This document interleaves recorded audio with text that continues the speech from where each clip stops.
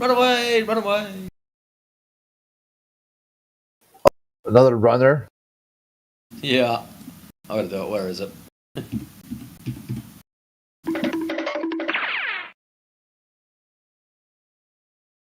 Run.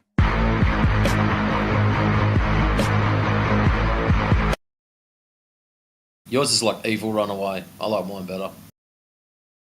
No, I like yours too. I have them both saved.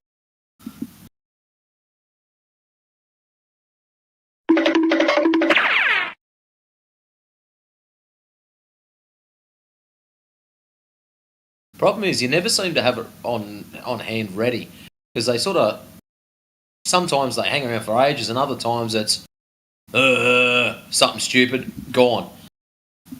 There needs to be like, so say, a hot button down the bottom, like where you've got your user settings, deafen, mute.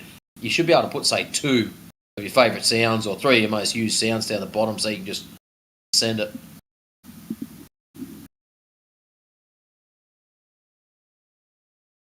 It's one reason why I do like the other soundboard, because I run dual screen and just have it on the screen, and I just send it straight away. Oh, it's everyone's favourite girlfriend, MX.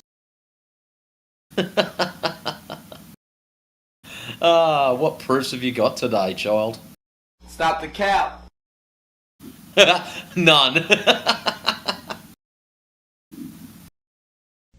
I'm Michael Jordan. Stop it. Get some help.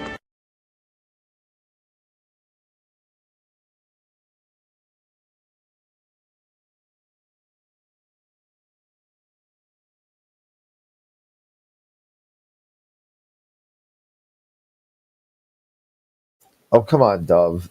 Right away, out the gate, right off the rip, appeal to motive logical fallacy. Off the rip. Before you even began, you're like, into a genetic fallacy. Oh, no. Really? So it's intuitive. If you don't teach anyone it's a ball, they'll know it. You're an idiot, MX.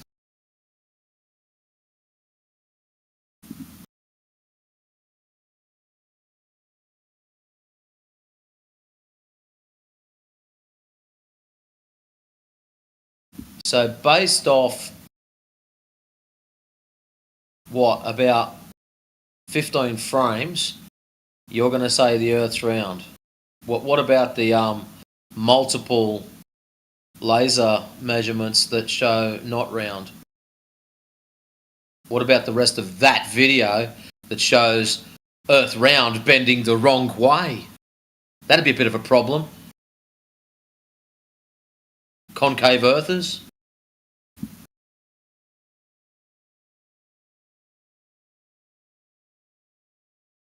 Look at it flatten out. Look at it flatten out. Why is it flat? Oh, and then he cuts it off. You slime. Play the whole thing. You watch it flatten out as it drags across. Gets flatter, gets flatter, gets flatter. Why would it be doing that, MX? Do you have the brain capacity to look into it? Maybe not. You just want to cherry pick your favourite bits?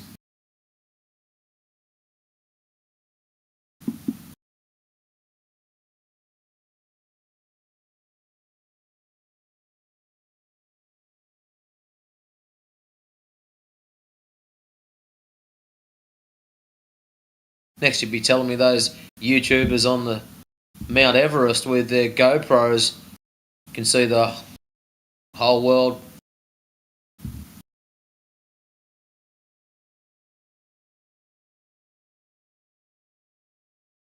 Nice round shape. Nice egg shape.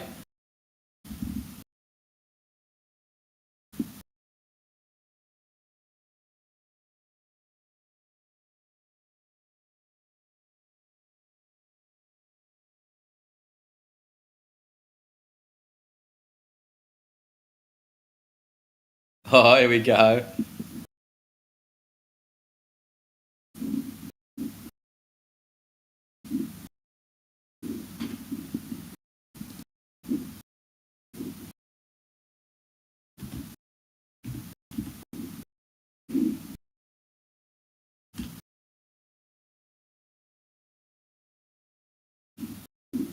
That was easy.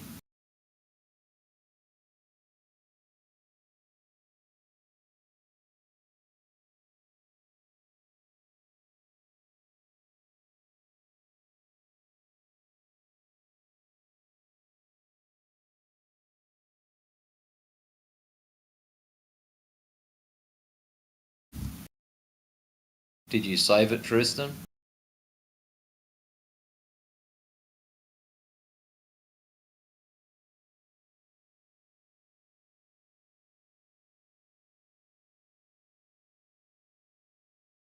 Flat Lloyd, that's good.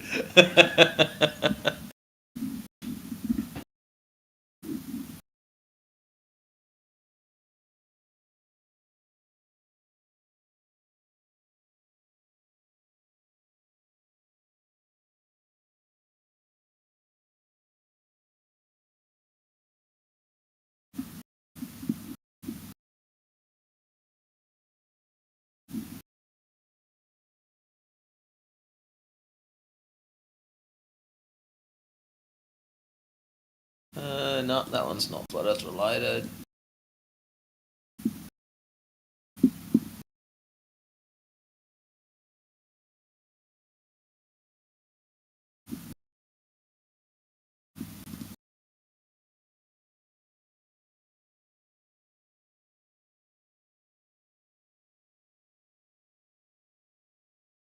Let me give you something to think about. Well, you're not doing a good job so far. Oh, really? I felt Flat Lloyd shake his head from here.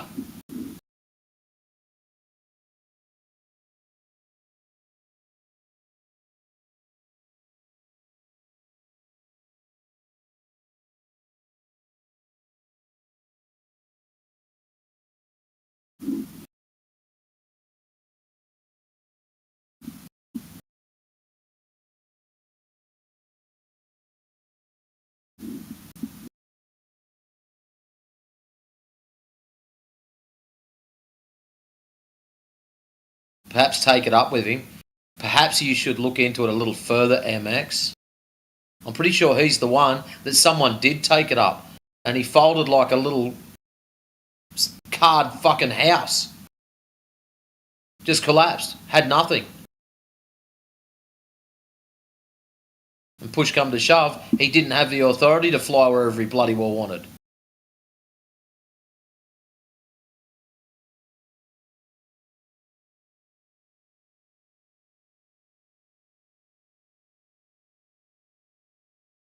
Like, seriously, MX, why are you so, like, I don't know, 2019? Play catch up. Hurry up.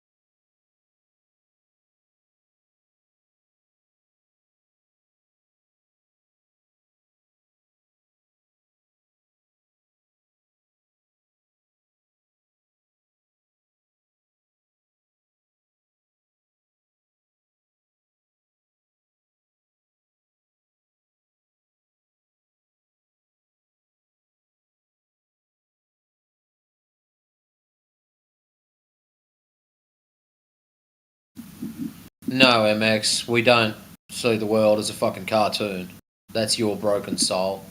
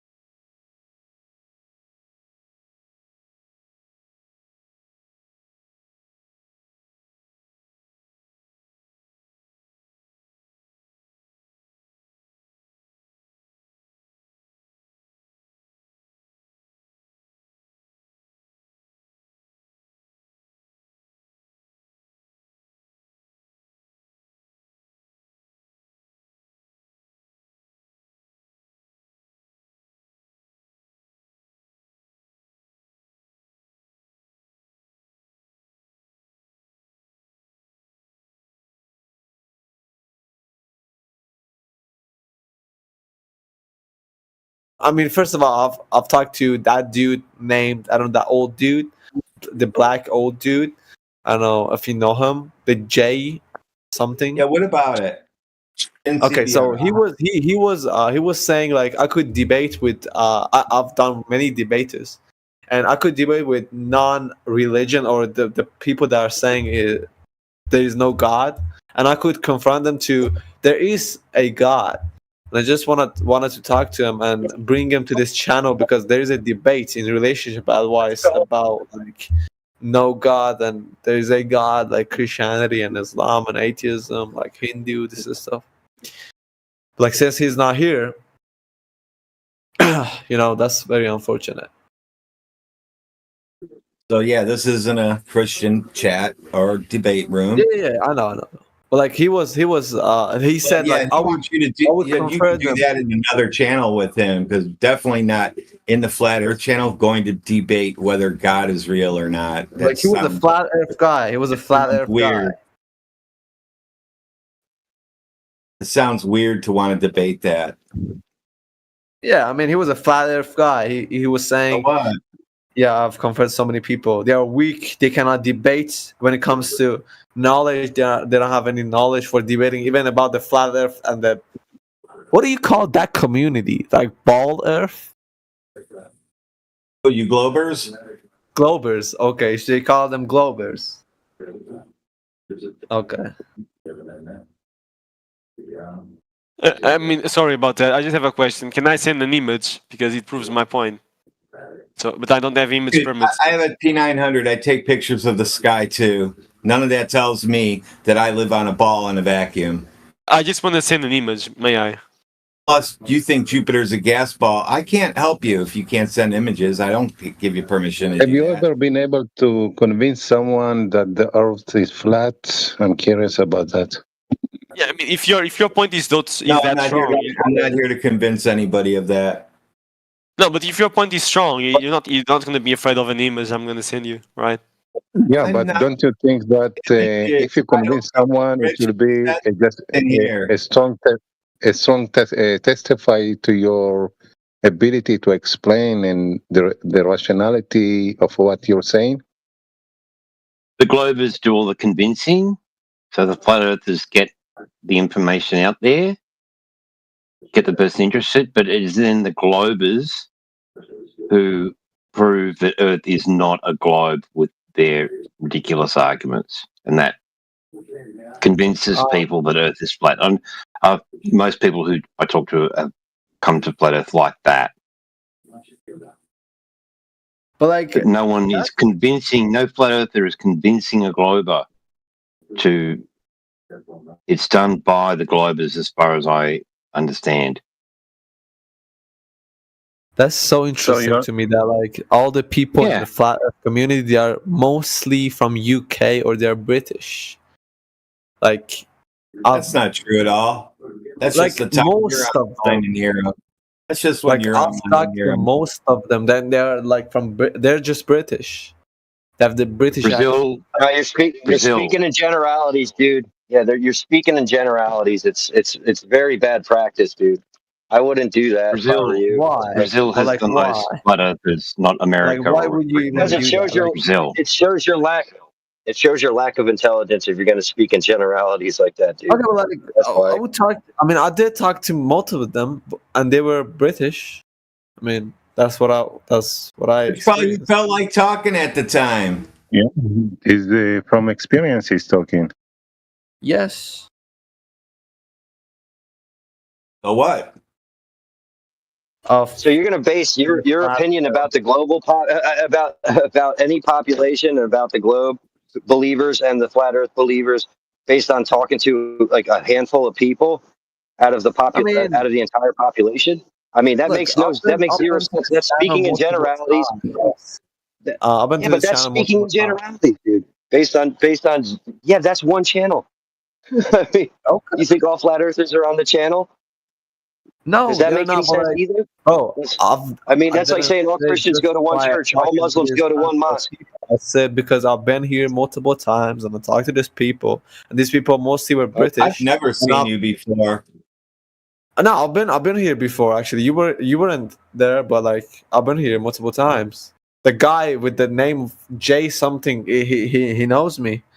Like he Yeah, knows me. We that's talked who you multiple talk to. times. You talk to And him, he, and you think that everybody is from Britain no, now. I didn't talk only to him. Actually, was another guy. I don't remember his name. Oh, He was probably British too. Jedi or Cyclone or somebody around there. No, I think I what don't he know said is actually. there are many from British area, which Many is from different. everywhere. Many from everywhere.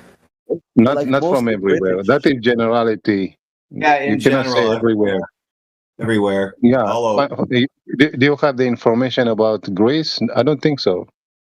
What about Greece? How many flat earthers are there in Greece? No, I think we have 2 Probably or 3 that come in here. And what about Rwanda? About Dubai, bro. Does anyone care? Does anybody cares about flat earther in Dubai? That people are living in actually the best life that Oh everybody yeah, can. didn't they make the 100-mile straight line in the desert? Yep, that's flat and level. Yes, basically that's the safest city they can ever be to, bro. That's flat and level. Yep. Well, you can say Precisely. whatever you want, but like I'm just saying, like some guys been been to other cities that actually represent something like Miami. Like, do you think people in Miami would even care about the flat earther?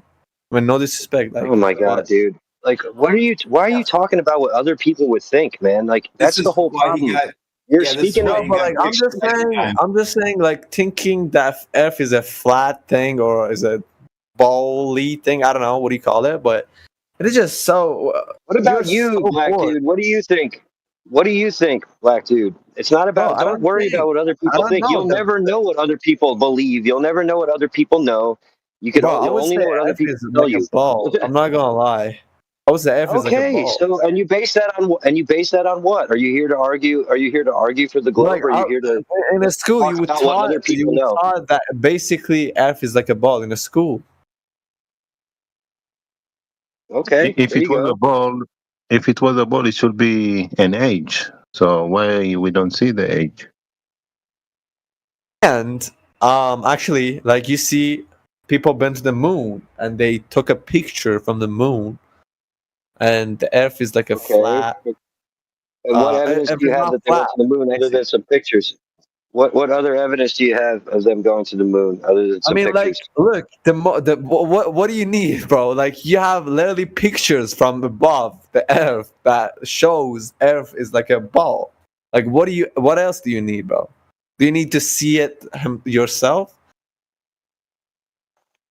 You need some curvature here on the Earth, wouldn't you? You need to see. Bro, You need to be able to measure it. Wouldn't you? the only fact you guys would say is curvature. Like, come on. And I think that's debatable Yeah, that's with correct. somebody that Debatable. It's measured that way. It's not debatable. like it is debatable. I think if somebody that has a debatable. knowledge It's not and debatable. come to this Discord server and come to this flat Earth channel, he would actually debate y'all and shows y'all with the scientific evidence that Earth is like a ball. And the most important evidence that we have is we've been to the moon. Like we've been outside this planet. But they don't believe it. That's the problem. They don't No, you actually don't believe know we've that. been there. What's the reason to You don't. spend hundreds know that. of millions to create that You're false asserting. expectation? Like, what's the point of doing this, You bro? don't know how. Because Okay, so you're believing making that the man assumption went to number the two. moon is believing that the earth is not flat, so it goes against their own point, you know. That's why they don't believe, they don't claim that. But why? That's why they Oh my I mean, that's my God, dude. question though. Like, why they would do that? Like, You guys are why talking. they would do that? They would control you. Like, what's the point, bro? Like, All right, so control you. if somebody murdered somebody, you discovered that they murdered somebody, you're going to wonder why they did it, and you're not going to believe they did it until you figure out why. Come on, dude.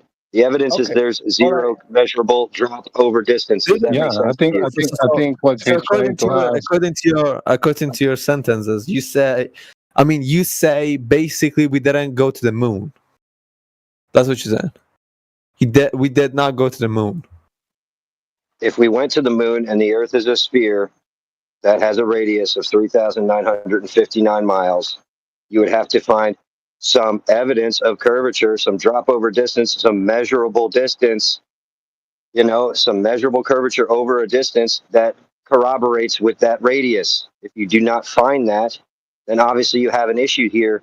Then you can say, oh, wait a minute. If the Earth is this size, this is how much drop over distance we should witness over large areas. And if we don't find it, we can infer based on evidence that there is no curvature and the Earth can't be a ball at that size radius. I mean, it's not that complex, guys. It's called measuring. It's geometry. It's not freaking that difficult to wrap your head around. Okay, so The fact that there is no have you ever been on a plane? Have you ever been on a plane? If you've been on a plane, you would see from the window that Earth is like a ball. Like you see that curvature, No, but not stop here. lying, people. Stop telling lies. Stop telling lies, bro. Are you serious? I'm just saying the facts. Stop telling lies. You know that five months ago, lies. Come on, dude. 5 months ago, there was those 5 women who went to space, right? So why none of them, when they return, reported that the Earth is flat? Why things like that doesn't happen? Again, you're asking. Because Again, that's you're asking actually why other people choose to do what they choose to do. Listen, Look, black for the dude, stop million, talking over for hundreds of Can you years, stop people talking for saying 5 Earth is- seconds, dude? Okay, go on. Can you I stop don't talking interrupt for you. 5 seconds? Yeah, But go what on. I'm saying is, he's asking a question about why she didn't do what, it's like, who knows why she didn't do what she didn't do? She knows that. Why would you ask Yeah, me but why she did what there she were did? 5. Why would you There were ask me why 5. other people do what they do? You'd ask me Not why I do what I do, not why other not people do one. what they do. You want to Not sit here one. and Not one. There were and 5, guess? and you have all the time all kind of Yes, you want to know this what kind all of of them. You want to know explanations. what all of them. You want to know what all of their motivations are based on no data. Like why? How would any of us know any of what's going on in their minds? It's not about Like, what is these going questions that you're on in asking. their mind. No. The What point you need is, to wonder, what the the, question you should be asking is why is there no measurable curvature over distance, dude? That's the question you should be asking. no. But you're not Yeah, that asking is the right one questions. You're question. wondering why would other people not come forth and say this? Wait. I Who want to knows what clarify. reason it is? We What can speculate about I it. want to wait. I want to clarify because what you're saying is one type of question which is legitimate, and another one is because you have from time to time this kind of expeditions.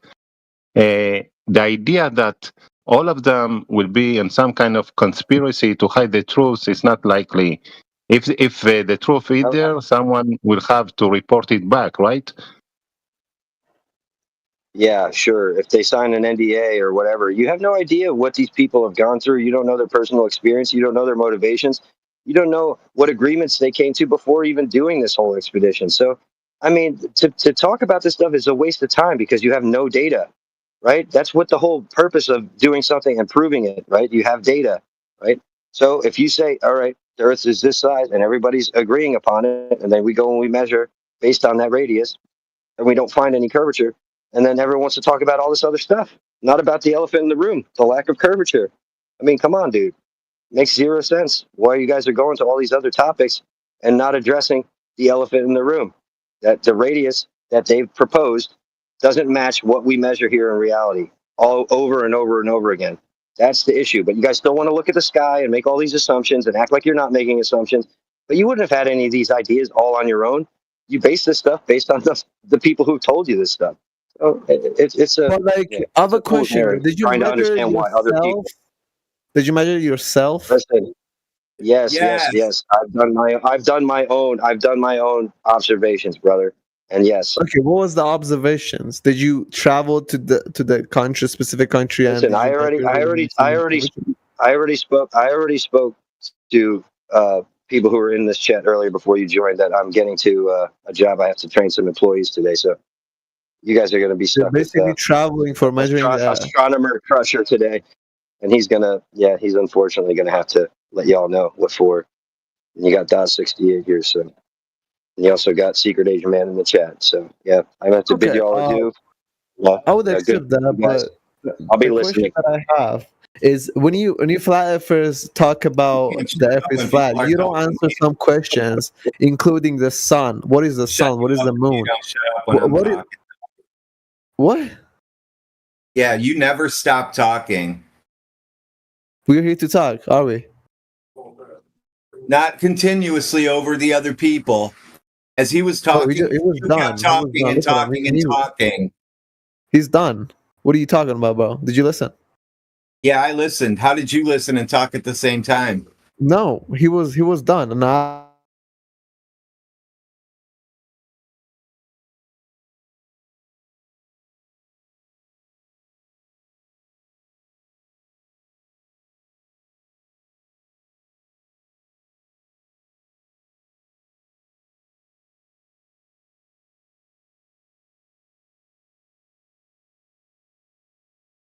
So none of you got Earth curve measurements. You just want to look in the sky. So that doesn't work in this room. Not with me. I don't even let you talk that way.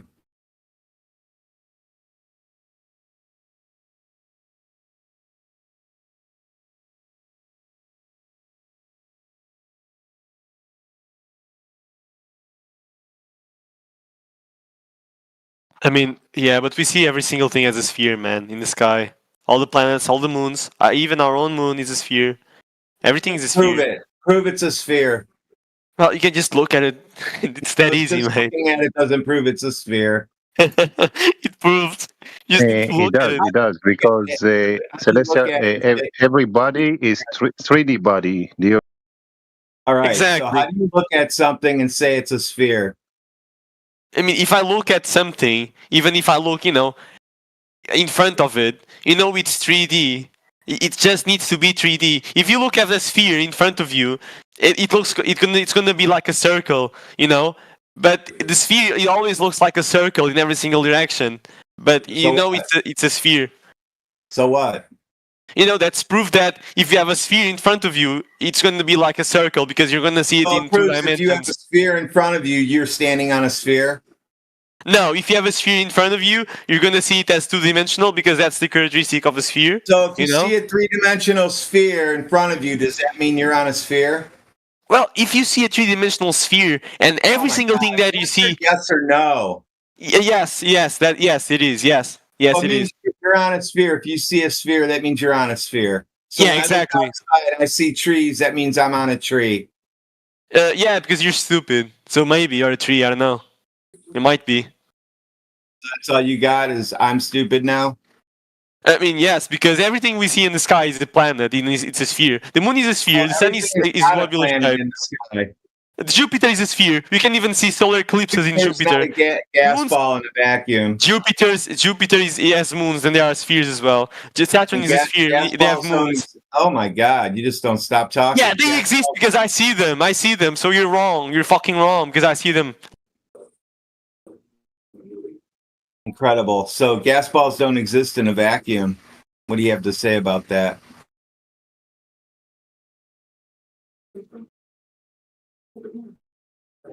Nothing. We see spheres in the sky. Yeah, everything is a Gas sphere. balls Sorry, don't exist in a vacuum. but why do everyone sees them? Like it's crazy, Gas balls don't exist in a vacuum. Okay, prove it because I see them. So prove that. I have a vacuum chamber. I proved it many times on here. Yeah, where is the Earth's container? I mean, the Earth needs to have a container. Where is it? You tell me. You're the one who made that up just now. No, you're the one that just said that vacuum doesn't exist. So where is the Earth's container? No, I said gas balls don't exist in a vacuum. Yeah, but the Earth is a gas ball. We have an atmosphere. So why isn't our atmosphere going to the vacuum? Why is that? Where is the container? Space is fake. No, it's not fake because we see Space space. is fake. We don't need a container. Well, how is space fake? Because if you go up in altitude, the atmosphere gets thinner. Why is that? And you see the dark space sky above. Why is that? What does that have to do with anything? It means that if you go higher in altitude, the atmosphere gets thinner. So you get closer to space. So it means, it's the absence. means there's no light up there? Means there is absence of atmosphere. So there is vacuum. And the vacuum increases as you go higher in altitude. So you can just create a high pressure system in my garage and then I can put it in a big vacuum chamber. Yeah, because you know what? There is something. If I had a big vacuum chamber the size of my garage, and then I had a little ball of air inside another vacuum chamber, and I open up my other vacuum chamber, it'll still be pressurized in there. You know and then what? You know what? Because you're stupid. Because you're stupid because you cannot create gravity. I know you don't So believe in now gravity. you have to be Yes, but Earth-sized to do this. because it's gravity. But Gravity is pulling the atmosphere together. Yes, I'm gravity's sorry. fake. Yeah. Jesus Oh, it's fake. Christ. Yeah. Gravity's Slow down. gravity's fake. You keep jumping around from one thing to another. Yeah, go ahead and define gravity and how it works. Gravity is fake. Space is fake. Planets are fake. You sound like a crybaby. Shut the fuck up. Like go some ball. Oh. Let's go to this guy. Okay, now you can talk and talk over me. No one talked over you. You just say that is your tactic to meet people, to kick them out, to ban them. I can't talk to 5 people at the same time. There was no 5 people, so don't lie. How many were talking at me at the same time? There was a subject. I just added that bodies in space and time are 3D bodies. That's all, and that's why you muted me. No, I muted you because you two were talking at the same time and I had to pick one person. Then how about you say, 1 minute, I want to continue with him, and I will just mute my mic. What's the problem? So let's move on now. What do you got to say? You want to talk about 3D space and time now? The claim was that all observable celestial body, they appear spherical. You can see that in the moon, in the sun, and in other planets next to our sun, from satellites that we see. And that is because of gravity. They are spherical because gravity is pulling matter. Gravity. Define gravity. What do you mean define gravity? Define gravity and tell me how it works. I want to know how things move around because of gravity. Gravity is basically concentrated mass that affects space and time, and the effect is called gravity. So you just made up whatever you wanted and called it gravity. No, I'm pretty sure that is the consensus definition, the scientific view of What what the gravity is. consensus is. It's what you can prove, not what people believe in. It's not a belief Then what is system. gravity? It's a Okay, belief correct system. me. What is gravity? You tell me. You're the one who brought it up. You said gravity makes everything work. I gave you my answer. And you just say it's not. It's not. Yeah. It's not. So, Yeah, it's not. So you have to prove if you that- cannot present you an have to prove alternative, yourself correct. then what You will be made the a usefulness of rejecting what I'm saying? claim, so now you have to prove it. I don't need to prove anything. You ask need a me what is gravity gravity. experiment. You need a I gravity gave you my experiment answer. that proves it. You need a gravity experiment that proves what you said.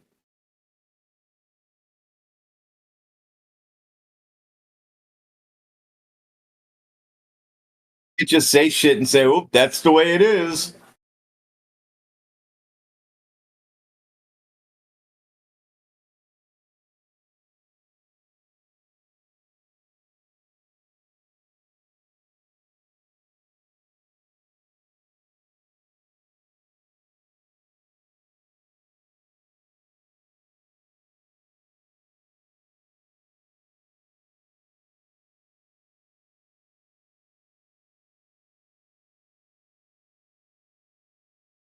So both of you think if you look in the sky, that proves you live on a ball. But you measure the floor that you're standing on and it's flat, but somehow you think that's curving. You think flat surfaces are curved.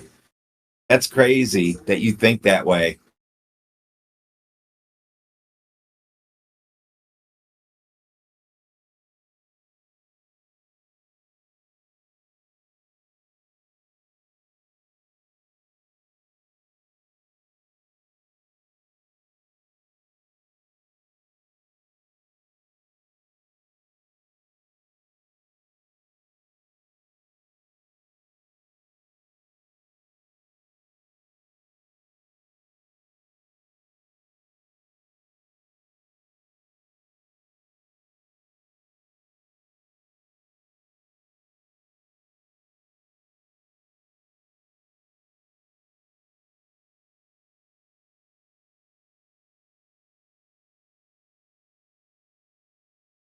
You have gravity in the chat from Wikipedia, a short description, exactly what I said. Mass affecting space-time.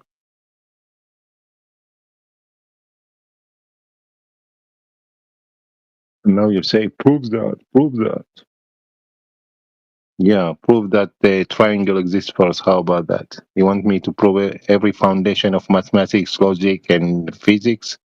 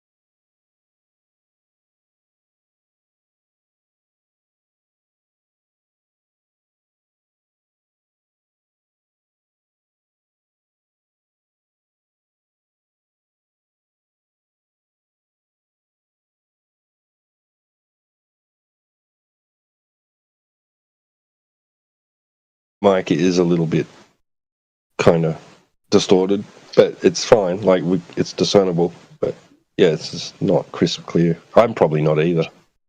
You know, it's all that smoke. I don't, you know, maybe that's something I'll buy this week. Is another Bluetooth nonsense microphone to match the nonsense people I can talk to on here. Anyway, yeah, I'll get a new mic.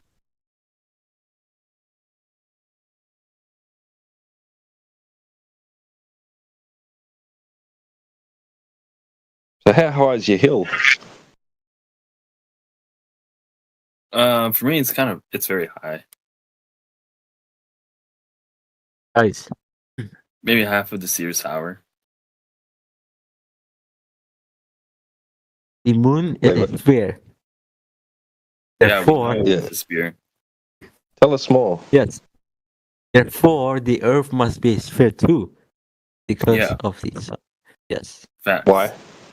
Why? Because we can see a moon. We can see a moon that's round. Yeah. So why must the thing that you're standing on be also like that? Why? Because God Because creation the is moon is a removable. sphere too. God will create things and basically copy and paste them. Copy and paste. He wouldn't make everything like different. I mean, because that'd be insane. Yeah, he Why? wouldn't make that. Yeah. Why wouldn't he? Because he made He an can- orange. He made an orange somewhat spherical, but he didn't. You know what? Yeah, but What we're happened with the talking about banana? planets. What? We're Yeah, talking about yeah. We're talking about. craters. Yeah. That's the way So it's you need to go beyond being able to just say, well, God wouldn't have done this or God wouldn't have done that. Like, come on, bro. No, look. Connect it everything logically. Everything in the space is a sphere. Therefore, the Earth must be a sphere too. Why? Because everything in space is a sphere. Yeah. So what if they are? Why can't something else be different to those things? God would not create the only thing in space a flat disk. The ground is not in the Well, sky. What? Yeah. What if Earth isn't? Exactly. Sorry. Go on. No, you're good. No, you're good. I was just going to point out that the ground's not in the sky. So what he's saying is absolutely ridiculous. But carry on now. The ground, no, the Earth is in space. Can you prove The that? planet in space. Yes. Can you prove that? Photos What are you going to? of NASA. Yeah. Yeah.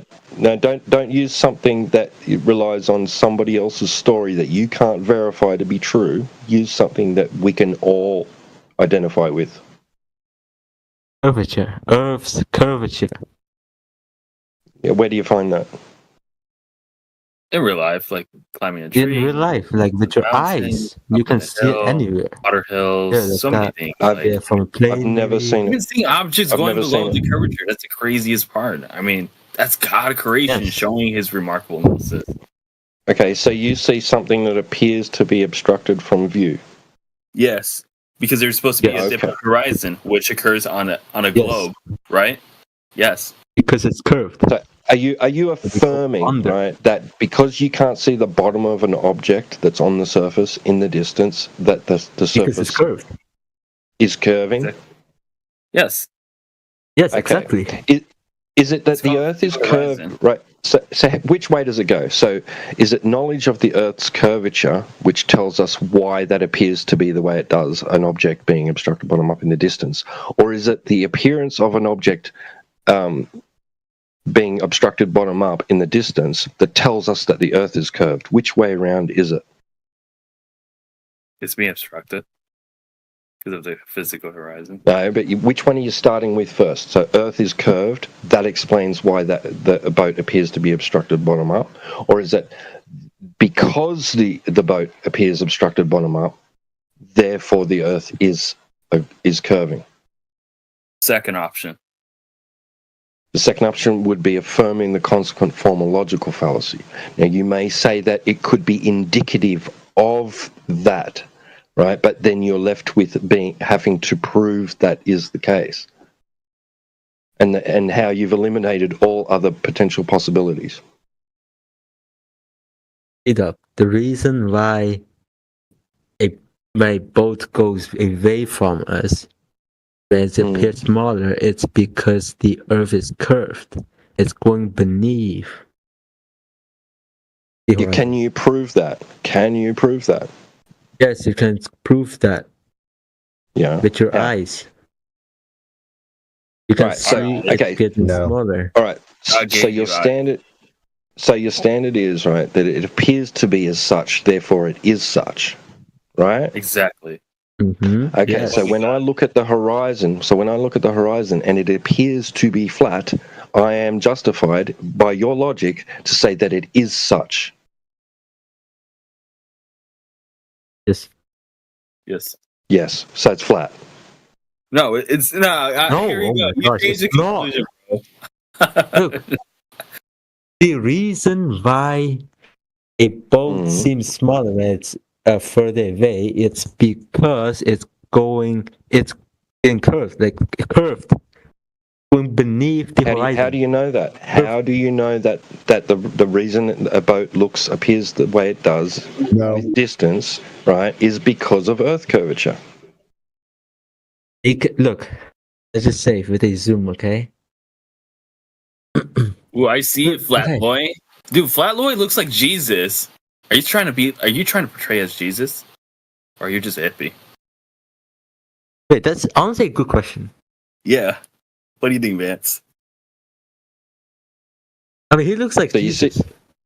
you see a flat horizon, right? Yes. Right. By your standards, I can conclude that it is flat. Okay, look. It goes below the horizon when it's further. That's why the thing disappears. Okay? It's not because of what your eye cannot see that far or whatever. Below, but saying the word below would insinuate a drop in elevation. So has the boat dropped in elevation?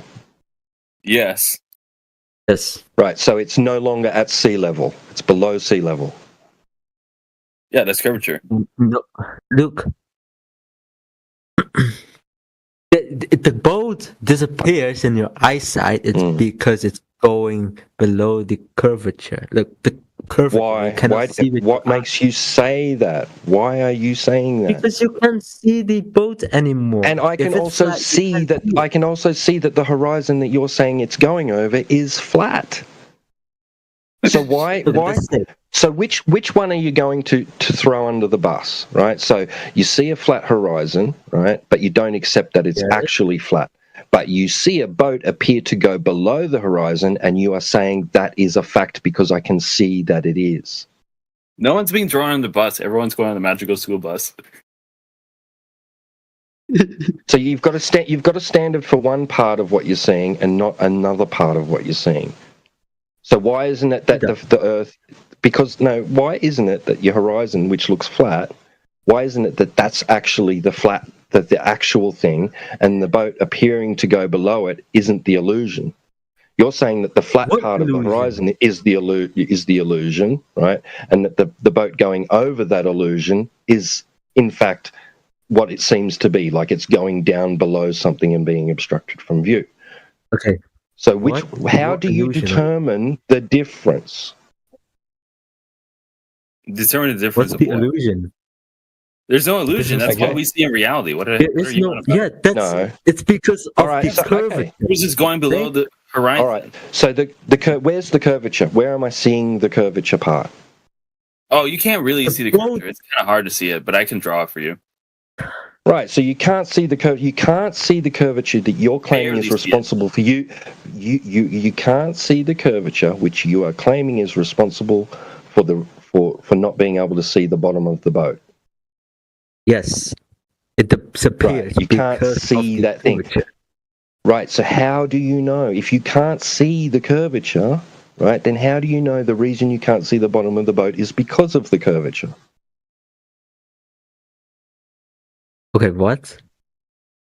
If you can't see the curvature, the thing that you're claiming is responsible for not being able to see the boat, then how do you know that that is what's responsible for you not being able to see the boat?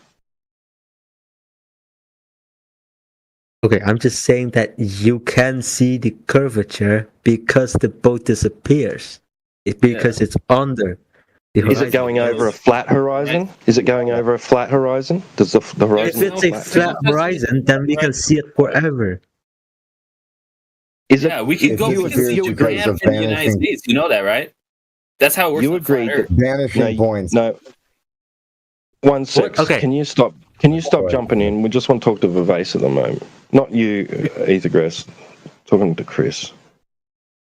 Okay, look.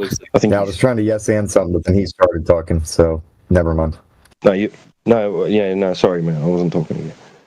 Okay, so what's the you're vantage back to you, point? T-Dub. Okay, so Vivace, what? you The vantage point agreed. You is- agreed. You agreed that the horizon looks flat. You already agreed to that. The horizon, bro. I said the boat disappears because of the curvature of the Yeah, Earth. the curvature you can't see. Where is it? Where's the curvature? The curvature. When you're watching a boat disappear, where's the curvature? Yeah. Where's the curvature? Goes beneath it. We can't see it. Okay. Okay. Because it goes you're beneath saying it. The thing you're saying it goes beneath looks flat. Mm-hmm. So where's the curvature part come into it? Curvatures in front of the fucking object. Yes. Yeah, but it looks flat. Fucking shit. It looks flat. Agreed? No. Yes. That's what you wait, assume. what? No. And that's what you believe in. No, you. But No, I you don't both agreed. You both agreed earlier. it's a You both globe. agreed earlier that the horizon looks flat. We didn't agree to that. Yes, you did. I said. Look, I said, bro. I said. He's gaslighting you, by the way. Yeah, I know. Okay, look, the boat disappears because of the curvature. Yes, I know what you're saying, bro. Yes, I understand what you're saying. Where's the when I Look, watch a I boat can't disappear? Hmm? When I watch a boat disappear into the distance, right? Where's the curvature part? Because I don't see it. In front of the boat. You're obviously denying it, which is nice. No, I'm saying I do not see the curvature. I do not see curvature. I see Because flat. you can't. It's in front of the boat. Okay, the So curvature. you can't see. So you can't see the curvature. So you can't see the curvature that you're claiming is responsible for you not being able to see the boat. You can. Where? Where? Real quick. In front of the boat. In front of Vivesh, the Show me. boat. Post it. do you know Post it. what the Rayleigh criterion is? The What? What did you just Do say? you know what the Rayleigh criterion is? Do you understand No, what but that we're is? talking about There's the somebody oil with a rig. screen name that has the name right there. You can look at Don't it. change the topic. Don't change the Okay, topic, look, bro. yes. Point is your ship's disappearing bottom up is not caused by curvature. We're going to go one at It's a caused by time, the Chris. limitations of the oculus of your eye. All right, but What? Vivesh, can you please post me an example in the side chat? Can you post Okay, an sure, example of what you're I'll talking draw about? it. I'll draw Thank it. you. Thank you. No. Post an actual real life example of like of photography of this thing that you're saying occurs. Can you Oh my post it for goodness. us? Sure.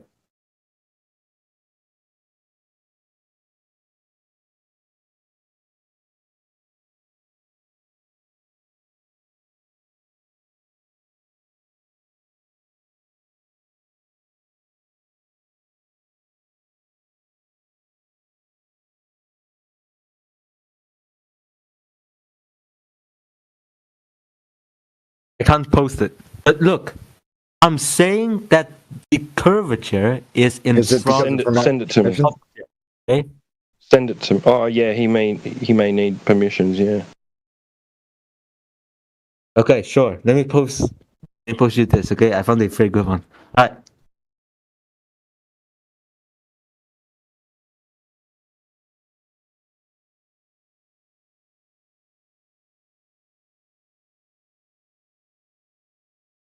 Yeah, just send it to him and he'll post it for you. Who did I send to? It automatically gives you perms over time. I try not to give the flat earth community role to anybody unless they're actually a flat earther because we've had people complain and try and troll us over that. So I'm kind of hesitant to give that role to anyone. Okay. Who should I send? Who should I post it? You? Just send it to T-Dub so y'all can continue your Yeah. combo. Send it to me.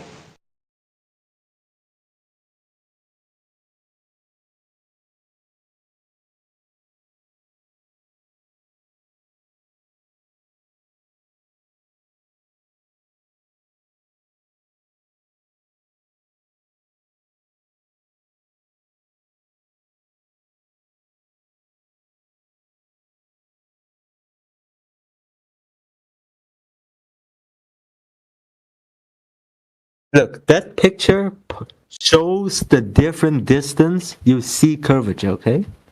The picture I sent you.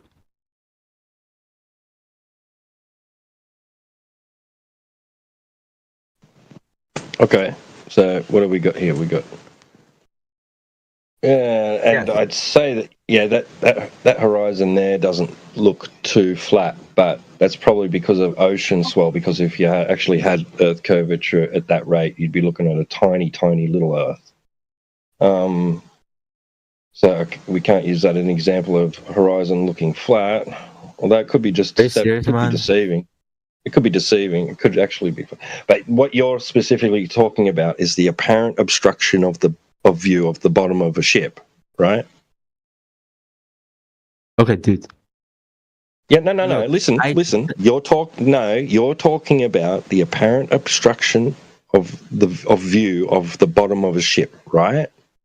No. Before you say that, are you saying that this is AI? The picture? No, I'm not saying anything of the sort. I was thinking that you probably post something where the horizon actually does look flat, but No, you can clearly see the curvature. Okay, right, good. Hold on. That actually is probably pretty flat.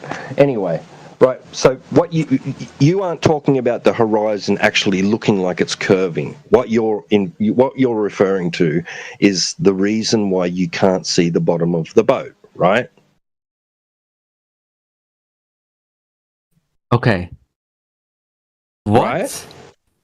You're talking about the reason why you can't see the bottom of a boat, right? Yes. Oh, what? Again. Okay. Are you listening? Is it a Yeah, language barrier? Okay, look. Right.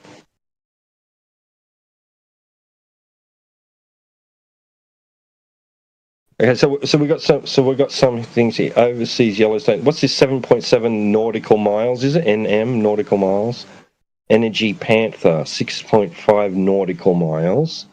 Hungarian Spirit 9.9 nautical miles. You're confusing me, man. What are you saying? You're confusing me. I'm referring to the picture. I'm referring to your imagery that you posted. Okay, I didn't know. I'm sorry. Wait, why did you delete it? I don't see it. I didn't delete it. Hasn't been deleted. Look, I don't think. No, it's at 41 past the hour.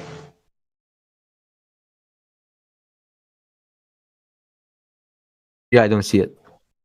I don't see it, bro. All right, I'll post it again for you. All right. Okay. Right. There you go. Right at the bottom. Okay, I see it. Look. Post it again. Yeah. Okay. Look. Wait. Okay. Let me zoom in a bit. Look. The Energy Panther, 6.5 nm. Okay. It's the closest one. That's why you can see it. Okay. Right. And once it disappears more, it's below the horizon. It's because of the the curvature of the Earth. Okay. You're claiming that. I understand you're claiming that's the case. You're saying the reason I can't see the bottom. You're claiming it's that to be the case. You're claiming the reason I can't see the whole of that ship is because of the curvature of the Earth. All right. Yes. All right. To evaluate that claim, you're going to need to present some more details. All right. What was the observer height? Okay. What details do you more need than that? I need observer height. That explains everything. No, it doesn't. What if there's something else going on here? What if it's an optical effect? Optical effect. Well, okay. Yeah. Look. Okay. Oh my goodness, bro.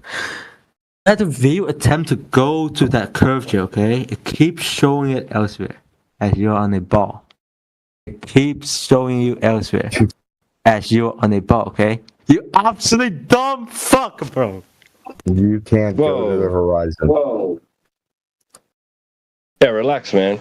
Look, you're just claiming that's the reason, right? What if there's other variables that you're not taking into account that could essentially explain this, why you can't see the bottom?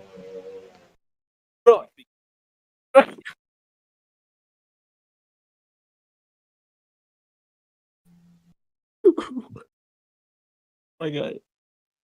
Like, it's not that hard to understand, man. Yeah, no, you're saying because it looks like something, it is something. Right? Bro, it is.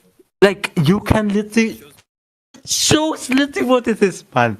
How do you not understand it? No, you're claiming there's a reason why you can't see the bottom of the boat. What if there's another reason that you haven't considered? What is another reason? Look, that is the reason.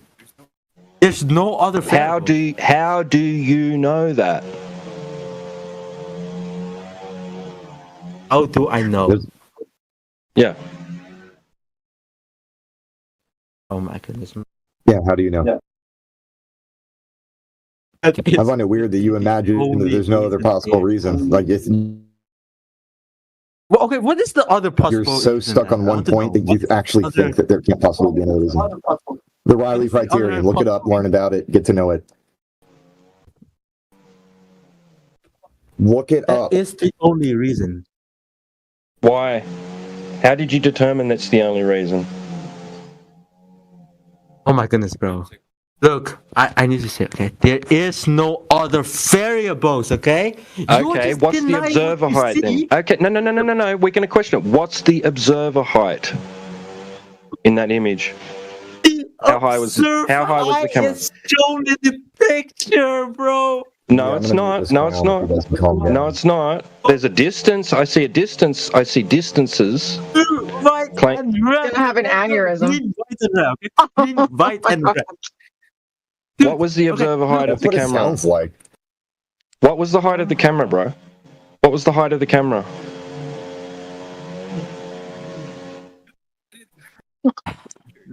Can you see? Oh my goodness. Do you have the observer height of the camera or not? The camera height is shown in the picture. Where? Where's the camera height? Where's the camera height? Collapsing, dude. Mentally right now. Yeah, he's breaking down. He's gonna have... They're having a psychotic episode, man. He is. I see distances to the ships, right? I see distances to the ships, right? I don't see any indication of observer height. Oh my! You're full of crap, bro. It's literally on there. You can clearly see it, man.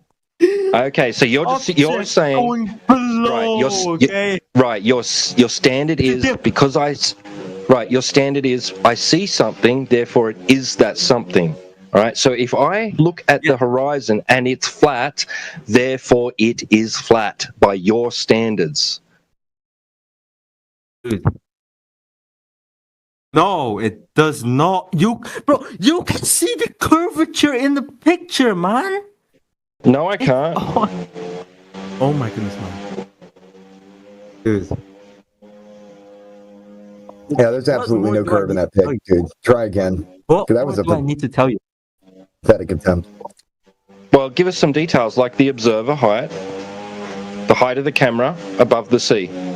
What was it? Look at that. Look at that. Green, white, red. Do you see that? Those are distances. Those are distances. Yes. Right. Okay. What was the camera height?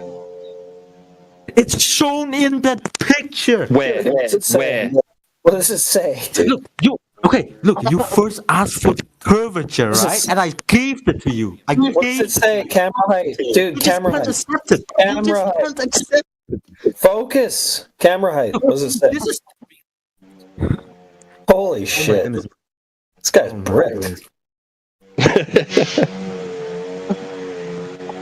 The curvature and the distance is shown in the picture. Okay, so what happens if we show you an example where this isn't the case? What happens then?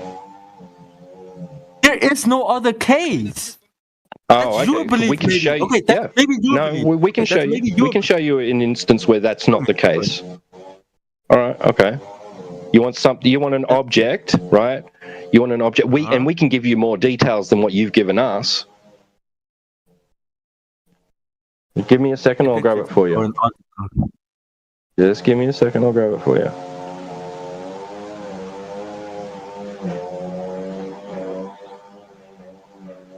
Post me the picture in DM maybe, or in the side. Yeah, just give me a sec. I'm gonna post it in the side chat for you. Just give me a sec. Can you guys hear that machinery in the background? Is that annoying? It's alright. Oh, now this refract. Okay.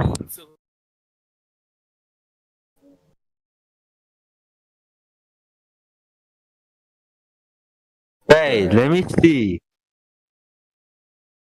Okay, let me see. All right, yeah, Flatloyd's gone and posted that there for you. Right, there's an example of an image, right, where you have a distant object at 9.41 miles, and guess where the horizon is? Can you see where can you point out the horizon in that image for us?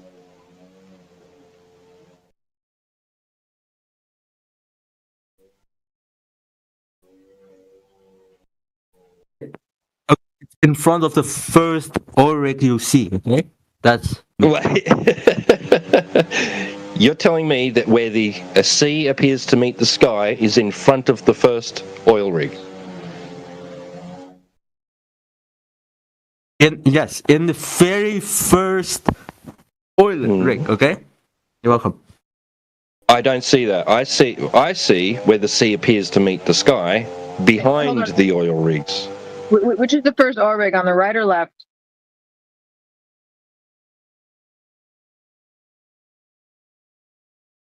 Hello? On the right. Is everybody is everybody in agreement in that? Look. That picture is not the actual picture, I swear, bro. You are just zoomed in it. Why? Why isn't it the actual picture? You can just zoom out. Look. You can zoom out and then you see the curvature. Easy. Simple. Welcome. Zoom out? Look, there's distortion, okay? There's distortion. So your image wasn't zoomed in? Oh my goodness, man. Oh my goodness. You can see the curvature if you zoom in. I mean, no, out. Okay? All right. Where's in the image that Flatloyd posted at 51 past the hour? Where is the curvature?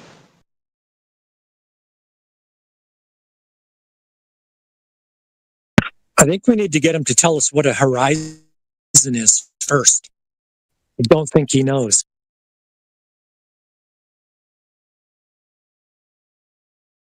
Do you understand what a horizon is, Vivace? I'm just looking at the photo. I want to see.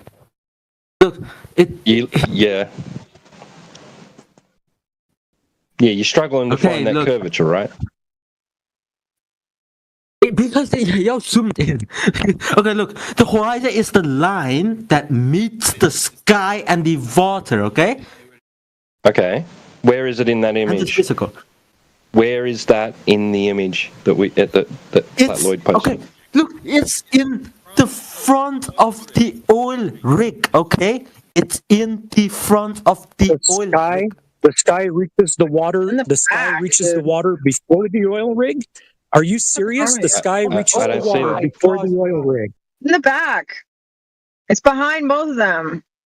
It's like in the center of the photo where the yellow rig. You cannot No. Okay. Look, the reason why you guys are making a point is because the camera is zoomed in, okay? If you zoom out, you can see it. What does that make a difference? Why does that make a difference? Why does it make a difference? Look, if you zoom in, Yeah. Okay. Oh my goodness, man. I'm just... Oh my god. I thought you said that the horizon's physical. If the horizon's physical, it's not going to matter if you zoom in or not, right? It'll be still where it's supposed to be. It's in front of the oil rig, bro.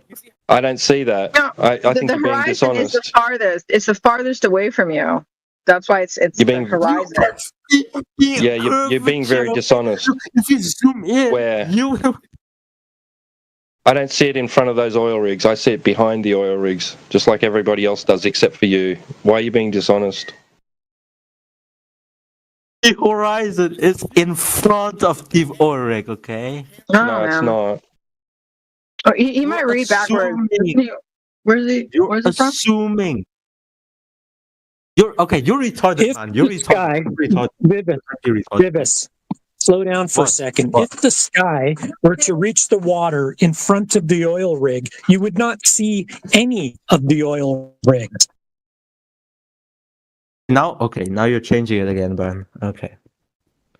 I didn't change anything. You're the one that says that the sky reaches the water before the oil rigs. If that was the case, you would see no oil rigs. And I can tell you the observer height, right, was at 1 foot. So the camera was at 1 foot above the water, right? And when it zoomed into those oil rigs, the horizon is the thing that you're saying is that boats are going over and you can't, and that's the reason why you can't see them anymore. That horizon is behind the oil rigs. Do you understand the formula which dictates the distance to the horizon? Do you know about that? Man. Do you know about the formula which would tell you how far the horizon is? You're gaslighting me, bro. You're gaslighting. Do you? Are you aware? No, bro. Answer the question. Answer the question. Answer the question. Are you aware of the formula for the globe? Which tells... Shut up. You're going to shut up.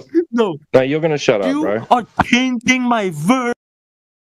Do you or do you not know about the equation or the formula which tells you the distance to the horizon based on your height?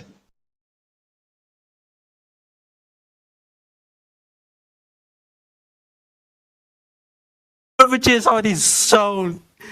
You're zooming in. That's how you are proving a point. If you zoom out, you see it. You see the curvature.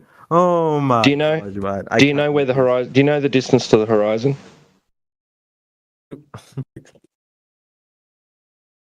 Do you know why? Do you know how they work out the distance to the horizon? Do you know that part? Do you know the math?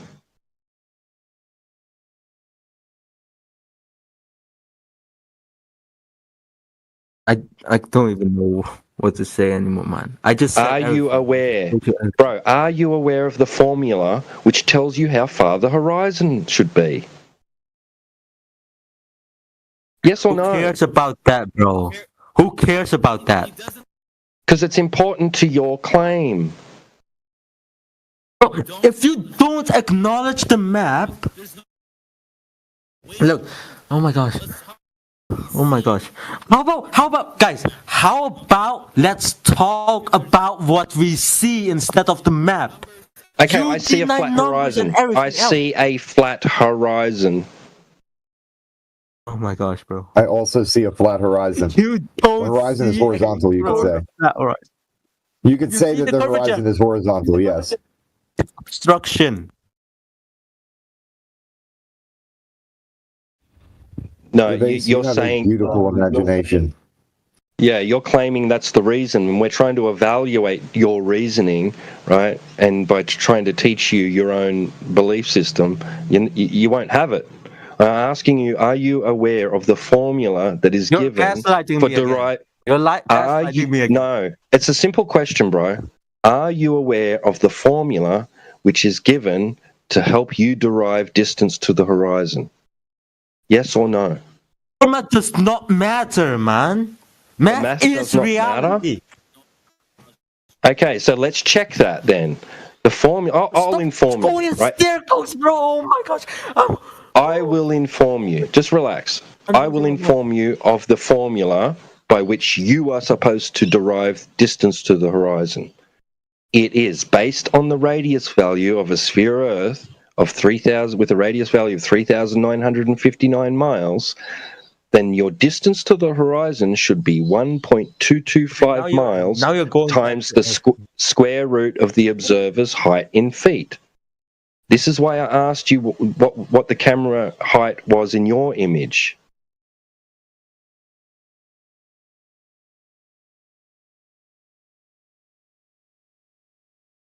That's important.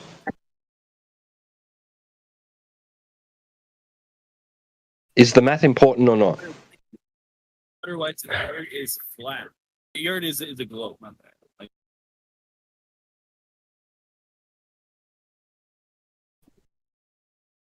Is the math important, Vivace?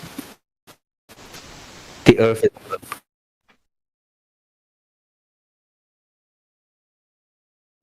can you hear me?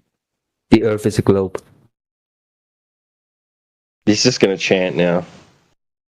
I think we're done with him.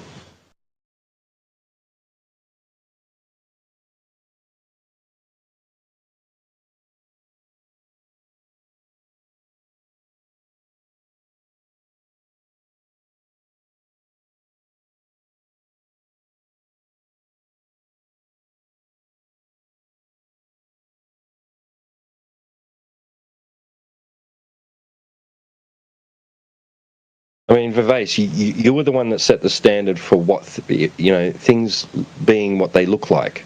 Right? The moon in the sky looks round, right? It's round. And then applying that to the Earth. Oh, the boat looks like it's going over something, right? Therefore, it must be going over something. It's going down, it's going below, right? That's what it looks like. Therefore, that's what is happening. That's what it is. And then when I applied that to the horizon, which just looks flat, you didn't like it, right? And you had no way of distinguishing the difference between something which looks like something and something which is actually doing something. You could not give a logical sequence of statements which leads to the conclusion that the reason why you can't see a boat anymore is because of the curvature of the Earth. The curvature which you are not observing because you just see a flat horizon. That's why the math is important to your claim.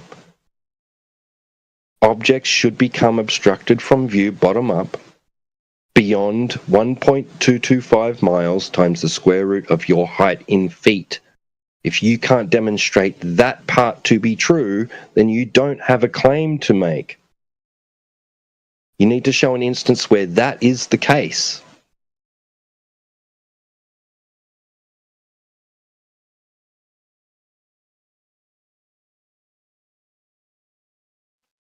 You're broken, bro.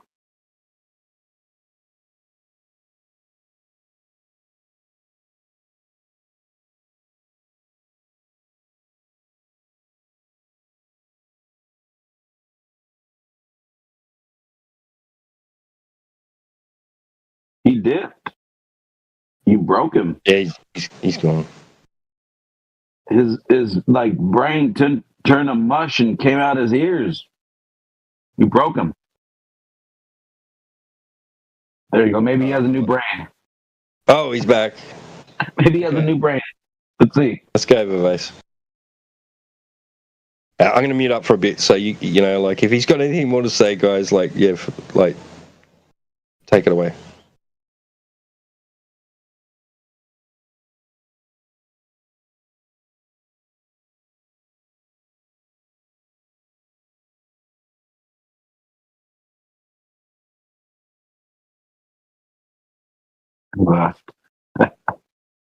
Maybe he's having connections. Maybe we can't hear him or something. I don't know.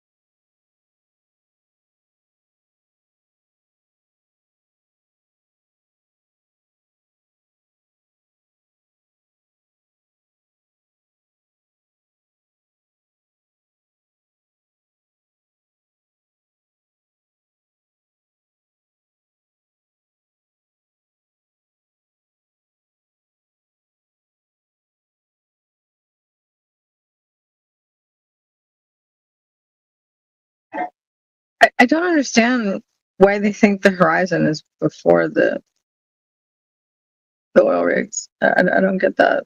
I don't understand how they can miss that. Yeah, that's one of those things where he's just being like an anti flat earther at that point. Like I mean, like everybody knows it's the farthest point basically. Right. That you can see. It's the farthest away, from where you are. At, like, right. Like at the beach, well, anywhere. I mean, it's also a rule of drawing, isn't it? Yeah. I mean, yeah, you can go to the I went to art school. Yeah, you learn the vanishing point.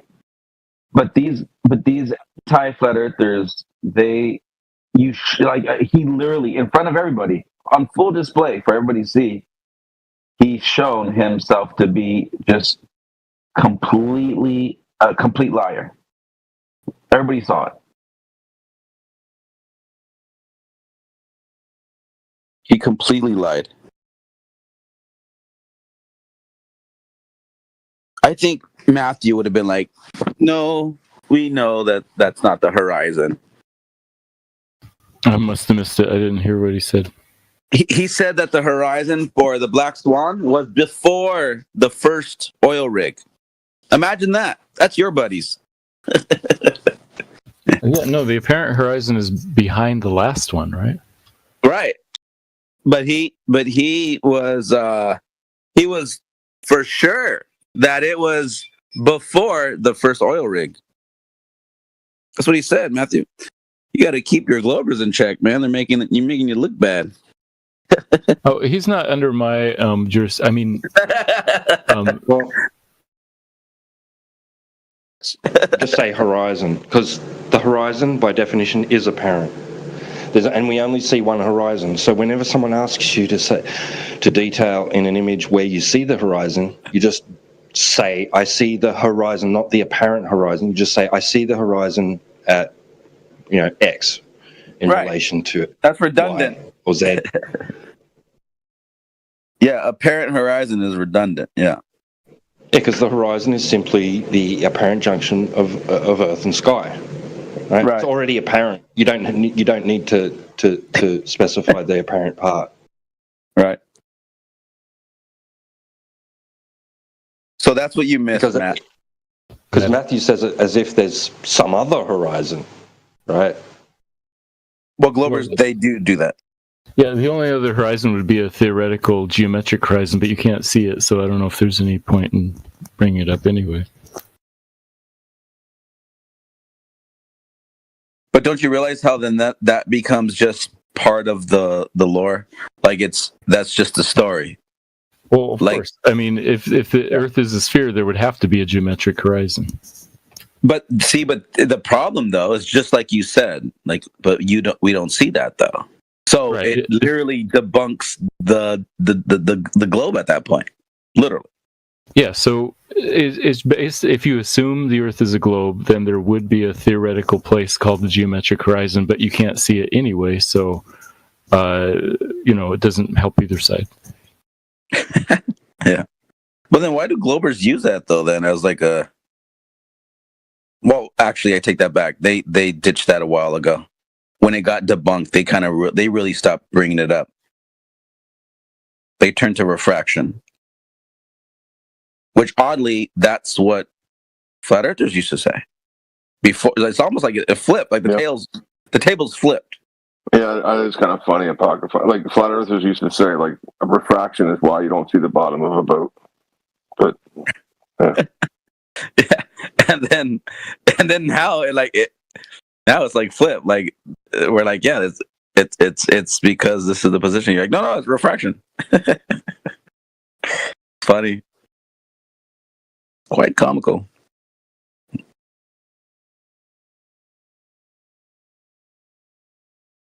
Yeah, a long time ago, the conversations were different.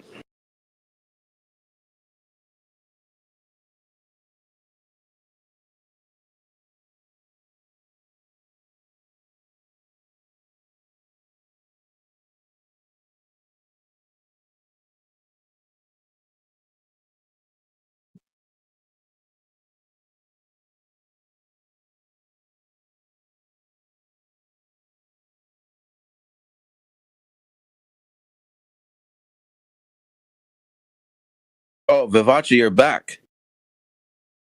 You ready? You good now? I came here to tell India to go back to China and get re-educated by the Chinese government. Cause, bruh, I'm just my brain cannot comprehend this of what you guys we are know. saying. I know, we know. That's why we're trying to be patient with you. You are just crazy, man. You guys believe. Like the picture I sent you, literally tells everything you need to know. Okay, Vivace, you already went over the photo that shows this bulge, right? And you're saying that's the ball Earth curving, right? From left to right. Let me get that straight. You think the ball's curving from left to right in that photo, correct? Left and right. What do you mean? Okay, so like from the left side of the photo to the right side of the photo, that you're saying is the Earth curving, correct? Yes.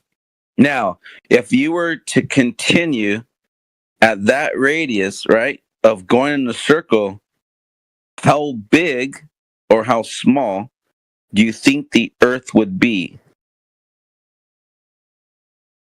Do you think that curvature, that amount of curvature would equal a 25,000 mile circumference sphere? Or are we looking at like planet Texas? Because only Texas would be able to fit on this ball here. Because that's a pretty small ball. If you think one ship can stretch over, because even in your paradigm, like if there's that much curve, like when you see photos from high altitudes and you see the light, you know, like going around in a circle, but you guys call that Earth curve. But you can see like a whole like a lake that's the size of like some states, and covering that much amount of curve. Therefore, if you think a boat is covering that much curvature, then that means you live on baby tiny marble Earth. Do you understand that, Vivace?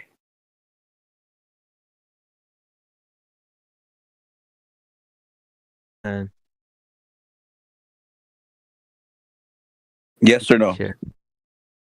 The picture showed everything. The picture that you showed, hold on, were you following what I was saying? Did you listen to what I was saying? Or am I just wasting my time? I did hear you. Yeah, we're not here to be religiously chanted to, mate. So if no, then respond to what he said. Address what he said then. Say yes. Wow. Yeah, I think you're fried, bro. I think T-Dub wrecked you, bro.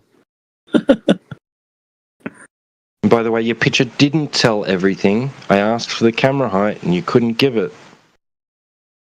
Oh, bro, you guys deny math. That's not what he said. I was trying to go through the math with you. You didn't want to do that. You said it wasn't important. Oh my goodness.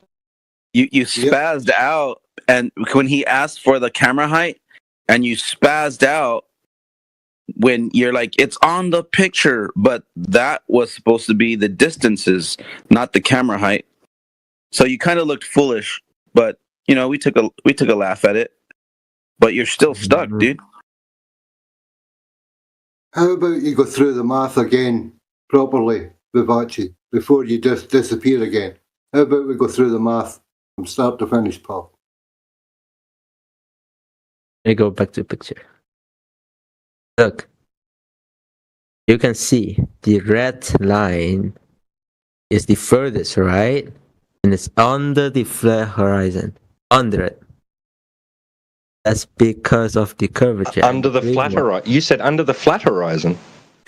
I got that too. Oh my goodness. Oh god. Under the horizon. Yeah, we understand that's the claim, right? We understand your claim, right? Yes. Because so of to the determine curvature. whether that, right? So to determine whether or not that is true, we need to go through the math with you. We need some details like camera height. That's important. Why is it important if you can just see it? The image shows literally the curvature. Shows No, the it doesn't. curvature. I don't see it. I don't see it. I see an apparent bottom-up obstruction of view of an object in the distance, right? One could say that it appears like it's behind the horizon, right? So Now, for whatever reason that may be, right? I don't know, right? There could be a number of factors: weather conditions, angular resolution, like AG brought up, Rayleigh's criterion, etc., etc. Also, observer height is important, especially when it comes to you claiming that we live on a sphere with a radius of 3,959 miles, or 6,371 kilometers. Now, that will have geometric consequences regarding you not being able to see the bottom of things in the distance.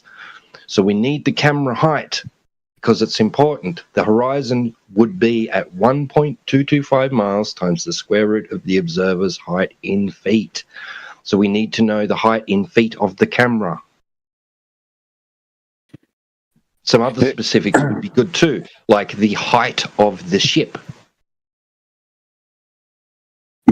Maybe to help him out, I put a video on the side chat. That might help him to understand how things optically work instead of just religiously chanting the boats behind the curved water. Because here, at least, this is something practical where you can see how far the guy is from the camera, and it looks like he has no legs, and that's not a hill road, that's like a mountain, and this is just an effect. Like, maybe that might help him. I don't know. Fingers crossed. Not holding my breath. But maybe it'll stop him from religiously chanting.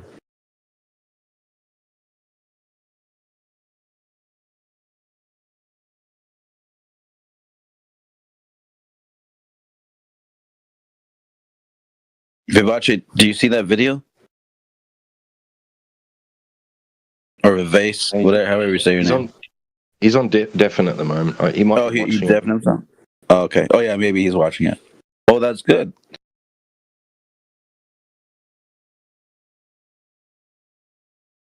Sometimes I think when they start showing signs of like complete like retardation, it's actually like the inside of his brain like realizing like, wait, what? It can't be that.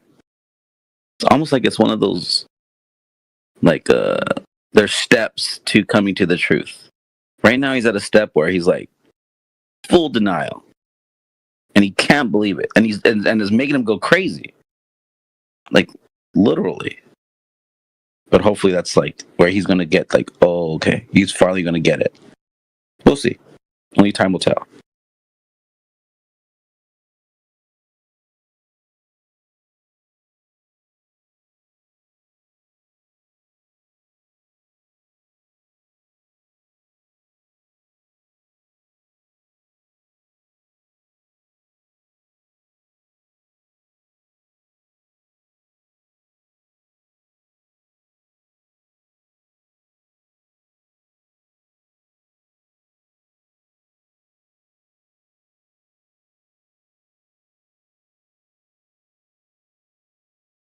I mean, like in his image, it could be, right? Because we don't have enough details to know, but it could be that it's actually a black swan image, because if we know the observer height, then we can determine the distance to the horizon. If it doesn't match the ships in the foreground, then he's got problems, right? Right. It might be where you shouldn't see that thing at all. It should be like way beneath the water hill. So you're right. Right. It might even be detrimental to their cause. Maybe that's why they don't apply that height, huh? Everything about that? Maybe that's why they didn't give the height. Because they'll be like, wait, it doesn't add up. We're gonna have to have like maximum supreme refraction, instead of like 0.3, it's gonna be like 0.17 added refraction. That's why they don't give the height.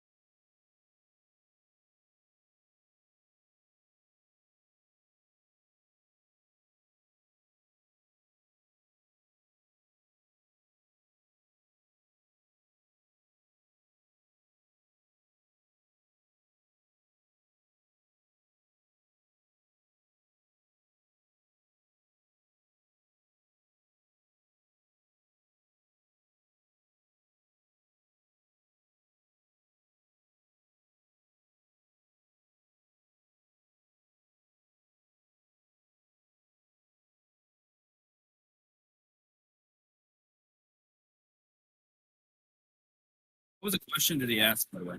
Okay, so you guys are asking for the camera height, right? Of the photo that was taken, right? Yeah. It was right there on the pic like 2 hours ago, and you still can't name it. Yes.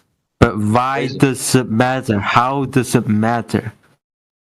Well, look. I mean, the distance to the horizon on a globe is dictated by the height of the observer. That's how.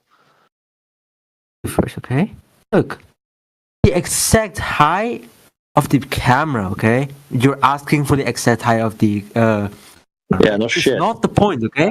What yeah, it is. matters? Yeah, the formula depends on the height, dude. Oh, yeah, it what is. matters is the consistent The formula depends on the height. Okay. You don't know the distance without the height. It does not. It does not.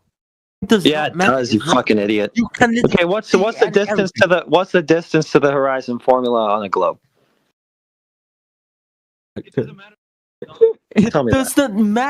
because you don't acknowledge the math. That's what the fuck. I actually am acknowledging it, and you're not. This is fucked up. Oh my god, you're not. You're not. Okay. How about let me ask you this: do you believe in negative?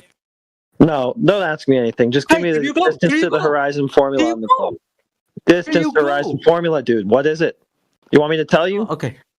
Want me to tell you? There's no point of debate. Spoil the surprise. I already won, man. Won what? Oh my gosh, bro. Oh, by the way, about the video you sent me. So what's about the height? Video what's the height of the camera? It does not matter. Yeah, it does. Because we're going to use that to calculate how far we should be seeing on the globe. You guys deny math, man. One what? No, we don't. You're denying it, you fucking fool. What'd you win again? You're denying. What'd you win again? Japanese? What'd you win again? Are you actually this stupid, man? What'd you win again? Put it in the chat, Vivace. Put the math that you think that we're denying in the chat, bro, and we'll have a look at it. You can't, yeah, because it sounds like you're the one denying your own formulas right now. Somehow saying that I'm denying math. That's wild.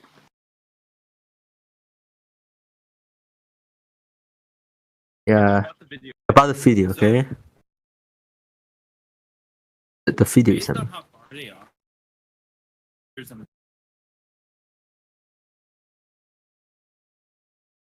where the guy, you see how like the distortion? Yeah, you lost me when you said you got a video that explains everything. When I fart, how does it not expand in all directions to fill the available vacuum that the sky is allegedly? How is it possible that I can fart if the sky's a vacuum? I would be dead. I wouldn't be able to fart. I wouldn't be able to breathe. Where's the gas? Look, burp and know that you're in here with us. It ain't them. It ain't y'all. It's us. We're in here together. Take a breath and know.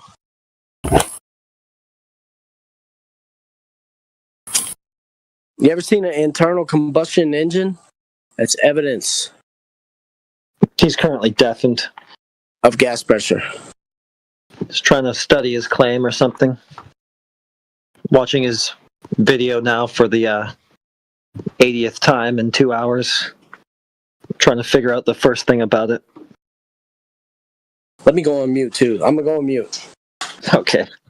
I got a bad joke, but I'm gonna go on mute.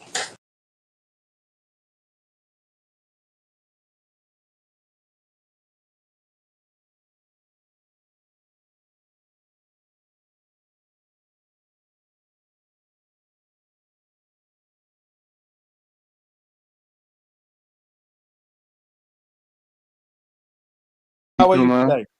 How are you today? I'm fine. I'm pretty well. Very good indeed. Excellent. Do you have any questions regarding the English language or the flat Earth topic that we have here versus the heliocentric model that doesn't exist? No, I didn't enter philosophical discussions. I just want to learn. I just want to speak. Oh, you just want to speak? Yeah. Well, please speak away then. You are free to speak here. Let me ask you one question. What is your position regarding the Earth's shape? Is it an oblate spheroid spinning at 1,037 miles an hour at the equator? Or is it a flat, stationary realm? Which is your position? I can't understand you at all. Okay, I ask you again. I am just B1 in English. Okay, you're a newcomer to the English, yeah. I'm talking about the shape of the Earth. Is it a ball shape or is it flat? What do you think? I think it's a ball, obviously. Oh, why obviously? Why? Because it's a ball, yeah. You tell me why it's flat. I will tell you after you tell me why it's a globe, why it is a ball shape. You said it's obvious. Where is it obvious? Please tell me. I don't see it obvious anywhere. It's obvious because it's a logic. Oh, it's logic, is it? It's logic? Yeah. Yeah. Okay, can you take us through the logic then, please? Step by step, slowly, using your best English. How is it logical we're on a ball? Go ahead. Let me think. Yeah.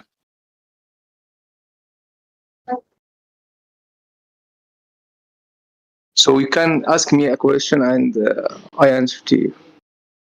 Yeah, I'm asking you that question. How is it obvious and logical that we are on a ball? How is that? You're very confident, you see, so you must know more than me. One thing, the NASA pictures, the NASA videos, the live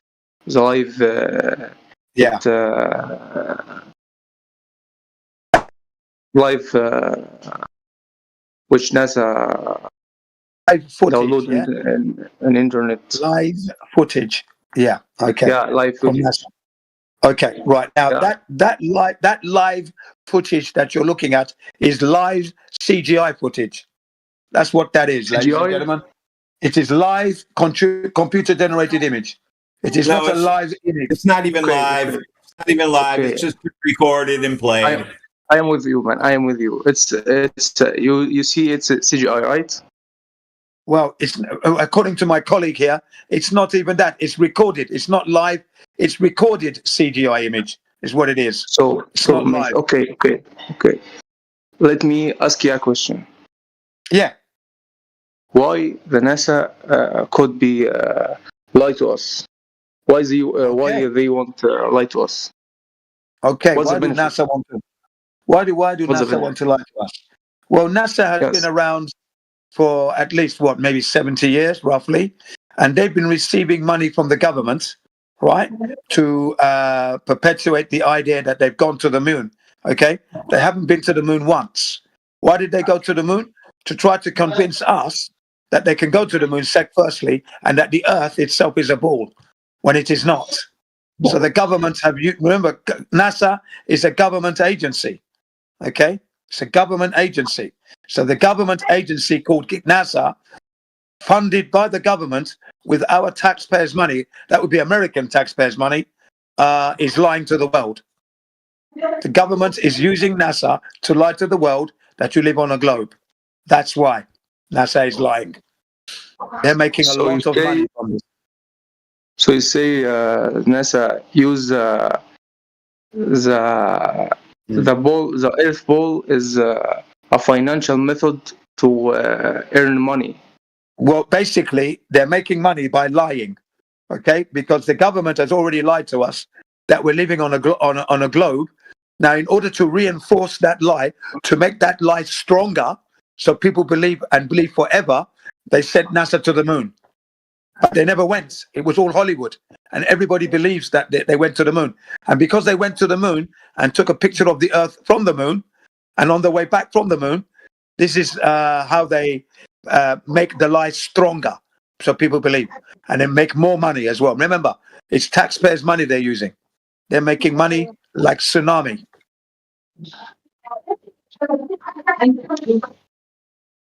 Okay. So there's no inner core. No, there is no inner core of the ball. How can they know what is 4,000 miles deep? We don't have the technology to go down there. We don't have the technology to see it from the top of the Earth and can has eyes to penetrate that far. We don't have that technology. Impossible. And the deepest hole ever drilled was done by Russia. It took them 20 years. It's called the Kola Super Borehole, and it's 7.6 miles, which is 12 kilometers. 7.6 miles. That's it. Now, during the drilling stage, over the 20 years, they made some predictions as to what they will encounter, the material they were going to encounter, and they were wrong every step of the way. Wrong completely, yeah. But we don't know what's 4,000 miles. There is no core. That's a lie. Can you prove the core? I can't prove. I not. I never searched about it. I never. I never was interested about it. Yeah, I can't prove it as well because I don't have the equipment to go down there to prove the core. I don't have that's the point. equipment. Yeah, I need the equipment. You give me the equipment, I'll go down there and check it. Yeah. People can't go down with any equipment if there are core in the Earth. That's right. There's no core. That's a lie. Okay. I said there is no core. If there's a core, they can go down with the equipment. Maybe. Remember, it's going to be very hot down there. Yeah, it's melt everything. Possibly, yeah. It will melt everything. Possibly. So, you believe in gravity? No, I don't believe in gravity at all. I don't believe in anything anyway. I have no beliefs. So I don't believe in gravity because gravity does not exist. And gravity doesn't prove the shape of the Earth, by the way, which was the question I asked you. What is the shape of the Earth? Okay? Gravity has nothing to do with the shape of the Earth. Gravity is a lie. I can't measure gravity and then it gives me a ball. You understand? So I understand, but why you can't fly in the air? The reason why I cannot fly in the air is because I'm not light. I'm not lighter than air. I would have to be lighter than air to fly up. Okay, and I'm not lighter than air. I'm heavier than the air, so I have to be on the ground. Okay, that's where I live, on the ground. Okay, I can use a hover pack. You know, I can put a hover pack on my back, and then I can hover up, or a hover jet. I can do that, but I cannot do it without the hover jet, of course. So if you have a jet, you fly because the jet is makes you fly. That's correct. Yeah. So I'm fighting my downward vector. Of course, I'm going against it, and that means that only for a short time, because I have to come back down. I run out of fuel. Okay. Okay, and you can't fly because your weight is I'm too heavy. I'm heavier than air. Yes, of course. Yes. So what is the weight? What is the meaning of the weight? What meaning of the weight is the molecules that make up my body has density. So my body is dense, and depending on each individual has a different weight, depending on how much they eat, how big they are, etc., etc. Okay, body mass, muscle, bone, density, all these things make your body weight. So we know what weight is. Okay, it's heavy, isn't it? It can be heavy, it can be light. I'm not light enough in weight to fly. I'm too heavy in weight, so I have to be on the ground. Okay? Nothing to do with gravity. So the way you think is completely logical. Thank you. Thank you very much. Because if we remove gravity from the room, when I ask my Japanese students, because I'm in Japan here, when I ask my Japanese students, that's children, adults, okay, children, junior high, high school, elementary school, university, businessman, businesswoman, husband, wives. When I ask them, in this room, if we took the gravity away from the room, what would happen in the room? You know what they said? Everybody would be floating around, everything. I said, how do you know that? Where did you see that happening in your life? That gravity has been removed and you float around. And why is my helium balloon floating now if everything is floating around? Because I had a helium balloon in the room and it was on the ceiling. I said, what about the helium balloon then? Its gravity is now and it's floating up. You see? Then they went very quiet. They all went very quiet. And then I said, you see, it's not gravity, is it? Because how can the helium balloon be floating now if gravity is here now? Aha. And you know what they said? That's lighter than, they said the helium is lighter than air. That's correct. That means you are heavier than air, then yes. And then they said, yes, well, there you are. Not gravity, eh? You are heavier than air, you go down. If you're lighter than air, you go up. It's that simple. That's how God made it. God made that, yeah? Not me. I didn't make the up and down. God made it. Hi. Hello, welcome. So you say if you in a room and there is no gravity, you will not float. You will not fly in the air. No, we're not going to fly in the air because gravity doesn't exist. That's why there is no gravity. Gravity And how is not you existing. how you know how you know is that right? Oh, well, I know that is right because the helium balloon is giving me the evidence straight away. Buoyancy, things float. I put a basketball a basketball into the ocean, it floats. I throw a tiny little stone, it sinks. You see? The helium balloon is the helium is his weight is light. Yes, it's lighter than air, so it must go up. So it must go up, yeah. But if it's light, and your body heavy. Yeah. It's that simple. Because listen, if gravity can pull my body weight down, then it must pull down the helium balloon. You know why? Because the helium balloon is lighter than me. It's lighter than me, the helium balloon. So if gravity is pulling me down and I'm heavy, then it must pull down the helium balloon as well because it's lighter. Must pull it down. Yeah, it cannot be acting on me only. and not the helium balloon. Doesn't make any sense at all. That's not correct. That's out of sync, not logical. Everything has mass. Everything has weight. So if gravity is acting on the weight, it must act on the weight of the balloon because it's the lightest thing. It's easy for that to pull down to the ground. Should never fly. A helium balloon should never rise if there's gravity in the room. It should always be on the ground. That's this thing in the room. You see? Debunking gravity like that, so simple. Okay, we look at this logically because we are not scientists. We are not have the science will make us understand it well. Yeah, well, it is not a requirement to be a scientist to understand gravity doesn't exist. It is not a requirement to have any certificate that you are a scientist. Not necessary. Not That's why. That's why we think it about logic only. Yeah. No. We're thinking like the scientists because we listen to what the scientists say, and then we check what the scientists say through our own experiments, and we're proving that the scientists are wrong every time.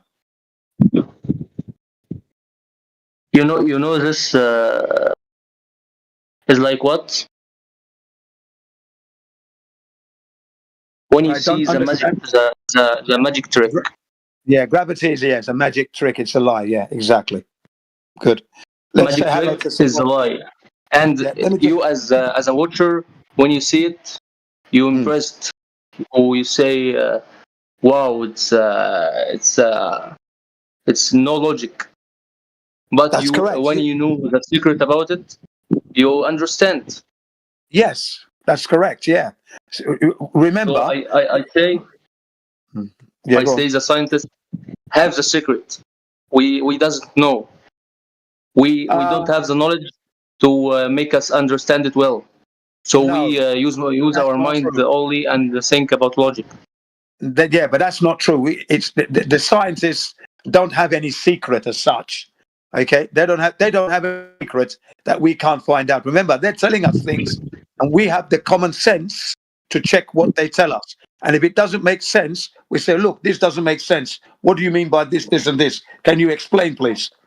Simple. No. We hold them to the highest standard, their own standard. We operate under their standards, and we beat them every time. So no, they don't have any secrets.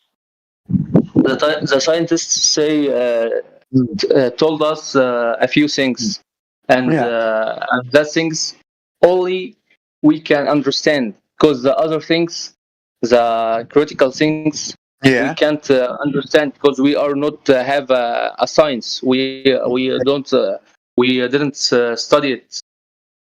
Well, not necessarily. We will never understand it. Yeah, they have theories, is what they have, right? And then they have some logic that we all understand as well. Okay. It's not to theorize. Of course, they have to explain their theories. We may not understand it at first, but then when we ask questions, we get an understanding of their theory. So nothing the scientist says is beyond our capability to understand. Okay.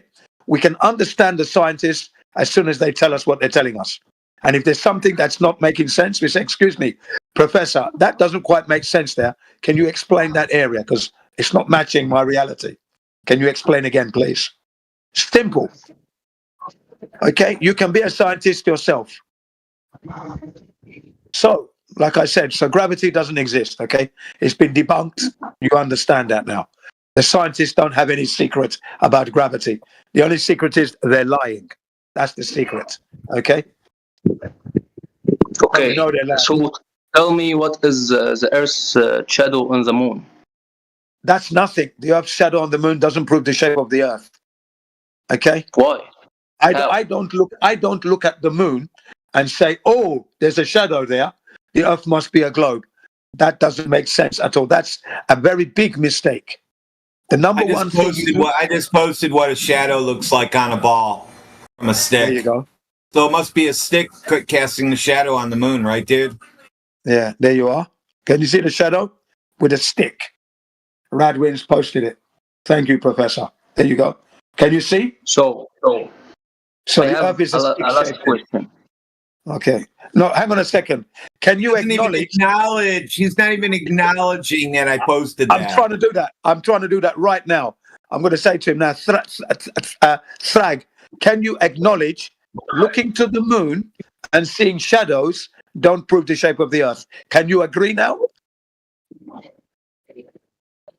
Agree of what? For what? Yeah, that when you look at the moon and you see shadow, it doesn't mean the Earth is a globe. Because the image Radwin posted, casting a shadow on the sphere, is being done by a stick. Okay? So, you understand. Looking to the moon doesn't mean the Earth is a globe. Okay?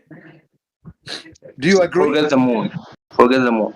You can see different stars in the sky, depends on your location. Yeah. Does that prove the shape of the Earth? And the circle shape. Hang on. I ask you one more time. Please listen. I'm looking at the stars. Oh, the Earth is a globe. Is that correct? Is that correct? Yeah. No, it's not. No, it's not. It's wrong. It's stupid. It's wrong. You don't look at the stars and say the Earth is a globe. How can you do that? That's completely wrong. That is incorrect. You lose 100 points. You failed the exam. You failed. You have to go back to school. Okay. So the Earth is flat, right? Correct. Yes. Do you have a picture of it? Oh, we have many pictures of the flat Earth. Of course we do.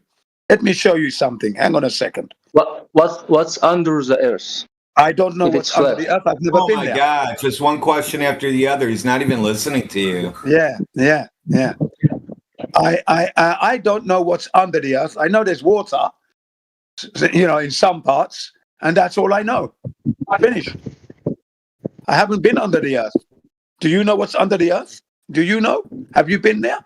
Did you check? The anchor. No. Have you been there to check that? How do you know? How do you know? I'm not a scientist. I said You don't have to be a scientist. Stop saying that. You don't have to be a scientist. Okay? You don't have to be a scientist. I ask you again, how do you know? I don't know. Right, thank you. You don't know. So don't say there's an Earth core ball down there then. Don't say something is there when you don't know it's there. Okay?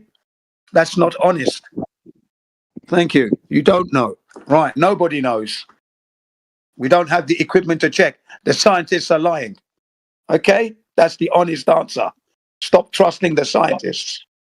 I'm not a scientist. I don't want to be a scientist because they're liars. Scientists don't dig holes. Yeah. Scientists are liars. So I don't want to be a scientist. Not those kind of scientists anyway. Because they're just lying. All the scientists? Well, the ones that are saying the Earth is a globe, they're lying. Yes. So if they're saying the Earth is an oblate spheroid hurtling through the universe, they're lying. They're the ones that they're misinforming you. Misinformation right there. You understand? Yeah? I understand, but I can't tell you more. Well, you You have a understand. Yeah, you understand that if you've never seen the core, right, and you haven't gone down to check, you can't say there's a core there because you don't know that. Yes, I didn't see the core, and right, I can't see it's there. But it depends on the reports.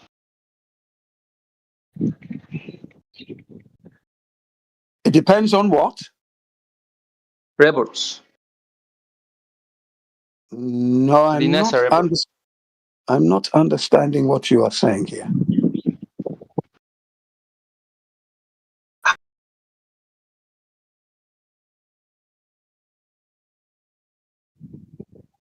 I mean the search, the science searches.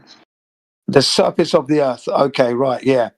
Okay, so you now know that you can't say the Earth's got a core. You can't say that because you don't know that. That's believing the scientists, and the scientists are not right. Okay, I'm going to show you a picture of the Earth now. Okay, flat Earth coming your way. Beautiful picture of the flat Earth from 120,000 feet up. Okay, look at this shot. Look at that. Can you see that? Can you see? I see. Yeah, no curvature. That's why the question is there. Where is the curvature? Where is it? 24 miles from the Earth's surface. 24 miles, 120,000 feet, 40 kilometers. Yeah, 40 kilometers, These 24 miles. are not like NASA. Oh. Sorry? So how do you believe this, but you don't believe in NASA?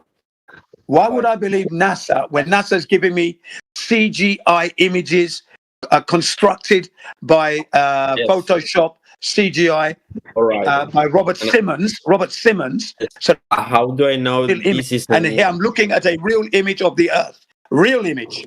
Camera, not CGI. Come on, man. Come on. Can you wake up, please? Well, that's a ridiculous question. Ridiculous question. CGI versus real photographs. Come on. I don't even believe you asked that question. I don't believe you asked that question. Just cannot believe. You people are in your cartoons too much. Too much fucking games and bloody fantasy. Don't know what a real thing is when it's there. Devaluing the real thing. The real thing has no value. You're out of your mind. Yeah. So you're saying that the real picture has no value, but the CGI picture has the best value because NASA gave it to us. Come on. No. I'm saying, wow. No. Well, think about what you're asking, yeah? Please think about what you're asking. You're asking me to accept CGI image from NASA versus the real image of the Earth that I gave you. The real image. But from you or from who? Well, I posted the image for you. Okay, there it is. But, all right. And you see it there. We're not cheating you. We're not giving you any false information. We're giving you the best. We're giving you the best images. And if you look, we're posting other stuff as well. Okay? So there's one image of the flat Earth that is beautiful flat Earth. Let me show you another one. Let me show you another image of the flat Earth. 1 second. You're going to enjoy this one. You're going to enjoy this one because it's hello? Welcome. What is your name, sir? Matt. What is your name, please? We have met 2 days ago. Yeah, can you speak up because you're very, very low. Very low, your volume. Please speak into your mic. Speak into your mic. And what is your name, please? Again.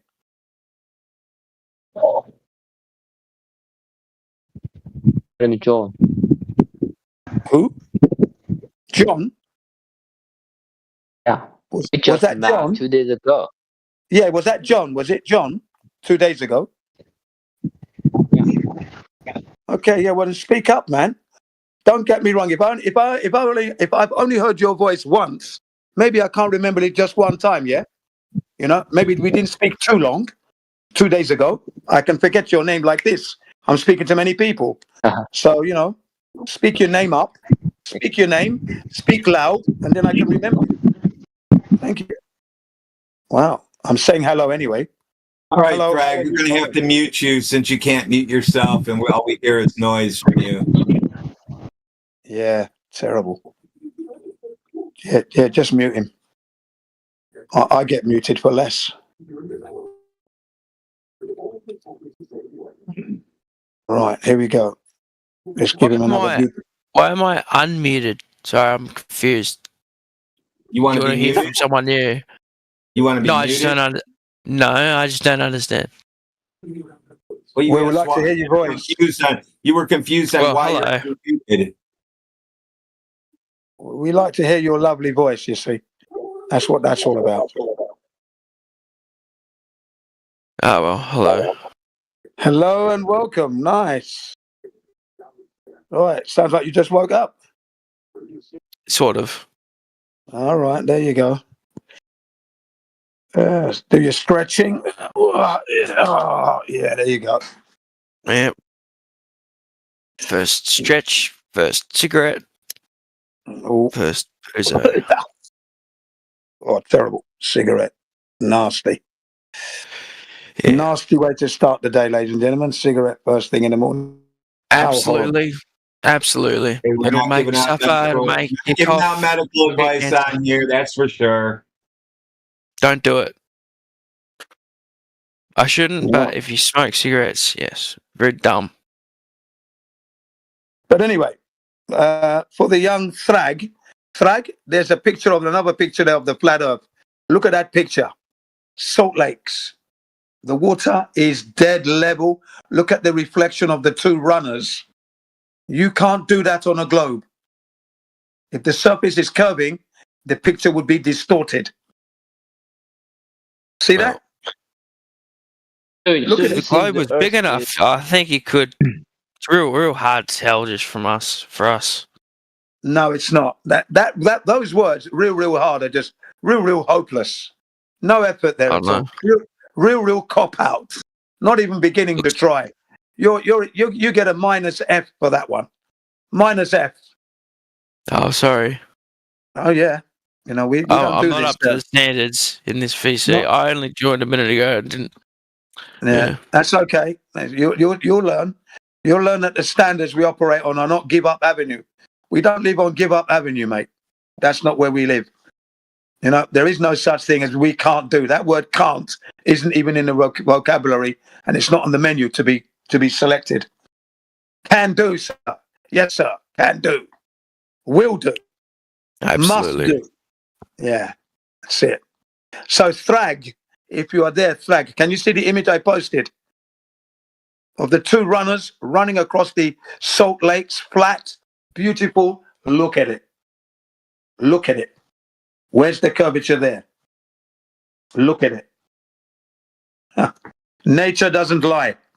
Man is lying every day. Nature's not lying. Beautiful nature there. Look at that. So that image was for Thrag, just to remind him that the earth is beautiful, if he's still here, that is. Okay, so you think our Earth is not flat? Okay. Sorry? Say again, please. That you think our planet is not flat? You think that, yeah? Why do you think that? Why? Pictures. Yeah, well, we already said that the pictures coming from NASA, are not real. They are composites, photoshopped CGI images. They're not real. The pictures that I'm posting for you, on the other hand, are real pictures of real locations on Earth, not from space. Okay? And Shiro, welcome, Shiro. Shiro. Yes. It is. Genki desu ka? What? Okay, are you well? Are you well? It is. Okay, thank you, Shiro. That was Shiro speaking there. Who else do we have in the house? We have, what's his name here?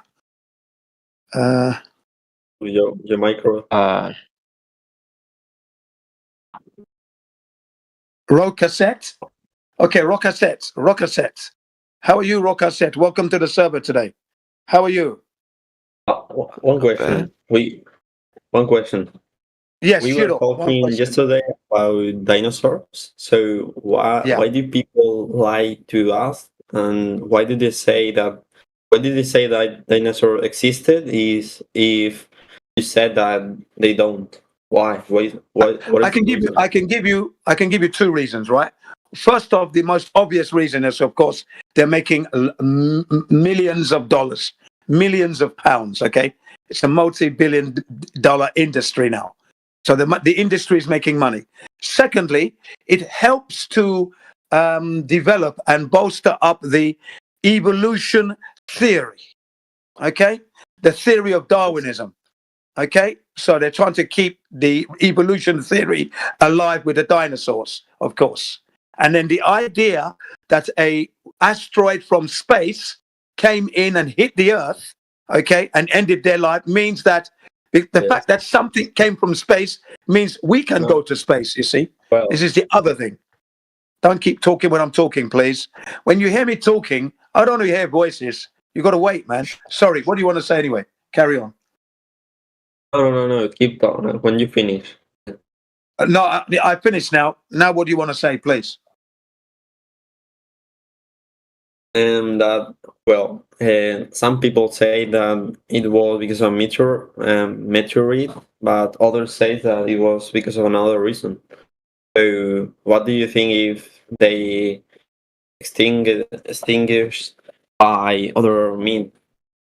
That's a good point you raise, but they're both lying. Okay, the dinosaurs never existed is the main point that you must take away from here. You have to prove that they existed. They never existed.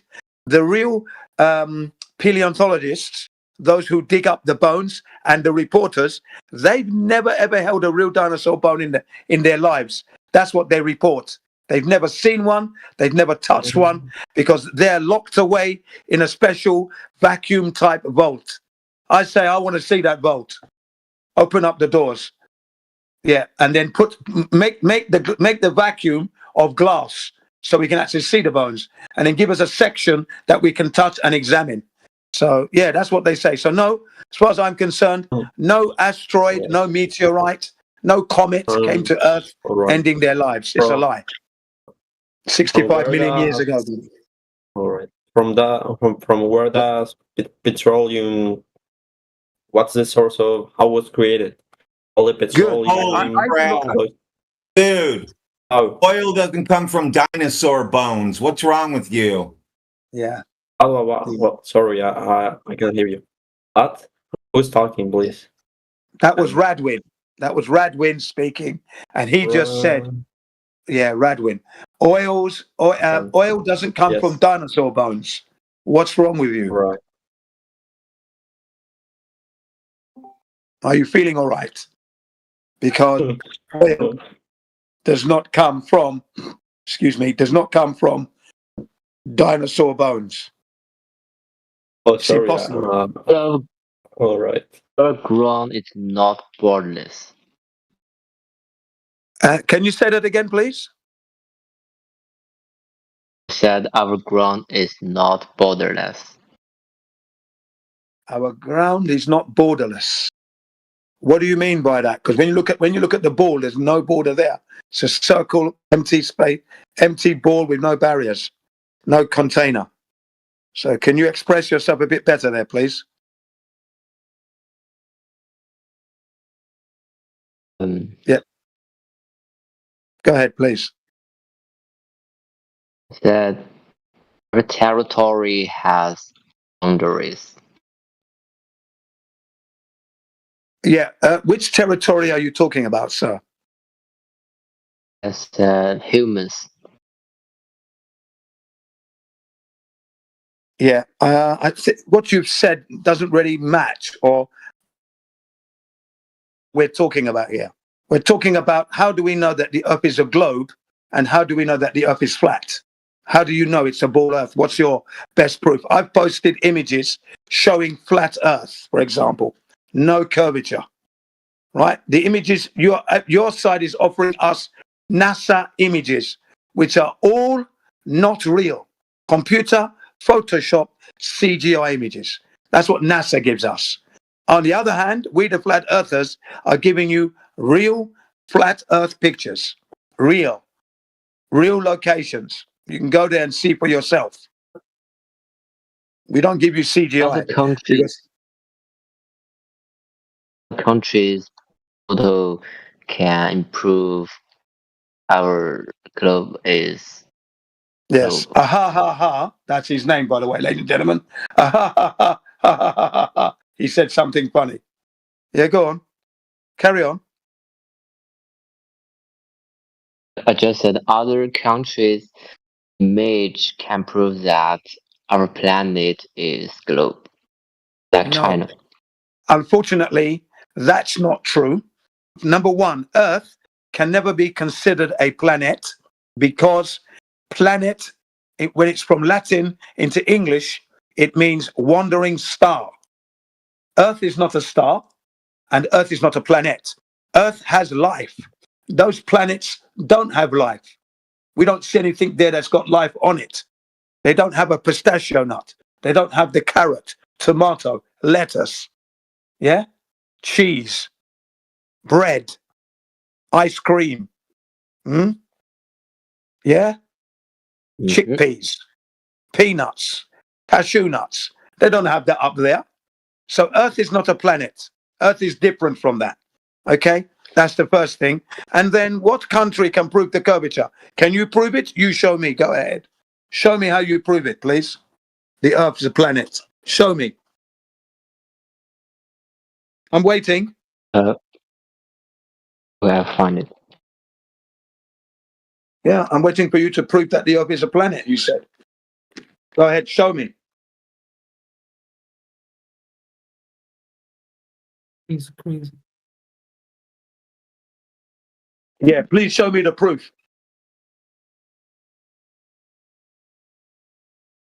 Searching for. Empty words, ladies and gentlemen, empty words. No country can prove that the Earth is a globe. No country. There isn't a country. Yeah, go ahead. Hello. Hello. So if you get a plane, you are in a plane, then you go all over the world, you will get to the same point that you started because the world is a globe. Or if it's flat, if it is flat, why it doesn't end? Why can I get the same? Okay, you've made two assumptions. One, you've made an assumption that you can fly in an aeroplane, start at one point and circumnavigate north to south to north. That's never been done. It's impossible. It has never been done. No. I can go from. I don't have to go to the poles. I can go in the equator. Well, if you go from the equator, right? That works on the flat Earth. That means you're going east to west. Yeah. You're going east to west. That's not a problem. Yeah, I go. Why do I get to the other side? Yes, because you're traveling. Because you are traveling east to west, or even west to east. That's why you're not traveling north to south, back to north again. You're not doing that. Yeah, you do that one. You do the north to south to north. Yes. Do that. If you're on the equator, if you're traveling on the equator, it means you're traveling either east to west or west to east. But what I want you to do now, listen. What you must do to prove your point is to travel from the north to the south to the north again. That's the one you have to do. That's never been done. It has never been done. Okay? East to west, yes. We do that on the flat Earth all the time. That's flat Earth proof. East to west. So how do you explain this? So how do you explain the sun rising in the east and setting in the west? Okay, that's another good question there. How do we see the sun? One more time. How do we see the sun? Yeah, come on. Rising in the east and setting in the west. Oh, because that's the way God intended it to happen, of course. That's the way God created that. No human being does that. That's the normal order of things, natural order. The sun supposedly rises from the east and sets in the west, okay? So it comes from the east and goes to the west. That's the natural course. That's why. God, the creator of this earth, did that. That's why. Okay? I didn't do it. You didn't do it. And your family didn't do it. Who did it? The creator of the earth. We call that creator God. God did that. That's why. That doesn't prove the shape of the earth, though, does it? Looking to the sun, going to the east or to the west, doesn't prove that the earth is a globe, does it? So I have a question for you. Can I ask that? 1 second, please. 1 moment. I'll be with you just a tick. God, Bennett, what's going on here? Come on.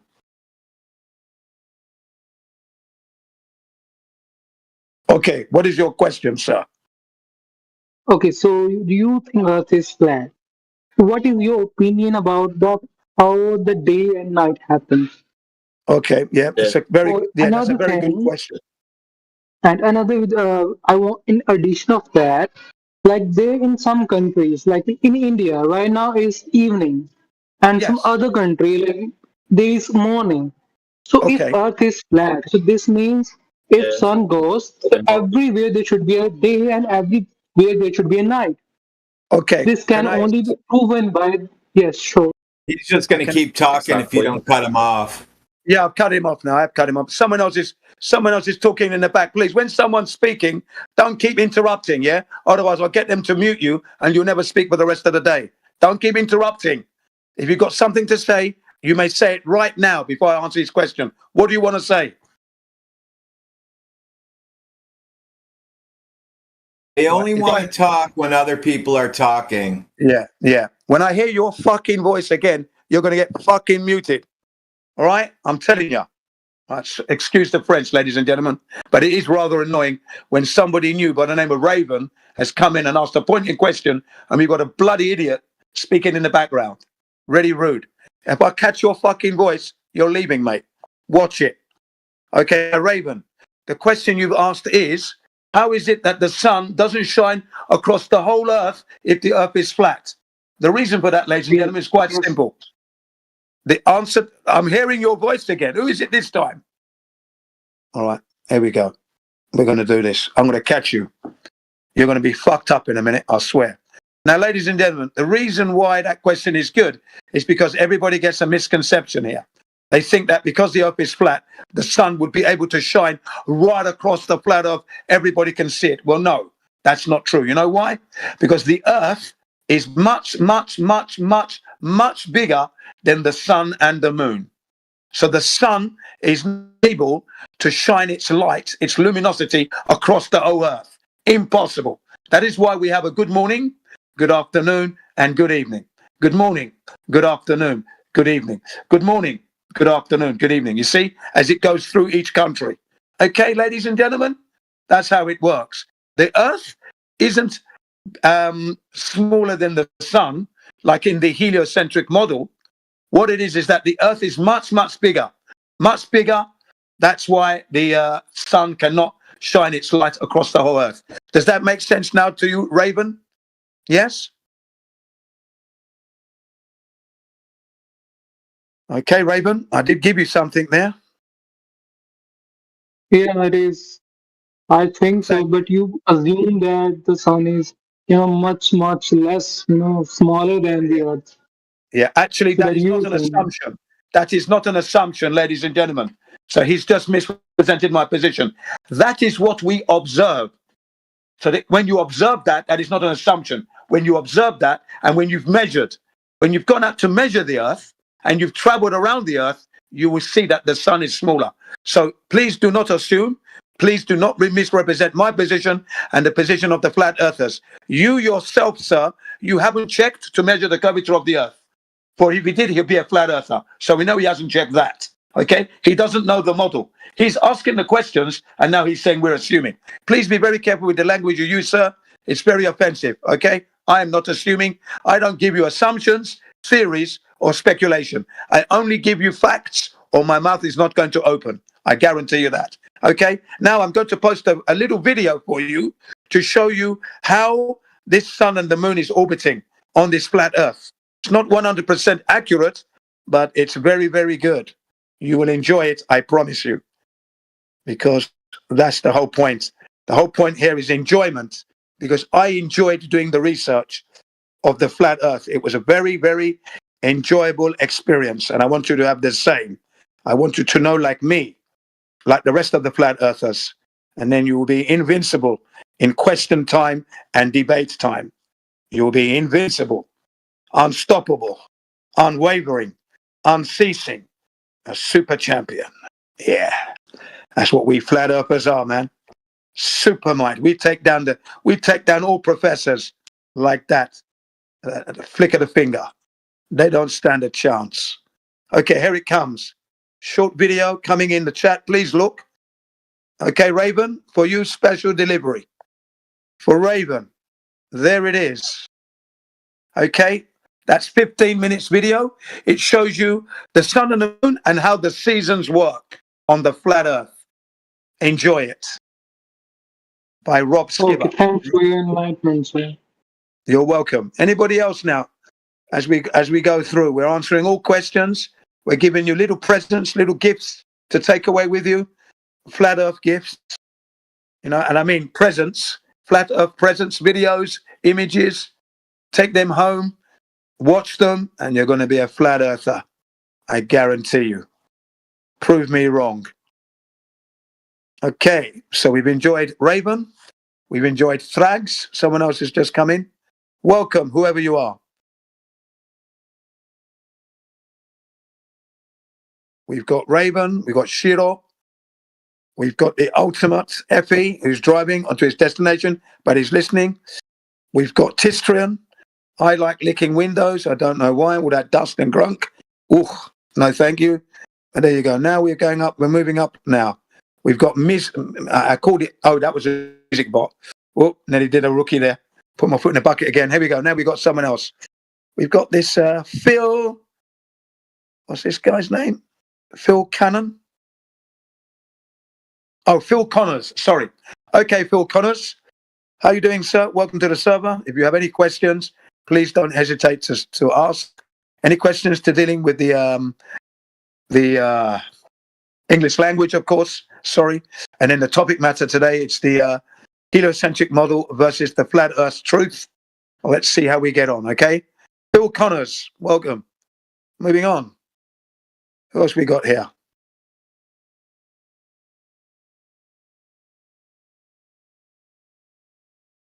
Okay, we got Morvis.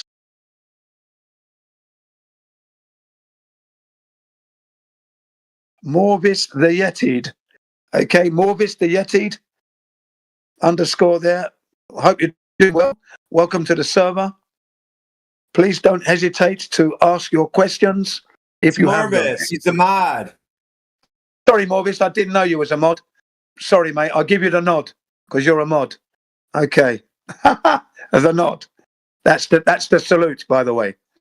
If you're wondering what I meant by the nod. Okay, Morvis.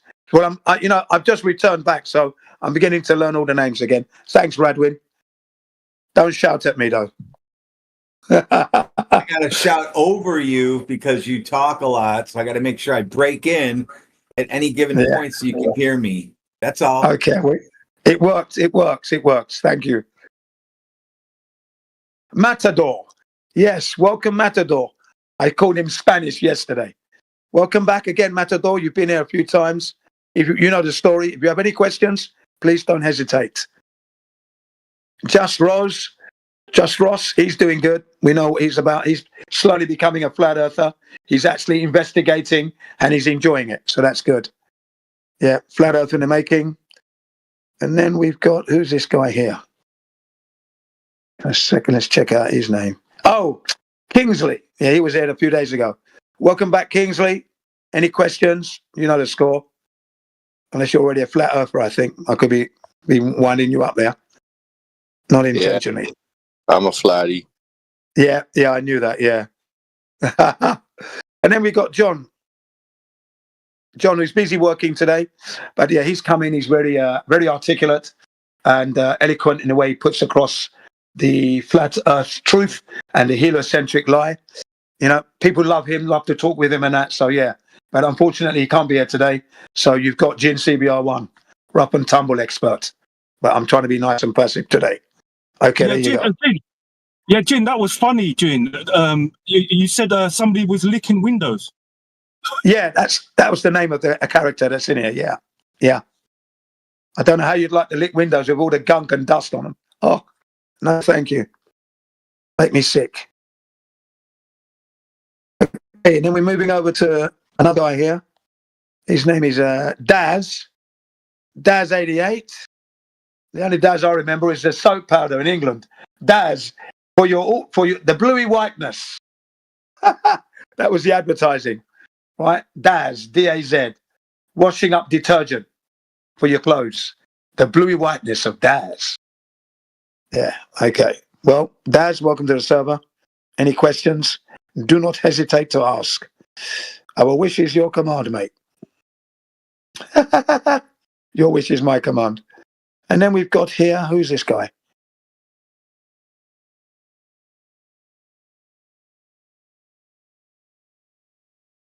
Is this Hell Sanges? Is that correct? Hell Sanges. Hell Sanges, yeah. Welcome to the server. What brings you in today? If you have any questions, you know the score. Please ask whenever you're ready. We're here to help you out. And then we got the last character at the top there. Whatever his name, Astronomer. Oh, Astronomer Crusher. He must be a flat earther. Yeah. I don't want to get in his way. It's Radwin. Jin, it's Radwin. Oh, that's Radwin. He's got his new name. Can't keep up with the names they keep putting on there.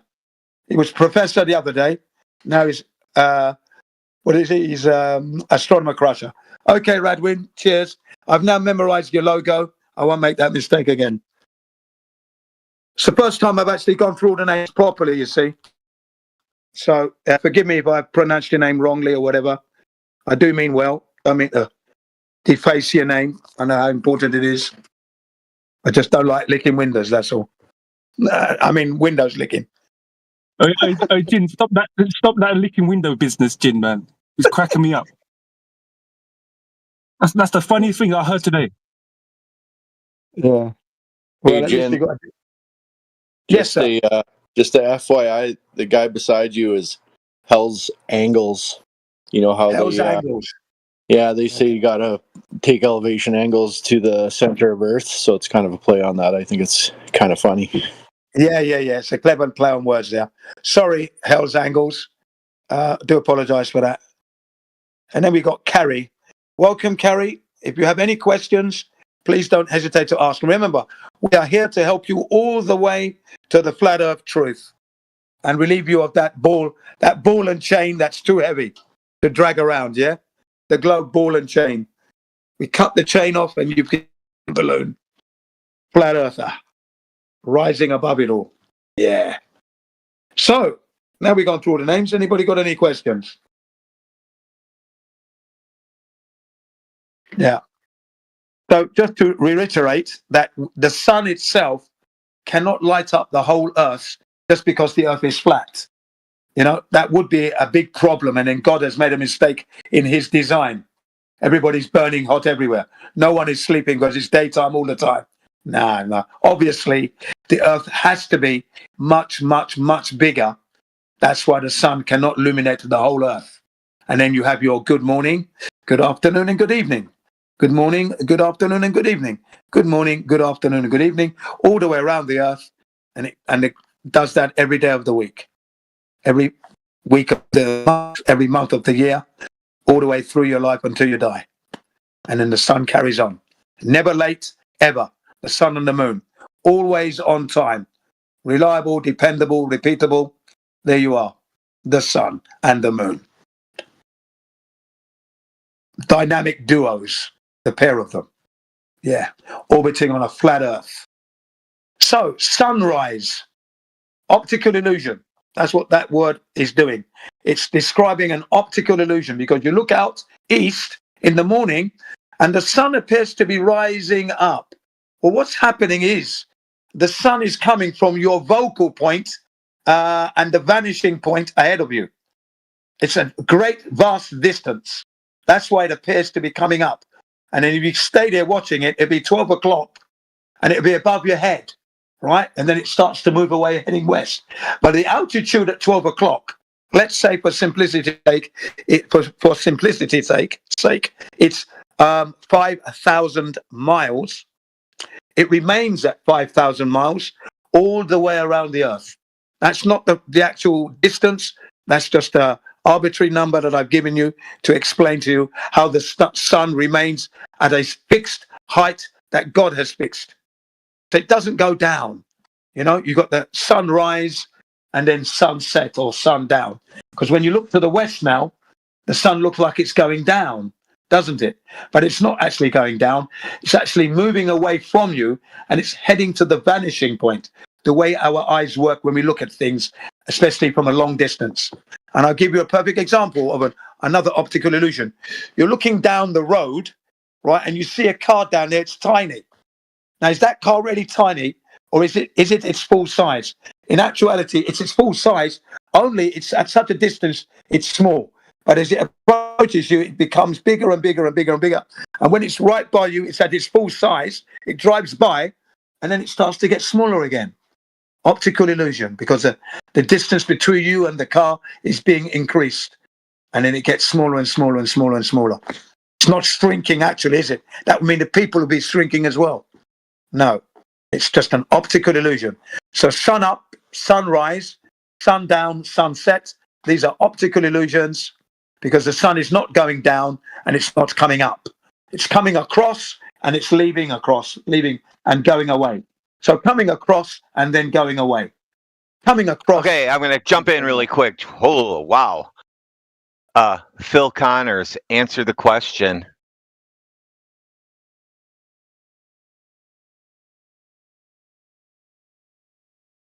They're afraid to answer the triangle question.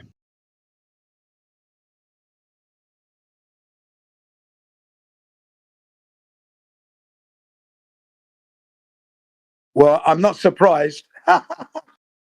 Yes. Chicken. They're playing chicken now. Look, can't even answer a question on triangles. Come on. Get on with it.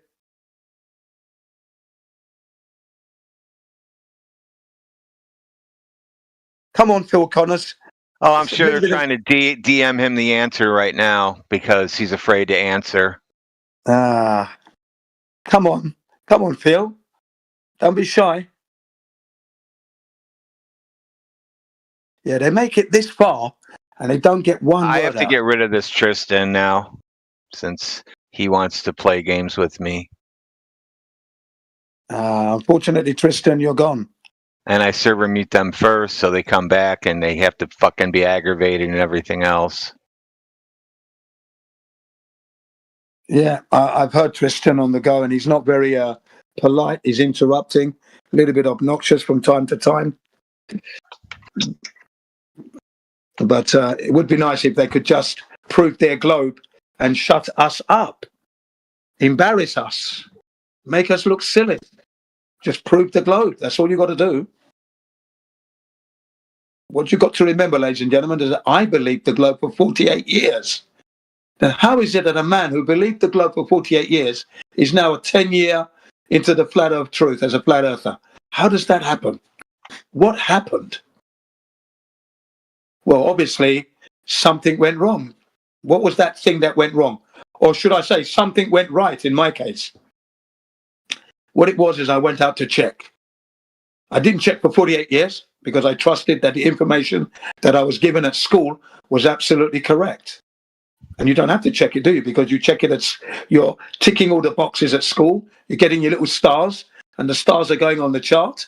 So your name is leading, Jin's leading the bunch, all those lovely red stars, or should I say gold stars? Yeah, you know, so, you know, you're doing that. So you believe what you're told. You believe what you're told is truth. They didn't give you any proof, but they gave you the fact that the earth is a globe, and you thought that's true. But it turns out not to be true, and I checked 2015. Here I am now, 10 years into this flat earth truth. Welcome, whoever you are that's come in. What brings you in today, sir? Madam, what is your name?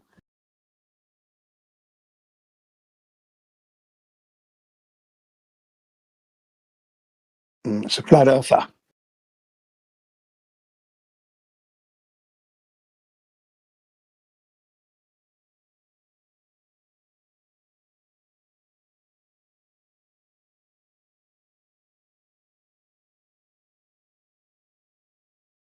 Over fences. Yeah, he's all right. Welcome back, Over Fences. Any questions you got, let us know.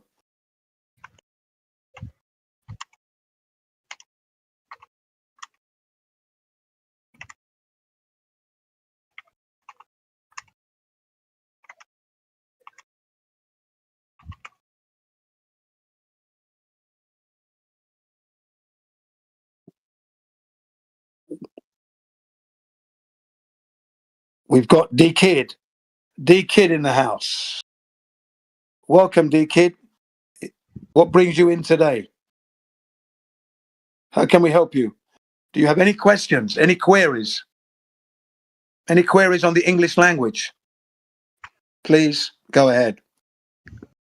Ask your questions. Any queries on the globe? The heliocentric model. I call it the idiocentric model. Because once you've been told it's not real, you've got to be an idiot to keep believing in it. But there you go. I won't say that now. The heliocentric model.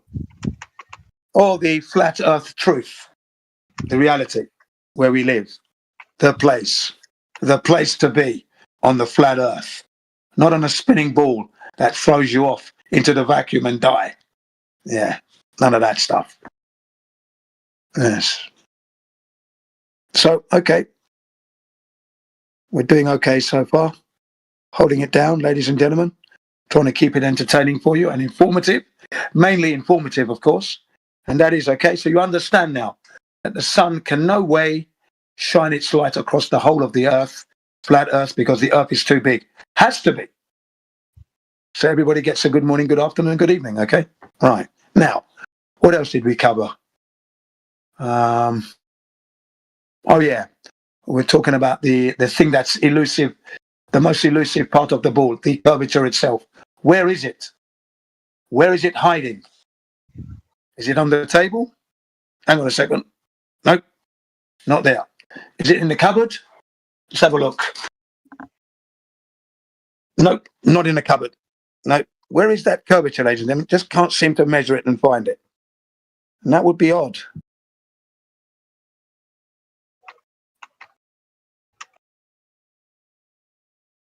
That would be very odd indeed. Be living on a ball earth and not know you're living on it. Yes.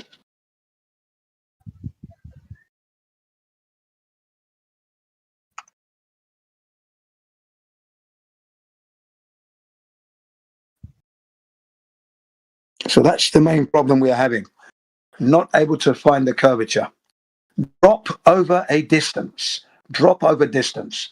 So from where you're standing, if you're, let's say you're on the northern hemisphere, okay, right, so you're in England, and you want to look out 2,000-3,000 miles, there should be a drop, curvature dropping downwards from your position. Okay, and that's not happening. Yes. Whoever that was that cleared his throat, can Me. you now? Oh, okay. You're hot micing.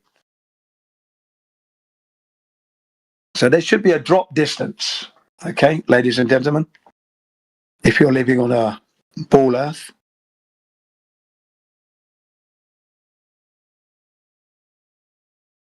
And that would be the curvature, that drop, the earth's curvature, dropping away from you. So Phil got taught about triangles because he was talking about elevation angles. So I just showed him you can't have elevation angles from a curved surface. So we shouldn't hear from him anymore. Well done, that man. Well done. Yeah, that's absolutely true. In order for a sextant to work, you cannot use them on globes because you wouldn't be able to get your angles correct because you are on a curved surface, as was just stated. So you couldn't get your angles to the zenith because you need a horizontal baseline. Okay? Got to have that. So a sextant is a flat earth tool, actually. Mm. Yeah. So the Earth is measured flat, maritime flat, aviated flat. Okay. So we fly over a flat Earth, we sail over a flat Earth, we are measuring a flat Earth, and flat Earth is used for all construction that goes on it. It's all flat.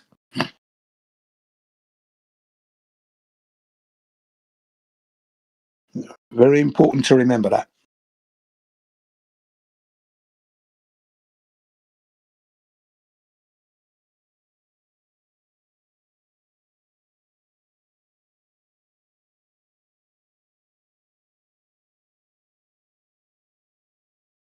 $90, yes. I like it.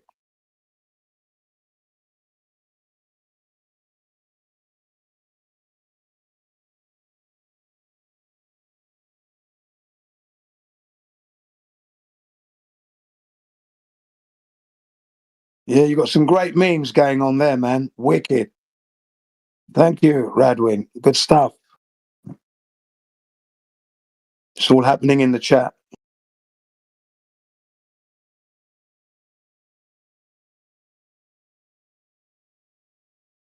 Okay, I hear someone just leaving, I think, or coming in.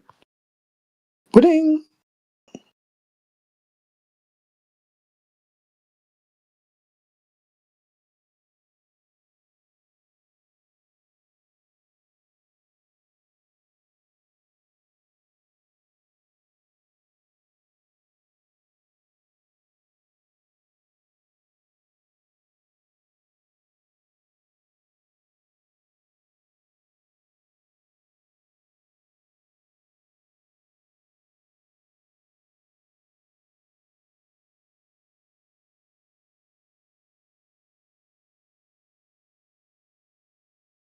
Yeah.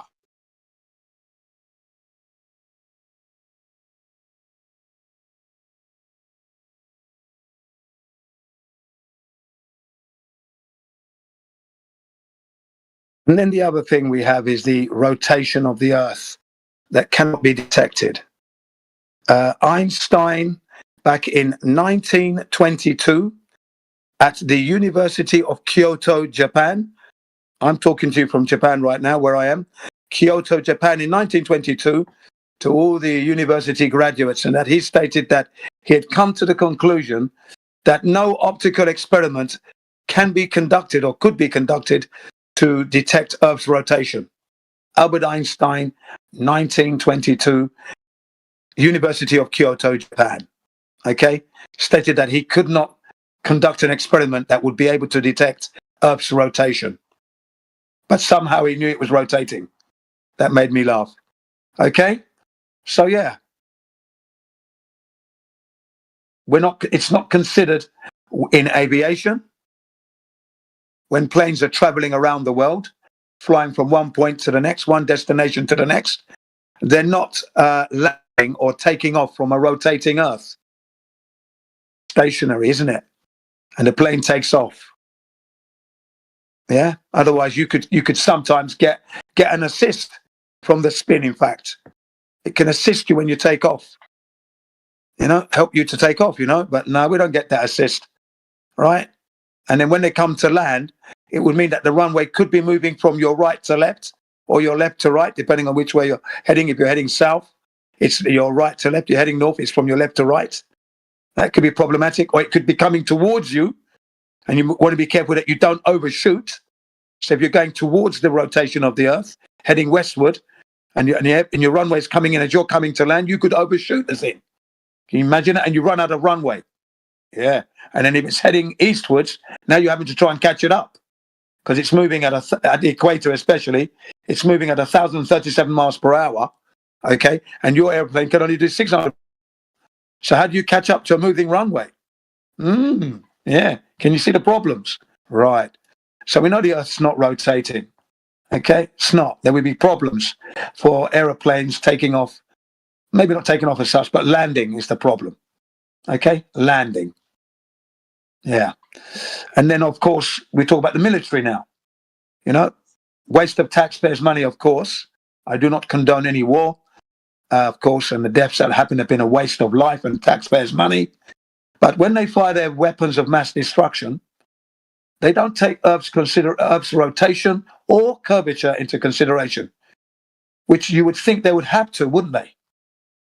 If the Earth is curving and rotating. Because what you see, when you see this target in your line of sight, you fire your projectile. By the time it gets to where you've seen it, the target would have moved. So you're not hitting the target. So you've got to factor that in, isn't it? From your location, how fast are you spinning at your location? Okay. What is the distance to the target? Okay. What is the elevation to the target? Okay. What is the size of the munition I'm using? Okay. Oh, a lot of people here. Hello, yes. Welcome. Hello, how are you? I'm fine, thank you. I'm very well. How are you, sir? How are you? I'm fine. What is your name? My name is Hazem. Hazem. Okay, welcome, Hazem. You welcome to you. Welcome. Okay, do you have any questions, Hazem? About what? Well, anything. I mean, the English language, the flat Earth topic we're talking about. I mean, why did you come here today? Why did you come here today? I like speak English. You know, I'm learner. Okay. I am Arabic guy, but I like English. Okay. Where are you? Yeah, go ahead. No, go. Sorry, I was going to say. No, go. Yes. Where are you from? Which country? Hello. I'm from the best country in the world, Riyadh. You know Riyadh? What is it? Real Madrid. It's not Hey. Real Madrid, man. Riyadh, Saudi Arabia. Saudi Arabia. Riyadh. Yep. Yeah, okay. You have to pronounce it properly, yeah? Riyadh. Yep. Riyadh. Okay. You're from Riyadh. Yeah, I know Riyadh. I know Riyadh in Saudi Arabia, but it sounded like you said Riyadh. Hello, guys. Hello. Hello, This welcome. from Riyadh. Hang on. Hello. Someone else is coming in. Who's that person saying hello, please? Who's from Riyadh? Okay, Guys, someone who's else from Riyadh? Nobody, don't worry about it. Your buddy that you came in with, that's why you were muted or he's going to be muted. It's one or the other. That's how we play this. Yeah. Okay, so you're from Riyadh. Do you have any questions? Yeah, I'm from Riyadh also. Yeah, Riyadh. Pronunciation. Have you ever please. come to Just Riyadh like I before? called it. Just like I called it. Yeah, Have you- perfect. No, I've never been to Riyadh before. No, not yet. Why? Your dream to come to Riyadh, right? Or Well, is I it would your like dream? to come to Riyadh, of course, yes. You know? No, it's too hot and stinks. Yeah, I'd like to see Riyadh, of course, and eat the food and meet the people. Why not? Yeah, of course. Why? Where are you from, man? Okay, well, I'm an African who was born in London, England, but I am currently talking to you from Japan right now. Japan. Wow, Japan is crazy city. Yeah, lovely. Yeah, it's crazy. It's so modern city. Well, yeah. Yeah. I live in the countryside, mind you. I think they are live in the future. Yes. Right? You could say that. Yeah. You live in Tokyo or where? No, I live several hundred miles away from the Tokyo area. I live in the countryside. Like, yeah, it's like countryside. Yeah, I live in the countryside with lots of farmland where they grow the vegetables. Yeah, but carry on. But why you choose live in countryside?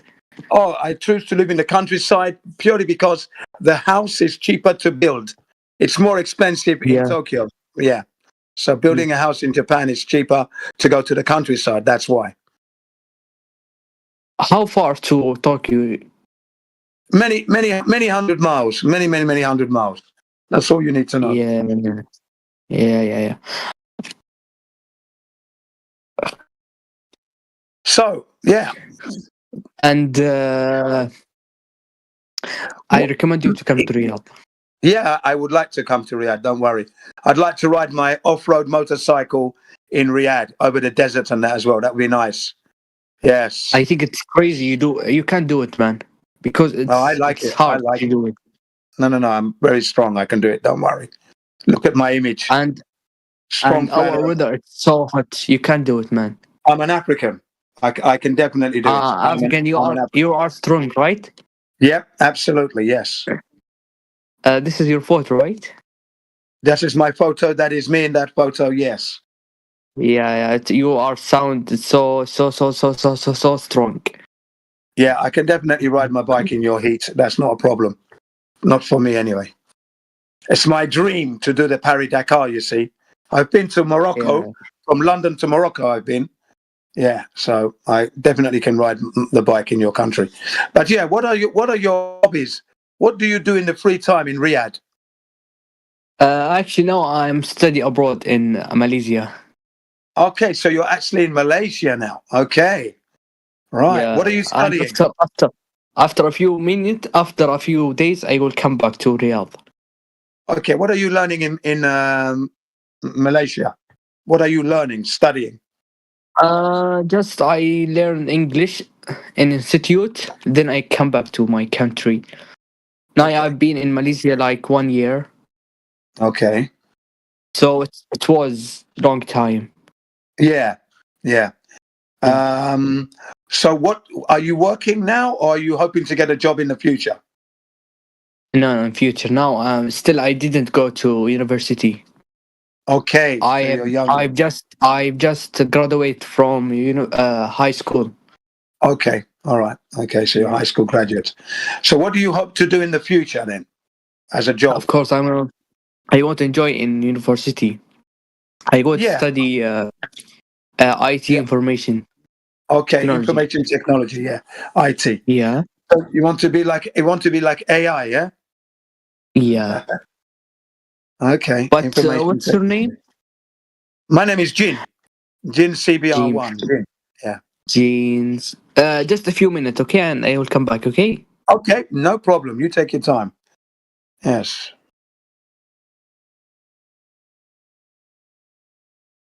I think that was Hamzal or something like that. He said, ladies and gentlemen. So he said he'd be back. Yeah, Jin, we got some new people. Yeah, I'm looking. Who have we got? Mention them. I think Rocky come in. Yeah, I'm looking at Rocky now. Yeah, I'm just looking at him. How you doing, Rocky? Welcome. Welcome to the server. Please, if you have any questions, don't hesitate to ask us. We're here to help you. Go ahead. Welcome, Rocky.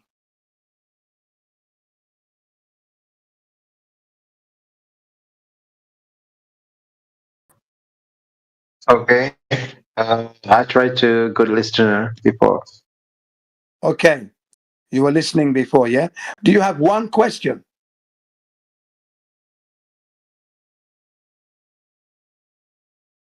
And then we have S Bar. No problem. Yeah. No question? I have no question for now. Just Okay. listener. Okay. I have a question for you, though. What is the shape of the Earth and how do you know?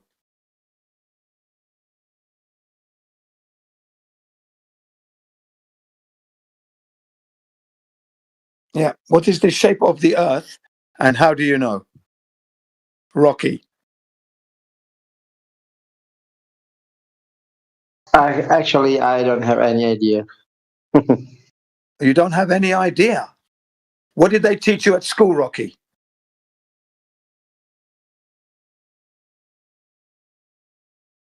Yeah. What did they teach you at school, Rocky? Yeah. Also, Earth is globe like that. Yeah, they said it's a globe, isn't it? Do you think it's a globe? Oh, I don't think so. But I have no any reason to believe that Earth is flat.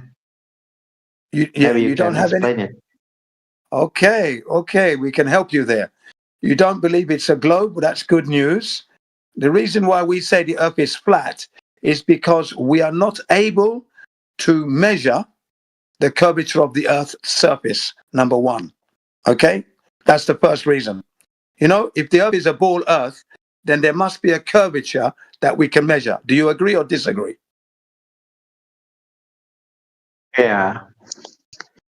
Yeah. Do you agree or disagree? You should say, yes, I agree. No, I don't agree. Let's keep it clean English. Use the words. Do you agree or disagree? I agree. Okay. See, now you're speaking English. Yeah, doesn't quite sound right, but yes, I agree. Good. That means you've committed. Okay. So from point A, where we are, me and you at point A, then over there, let's say 6,000 miles away, point B. Now, between that distance, there must be some curvature, yes? Yes. Yeah. But in actuality, there is no curvature there. It's a horizontal straight line. Okay, proven by an aeroplane traveling that distance over 9.5 hours, straight horizontal flight, no curved trajectory. The plane didn't take a curved trajectory as it would do if it's flying on a ball. It has to follow the circumference. Okay, so we can't measure curvature. Long distance observation.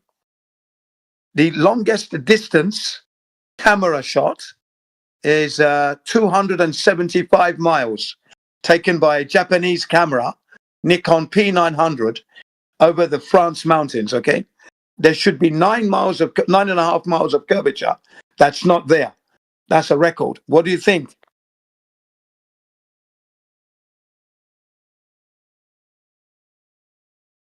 What do you think, Rocky? Yeah, I'm not sure, but it's interesting, isn't can it? can you give me some video? Maybe I can watch. Yes, and watch I'm going to. here. Yes, I'm going to do that right now. I want to give you the image of that shot that's in the Guinness Book of Records. So just give me, as I'm talking to you, I am looking for it for you because it is a beautiful shot. I found it fantastic. I have it now. I will now send it in the side chat for you to look at. Okay, beautiful shot over the French mountains. Absolutely beautiful shot. 1 second, I'm looking to post it. Oh, look at this. Look at this bloody nuisance. Hang on. I just tried and it let me down. Hang on. Oh. It's okay. No. I've got it. It just let me down. That's all. Try again. Damn thing. Right. Right, that's better. Okay, here it comes. Very famous shot in the Guinness Book of Records. Okay, and there it is. This is the shot that was taken. 275 miles. Yeah, it's 273 miles. Okay, just a little off. 273 miles shot, long distance. Okay, can you see? Yeah, beautiful. That there gives you a very good idea of a long distance shot. I can give you one more from a video, zooming in on a ship on the horizon. That one works wonders. Helps people to understand that they're not living on a ball. So here we go. Give me a few minutes to locate that video here. Oh yes, I'm in the right place. Perfect. Here we go. Okay, here comes one.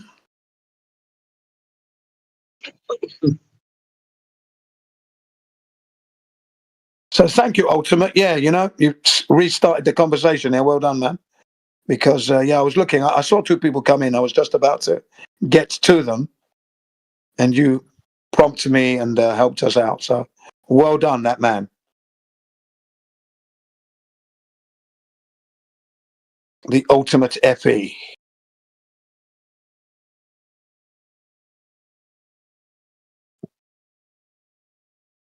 Okay, Rocky, here comes another very short video. You can watch it later on. You can watch it now if you like. You don't have to watch it now. You can watch it later on. Take it home with you, another little present. There's one, and I'll give you one more like that to show you how level the flat Earth is. I'll tell you, it is level, man. and always blows my mind when I see it. When I see that video, because I've been to the ocean so many times, and I didn't realize there'd be people that far out with their jet skis and their windsurfing, speedboats, sailing, all that action, but you can't see it from where you are. But it's all happening out there. You think, wow, it's that level, man. Yeah, you just want to get in a jet ski and join in.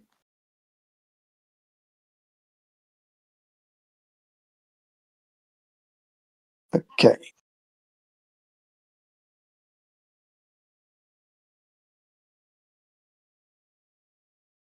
Yeah.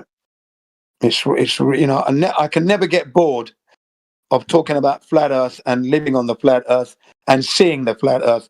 You just never get bored of it because, you know, you didn't create it, and you think, wow, what created this thing, man? Look at it. Wow. Just forever being wowed.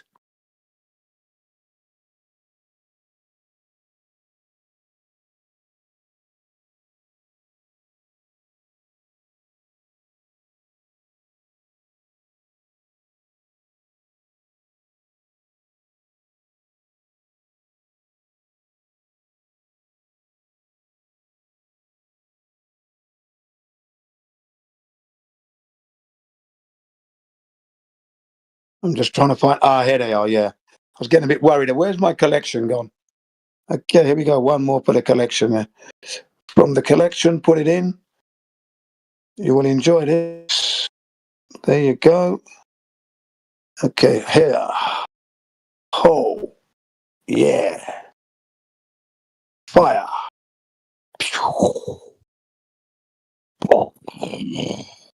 There's another video. So, Rocky, I posted 2 videos and an image for you to have a look at. You can enjoy and learn about the flat Earth and its beauty. Okay? That's for Rocky. Thanks, Rocky. If you have any questions, please ask. That's how you're going to learn, Rocky. Because if you don't ask the questions, you're not going to learn it. Got to ask the questions, communicate, interact, and yeah, good action.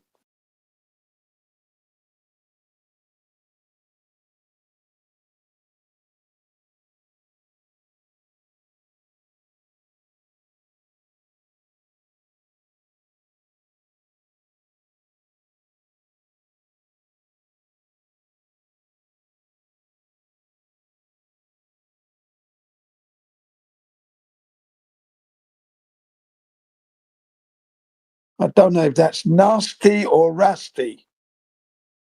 Okay? Rusty, are you there?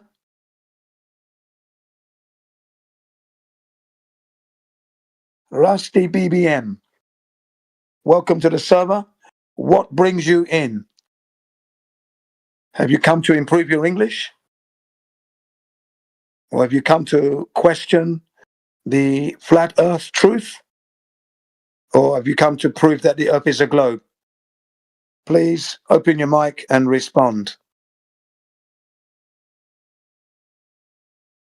Rusty, BBM. Okay. Rusty's still there. Okay. Rocky's enjoying the videos and images. So he's studying a little bit of flat Earth material that I gave him. Phil Connors is hanging on. Very good. Over Fences is relaxing, but he's there. Matador, yeah, still dealing with the bulls. But he'll have a question, I'm sure, in soon. Kingsley, he's there. Yeah, Johnny's working, so he's probably just listening. Big shout out to Johnny there. If you're enjoying yourself, probably having a cup of tea now as he wipes his brow in the heat and that's sweating away. Yeah.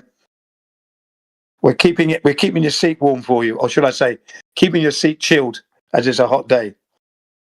Okay, Johnny? What else have we got here? Yeah, Hell's Angles as opposed to Hell's Angels. Hell's Angles, yeah, I got your name wrong earlier on, but welcome back. And then we got FB Batman, welcome back, FB Batman. Sorry, yeah, I've just noticed you there.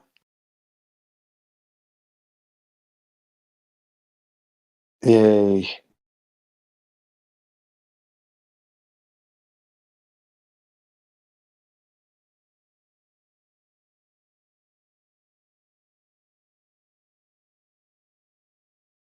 And then we've got Flatman Can. Welcome, Flatman Can. Welcome back.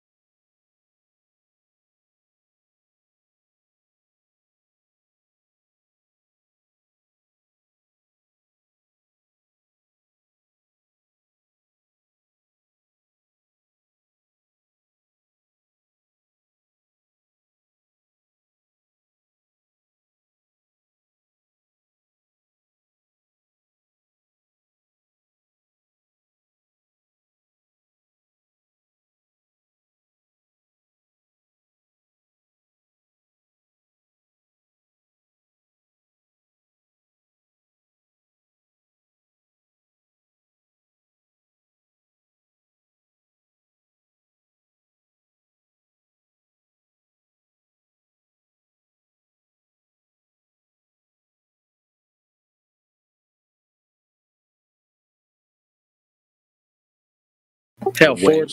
A length, A length, a length, and depth. Yeah, and depth. I misspoke. Wait, how do people say it? Depth. Oh no, they say width. No, wait, what is it? I can't remember how they mispronounce. I think you guys had too many Easter eggs today or something. Length. Like what do you think, Lucas? You they say that, height. however They tall say you height. are. They say height. Height. Yeah, like whatever height you are. Do you think that over the distance, like you and your wife might be like the same height? Like if you're if you're 6 foot at one location, would you be at 6 foot at another location? No. No, you would. Unless it's an optical illusion. What does that even mean? If you're at one elevation at one location, you wouldn't be at the same elevation at another location. Not geometrically, no. Why not? Because You got a demon, dog. Length. Confess. Distance does not affect height. There we go. Okay, good. So your height would stay the same over the distance. Correct. Okay, so over what kind of a surface would that be the case? Oh my God! Like I'm just asking, is it possible? The Earth is there flat. any possible world where you get shorter over distance? Only if, not if the Earth is flat. Like only if the Earth is curved. Okay. So you don't buy into that nonsense then?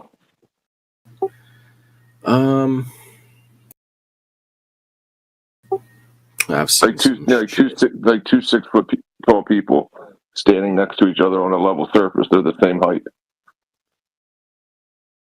True. All right. And moving away from if I moved away from you, because 6 foot tall over a level surface, we'd still just we'd be at the same elevation. Or do you think that changes? You think elevation changes over the distance of a level surface? I think so. Okay. Did you use geometry to determine that?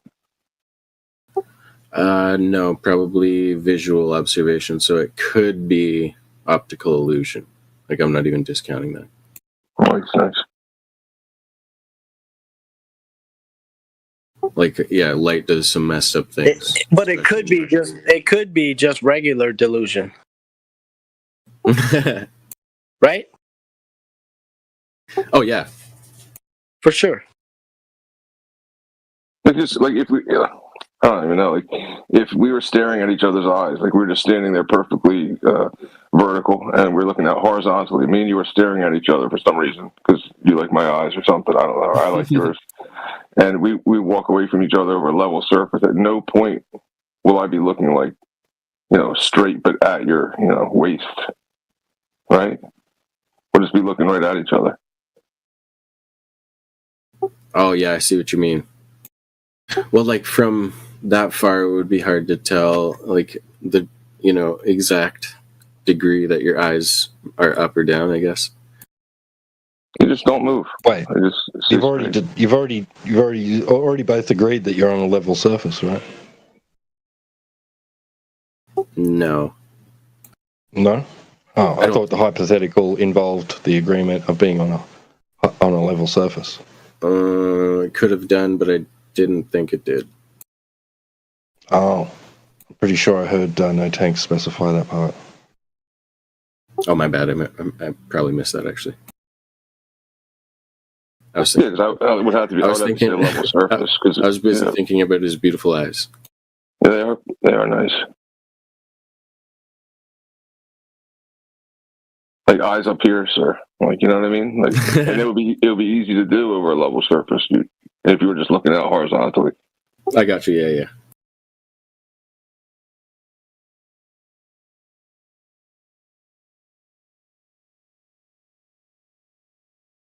The question is, what does level mean?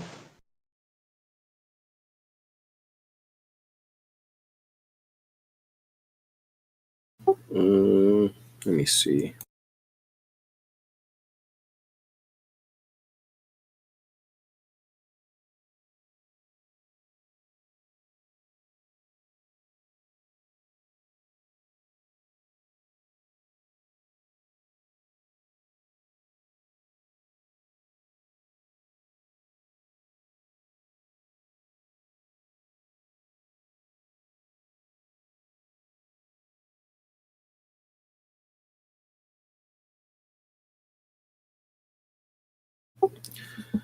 A line or surface that cuts perpendicularly all plumb lines that it meets, and hence would everywhere coincide with the surface of still water. Holy shit! There you go. Welcome to Flat Earth. And water is always level.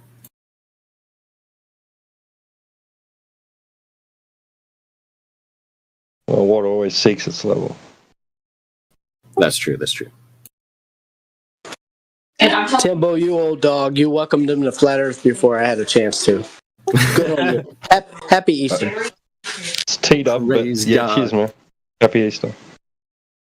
That one goes out to Jesus. And Mother Teresa. Jesus ain't got nothing to do with it. Nothing to do with it. Except for everything. Except for the Easter part, I guess. Yeah, except for the Easter Bunny. Okay, that's funny. Same carpet sniffer is back, Vivace or whatever. What'd you learn? What'd you find out about your claim? Back. Welcome back, sir. No, first, what you guys said level, okay? Level. It is a straight across from where you're standing, okay? Yeah, it is a straight. But Earth is a big round ball, so level. Oh, really? Can you demonstrate that? Yes. Wait. I found the actual definition. I found the actual definition. Wait. You know what, bro? Maybe you can demonstrate. Yeah. Claim though. Level adjective. A big round ball. A, having no part higher than another, conforming to the curvature of the liquid parts of the Earth's surface. Oh, really? Okay. Can you show me that? Wonderful. So the liquid parts of the Earth's surface, like the horizon. Yeah. Yeah. Can you show me that? Has a drop of 0. It's a slope of non-zero. Just get him to show it, dude.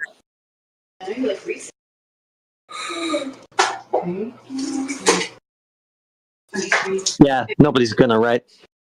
You're just gonna claim that shit and then run away from it, right? Then hopefully somebody else will just change the topic and you can just get away with saying that stuff. Here's the reason.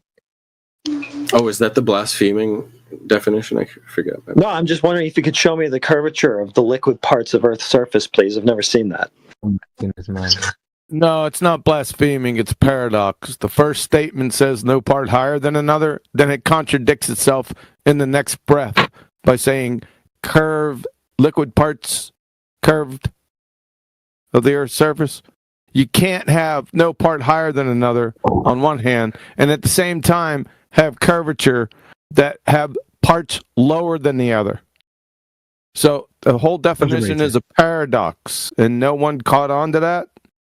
No, I think it's saying no part higher than another on the curvature. Like you can't. That's fucking retarded. You can't have quantum razor. You're retarded, man. It's fucking retarded, dude.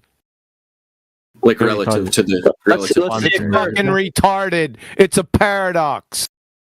Oh, quantum razor. Go back to voice. Shut your fucking mouth. He ran away. They always do. So, let's read the definition again real slow. First part, then stop.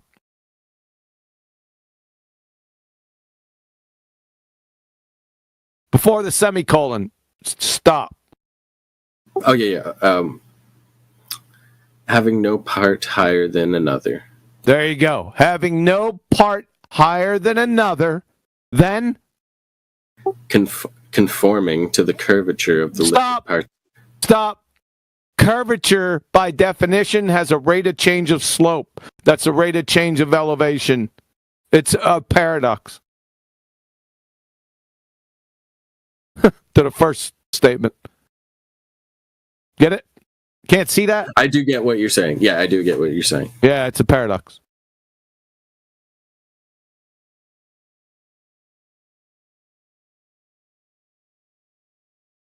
So that's not the definitional level. You want to try again?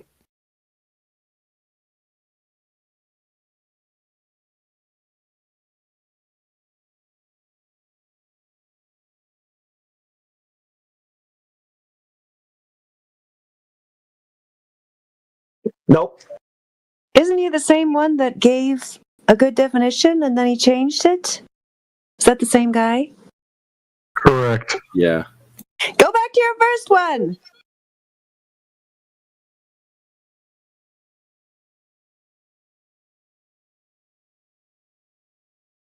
I'll give you some, save time. I'll be you in voice text. You in a text chat?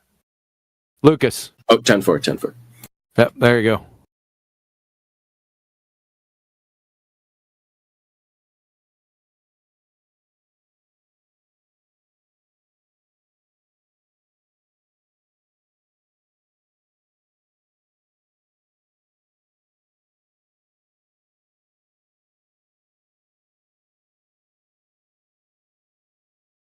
Thanks for putting a thesaurus in there, Key. I think there should be one tagged onto the back of every dictionary, and it should go with primary level education, mate.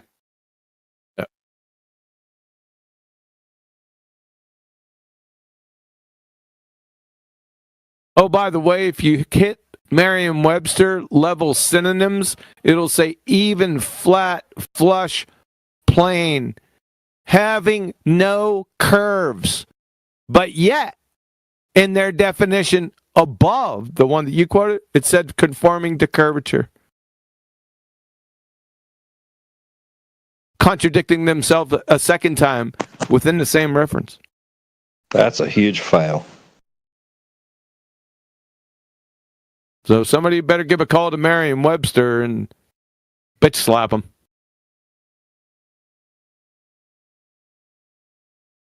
Welcome to Fat Earth. It was summed up by the Aussie from down under. Welcome to Fat Earth. You caught that. They even catch that, bro. You can't get away with saying welcome to Fat Earth. It's flat. So, did you say pitch, like pitch data, and pitch slap them? I did. Yes. I caught that.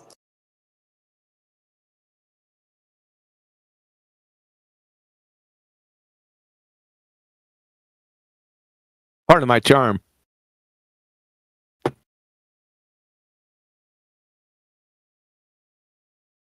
Why is everyone over in politics and religion? Can't you guys make up your mind? Hey, home is wherever we all are. Nope, we can't. All right, fair enough. I second that, Flatsy. All those in favor say aye. Aye. It would just follow the action. It was just you. Motion carries.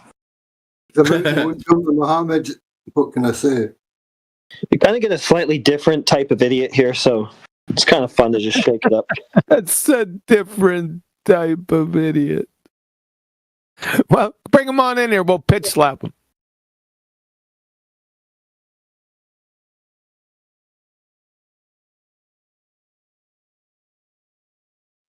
Dude, that wasn't lost on me. He said he would pitch slap him. So unless he means tar and feather, I don't know what he means. QE, you're funny. You're a funny guy, but not like a clown.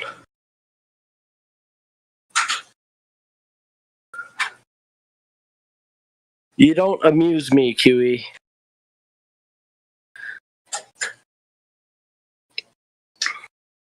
What we got? We got the rope-a-dope. We got the black swan. All right. Not the rope-a-dope, you rope-a-dope idiot. Slope-a-dope. Oh, slope-a-dope. Yeah. That's right. How do you have a horizon on a ball tard? No one uses that, save for me.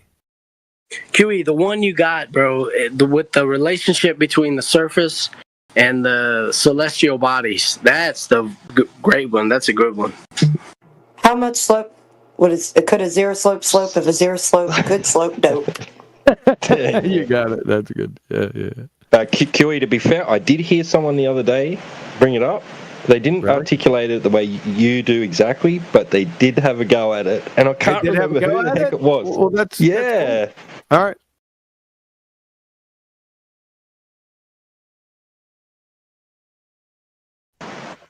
It might have even been Flat Lloyd. I'm struggling to remember who it was now.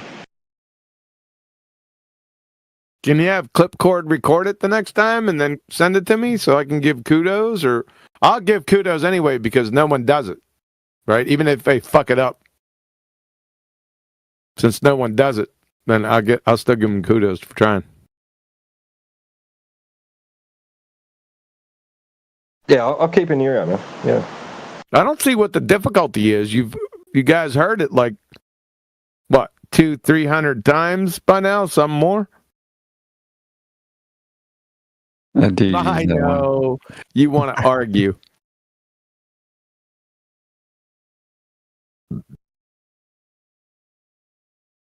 Right? That just ends it quick. How do you have a horizon on a globe? That's it. That ends it.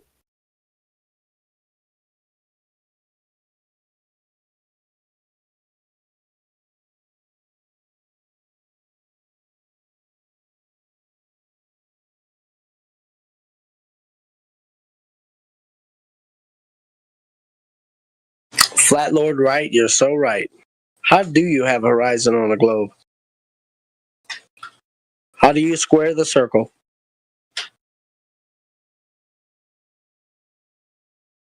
Boxing is a sweet science. And old dude just pitch slapped you. Pitch slap.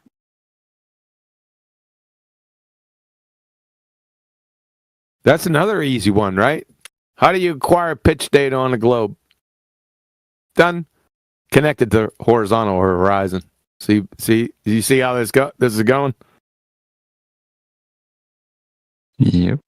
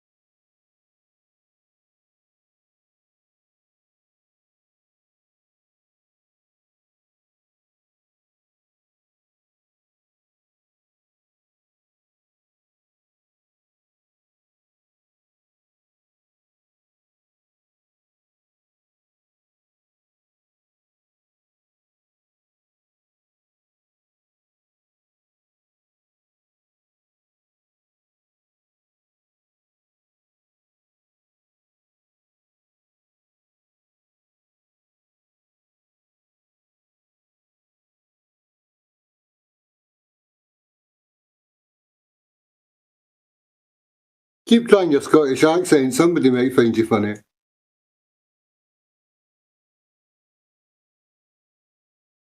That's called sarcasm, by the way. Hey, man, funny how? Like a clown?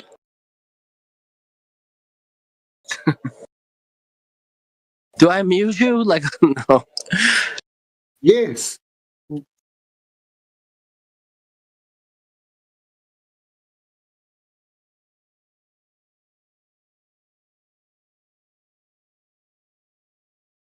Most of you fellows from across the Atlantic are quite entertaining, whether you know it or not.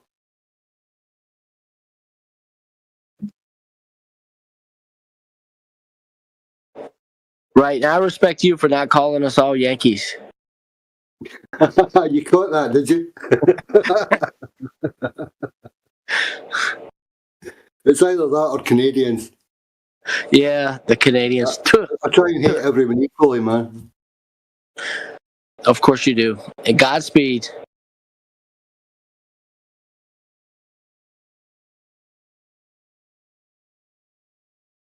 If I had a good joke, I would tell you guys. Hey, I'm just thankful to be here with you people. Happy Easter.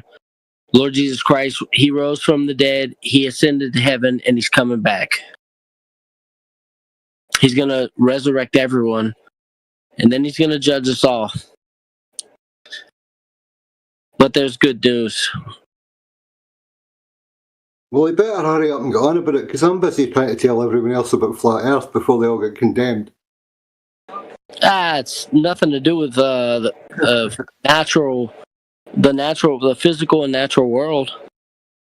You know, the physical and natural, it is as it presents itself. Yeah, my speech isn't clear, but the physical and natural world, it is as it presents itself. And we can measure the physical and natural world just as sure as we can measure ourselves. It turns out the earth is measured. So that's a linear construct. So there's that, right? There's horizons on your so-called globes, spherical Earths.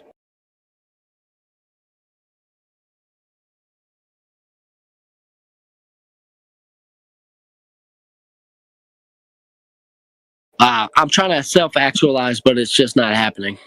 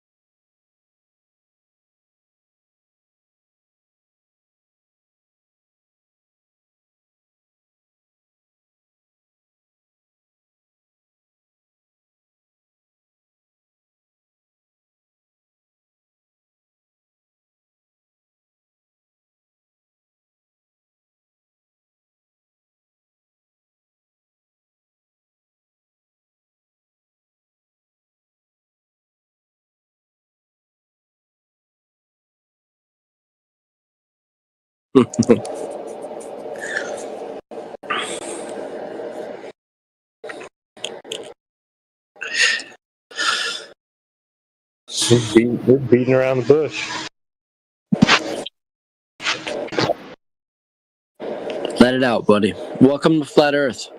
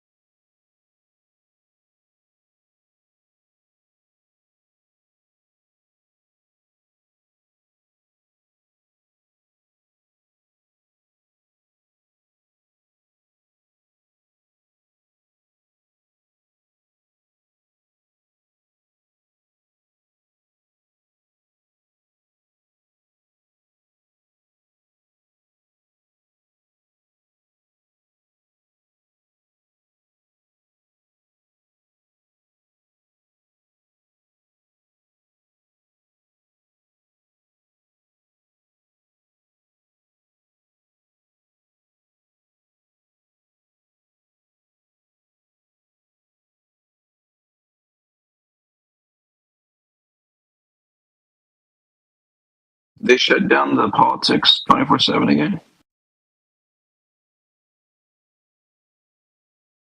Was that what happened?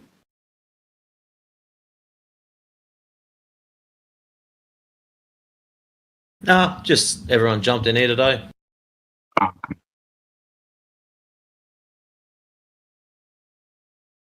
Because I don't even see the room. That's why.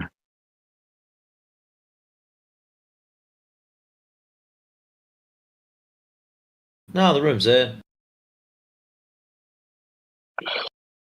You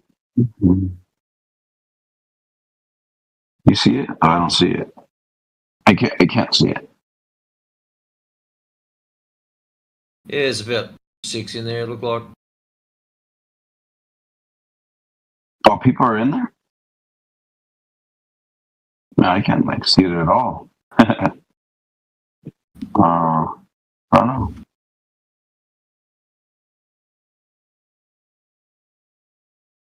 Did they rename it or something?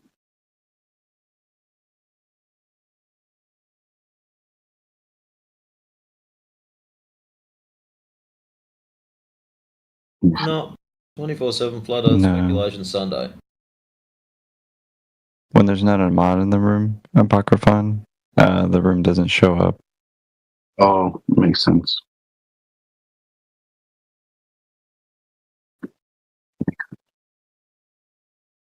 However, if you get stuck in there and a mod leaves, it keeps you in there. Okay.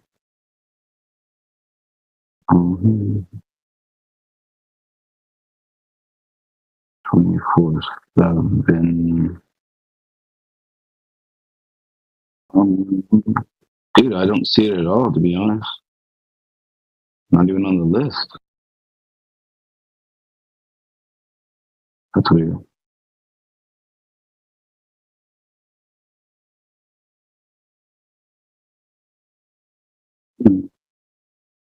Let me see. How about now? Do you see it on the list?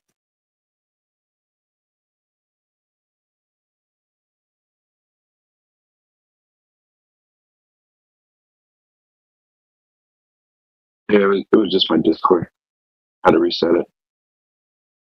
Nice. Yeah. I was like, wait, what?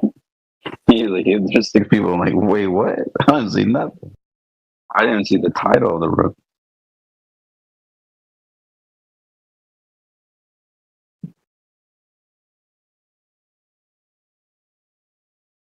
You know, I was thinking about it. The room should have like maybe the map, not the globe, as the Earth. It's a 24/7 flat Earth, but it's a globe. They should put the map one, the emoji. Apocryphon, let me be the first to tell you, shut the fuck up. Oh, bro, you better watch your mouth, kid. Apocryphon, what map? You know, like in your emojis, when you put world, you can put a globe, or you can. It shows like a flat map, like a 2D map. They have a 3D looking like globe. Like obviously it's still 2D, but they have a globe or a map when you put Earth or globe or whatever. I guess Earth.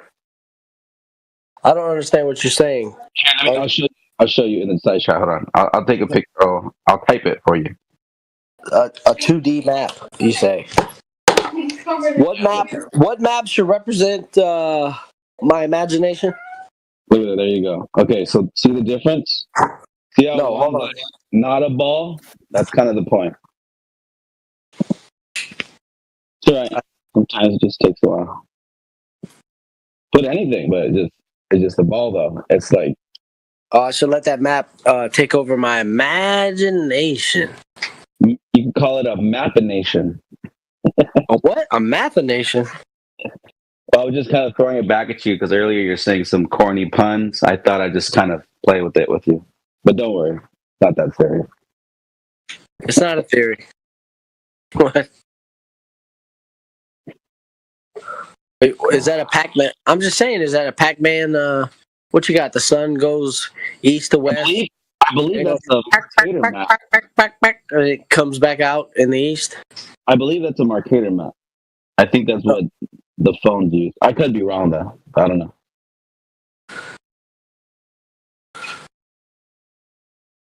Whoa, a Mercator map. Okay. Why should I?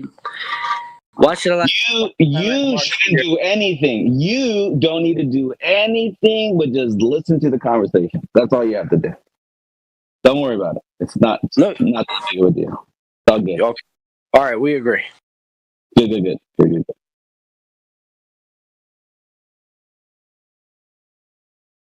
I think your conversation on was the Mercator map and how it's a flat Earth map, and that's your map.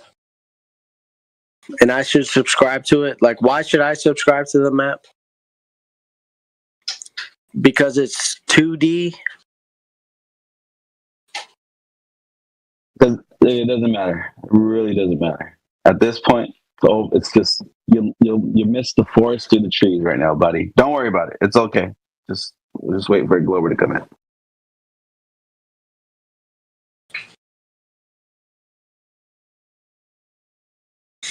Yeah.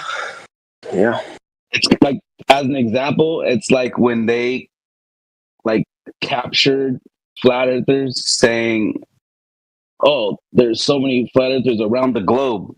It just looks stupid, right? Like it's not nothing, but it just kind of seems dumb. So that's why. So to have a globe saying flat Earth, it's just one of those things. It's okay though. Like, it's all right. I mean, we get it. Maybe it adds to the conversation. Maybe, I don't know. Maybe it helps. Maybe it does, Duke, because the globe is a flat Earth projection of the world. Like, yeah, that's true. The globe, Earth, it can't be derived until you first measure an angle. Yeah. I said maybe it is a way to start a conversation instead. Yeah. Let them know. Yeah, so the globe is flat. So is the sky. I wish we could move on to the higher things, dude. When are we going to do that? When are we going to move on to the meat of flat Earth and not just eat on the milk? What's the meat of flat Earth? What is it, man? Yeah, you said it. What is it?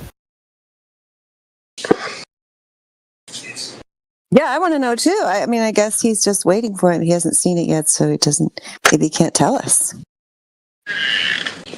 The meat Is that true, Matt? Well, the meat of it is it's how the world is built upon. It's how the world is navigated upon. It's how the world presents itself. Like, it's an obvious. It's obvious. That's the meat. The meat of the world is how we get things done. Is on a flat reference plane that's stationary. Right? We're inside. Like, okay, so the meat of the flat Earth is the who. The what? Yeah, not the how, not the why. On first or second base? So we find ourselves on a still flat inside, like we're inside here together. And it's not, the ground is not moving, right? And as far as we can tell, as far as we can like interact with the physical and natural world, it presents itself as a plane. And then what happens? What happens? And then what?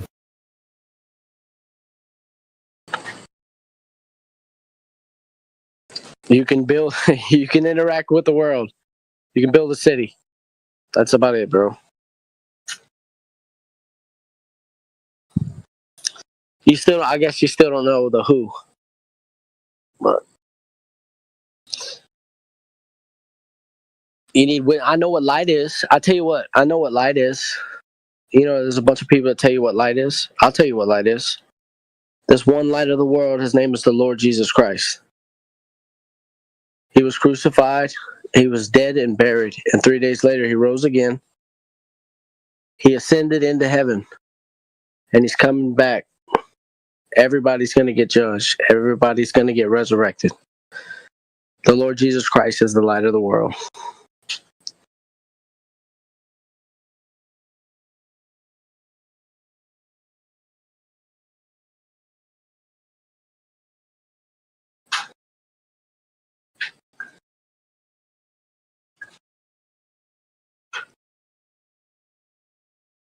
You want a citation? No, I'm good. I'm complete. So the who and the what, the where, why, and how is Jesus. So since it's Speculation Sunday, I asked the question in the chat: does light attract mass? Since they say that light is mass, and then they say mass attracts mass. Just the Speculation Sunday for Globers. Obviously, flat earthers know the answer. What is mass? Do you know the answer? Are you, as a Glober, do you know that answer?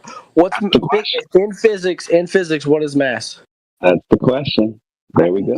No, I just asked you. For Glober, it was for Glober, bro. It was for Glober. That's why. That's the whole point. That was the funny of it. It was to ask them because they say mass attracts mass, which is they're outdated, obviously, right? Because we learned that they lied to us, and that's not the way it works. But when they say light, because you brought up light, that well, light for them says there's mass, and that's why it's even affected. They said Einstein figured that out when the light went around, left your objects in the sky. So here we are. So it was for Glober. It was to get the Glober's minds working. That way we could slowly pull them out of the brainwashing. It was how do you say it? An appetizer, just to get them going. While they wait for that. I like the cut of your jib, Apocryphon. we were gonna get them the appetizer so you can give them the meat, the full, the entree. You know? That's the way it was gonna go down. But I don't think there's any Globers in here, huh? Let me look. No.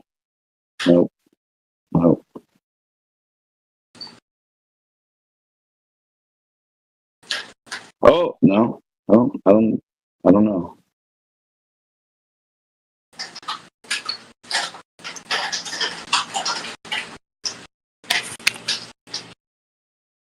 I don't think there's any. All right.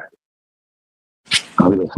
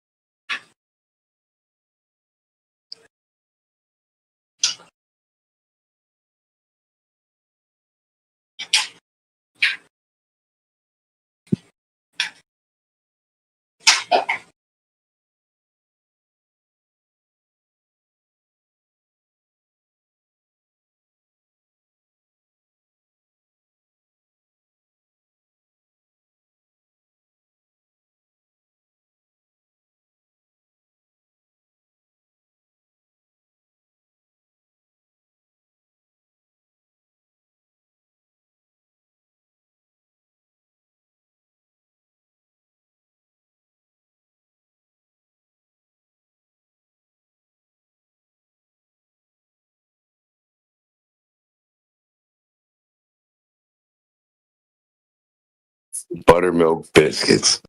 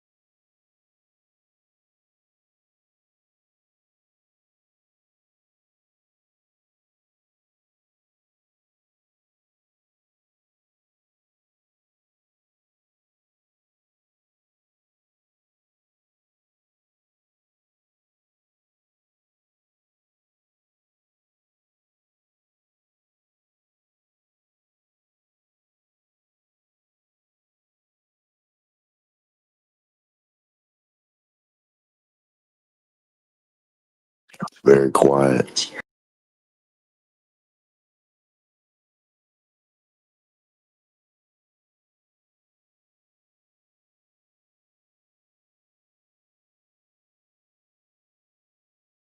Probably still hunting Easter eggs.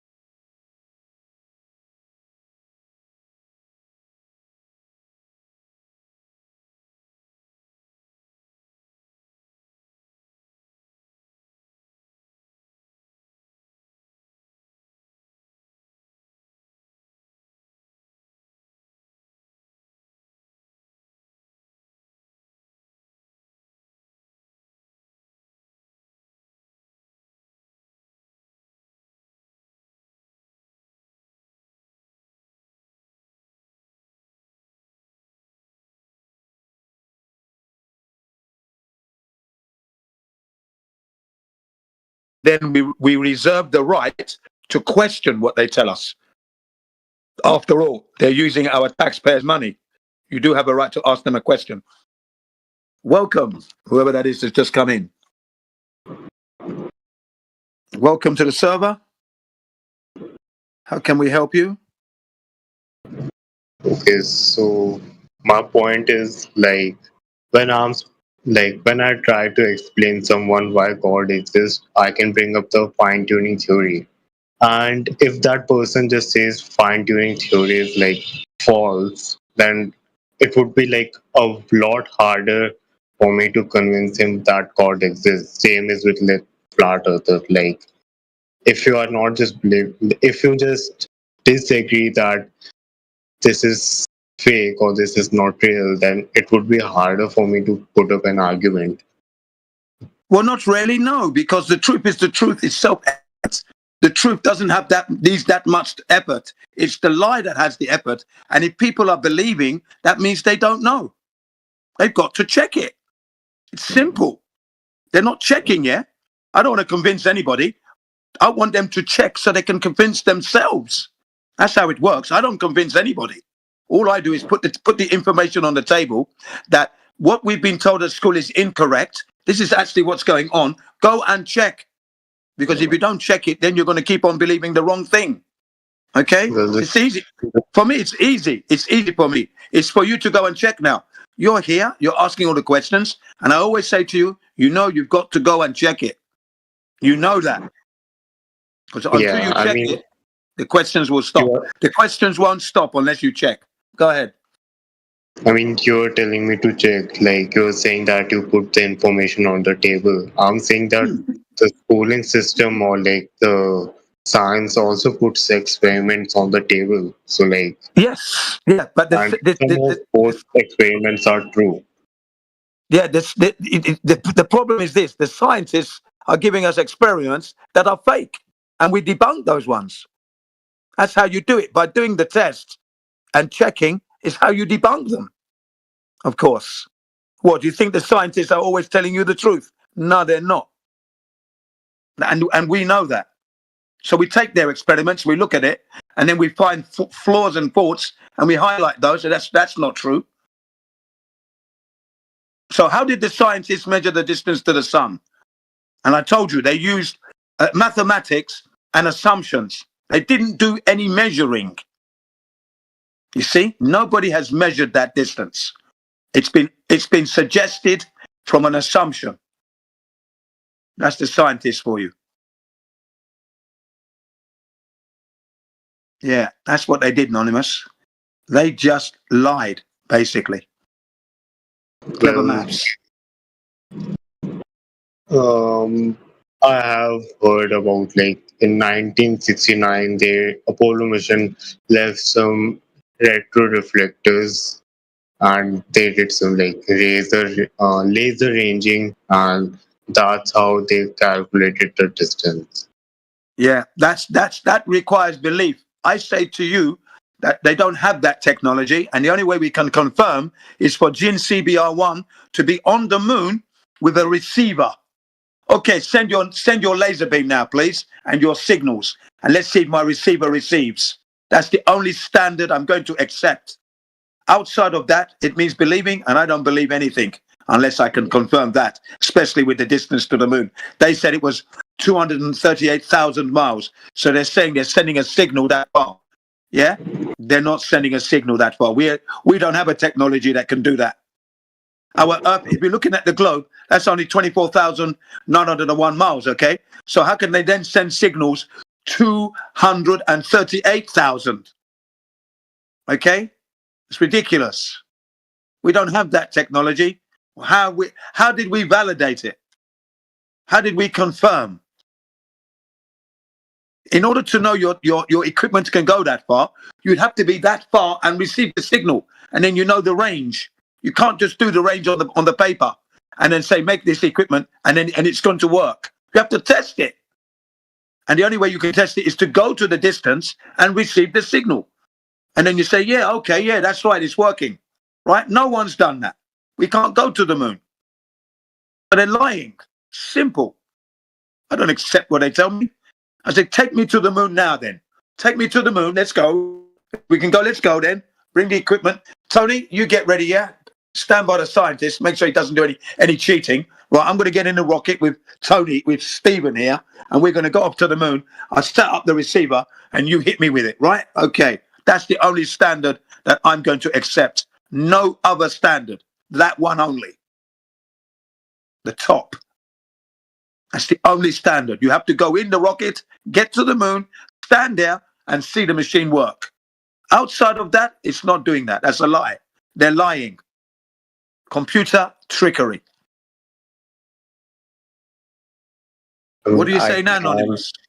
I can give you examples of proof, but you would say that You're not. it's false because Of course, it's it false. involves. It has to be false.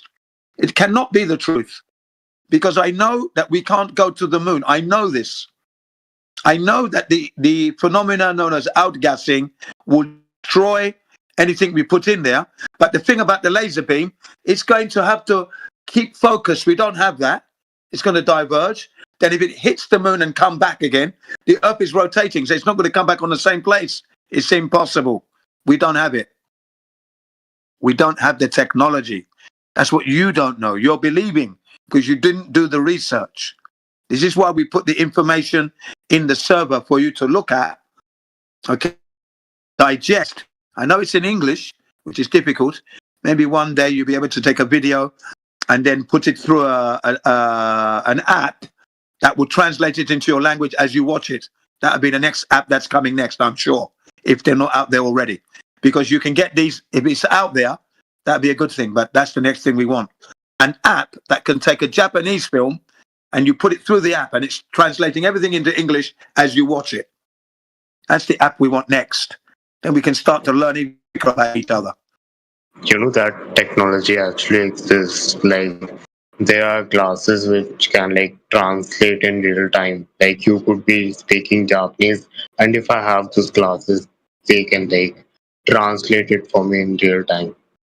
Okay, can it work with YouTube? For example, you're watching a YouTube video, you put the glasses on, can you get the translation? Yeah? I think there are apps for that, but I'm not sure. Okay, yeah. Well, that's good. And then obviously we want the one that can do it audially as an audio so you can hear it. So as they speak English, it's just going straight from English to Japanese and Japanese to English smoothly. That's what we're waiting for next. But anyway, yeah. So what I'm trying to say to you is that you can't just accept what they tell you without actually looking into it and checking. And because of the 10, I've got 24. No, that's wrong. I've got we're in 2025. Yeah, I've got 25 years because I started in 2001. So that'd be 24 years. Sorry, 24 years of research with Apollo, Moon, space. That's 24 years, and then I've got 10 years of flat Earth scrutinizing the heliocentric model and NASA and everything else. So now we know they're lying. It's not possible for them to send a signal to the moon and for that signal to come back to Earth. They're lying. Okay? And that's not how they measure the distance. They're lying again. The moon is not even that far, 238 miles away. It's less than that. We don't know the exact distance, but again, it's not 238,000 miles. So they're lying about everything. We can't trust them about anything. Lying about everything, we trust them on nothing. Okay? And they're stealing the money as well, laughing in our faces, driving the fast cars, living in the nice houses, going on their nice holidays, all from the lies at the expense of the taxpayer. When you keep believing, you keep them in the money. When you stop believing, you shut them down. You embarrass them. So there we are, okay? That's the best I can do for you for today. You must go and check. Stop the believing. It's not good. And when you speak about flat earthers, don't say we don't believe this, we don't believe that. We don't believe anything. We don't believe. We know or we don't know. That's what we flat earthers are like. Believing is not what we do. We're not living to be believing. We're living to know knowledge. And believing is not knowing. So until that day, you've got to do the research. Anybody else got any questions? Anonymous is retiring, I think, for now. He's going to fix up his philosophy book. Okay, let's check the chat.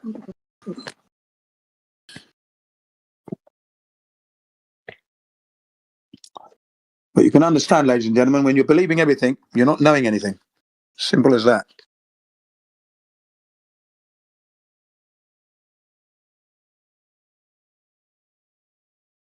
Yeah, thanks, Anonymous. Yeah, okay. Anonymous, I think, is retiring, so he's gone for now.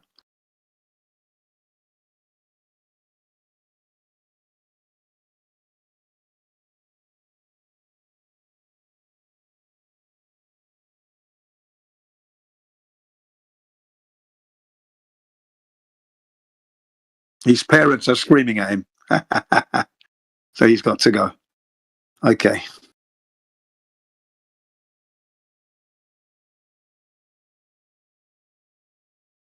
Okay, who else has just come in? Welcome, sir. How can we help you?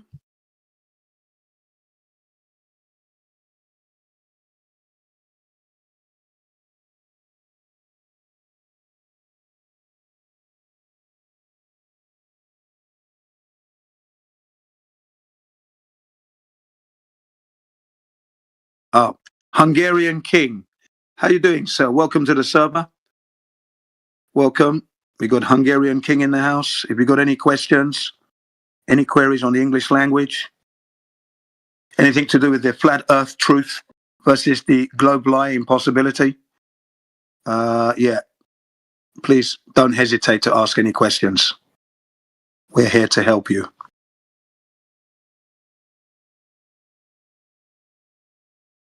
Oh, we got someone else here that I didn't see. Hang on a second. Let's have a look at this guy. Beats.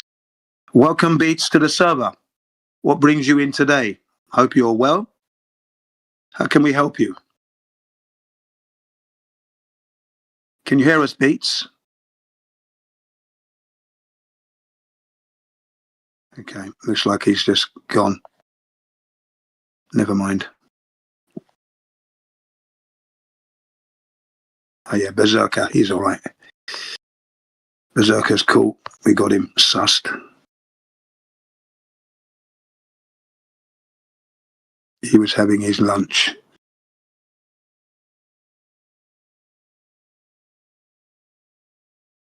I'm going a new rabbit hole, down a new rabbit hole. Yeah? Well, which one?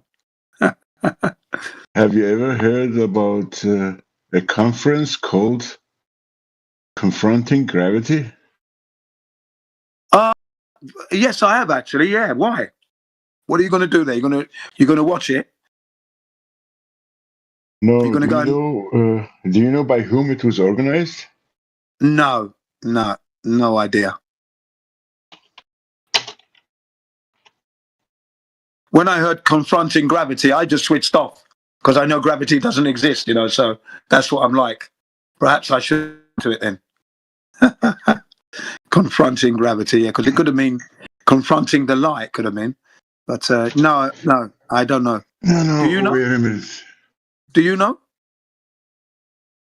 Yeah.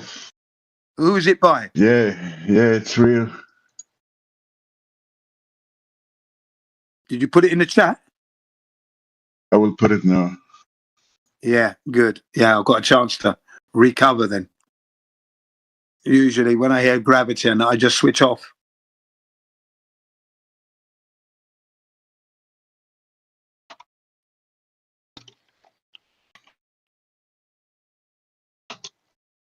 Yeah, that's okay. Anonymous, no problem. You're okay, champion. Take a look. Oh, yeah. I've just seen it, yeah. Wow. What the hell is this? Take a look by whom it was sponsored. I'm trying to see. Hang on. On the right side. Oh, it's on the right side. Where? Top, bottom? Where it says a workshop to explore fundamental questions of physics and cosmology. Ritz-Carlton, St. Thomas. Ritz-Carlton. Sponsored by. By who? Cosmology? Where am I here?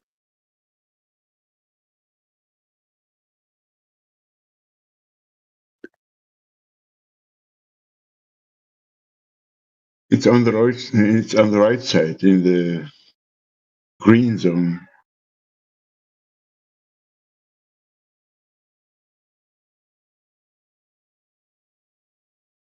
I'm seeing Circa. I'm not seeing where you're talking about. I'm seeing Case. Right? Just start from above where it's green. In the green box, It says a workshop to explore fundamental questions in physics and cosmology. Yes, that's right. Yeah. Then it says Ritz-Carlton, St. Yeah, Thomas. Ritz-Carlton, St. Yeah. Thomas. Then sponsored by USV. Yeah. Go ahead. USVI. Yeah, go ahead. March 16th, 20 till 21, 2006, right? Yeah, 2006. Yeah, that's a long while back. Yeah. Then sponsored by the. Hang on a second. What's this? What, Epstein? You're joking. Wow. No, I'm not joking. Wow, really? This is a mad world we're living in. Let's see what you mean now. Going down a rabbit hole. What's he got to do with this stuff? What's he got, I have no idea. What's he got to do with this shit? Ah, this is a joke, man. This is a joke. No, it's not a joke. There is also someone who is called Eric Weinstein, and he's talking about it. Wow. And he's talking about that. Yeah. This is Eric Weinstein. Yeah, you can watch it on YouTube. Found it now. Eric Weinstein is a scientist, and he said that this guy who was obsessed with gravity and knew some studies which Eric Weinstein was doing, which he has not yet published. Right, he hasn't released it yet. Hasn't released his findings. Yeah. I see. God, what? How does Epstein get into all this? That's crazy. Yeah. This is the man that is a paedophile, pedophile. Yeah. He's dead, isn't he? Well, he's meant to be dead. I don't think he's dead though. That's the funny thing. Something I don't know. Yeah. They say he deleted himself. Yeah. Yeah. I don't accept. I think he's alive. But we can't say more than that. That guy sponsored this conference, and there were names like Stephen Hawking, I think. Yeah, Stephen Hawking. Yeah, Stephen Hawking. I remember him as well, yeah. Cambridge University. Lawrence M. Krauss. Oh, I know Lawrence Krauss very well. He's the guy that said this. Listen to what Lawrence Krauss said. We know what happened in a billionth of a billionth of a billionth of a billionth of a second. We know what happened. Those are his words, quote unquote. Yeah, sure. Lawrence Krauss. We know what happened. We know what happened, he said, in a billionth of a second. How could you know what happened in a billionth of a second, yet a billionth of a billionth of a billionth of a second? How would you know what? You can't measure it. This is how crazy they are. How can you a billionth of a second? What does that look like? Come on, man. Come on, ladies and gentlemen. Not even, you can't measure a millionth of a second. 1 millionth of a second. What would that look like? Yeah? Can we measure a millionth of a second? No. I don't think so. No, thousandths of a second, we can do that. Then, we got it down to a thousandth of a second. A millionth of a second, no. A billionth, impossible. Come on. Yeah. That's Lawrence Krauss, by the way. Yeah. Something came from nothing. Nothing. It exploded and something happened. It exploded. I found a link. That this thing was not fake. It's real. A link, an article. Yeah.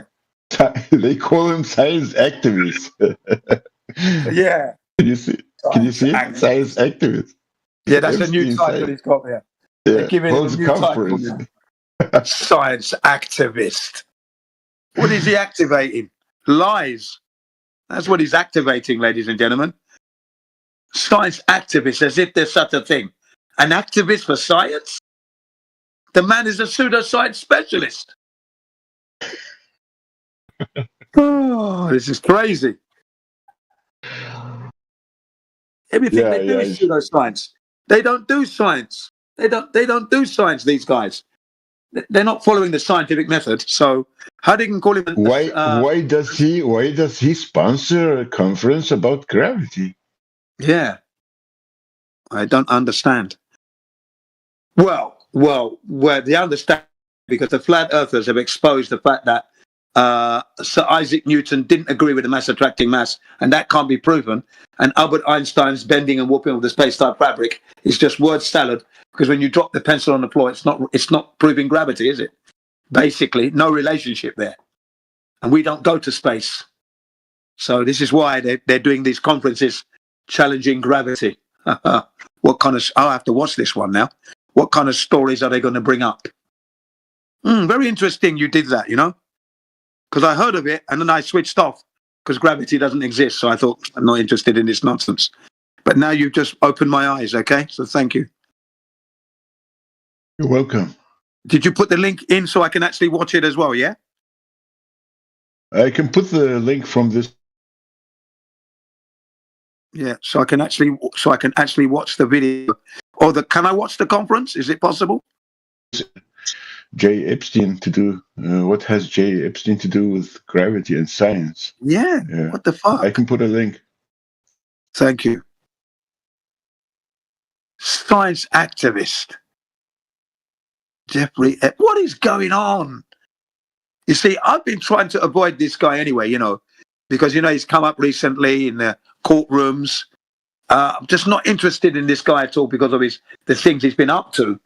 I've been avoiding him. Me too. Definitely. Me too. That's why. Me too. That's why I didn't want to speak his name out because I was not sure if. But the maths are okay. This is a rabbit hole. I'm not sure if the server, if that. How do you call it? If that's against the terms of use. That's why I told you just read it. I just posted the link of the video from the scientist who is called Eric Weinstein, who was complaining and asking the question, what has this guy to do about?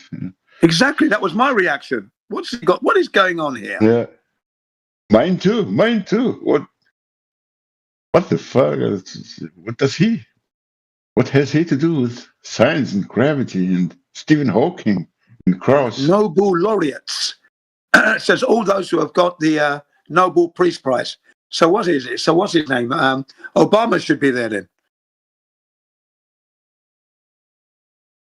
Wow. Strange world. It is a strange world. It is messed up. To define, they're going to try and define gravity. That's what they're going to try and do in this conference, to define gravity, because it hasn't been defined. There you are. PDF files will try to define gravity. Crazy. Okay, let me get this one up now. Thank you very much for the link. You're welcome. Yeah, Berserker. Berserker's gone berserk. I was surprised too. What the hell? I just found it yesterday in the night. Then I slept, and now I just wanted to check it because I thought, me too. I thought too that it's just a joke. Now I'm looking. No, there are links about it.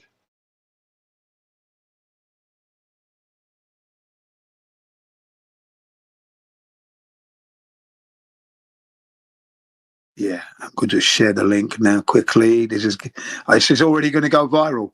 I'm already sharing it with my other contacts. Yeah, thank you, Berserker. You know, good present. No problem. It's a good present you did there, man. Appreciate that. Yes. Very interesting. What the hell? Yeah, Jim, are you talking about the video you posted it in the side chat? Well, I didn't post it. Berserker posted it. Yeah, that video. Yeah. Oh, I'll check it out later. Check it out. Yeah. Click on it now because don't lose it. Click it now and get it. You know, bookmark it or do something because it can easily go. I've got it now. I've got it in my own G's Flat Earth. I've got my own G's Flat Earth server. You see, so everything's in there. G's Flat Earth. Yeah. I'm never at home because I'm everywhere else. But one day I'll have a party there one day and invite everybody to Jin's Flat Earth server. I do have one. And a VC and everything, all set up, ready to go. I've had it now like 2 years. I've had a few discussions and debates in there. But I'm always out and about, you see. As I was in London. As I am here in Japan. Out and about. Yeah, Berserker, thank you very much. That is going to be an interesting thing to watch and listen about. Wow. Who knew? You're welcome. Yeah, the Americans, they say, who knew? You're welcome. Yeah, who knew? Who knew? That is very appropriate for this situation. Who bloody knew that? Wow. I'm having to pick my jaw up now. My jaw was on the floor.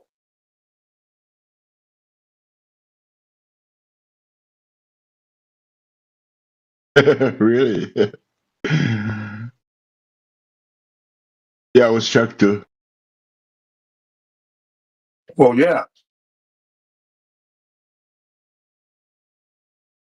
Can't believe such a character was, would be involved in such a thing. No connection. I don't see it.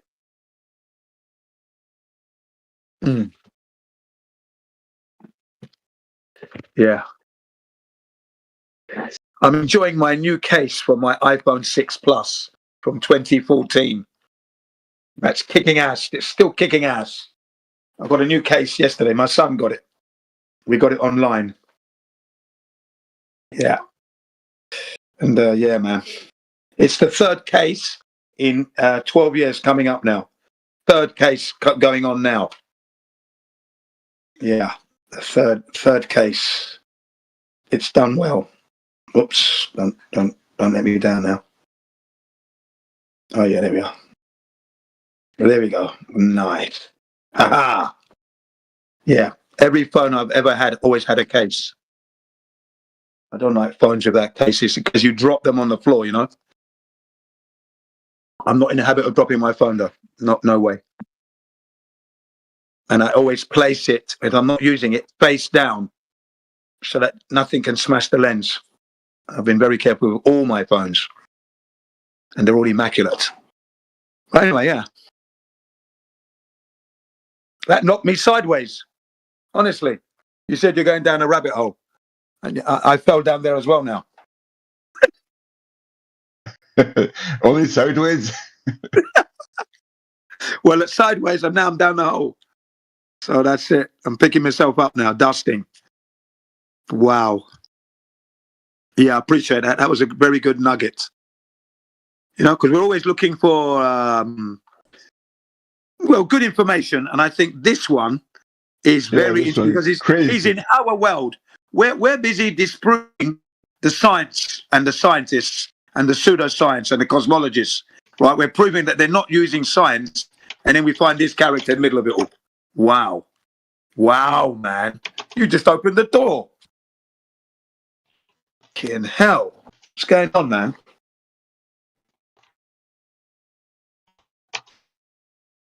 Yes. In Japanese, they say Shinjiraranai. Shinjiraranai. That means I can't believe it. Yep. Okay. Shinjiraranai. I cannot believe it. That's strange. Lawrence Krauss.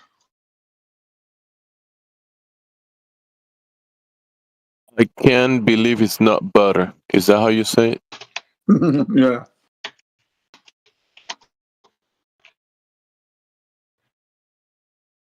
And the other one they say is, hang on.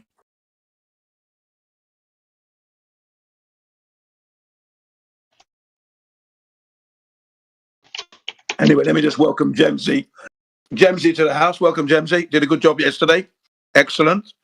Now, this is what the Japanese also say. They say, arienai. Arienai. That means it doesn't match. Him being in that situation doesn't match up, doesn't make sense. Arienai. Hey, Jamesy, what's up? Hey, Berserker, Gene CVR, how you guys doing? Thank you very much. Hey, We're doing what's very up? well, Thank sir. you. Yeah. How are you doing? We just found out this crazy thing. Have you ever heard about the Confronting Gravity conference? No, what's that? Look in the It's in the chat. chat box. Yeah, look in. Sponsored by Jeff Epstein.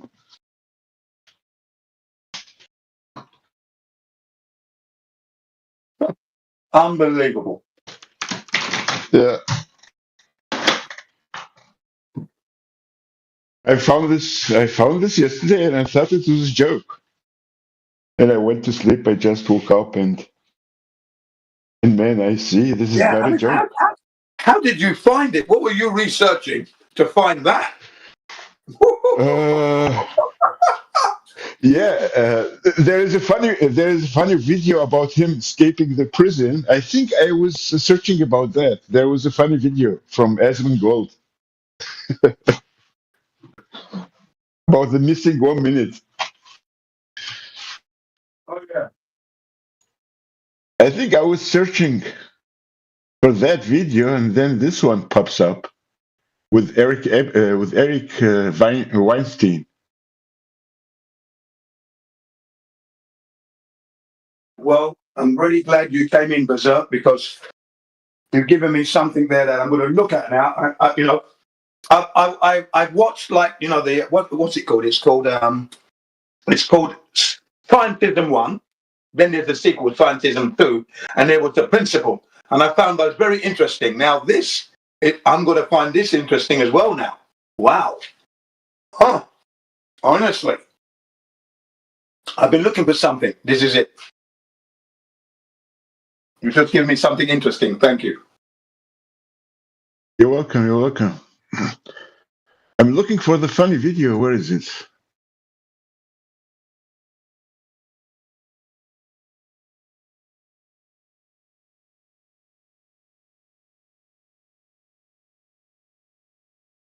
It looked like it was people in high standards, like noble laureates. It was like high people in the religion. Yeah. Stephen Hawking, Lawrence Krauss.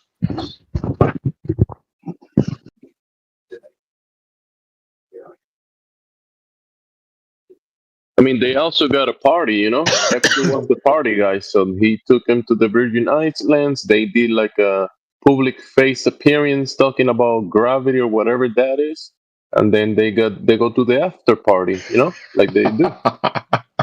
Yeah, then they go to the after party. For sure. But that one is not televised, Yeah, that's only for Jeffrey, for private investments. Yeah, private investments. You have to have a special bank account.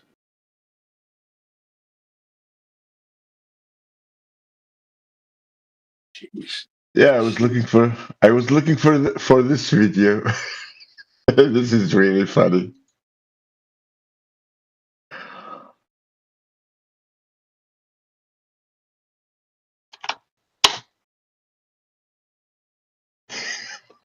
I was looking for this video in the chat box.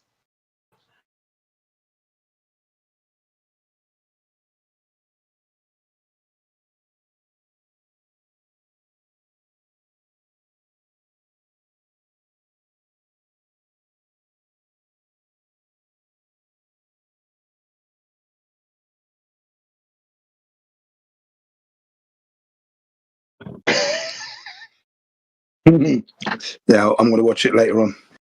Don't spoil it. Okay, it's funny. What was I going to say? Yeah, funny story. I got a funny story. My brother in London, he bought I think he said it was 3 years ago. Let's say I think it was 3 years. He bought a mobile phone and it burnt out today. 3 years and it burnt down. And it cost him £900. That's a lot of money, and it's not working now, right? So what happens? He's got his old phone, his old Galaxy, and he's called me on the old Galaxy via Skype. And you know Skype has shut down, hasn't it? Skype is no longer supporting it. My phone and my brother's phone, we're using Skype. Mm-hmm. Yeah, because I always left myself online. I never took myself offline, yeah? And then I had to update the Skype, but my iOS isn't up. In fact, I couldn't update my phone because I'm on iOS 9, and I need to update to iOS 12. Okay, now, so Skype is no longer supporting iOS 12. So there's no point in me updating anyway, yeah? So I used the Skype until they stopped. But I kept myself online, yeah? And now my brother called me on Skype today, telling me how his phone is broken down. This is his spare one. He's going to have to get a new one maybe in October. The point I'm making is that we're still using Skype. Even though we've got the new system called Teams, I'm still able to use the old Skype, which is like, I thought, brilliant, man. It's like we circumnavigated their technology somehow. And we're using Skype still. Yeah, I was never able to afford an iPhone or an expensive Samsung Galaxy, but I just tried 7 years ago. I tried Xiaomi. Do you know Xiaomi? This is the Chinese pronunciation. The Chinese pronunciation of Xiaomi. Yes, I know so them. It is written Xiaomi, Xiaomi, but the Chinese call it Xiaomi. So I will say Xiaomi. And Huawei as well, isn't there? Huawei? There's another one. Huawei. Yeah, but Huawei. It's written Huawei. It's written Huawei, but the Chinese pronounce it Huawei. Strange. I know. But I wanted to say, I bought 7 years ago or 8 years ago, Xiaomi Redmi Note 8 Pro, 7 years ago, and I never had a problem with it. It fell very often from a height of 1.5 meter or 1 meter and 1.2 meter on the concrete very often and slided. And I didn't even have a scratch on the display because it was Gorilla Glass 5. So it was really great, and it was not expensive. It was 180 euros. Okay. And they are very comfortable. They even have more in the settings. They have more options than Galaxy. So why should I pay $600 for Galaxy when I can get it? But now Xiaomi Redmi is getting very, very expensive because they are even getting much better than Galaxy and iPhone. They're rivaling, you see. They have a new model. I think it was Xiaomi. They had a new model which has the best camera in the world.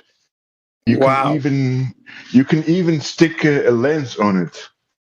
And it's even better. It's even better than Nikon and Canon Pro cameras. So I've seen those cameras where you get the adapters that you can fit onto the lens, and now you can really take some really good pictures with them. No, with this smartphone, you don't have to adapt it to the lens.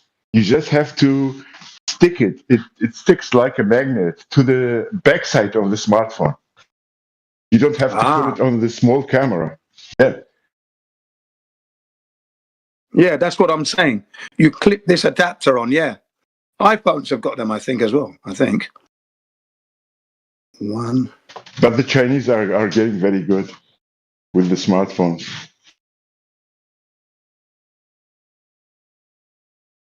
Yeah, the Chinese are rivaling. They're rivaling the Yeah. iPhones now.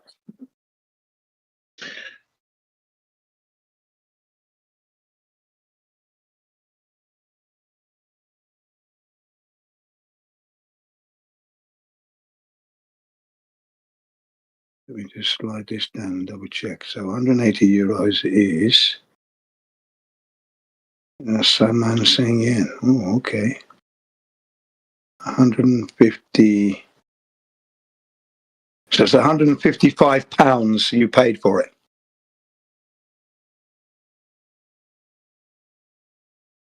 Yeah, I don't know how you convert euros to pounds. Is pound? Yeah. Has pound fallen so much? Well, yeah, it's dropped a little bit, only a little bit, not much. 10 years ago, or 15 years ago, 1 pound was 1.8 euros. Okay, well now, 180 euros is the equivalent of 155 pounds, roughly. Yeah, so I bought And it then for 150. Yeah. And then But you've got the that United was- States, just over $200 in dollars, 200 and Exactly. Yeah, exactly. $5. But that Yeah. was 8 years ago. Yeah. So 8 years ago, you would have paid a little bit more then, in Yeah. pounds. Yeah, 150 pounds. It was the best smartphone I had. I had never had a problem with it. Where is it now I- then? Yeah, I sold it and I bought another Xiaomi Redmi Note 13 5G. Again with Gorilla Glass 5. When I buy a smartphone, I always buy at least Gorilla Glass 3. When you prefer the Gorilla Gorilla Glass. Glass, you stick it. No. The display comes with Gorilla Glass 5. Ah, right. Yeah. Now, Yeah. I have to buy that as an extra accessory when I buy the case, sometimes with the case, or you buy it separate. I bought it separate on this phone. So on the iPhone 6, I bought a Gorilla Glass and I sealed it on. That's not good. That's not good. That's not better than. That's not as good as the ones which come as Gorilla Glass. Because I bought another Xiaomi, which had Gorilla Glass 3, but it was stick on it. So the original display was not Gorilla Glass. The Gorilla cover was stick on it. But Gorilla Glass 5, Gorilla Glass 3, it can't be broken when it falls from 1.5 meter on a concrete or 1.8 meter, but it could be scratched. But Gorilla Glass 5 cannot even be scratched. Okay, that's right. That's nice. Did you have a case for it or no? No, I didn't need a case for it. because it's brilliant. because it's scratch resistance. Yeah, well, that's what I want. You know what I mean? No. I've got 1 or 2 scratches on the lens here, but it's not. And I mean, just 1 or 2. You know, it's as good as new. This thing. Because I always think, why should I pay to repair the display if it's not Gorilla Glass and it falls once? So when I buy Gorilla Glass 5, I spare the money to repair it because it doesn't break. Yeah, of course, that's the smart way to do it.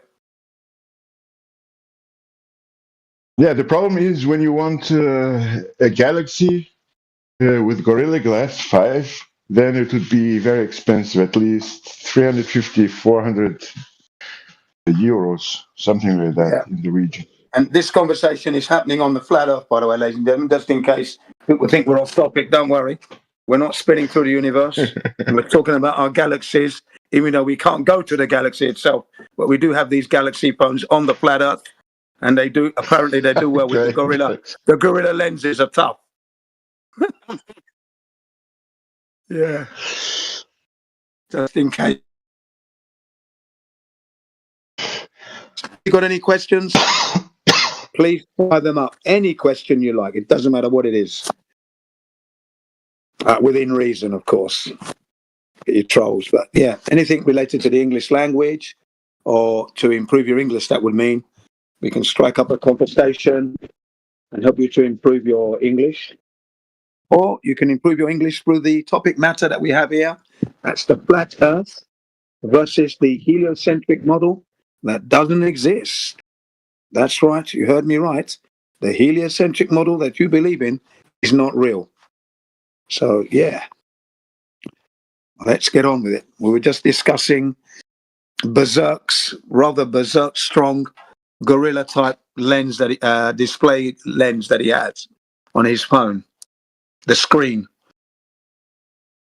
anti-scratch proof, so it doesn't even get scratched. You could literally jump a gorilla onto it, and it'll still be there looking at you. Try harder. Is that all you got? Okay. Yeah, how does that work on a globe? Exactly. Yeah. I was thinking today, right? Earlier on, I was talking to my student. I said it's really good that when because she came on the Discord last week. Okay, I said, you see how good it is when you're on these Discords, right? And you're talking to people from around the world, Europe, yeah, Iceland, Germany, Australia, New Zealand, Africa, South Africa, even. Then of course you've got the Americans and the English, but then the Europeans come in as well. And you know the earth is flat when you hear all these people. Brilliant, man. And that time zone difference. It's good. Good to be alive. Yeah, good to be alive. And I'm glad I'm keeping up with the technology. I'm glad. Still making some rookie mistakes now and again. But that's okay, I'm glad I'm still with the technology, man. Still hanging on. And I'm, look, I'm using I'm good at the technology. If I'm using a phone that is 11 years old, 11 and a half years old, it's going to be 12 this year. My phone, 12 this year. I've got the iPhone 4. It's still working. Original battery. Right. The only reason I'm not using it because some of the apps don't work on it now. They're not being supported, unfortunately. I called it my best phone I ever had, the iPhone 4. Still got it, still fires up. Looking neat. To look at it, it looks like I only bought it yesterday because it lived its life in a case all the time. It was never out of a case.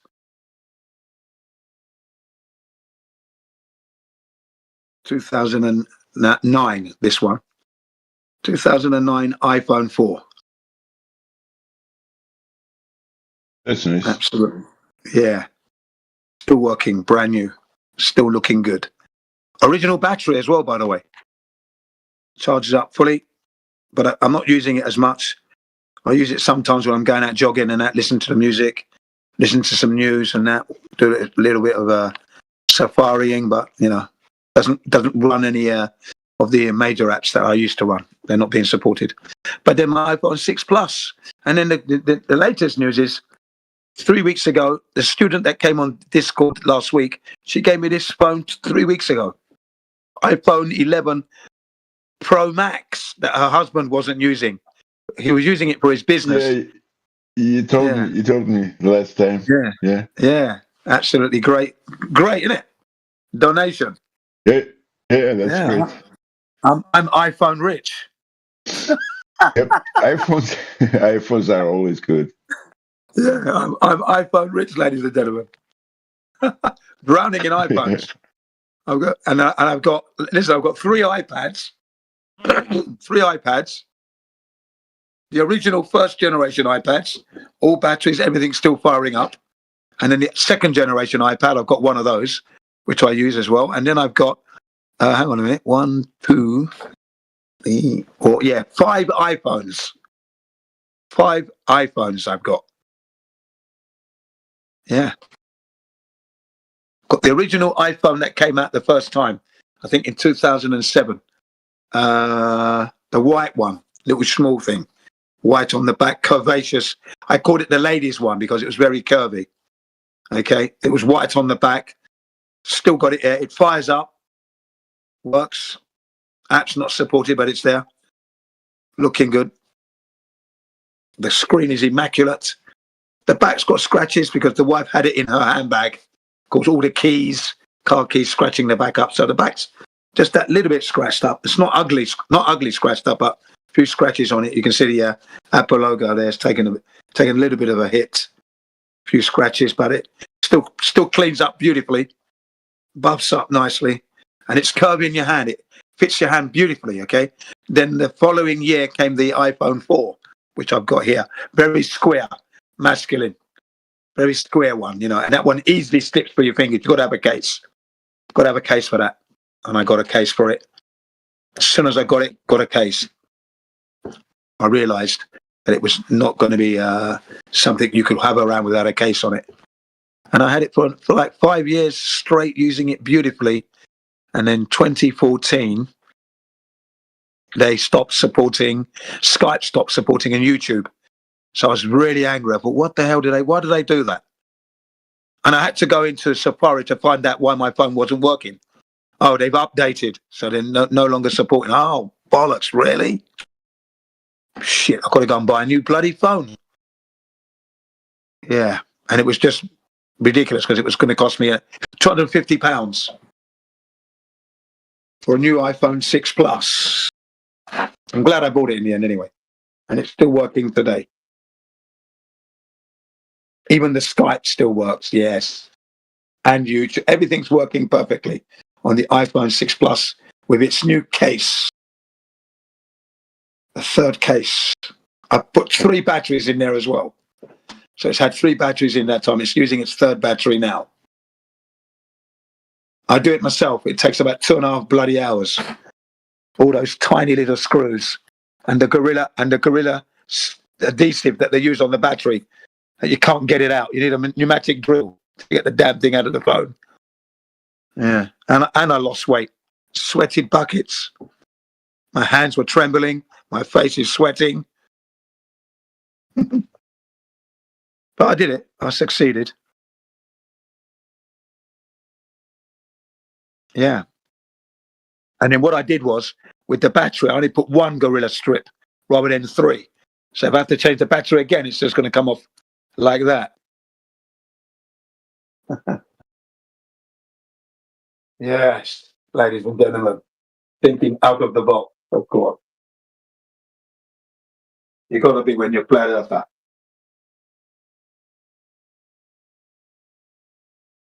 Ooh. Oh, it did. Look at that.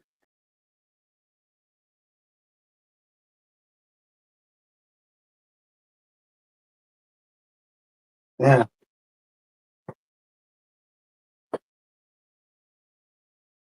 Oh, right. What's this stuff? Bloody hell.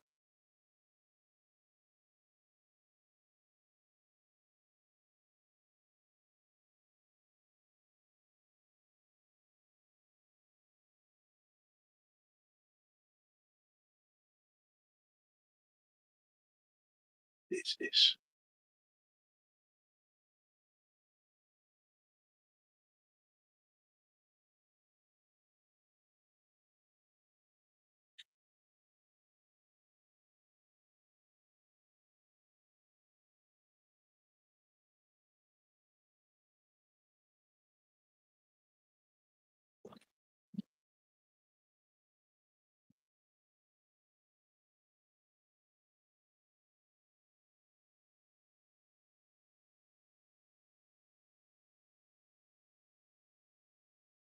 Right, it's 2 a.m. now. So what I'm going to do is I'm going to take a break. Take a break from the server. I'll be back later on. I'm going to watch that video now.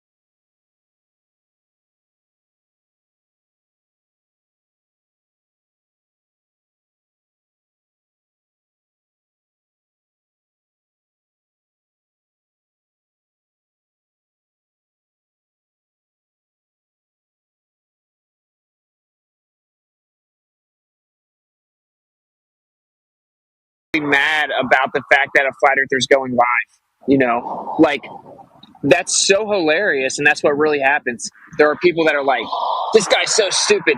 Did you see he's going live?" You know, like playing off of like the really funny stuff that happens would be a game changer in my opinion.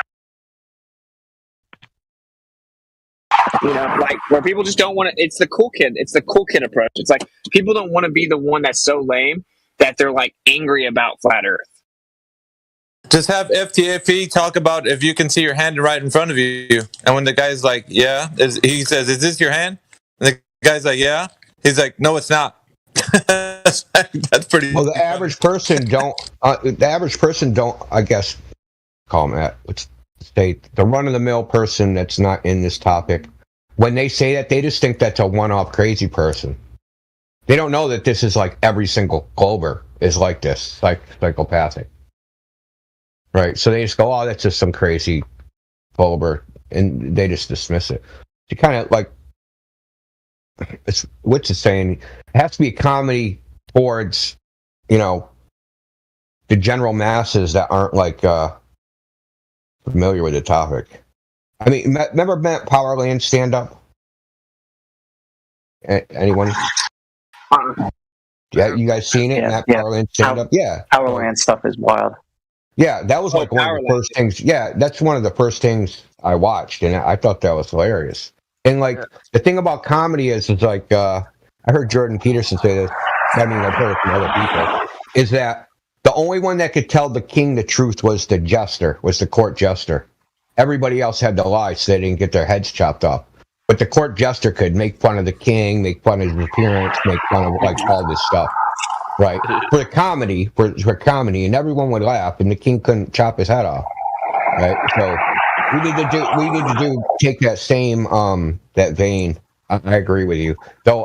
Freaking TikTok makes me fucking cringe.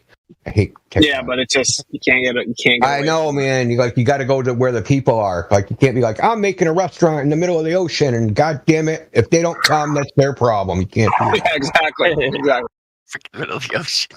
Restaurant in the middle of the ocean. And I understand why they don't care. They look at it like the boomers don't get it. Because when you go to TikTok, if you start watching the right videos, you will just like get lost in gravy. There's so much like incredibly interesting stuff on TikTok, and you know you're going to get like a real concise presentation with visuals, whether that be the old world or whatever. So I get why from their perspective they're like, "Oh, they just don't get it."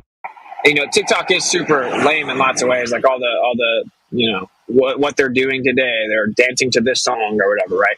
But yeah, that's not the shit that bothers me. The shit that bothers me is the algorithm and how the algorithm, the interaction between you and the algorithm is the algorithm's feeding you what it thinks you're gonna keep swiping. That's its motivation, right? That's how they programmed it. It's designed, whoever you are, your individual profile, whatever makes you keep swiping, it's going to feed you. And you're training it. You're training the AI, and the AI is training you, and it's finding the best way to serve you videos that will keep you swiping on video after video after video. So I don't like that part about it. Oh yeah, but you can of course know why they did that. I mean, they want user retention. They're trying to make some money, man, and it worked, right? Like you know, it's working. Also, like the low attention span shit, I'm not a big fan of either. Yeah, with TikTok too. Yeah. With TikTok, it's very important to get them interested immediately when they first see the first image of your TikTok, because if they don't like what they see, they're swiping immediately. Yeah, that's why Caleb blew up, was because he has this like huge smile on his face every time, and he's just so like enthusiastic. They're like, "What is this guy talking about? Why is he so excited?" So like that's why Caleb keeps blowing up on TikTok, because the first second you see him, you're like, "Wait, what's got this guy looking like that?" Even without the visuals, just how he is. So you have to think, if someone sees you for 2 seconds, you have to capture their attention. And yeah, that's annoying. But it's just he always starts with a question or a provocative statement. And I'd say the other thing about him is that the screen just like pops up and he'll have some background and it's almost like a morbid curiosity, like what the fuck's this guy on about? It's like you're waiting for, it's like, it's when you drive by a car accident, you can't not look.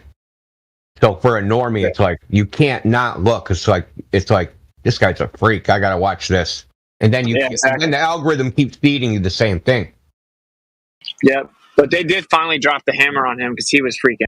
He was getting like hundreds of thousands of engagements within like an hour. So they axed him like 3 times. Now he's shadow banned, but what can you do? Yeah, I think they shadow banned me on Twitter, man. It's been frickin'. I keep getting like notifications, but then when I click on it, there's nothing there. There's like nothing. It's really weird. It's only happened like in the last 2. So when Musk took over, I know I was shadow banned before that, but when Musk took over, you can look at the analytics. It like did a fucking hockey stick, and then I haven't looked at them lately, but I just noticed that like way less like interaction on Twitter. Like even the Globers aren't even responding to my bullshit. Yeah, just like I got Yeah, have you seen that video where the guy's head disappears? The NASA video? Yeah, I posted it. Yeah, so I posted it on Twitter. I didn't get a single reaction to that video. Not a single thing. Not from a Glober, and Globers follow me, right? So I got like, because they're always, because they're stalkers. You know how that goes. So not even they responded to it. So I like have to be shadow banned in some way. Yeah, that's crazy. I haven't even like ventured over to Twitter. So I just assumed it was all BS. And that's not, that I'd still be shadow banned, but I may do that too. I think I should like cast the net, see what happens. I don't know. But if you're being shadow banned, then I'm probably going to be shadow banned. I don't know. Yeah, it's very recent. It's probably like within the last week or 2. I'm going to look at analytics. Dude, I don't want to jinx this, but there's actually a possibility that we get a convo with Elon lined up, even if it's just his Twitter space. So that's actually a very real possibility at this point. It's pretty crazy, huh? Is there a way to find out if you're shadow banned? Like, use a sock account and see if you can find yourself. Well, if you're not in the light, then you're in Yeah. the shadow. So there you go. 28-day summary down. Impressions down 37%. Profile visits down 60%. Mentions down 66%. Followers up 4. That's kind of odd. I don't really follow. I don't really care about the analytics. I don't really go on Twitter to bash on Globers. Indio, just put a comment in and send one of us a link, and we'll go and have a look to see if we can see it. Well, I mean, you'll be listen. If you're like subbed to me, you can. I think this is how shadow banning works. That if you're subbed to the person, you can see it, but like it doesn't go out. What do they call it? There was a name that they had for it. It's not pushed out to everybody. Yeah. It's suppressed. They're never going to see it. Well, they have to really search it. Even if they try to search it loosely, it probably won't pop up. They have to search it exactly. I've got a few accounts, man. I could have a look for you if you want, bro. Put a message up. I'll jump into one of my other accounts I know isn't subbed to yourself. And that's the weird thing, because I'll use like the hashtag Flat Earth or NASA Lies, and there's a lot of people are like subbed to that hashtag, or they look for that hashtag. And usually whenever I post something, some Glober always has something to say because they can't shut up, right? They can't contain themselves. So that has not happened in like 2 weeks, 3 weeks. I don't think I've had a single Glober like reply to me using the regular hashtags. So it's just weird. Uh-oh. I probably Something completely changed.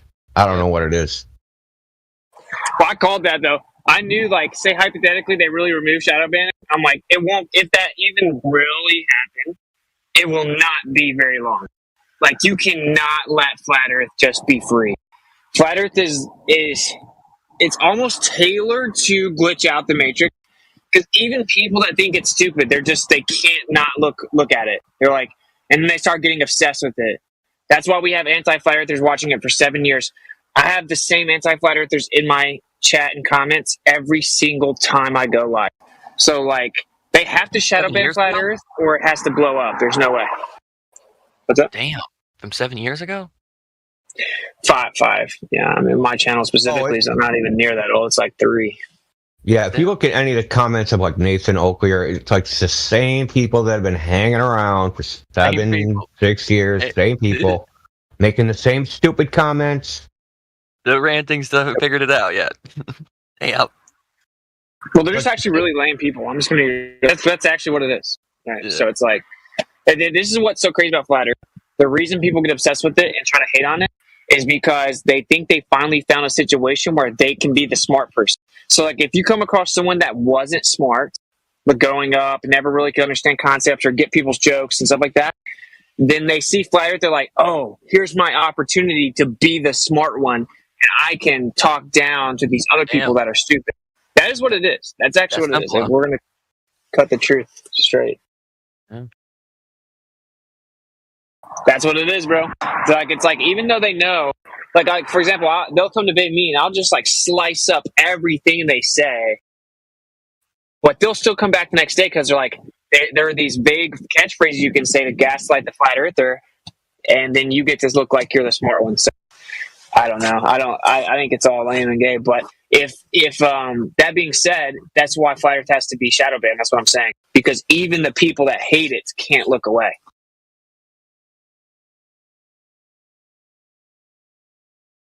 What's interesting too is you ask them, what is it? Why you filled with so much emotion, so much hate? Can you tell me what you're mad at?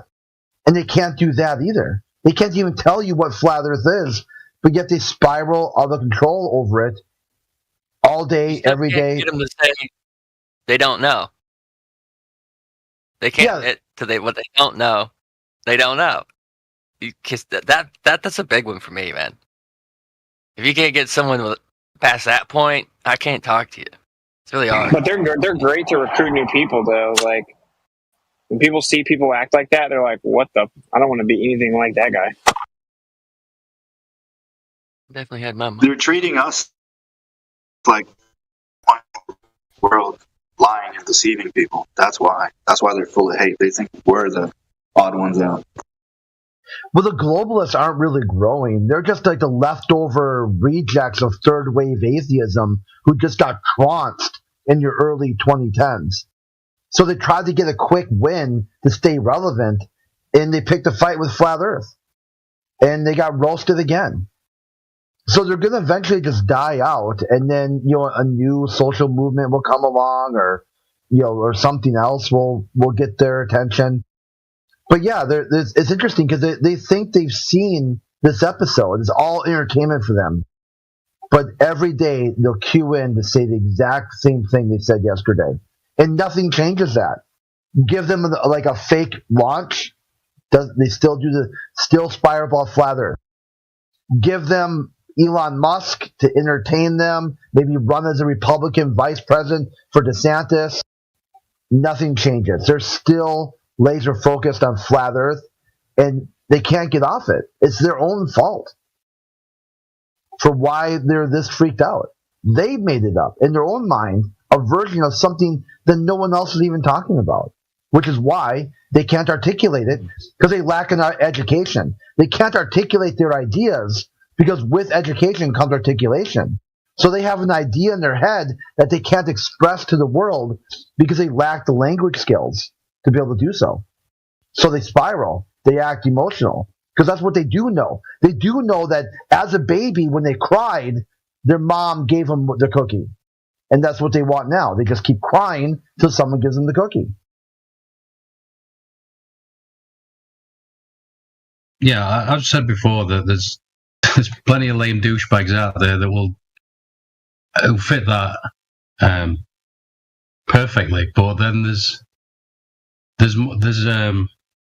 maybe I'm being overly cynical, but I'm sure there's something deeper as well. People like Matthew, for instance,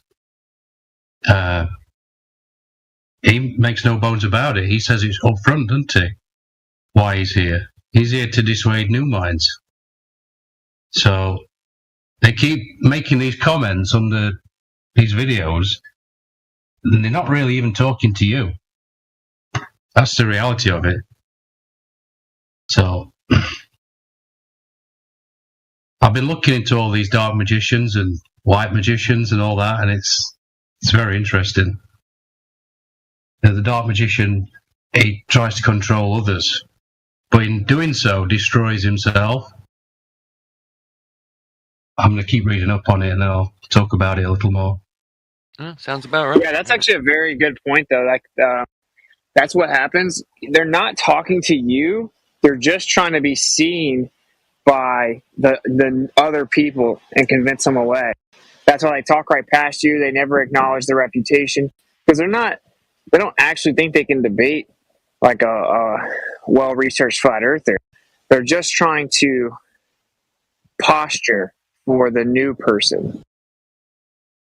Yeah. Right. So. And it really sucks when they don't even like hear what the hell you're saying. Like they'll be talking, and you'll be talking, or one of our guys will be talking, and they didn't even hear the question. It's actually a pretty brilliant tactic, right? Because a lot of people go to the comment sections before they watch a video. So, or like right at the beginning and pause it and go read. So what this one guy's example on my channel for like a year now, he spams like 7 different comments, big, long, drawn out things. And they're like, it's like, there's the illusion that it's relevant to what I said, right? And how I'm wrong about everything I said. And he's like, we measured the aberration this way, this year by this much. And Witsit said this, and he'll blatantly lie about what I said, blatantly lie about it. And it's in like a big long paragraph, but it's like, if the person didn't watch the channel or the video and goes and reads it, he's like, oh wow, this guy just smoked him. I don't even have to watch it, right? He was wrong about all this stuff. And he would spam and spam and spam. And then I would just respond and refute everything he said, and he would never acknowledge it. So then I told him, like a week ago, I'm like, look, you just lied about what I said in the time zone video. You blatantly lied. You said I ignored that there were these time zones, and literally in the very sentence you're talking about, I specifically talked about them, showed them on the screen, and pointed them out. So you're just blatantly lying for the people that read it. So either concede that you lied and that you're wrong, or I'm going to hide you from the channel. And I was like, if you don't respond, you're also going to get hidden. Because this is after like a year. I'm saying all this to say that when I finally hid him, so when you hide the user from the channel, every comment they've ever posted disappears. And he got so triggered, he made a different stock account, came in there and was like stalking everyone else's comments, replying, talking about it. And I'm like, oh, so this proves the theory, which is the reason that you're here is to try to dissuade other people that are interested.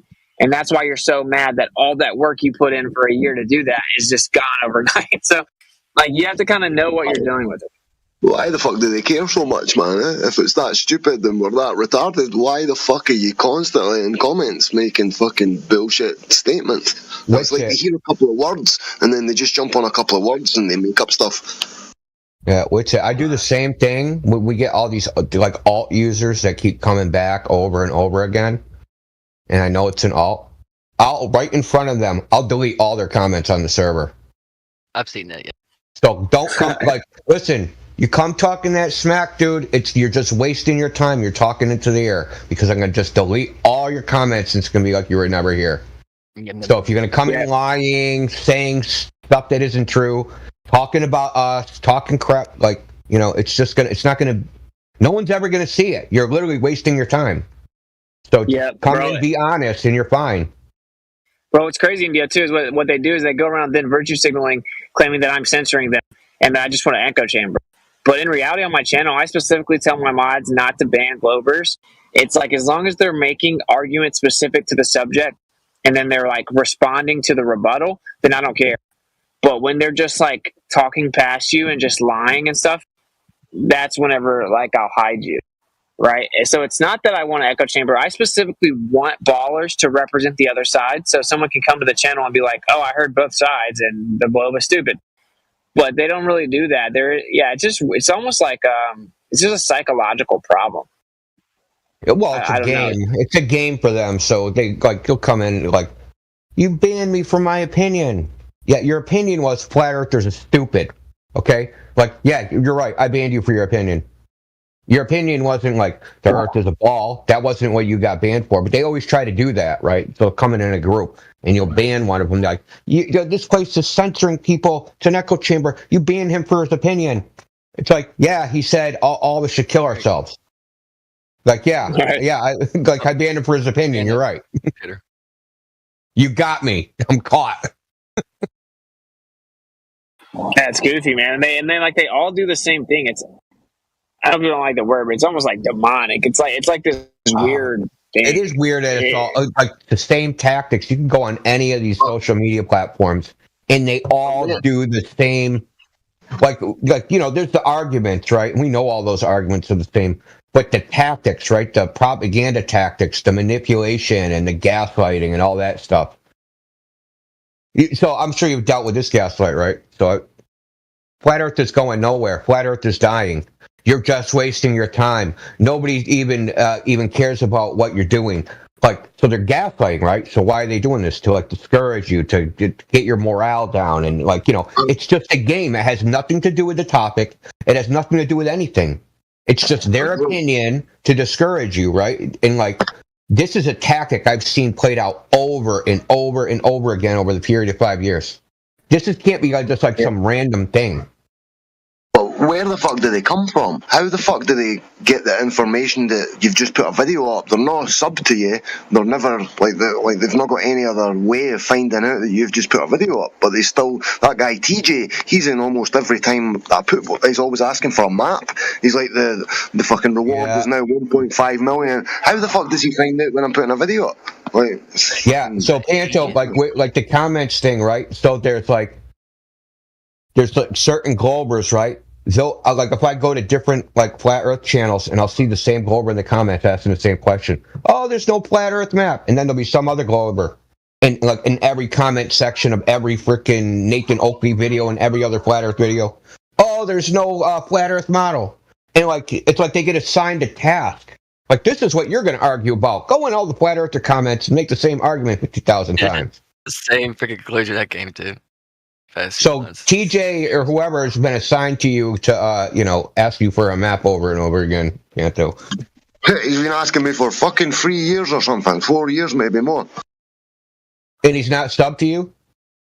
Nah, he's not sub to me, man. There was another guy, I can't even remember his name, but he was constantly in my comments as well. I had to fucking hide him as well.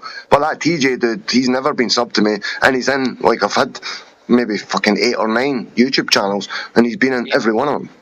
He's your personal agent. Look at it that way. At least I must be doing something right. Fuck. Bro, I got so many agents, man. If anybody needs something, man, hit me up. Probably got 5 or 10 of them. Yeah, maybe next week if I get bored. There's probably 5 or 10 of them watching you. Freaking weirdos, man. Get some rope with some CIA agents. It's really weird because it's this is I'm aware enough to actually realize that what they do is somewhat effective, right? And that's why I eventually hide them, because it is somewhat effective. What it does is it tickles that part of the subconscious where they're deathly afraid of being a part of a group that's so counter to the mainstream consensus, right? That's the main thing you're dealing with is fear. Fear of not being accepted, and so that's why that tactic works. It actually works because it just throws gas on it. Yeah, exactly. Yeah, which I said this years ago, man. That's its purpose. Its purpose is to go in the comments and abuse Flat Earthers, so that anybody that even considers it knows, listen, dude, we're gonna beat the shit out of you if you become a Flat Earther. Don't even think about it, because you're gonna get abused like these guys. So exactly, they're trying to send a message, right? And that's what they say, right? The mafia, it's let's kick this guy's ass, and we're going to send a message to all the other people. That's crazy, bro. That's why only the real ones pop up out of it, right? But it backfires to an extent. There are a lot of people that are oh, when I saw all the intimidation tactics and the lying and the gaslighting and all that, that actually made me look into it seriously. But I feel like the numbers are probably really skewed, I think most people are just kind of weak, and they don't want to be the group that gets made fun of. Yeah. That and the well's poisoned. They get everybody ill, so. Well, yeah, we've had plenty of people come in here. There's you can tell that there's no way, no matter what information we give them, that they're going to be oh yeah, now I'm a Flat Earther. There's no way, just because of the social repercussions. They'll never do it. their lives are defined by what people around them think of them. Yep. Oof, man, that's bad. Yeah, that's a sad way to live, man. But hey, you know what the funniest part is, and I keep saying this. So a lot of these people, they're super afraid of not being part of the majority, right? Like that's like their biggest fear, and so they never want to be. I also say this, right? Intelligent people don't worry about looking stupid.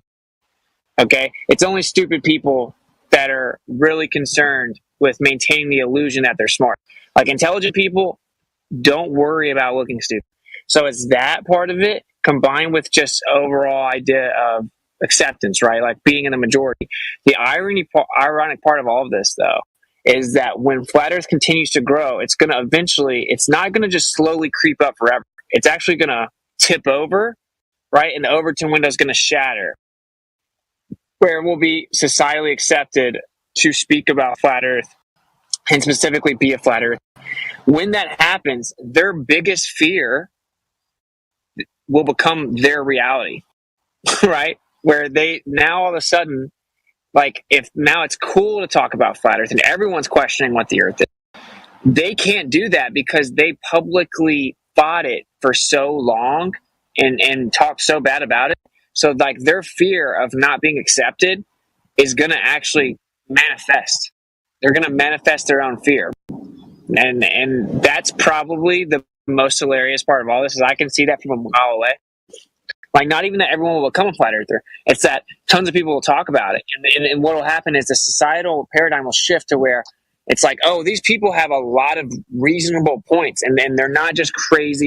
They're oftentimes misrepresented. And this is a very interesting conversation. Even people that don't necessarily agree with it at first.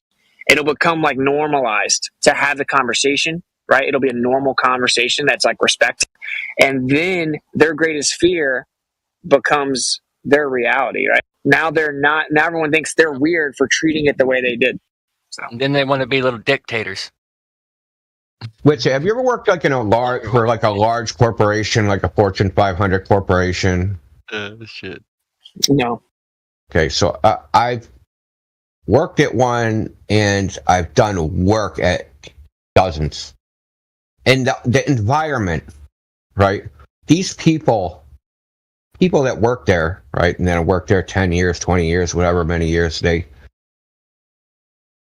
like all a bunch of clones, man. Like the conversations they have and like what they talk about and how everybody interacts is on such a shallow level. It's almost infantile. So to talk about something like, and all these people depend on like dude was saying, he doesn't know if it was about flat Earth, but it might have been because large corporations they're more worried about of course they want productivity, but like the go along to get along corporate thing, right? Is that everybody's like running around singing Kumbaya, being fake people, right? Mm-hmm. And these people really are fake people. Like this is not who they are. If you went home with them, they're fucking, beating their wife and screaming at the kids, right? But at work, right? They're like, "Hi, Jane, how was the water?" Blah blah blah. They're acting like somebody they're not.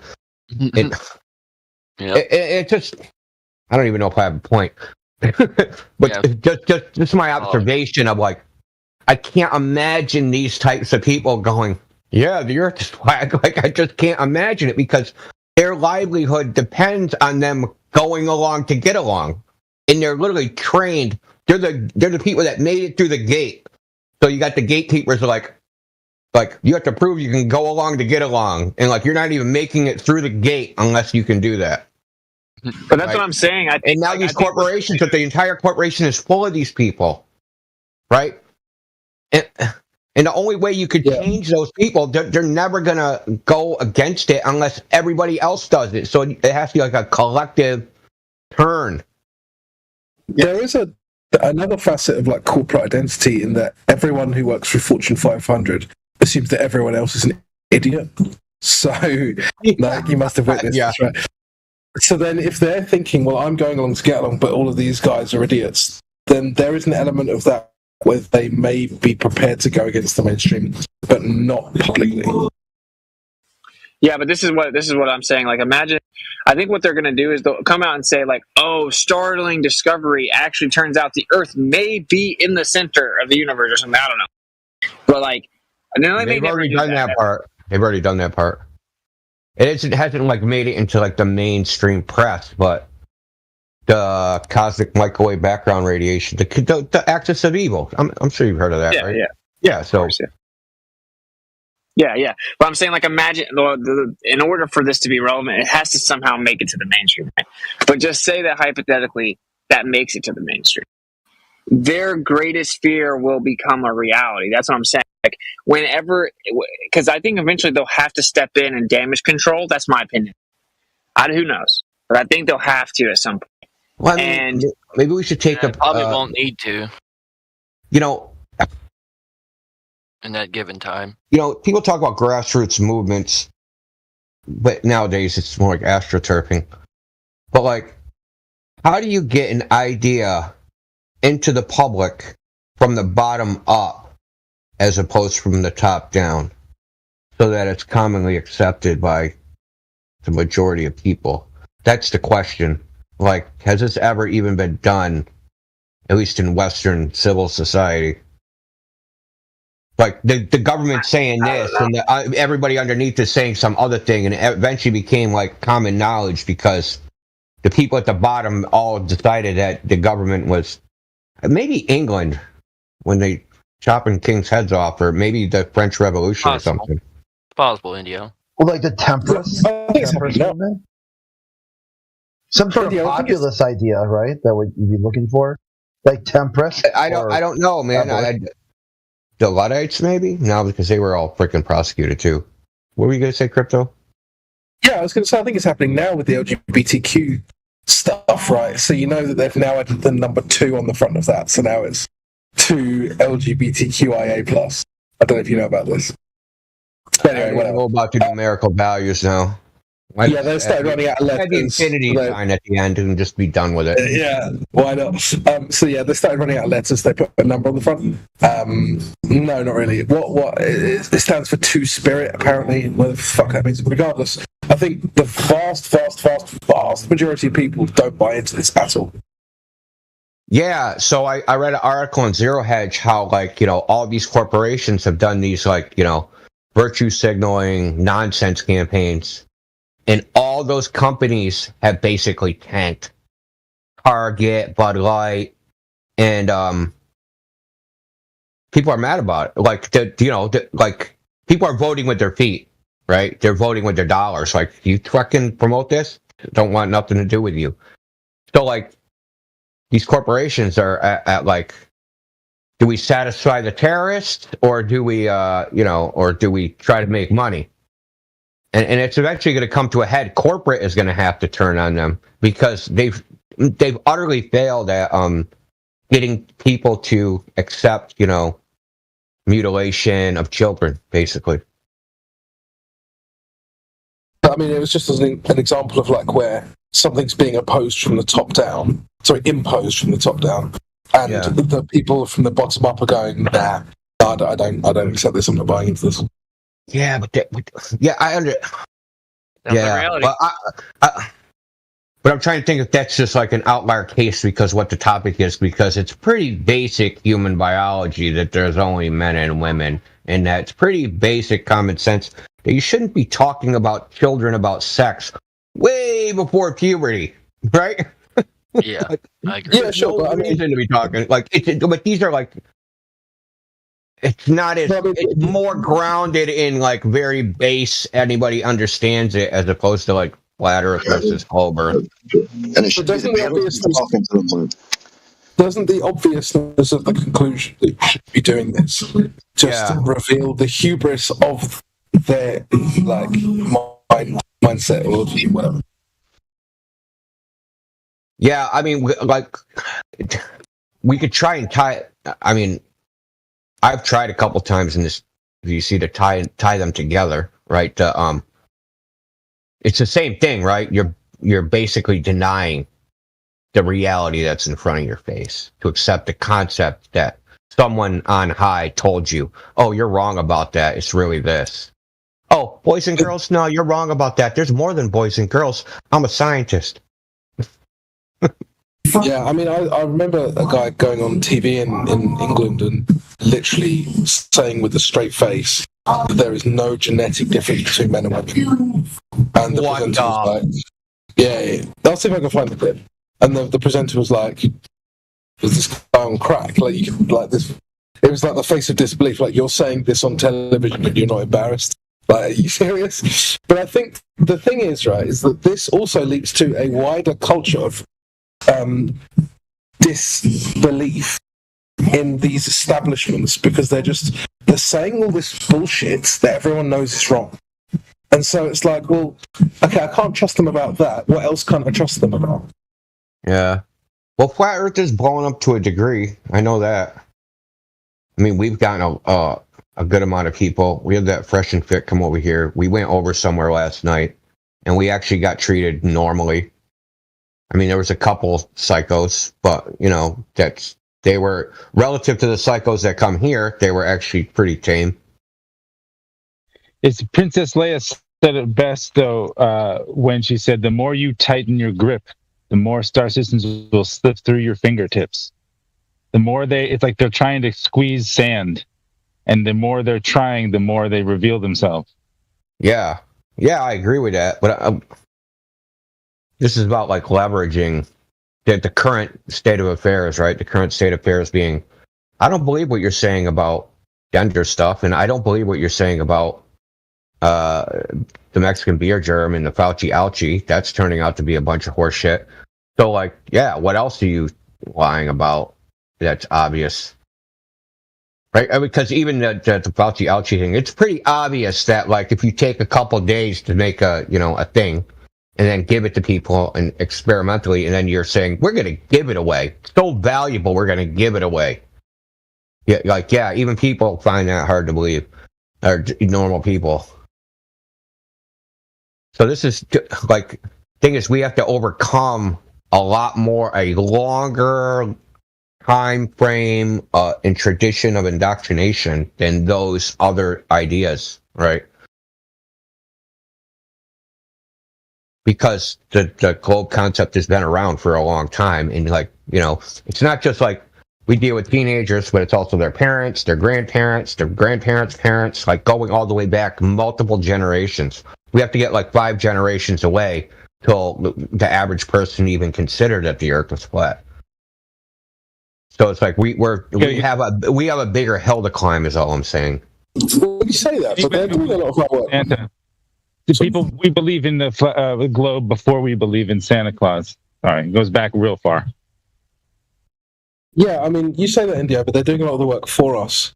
They're coming up with these unbelievable lies, and I mean unbelievable in the kind of true sense that they aren't actually believable. You know. Come on, man, Uranus smells like farts, man. That's why I always drop on them. Did you know the moon was inside the atmosphere? They're like, no, that's fucking stupid flat earther shit. And then I, show them NASA saying it. And then they're like, it puts the brakes on all their preconceived notions about, like, why did I listen to those people? Like, is this true? Like, 'cause it's hard for them to believe, because for years they've been told the moon is in outer space. Now it's inside Earth's atmosphere. What? They just can't. It's almost like you got to use, like you said, man, like their space stuff is becoming so unbelievable that I don't even think a credulous person could believe it. And it's all I know is in the past month or 2 months, people's attitudes that people like that come in here is not as abrasive. It's not as triggered. They're semi-normal. Now, it's a little bit more delusional, but I just don't think it's as bad as it used to be, as far as people like actually listening.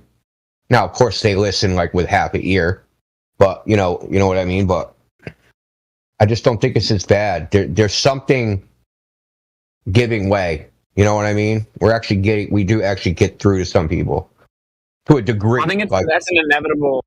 One thing it'll inevitably do that in the sense that just the longer Flat Earth stays around, the more that will happen. Because I know that's even like happened with my dad, where he's like, "Wait, Austin still thinks you're flat?"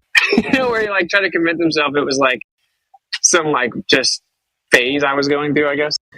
And so I think that combined with more prominent people mentioning it, or even just having a discussion about it, changes everything. Like all the younger people like look up to people. So like say Joe Rogan's talked about it seriously, he won't. But like if they hear these people they revere say it, then all of a sudden that shatters their whole like you can't be cool and talk about flat Earth. So I think that more of that's happening, and the fact that it's been here for so long and it's not going away. Yeah, the desensitizing effect. They get that initial shock and revulsion. Now there's like getting desensitized to the idea. You know, it's like the Rodney King thing. Like you just keep showing the video of him getting beat till it's like doesn't even look that bad. Oh, that ain't that bad. By the 290th time you've seen him get beat, doesn't even look like a beating anymore. Looks like they're giving him a massage. You think cool? Desensitization. They say, well, but what does it matter? They say, okay, so it's flat. What does it matter? I still got to go to work tomorrow. They've beaten people down to that point too, where ultimately it really doesn't even matter. They're in such control. I still got to go to work tomorrow. Yeah, that's a good point. That like the idea, right? It doesn't matter. I just have to go to work anyway. Well, yeah, that's why it matters, because you think that's what's the most important thing in your life is to just run the rat race. That's got to be one of the like dumbest things someone can say, right? Like you can say that they're driving by globes everywhere, right? They're driving to work and there's like fucking globes. They're talking about globes on TV, on the radio. They're like globes everywhere, and they're like, why does it even matter? They don't even see the globes all around them. Like it doesn't matter why you lights it all in your face. Yeah, like it's like you could say that to anything. Like, did you know? It turns out that scientifically speaking, there has to be some type of intelligent designer. I still have to go to work tomorrow. Like you could say that about anything. It's like. I would bet that you see more stop signs or more globes in a day than you do see stop signs. Some have. So the next time a glober asks, "What does it matter?" I'm going to ask him if stop signs matter, because you'll see more globes today than stop signs. Well, I mean, it's just a stupid question. Anyway, right? Yeah. Like people. I'm going to keep track from now on. I'm going to try to see if I can actively remember how many globes I see in a day. I'm looking at one right now in the lobby. Yeah, I saw one on a commercial this morning too for Globe. Whatever Purdue Global, whatever online education. Dude, I put a globe on my freaking stream. My whole theme is a globe. But it's so funny. It's like I've heard that excuse for every truth. Yep. So like that's just a comp. Well, personally, I don't remember them saying again about 9/11. What they say about 9/11 was I've heard it doesn't matter. It doesn't matter because there's nothing you can do about it anyway, right? Yeah. You're just bend over and take it. Yeah, because you still got to. They're still gonna. And yeah, I've heard that excuse for 9/11, for JFK, for anything. Just to not even look into it further and just, wow, what does it matter even if it's true? Yeah, just the what does it matter line, right? Like they say that with everything. It's just an excuse, bro. But I mean, I'm saying like even with the is there a creator conversation, how could anything matter more than that? So it's but they've been weird. But they've been conditioned though. Like, it's like when people say, like, how does it matter? Like, that's in their mind that they live on even if they're not interested in the subject, at the back of their mind they think they're just an amoeba on a rock barreling through space. So it kind of forces that apathetic view of everything else. There's interesting and easy rebuttal to that, though. You just say, well, if you're falling for this lie, you're going to fall for the next lie. So just be aware that they're lying to you. And they might think, oh, that will affect me. Like that, if they think this current line doesn't affect, it's cool. The next line might. You're breaking up for us. Who is that? Is it Crypto? Sorry. Yeah, breaking up for me as well, bro. So, how about now? That's better, Crypto, man. Yeah, so they're saying, oh, how does it affect me? Well, maybe it doesn't. Maybe it does. Who knows, right? I think it does. But just because this current light doesn't affect you doesn't mean the next one won't. And they need to be aware of that, you know? But imagine how deluded you have to be like, oh, so they lied about the earth and drew a giant circle around you for the slaves, like a playpen, and no one knows that they're in a playpen. And no one knows what's outside the slave circle. What does that even matter? Who cares? I still have to go be a slave. It's like, what the? It's so dumb. What? That was so good but simple.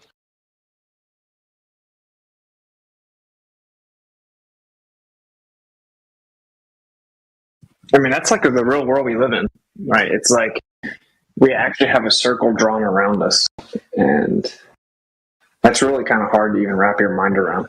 It's like insane. It's like a movie. Well, my circle out here is pretty peaceful, so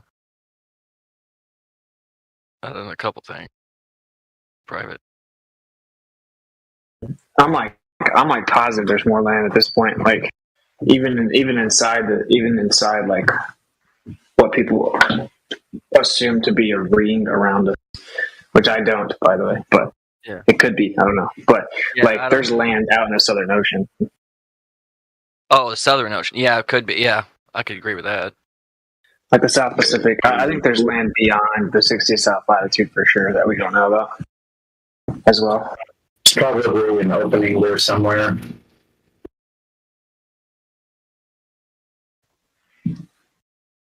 Why would we ever just jump to the conclusion that it's just like a finite ring around us? Because, like, why would we ever think that? Like, what evidence do we actually have? It's been programmed into our mind as well, man. So they're programming the flat earthers as well. That's right. It's a flat Earth. It's a flat Earth net. It's another page.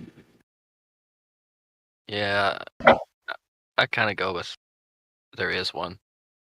No, I mean, yeah, there may be one, but how do you know that? Like, you can't just go past it. Like, yeah, you can. I will confidently say you can. Of course, it's my opinion. But there are people that claim to have done it, though. Oh, what? Go past a certain parallel, or go? No, go past what people call Antarctica. Like, have you ever read Iron Republic? No. People speak about it. Yeah. Or like, there's all kinds of stuff. There's all kinds of things. So I don't know. I mean, I certainly don't know the answer, but I think honestly, though, we may underestimate just the magnitude of how big this was. There's probably an inner Earth around those entrances, going to the underground. If I had the resources, man. Sorry, bro, let me go. Hey, bro, I spoke over you, mate. Sorry.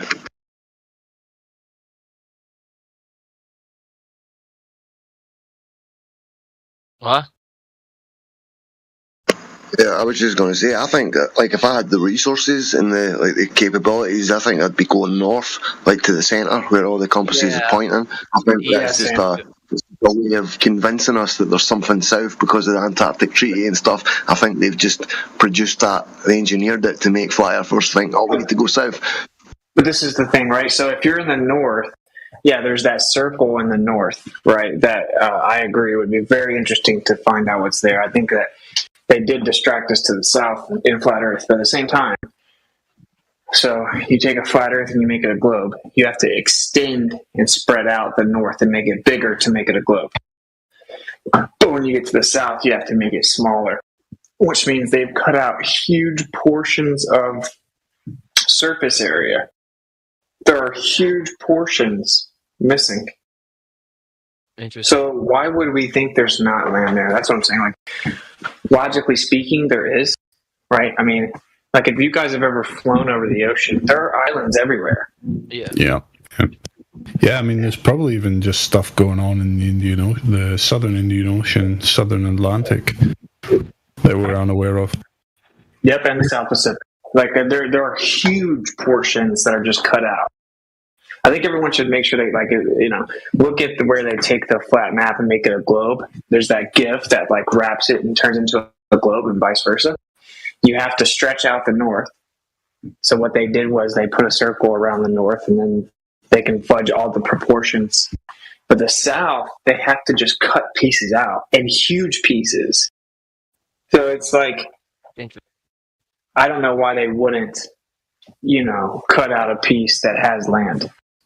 It seems logical to me that they would do that. I mean, really, there's no way to avoid it, unless just so happen the Earth actually was created in such a way that you can make it a globe by cutting out huge portions, and those huge portions don't have land.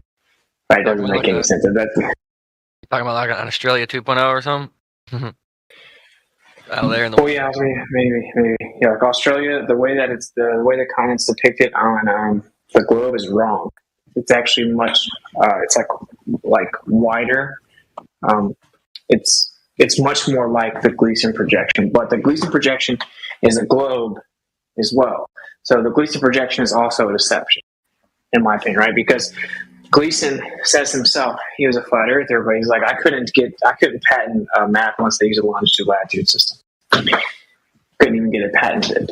So if you look at the more ancient maps, like the 1587 map, the Monty map, like the proportions are way different. And so for us to just look at the Gleason map and be like, oh, well, there's nothing but water there. I mean, come on, right? I mean, it doesn't make sense. All the ancient maps show way more than this stuff.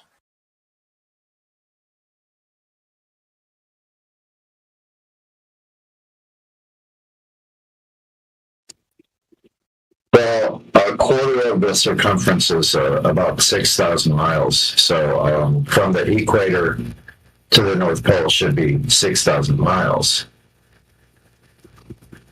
Holy shit, what's wrong with your mic? Oh, is there something wrong with it? Oh, shoot. I mean, we heard you, but it sounds like shit. We understood you.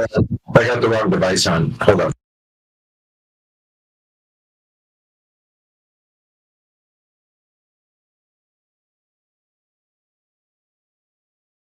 Damn, I couldn't tell if that was Sunny. Freaking voice was really deep. Raspy and breaking up. I don't know, that was weird. It was an aggressive voice change.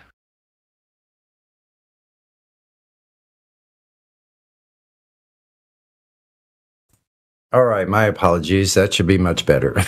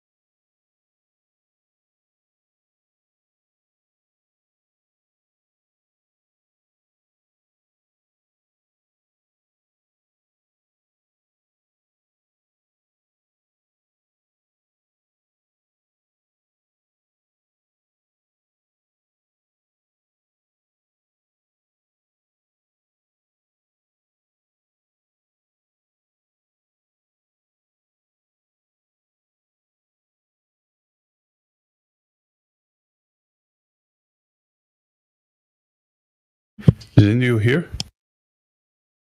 Yeah, I'm here. What's up? Yeah, just wondering, on that note, which it was just mentioned that I didn't hear. I got up for a second, so I don't know exactly what he said. He said that one of the maps couldn't be patented if it didn't use the longitude-latitude coordinate system.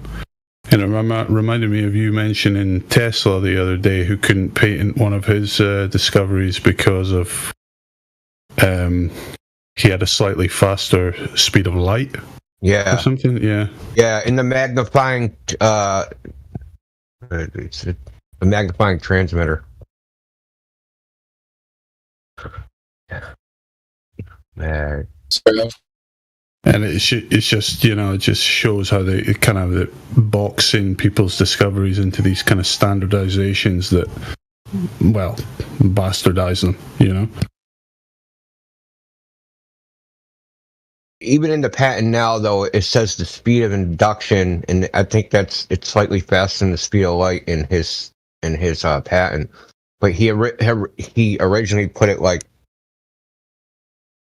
the speed of like the current. Induction is like the so when you have a changing electric field, you will create a magnetic field, and that transfer of energy from the electric to the magnetic is called induction. Magnetic induction. So he had to put that was moving faster than the speed of light, not the electricity, because the electricity is supposed to be, Einstein, all that crap. Ironically, though, I think the speed of light is just a rate of induction. So that's what I think, into the ether. Well, I can actually show you a diagram, I think.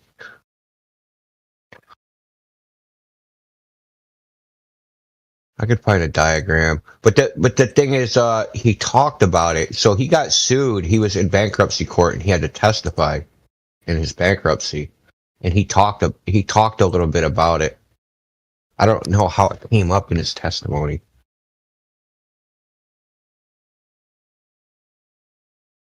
I think they were trying to like the other side was trying to like do a gotcha or something. Ah, great.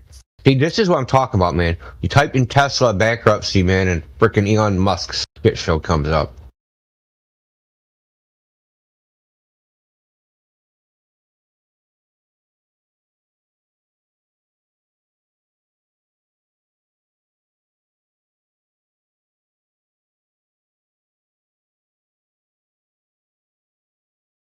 See if I can find it.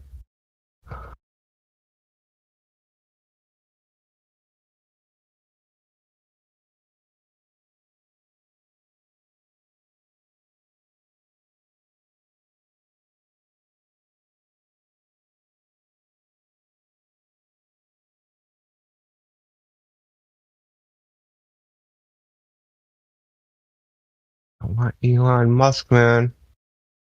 Fuck Elon Musk. Deport via catapult.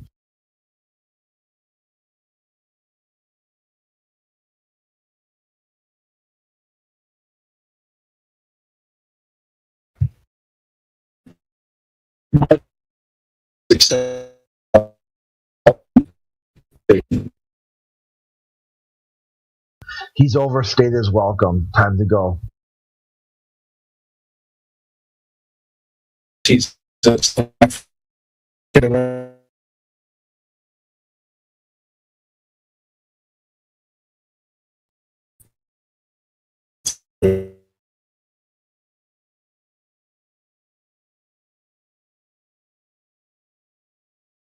Yeah, okay, so I have a picture of it.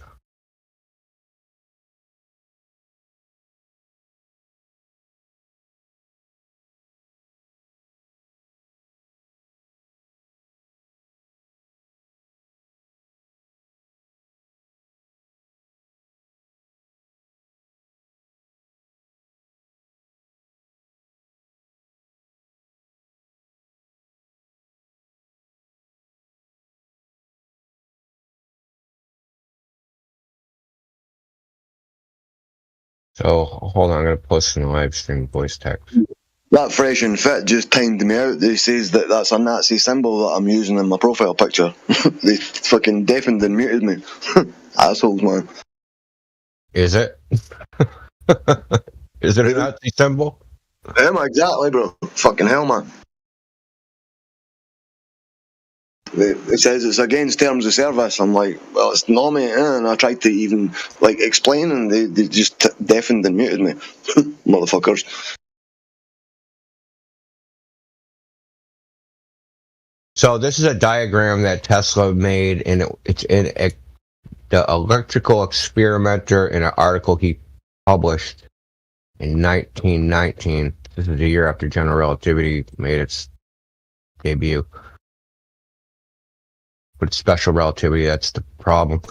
So if you look at this graph, right, if you look at this little diagram, if you do this calculation, the electrical current will run over the surface of the Earth faster than the speed of light.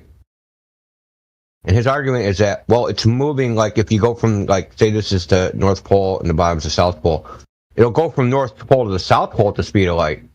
But because electricity basically comes in from the side, it's actually not a flow of current, that the surface area will, the surface charge will propagate at faster than the speed of light.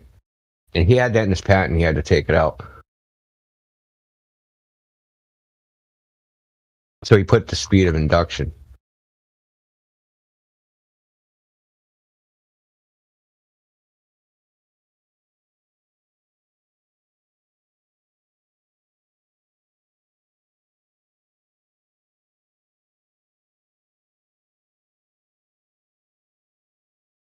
My mind went. Oh, sorry. Hello. Hello. That's my mind. Pants isn't political. You broke up a little bit. All I heard is that political.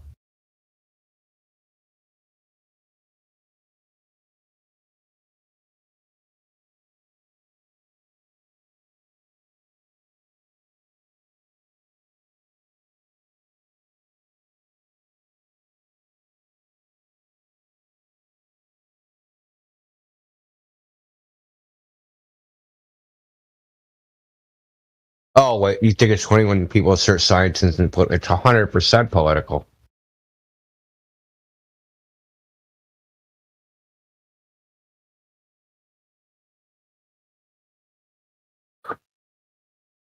Fuck, I can't think of anything more political.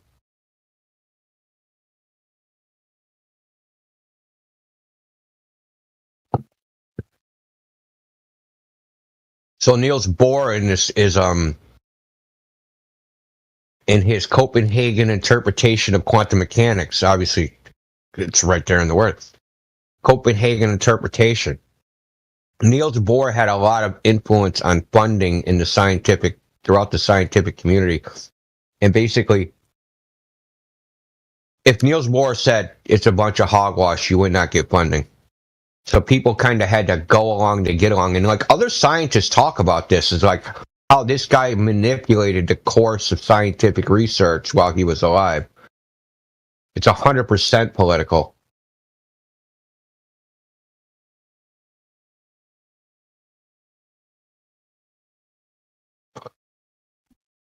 Yeah, and if there was a way to find out who the backers were, they're the same ones, no doubt, that are purporting this whole thing now in the schools and everywhere else. It's like old money. Whatever that means.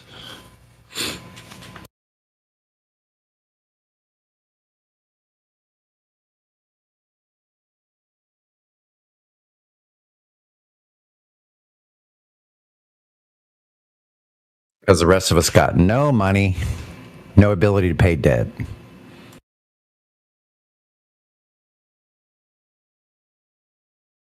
Start selling off organs.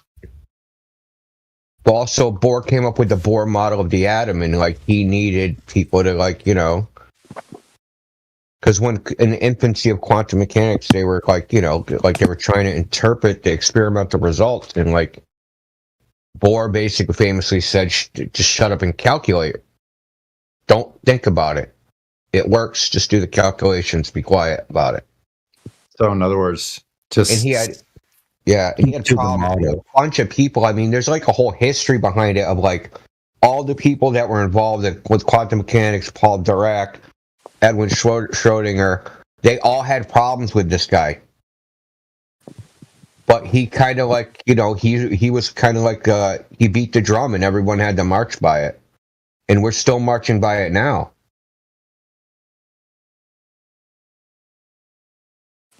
The Copenhagen interpretation of quantum mechanics is like, I mean, I'm sure you've heard Huey talk about it. That's How just different one. is that from the standard model? Or is that the standard model?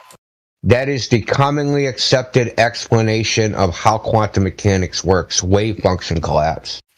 Mm-hmm. That you shoot a particle, it could be anywhere. You can't know its position or its momentum. The better you know the position versus the momentum, the less you know the other one, and vice versa. Right. But it doesn't exist in any physical way until you try to observe it. And then once you try to observe it, the so-called wave function collapses, and then it actually has a true position and a true momentum. But when it's in this like intervening space, this between space, you can't say anything about it. It's well, you can't say anything. It's not like you don't know where it is. And this was Einstein's argument about it. Einstein, it's called the EPR paper, the Einstein, Podolsky, and Rosen paper, that they said, or Einstein said, I refuse to believe that the moon's not there when I don't look at it. Right. Boys, good. I got a mic check. Yeah, your mic's good. Is that right? That fresh and fat, they're just ignoring me, I take it. Motherfuckers, man. True, I'm going to keep trying anyway. They're hypersensitive like we are, because I talk to those guys, so like they're really like on the lookout for trolls, man. So yeah, I was trying to be civil, man. They were just speaking over me, man. And then they definitely fucking muted me on the other account, like. But I'll try again. So see if I get a customer. Can I get a link to their server? What's that? Can I get a link to the server? Okay. Sorry, you spoke at the same time there, boys. He wants a link to the server. I'll post it in the live stream. Alright. Thank you. Yeah. Just put flat earth at the end of discord.gg/ or whatever. Just put the whole one word, flat earth, and you'll be able to get it, my friend. Yeah. What? So the fresh and fit don't know about ancient, what the ancients knew about the skies, so they don't know anything about that. No, it looks nothing like a fucking swastika. They only knew it was a swastika because I explained that it's an ancient symbol and ancient civilizations have used it, and it was invented in World War II. And they just went, oh, well, that's terms of service, we're going to have to fucking deafen and mute you. So it's like, all right then, man. Yeah, so basically, because they're retarded. Emotional reaction, man. Yeah, it's the same with fucking politics. They've kept me in fucking their jail. I've been in there like 3 weeks almost now. You know, it's funny because if you talk to the producer of their show, they're flat earthers. Mm-hmm. So they wouldn't, like, I don't know how, they just have some moderators in there that are just totally anti-flat earth. They don't know anything about it. They're still talking about, send a rocket up, send a rocket up. We'll crowdfund it together. We'll get Globers and flat earth to send a rocket. What a dunce. Oh well. I try, man. I've got to try. They're just not up to date with the flat Earth debate. Yeah. Well, I don't think they know. If they were, they would have realized that all of these things have all been addressed. Yeah, they don't know anything about the argument. Yeah, that's true. And they'll use anything to basically win, and that's a win against a flat earther, basically, if they mute and deafen. Yeah, we went over there and kicked their ass, dude. You know how we do it. Yeah, we do. So they don't even know why they think what they do about flat earthers. They're only concerned with one thing over there, and it's nothing to do with truth. Assholes, man. That's okay. There's lots of mindless people wandering around out there. They don't know their ass from the hole in the ground. Yeah, we know that.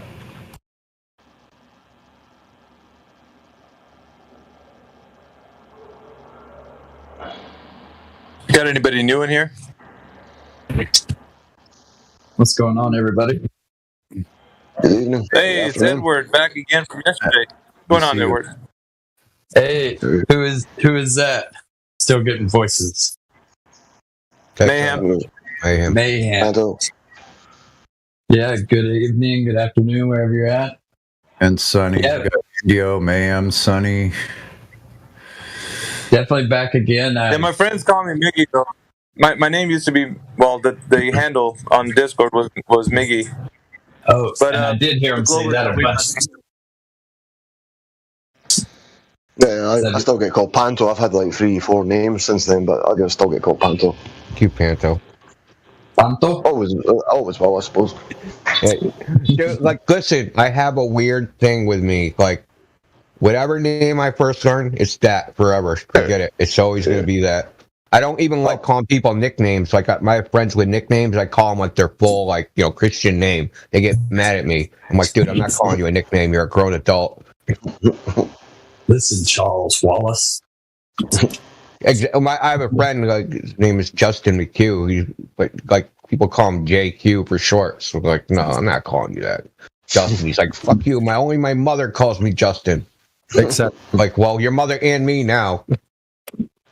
Very funny for next name. I'm the exception. Sunny's always sunny, man. Mm-hmm. Since the day I was born. Because you're in San Diego. Of course it's always sunny. Sunny on the plane. Be happy all the time, too, if I was in San Diego. Well, yeah, no, I don't know about that. Not really. I mean... Yeah. I'll call you when it's like, 13 inches of snow, man, and like, 30 mile an hour wind. Yeah. And you're like sitting on the beach getting a tan. Mm-hmm. I have a brother who moved to Florida about, say, 7 years ago or something. Now we're from Western North Carolina, so it's a temperate rainforest here.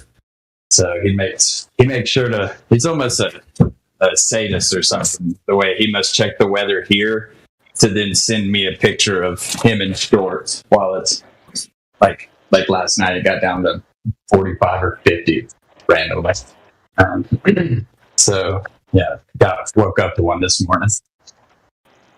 He's very happy.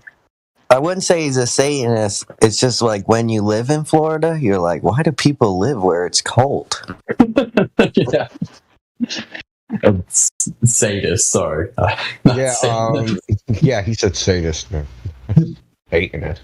But yeah, as I've gotten older and realized how much the winter's lack of sunlight, that kind of stuff messes with me, and I'm actually aware that that's what's causing it. It is one of those, what the fuck am I doing here exactly? Especially working remotely. Because there's no alligators there. That's why. I got like a grow light. I turned that on for light therapy. It's a UV light, and I think it definitely helps. It's been gray quite a bit here, actually. You guys think it's sunny? It's been like Washington State weather here for the last 3 or 4 months, literally. Whereabouts are you? San Diego. Oh, okay. Oh, that's way out of. It seems like, I don't know if that. I've got a friend and coworker in Santa Barbara. Yeah, I feel like that north of you. 200 miles north. Yeah, everything is north of San Diego. Right. That's a good way to think about it. I appreciate that. 17 miles from the border. I can actually see Mexico from my window. Would you be able to do that if it were a globe? Hell to the no. especially when I go up a hill about 1,000 feet. Not even 1,000 feet. The hill might be 800 feet, probably under 1,000 feet elevation, and I can see this bridge. I can see my line of sight is going over the Coronado Bridge, and then beyond the top of the bridge, the shoreline and TJ, I can see the point of land that's further out and higher up than the top of the freaking bridge. the land and the water higher up than the top of the bridge. This. That's refraction, Sonny. That's just refraction. You're just seeing things. My bad. Yeah, I'm just seeing that. Yeah. Every time you look out the window, there's a super special weather condition to let you see too far. I know. I keep looking for where that delineation is, where the mirage turns to real, because it sure looks real. And when you drive all the way there, you could look at it the whole entire time. It never changes. What the hell? I think you got to alternate opening your eyes, and then you can like figure it out. You just blinking. Yeah, So you when blink left and right, left and right. When you blinked, then it changed from a mirage to real. You just didn't notice it.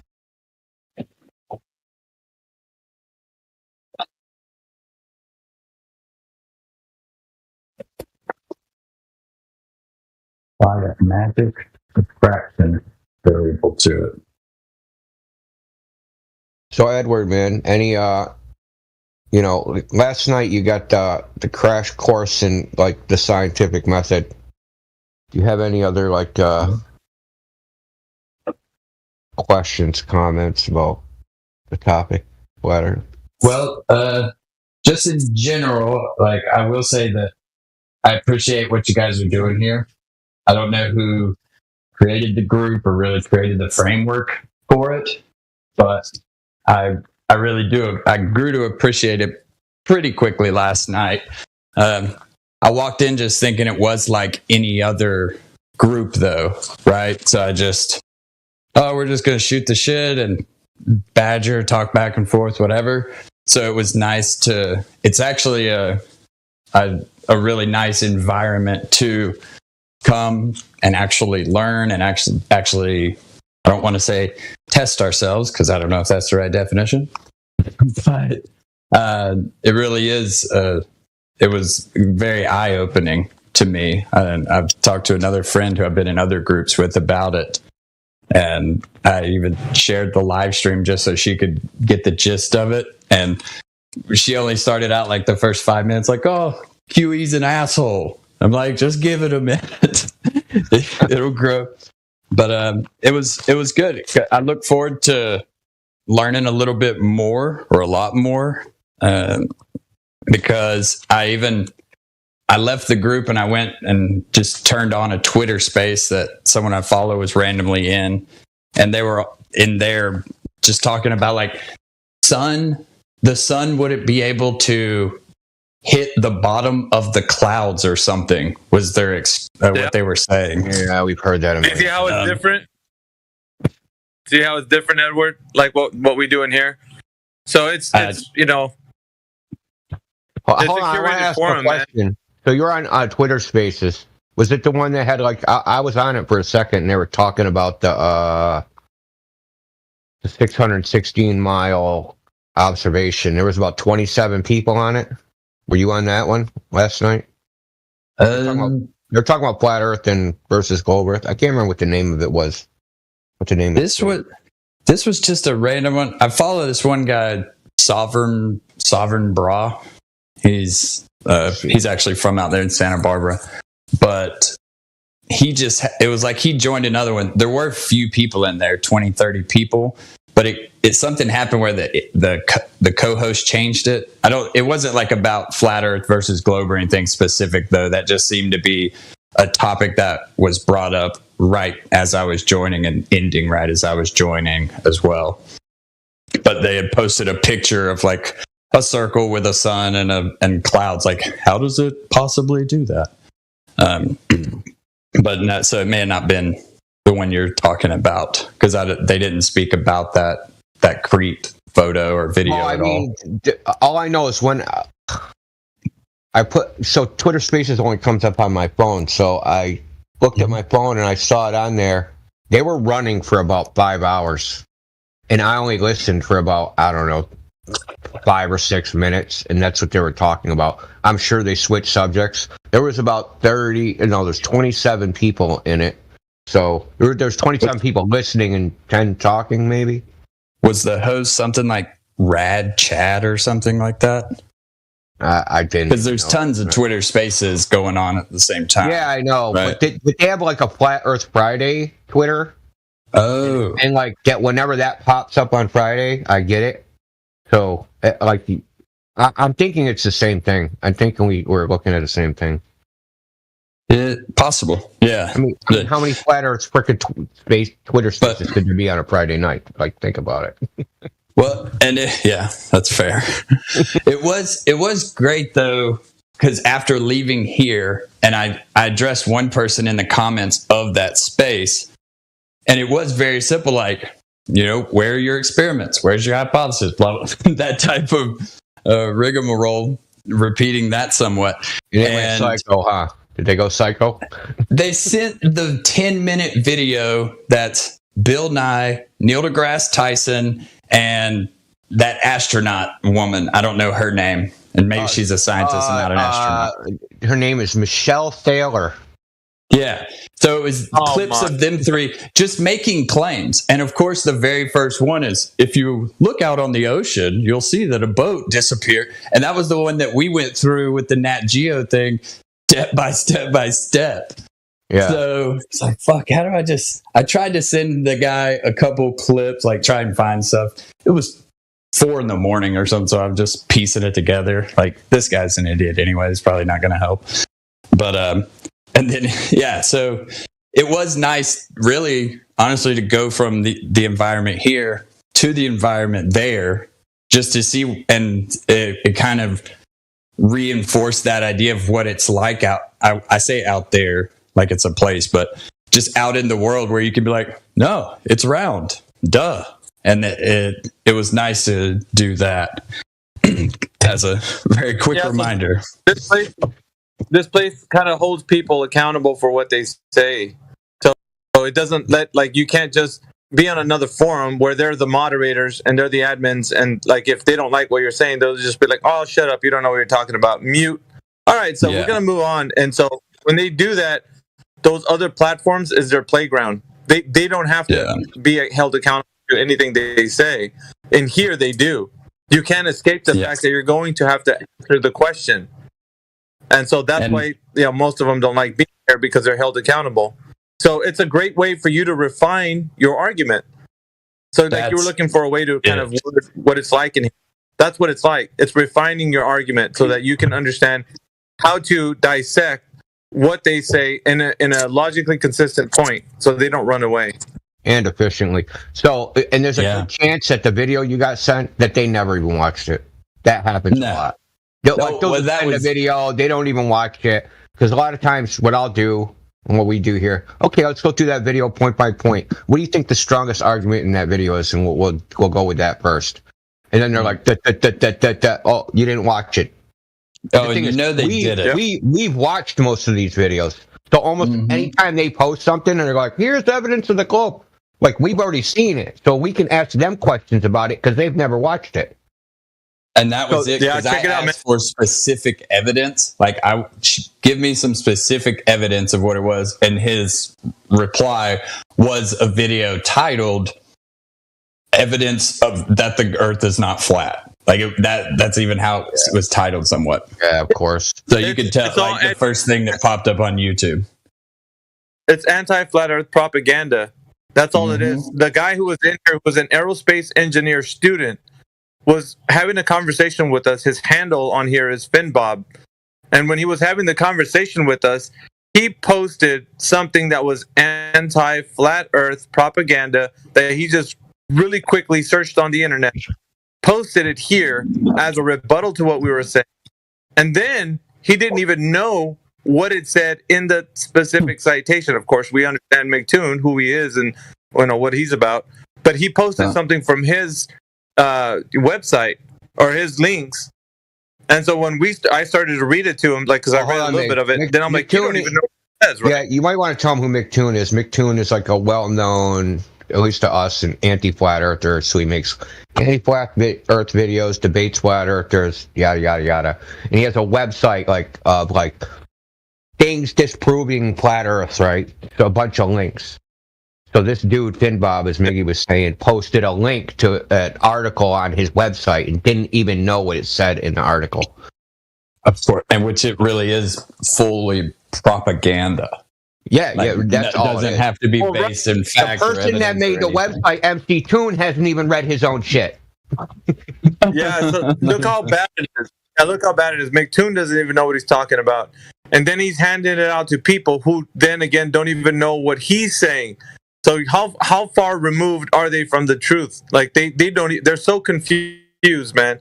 All they look for is something that's confirmation bias for the globe and anything that's against what we're saying, and then just post it. You see, there it is. I posted something, now rebut that. It's like, do you even know what it says? Yeah. Tell me what, like, and when we hold them accountable. Yeah, we hold them accountable, Edward. Here's the thing, because you don't ever get to actually do this in other platforms. So in here, you can actually tell them, okay, what does that citation say that you just posted?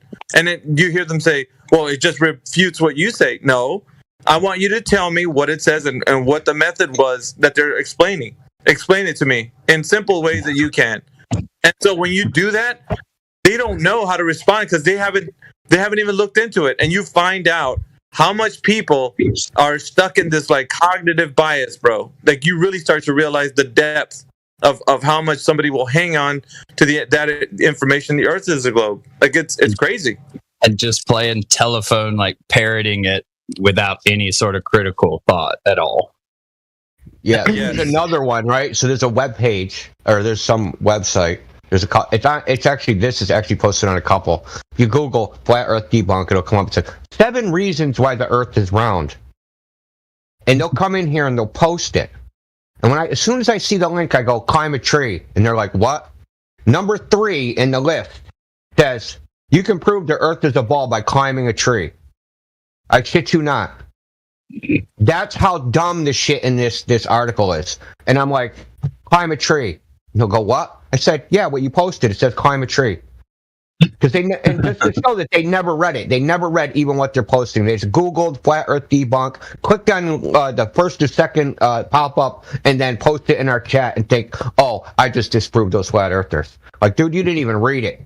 Never actually take any steps to think about it. How stupid is that to climb a tree? Yeah. Like, look down, look away from you. Climb a tree. Now you can see further. That proves the Earth's a globe. Oh, so why did it take them so long to figure out the Earth's a globe? Nobody climbed a tree until, Eratosthenes climbed a tree in fucking 300 BC. Like he's the first guy that climbed a tree and realized that the Earth was fucking round because he could see farther. Is that how they discovered the Earth was a ball? I thought we came out of trees. Freaking evolutionists think we were in trees at one point in time. Why didn't the monkeys discover that Earth was a ball? You know what I mean? That's how dumb it is. It's like... And none of us ever had a childhood where we went up on a tree, apparently, and looked out one time. Yeah, exactly. You didn't go, God damn, man, I must be on a ball. I climbed a tree and I can see farther. Look at the arc out there. Mom, look, I can see the globe. I climbed a tree. And this is their evidence. And it's like... I kind of wanted to play... Yeah, go ahead, Big. Yeah. No, I kind of wanted to play the clip between Finn Bob trying to... Because he's the aerospace engineer that I was talking about, student, right? And his way of explaining how it can be possible to have straight lines on a sphere. Like, you won't know the depth of their mental, contortion, gymnastics, whatever you want to call it, until you start to hear a mind spiral out of control. Like it's trying to figure out a way to get around this. And there is really, pun intended even, like there isn't any way to get around the fact that they're trying to put a straight line for the definition of a straight line, right? To follow what a straight line is on a sphere. But I want you to just kind of hear like this short clip that I have here. Okay, here, give me.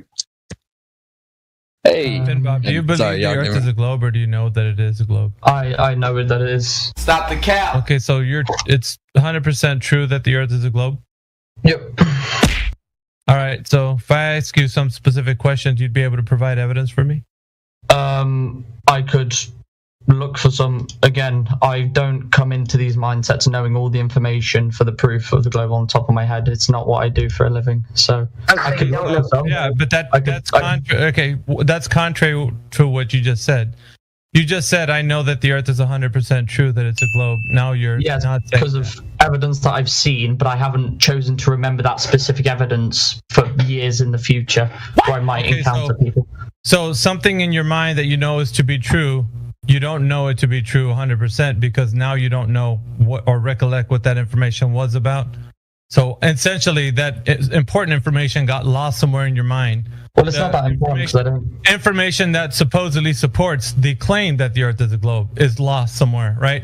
Well, like you're losing like your license or your wallet or something, your keys. You lost that, like that's because how the you vast lose. majority of the people in the world, kind of accept what science say through rigorous method.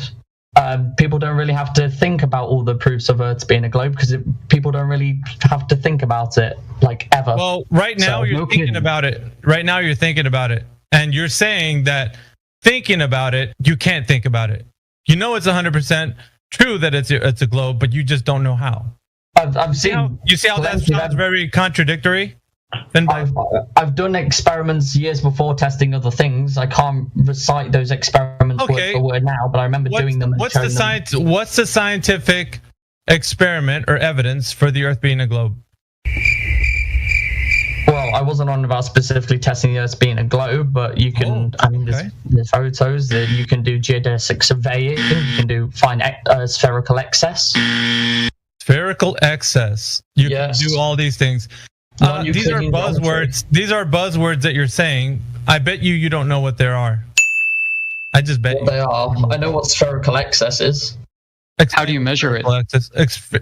Please explain what spherical excess is. So spherical excess is when triangles are plotted on a non-Euclidean surface, like a sphere, and the internal angles of that triangle are greater than 180 degrees. All right. How do you get a triangle on a curved surface? By plotting 3 straight lines on a curved surface. 3 straight lines on a curved surface. Yes. You hear yourself. Yes. How do you get a straight line on a curved surface? A straight line is the shortest distance between 2 points, and you can plot that on any surface. I know that. I know that. No, but how can you do that on a curved surface? You plot the shortest distance between 2 points on a curved surface. It is a straight line. A straight line is curved? Are you hearing yourself? On spheres. On spheres, a straight line is the shortest distance between 2 points. Yes, it confines How do you get of the object. Okay, so I'm not really sure if you understand what a triangle is. Does a triangle have curved lines on it, or are these straight lines? I mean, you can get triangles with curved lines. There's 3 sides. You can have a triangle with a curved line. Is that a triangle then? Well, it depends if you're talking about Euclidean or non-Euclidean geometry. No. I'm just talking about what a triangle is. Because we're going to basic shapes now. Because it seems like you don't know what a triangle is. Does a triangle have curved lines? Yes or no? They have 3. Yeah. If you want to get nitpicky, they're straight. Yes. Yeah, but I want to define what a triangle is. I don't want to get nitpicky. What is a triangle? A triangle is a shape that has 3 points that are connected by straight lines. Correct. Yep. Now, straight lines. Are any of these lines curved? No, that's straight. They're the shortest distance between 2 points. Excellent. Now, yes. How do we apply that to the curved surface of a globe? You plot the shortest path between 3 vertices that form a closed loop, and they are 3 straight lines that form a triangle. What? Excellent. So the Earth isn't curving; it's flat, right, and straight. How come when you plot 3 straight lines of view on the Earth, the internal angles of that triangle, it creates on the Earth? Are you sure that's what you're plotting those lines on? Are you sure about that? Or are you plotting those lines on the Earth or on model? On the Earth, geodetic surveyors do it a lot. So the curved surface of the Earth has straight lines. Yes, they're called geodesics. Okay, so do you know what a sphere is? Yes, I do. Is there any straight lines on a sphere? Yes, they're called geodesics. There is straight lines on the sphere. Can you actually show us how we can have straight lines on a sphere? Get 2 points. Shortest path between these 2 points, straight line. It should be 180. Do you know what a sphere is? First of all, do you know what a sphere is? Specify. Wait. Let's make sure you understand. So we're talking about the surface of a sphere. You understand? We're talking about the surface of a sphere, right? Yes. So you're trying to say we can have straight lines on the surface of a sphere. Yes. Yes. I don't know what the hell's wrong with you. So if you're on the surface of a basketball, let's imagine, and you walk in one direction heading north, you're going to end up going back to where you started. Did you walk in a straight line? No. So you did. So you turned left or right? You went off your north heading? Elevation change. Oof. It's not a straight line. You can walk in a straight line over a mountain range. Your elevation changes, but it's still a straight line. What in the hell are you talking about, man? Do you know what a straight line is? Yes, it's the shortest distance between 2 points. Is there any curvature on a straight line? No, it's the shortest distance between 2 points. Okay, you just finished saying that there's no curvature on a straight line at all. So a mountain wouldn't be a straight line because you're walking up and down the mountain. Is that a straight line? Yes. Stop the cap. Okay, there's really something wrong with you, man. There's really something wrong with you. You honestly are the weirdest. It's all over. It's all over for him. I don't know if you realize it, but it's over. Hold on, not yet. Clear?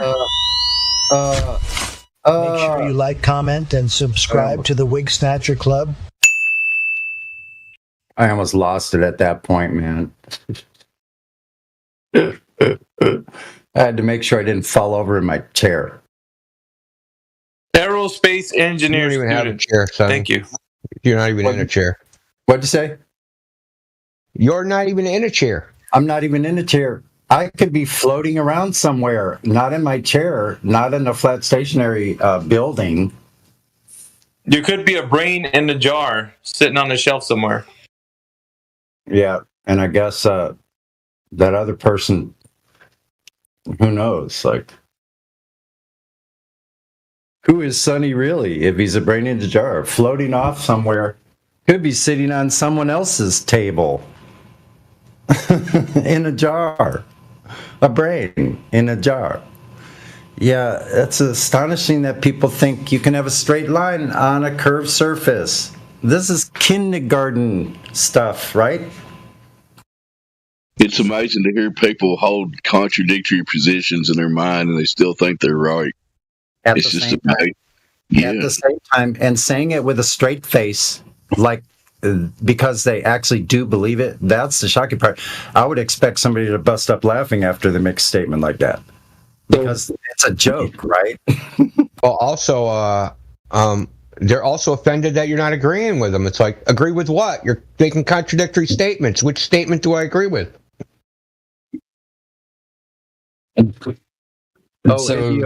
Sorry. You just don't understand. Oh, right. I don't even understand orbital mechanics. That's why. What about a straight line on a curved surface do you not understand? Right. They don't, though. That's it. I think it shows the failure. Again, the definition of a straight line is not the shortest distance between 2 points. That is a property of a straight line. That is not the definition of a straight line. No problem. What would you say the definition of a straight line is?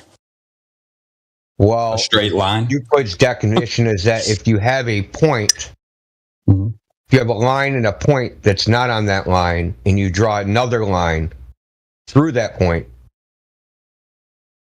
right? Oh, hold on. Does it have to do with... I just screwed that up.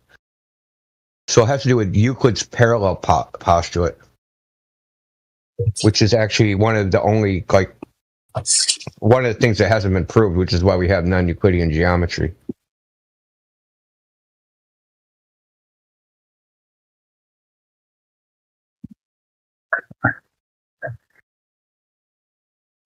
I think it's direction. if there's 2 points. I have to look it up. I forgot. I got it. I'll post something. Here it is. I mean, in their paradigm, isn't curved. See, they used to call it a right line. They didn't even call it a straight line. They used to call it a right line back in the day. 1 second. Let me copy that. Which sounds weird, right, for us to say that, like nowadays. But back in those days, in the 1600s, 1200s, whatever, they called it a right line. They didn't even call it a straight line.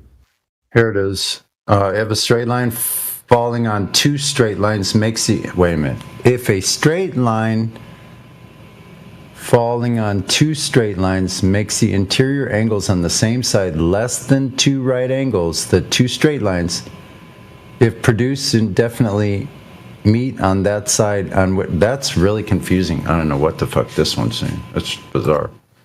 Can't they just make it English? I understand that. Here, let's see what this one says.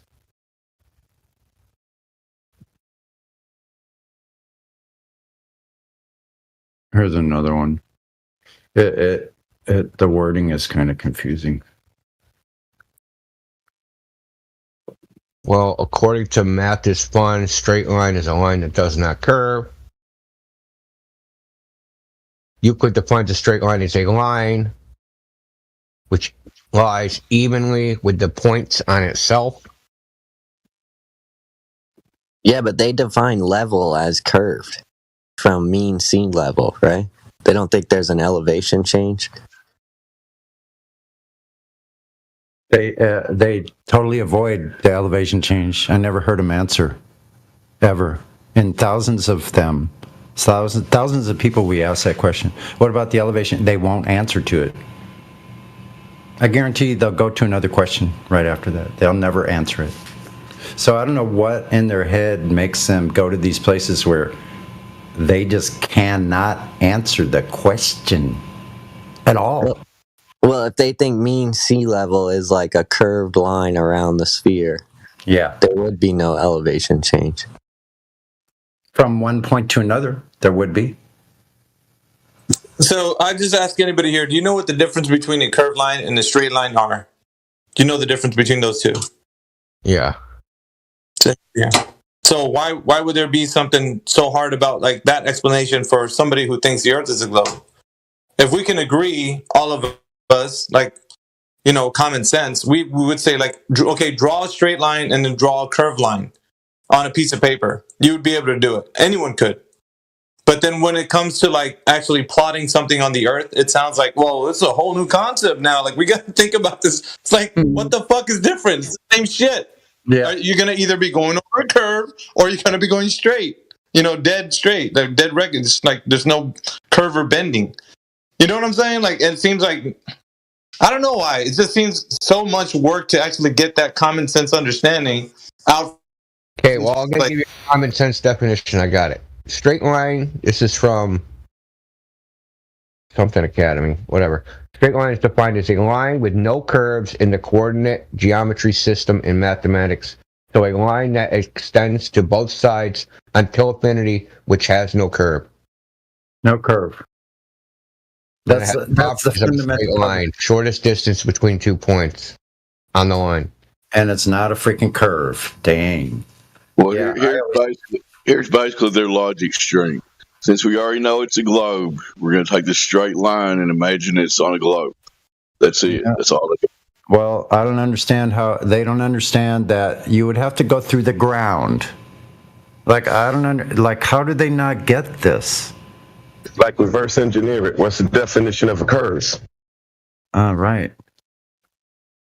And just to help my understanding, and simple-minded, we'll say, if I'm looking out 100 yards away from me, or even just 10 feet, we'll say, 10 feet away from me, the observer height is 6 feet. The observer height over there is 6 feet, 10 feet away from me. They call that a straight line, or they kind of say it is, but in reality, for them, it should be curved. At least whatever small arc second or whatever that would be. That's not really the way I say it. but then they're also claiming it's straight at the same time. Is that right? Like they're kind of, you got about, it's like this cognitive dissonance about it where, oh no, look, I'm looking straight at it. It's a straight line. It's like, well, no, according to you all, it should be, we think it is straight, but I'm trying to think how they're using that surveyor type, that 180 degrees, the greater than, how they're trying to. So here's the rub, right? It either is, for practical use case, they have to assume the Earth is flat and stationary in every observation that they do, in every kind of idea that, going to fly planes or, float a boat. It doesn't matter what it is. You're going to use the Earth that's practically used as flat and stationary. It's only when you get into the globe mindset that you have to say, well, that straight line that we said you could practically use as really going over a curve. So in that sense, you can say it's straight, but it's really curved. It's double speak. Yeah, that's what it's doing. And when you question them, they can't really admit or see it either. Okay. And I actually just had some company show up, so thank you for playing that, though. But hope you all have a great day, great Saturday. All right, man. Thanks for coming by. Yeah, brother. Later. See ya, man. Okay, we have The Darkness. Who's up, man? The Darkness, you're unmuted. Control your microphone. In before PD. Yeah, we were just talking about how water goes over ships. You know what I'm saying?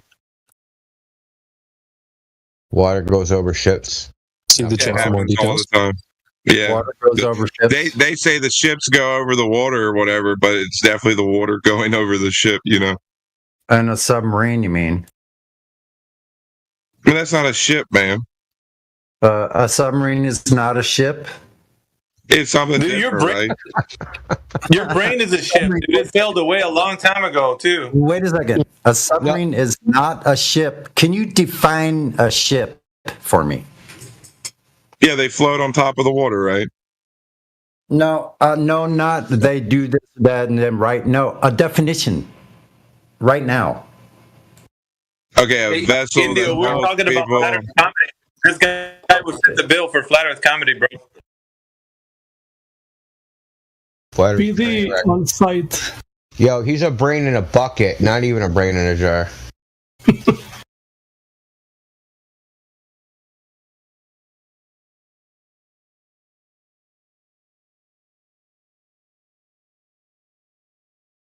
Yeah, the shit this guy says, man.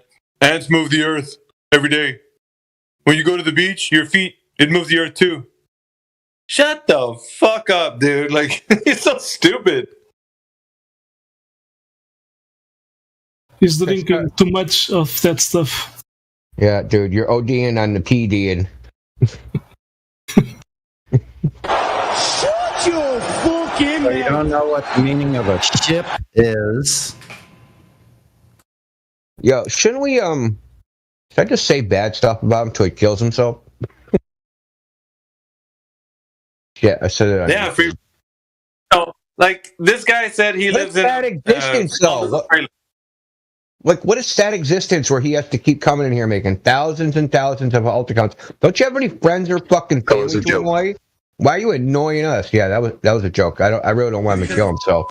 I want him to go and get proper medical attention. Well, you have an opportunity now to get back on another team. You can go home and do push-ups and cartwheels and off and whatever the you want to do. You're wasting his time and my time and your own time. Hell yeah. Oh yeah. I can't hear about it. What's going on with that? Couldn't even hear it. I think that was soundboard. Oh, I couldn't hear the sound. Yeah, I just a funny one. He's like, "You're here to win. Aren't you here to win the show? Pump up that volume. You've got a chance to get on the winning fucking team." You're wasting Shout out to CB. Shout out to CB, man. You the man.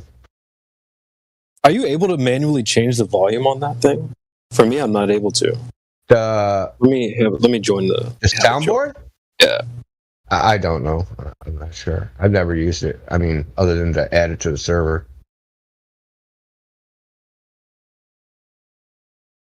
I mean, serious. What a pathetic existence, PD, that you have. Whatever your real name is.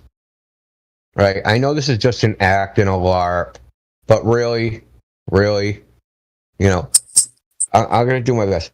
Go seek a mental health professional or a religious, you know, guru or something, and go get some help, man. You've been at this for like a year.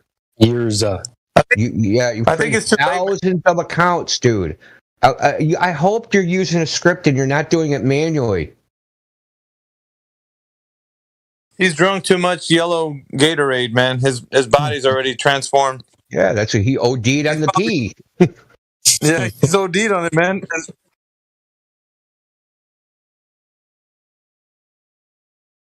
See, if you drink Now the we pee know what and then you pee out the pee and then you re-drink it and then you just keep doing that cycle, like you're just concentrating it. What's the first thing Eskimo parents teach their kids? Don't eat the yellow snow. Oh, he's like, fuck, dude. What do they call them when you buy him off the ice cream truck? He's got a stand out front of his house, man, that sells that shit. Don't go where the that was it was called on the ice cream truck. Don't go where the Huskies go. Don't you eat that yellow snow. Do do do do do do do do.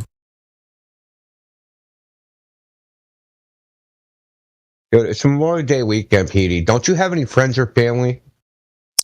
Don't you have anybody? Or are you like alone somewhere in a boarding house? In a smelly ass room that stinks of your fucking BO, Cheeto dust everywhere. Yeah, I actually know where he is though. He said it one time when he was in the chat. He's in a trailer. He's in a small little trailer out in the woods, and he smokes weed all day. So he's kind of like one of those types. That's what he does. And so he's got internet connection. He's out somewhere in the woods somewhere in his little trailer. You know, like hippies or I don't know what you want to call those guys, but that's what he's doing. And he's got nothing but time. Yeah, he has a ham radio and like God, when he's you not. actually are crying. I'm not crying! Not! Honestly, now I just feel bad. Usually I just blow up whatever's in my way, but with you, I've gotten kind of attached. It's sort of like putting down old Space Yella. How is that a thing?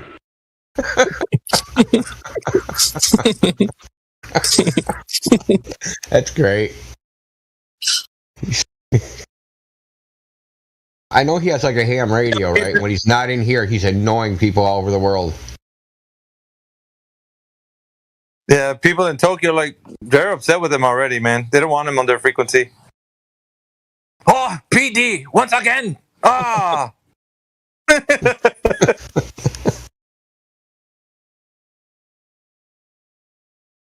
probably is a culture somewhere that drinks their pee. Talk to them.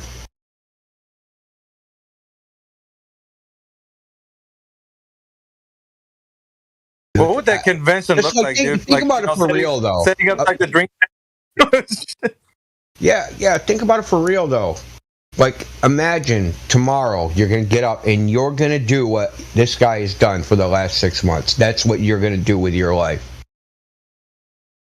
The amount of effort and time and dedication and commitment and like all those things. Like, you could be like, you know, fucking Arnold Schwarzenegger level bodybuilder, like be a fucking black belt in jiu-jitsu. Like, you know, you could do so many other better things with your time. And this is what you're doing like a loser.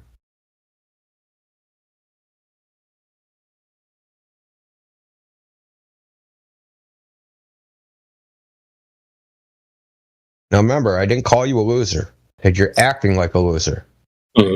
Stop acting like a fucking loser and go do something productive with your life. I know I sound like your parents and what they've been telling you since you were like 10 years old. But, you know, maybe if you hear it from another person, it'll sink in. Yeah, the weird thing is, though, is that he enjoys this because he's always smirking behind when he's talking. Because you can tell when somebody's smirking. He's always doing that shit when he's in here. So he's loving it, man. Attention whore. Yeah, he gets to be the center of attention for a while. This isn't good attention. Yeah, I already got I've got behind his psychology, Indio. I read this guy like a book. To me, it's no big surprise why he's here. Yeah, well, watch what you're reading, man. Because you ever seen the movie In the Mouth of Madness, man? You might go crazy from reading the book. Now, if that were to happen, I would have already been gone crazy. But it's too late, man. Because you know my style, man. You go to the bathroom and you're like, "Damn, I'm thirsty." You know something's going.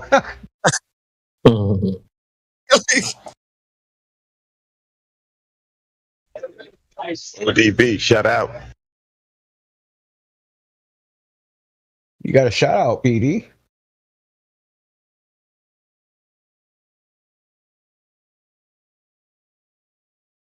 Or do you think he's just here to like keep constantly throw like a wrench in the gears, just to like stop the steam rolling? He doesn't really run good interference, to be honest, because I have his mic open most of the times and he don't say shit when other Globers are in here.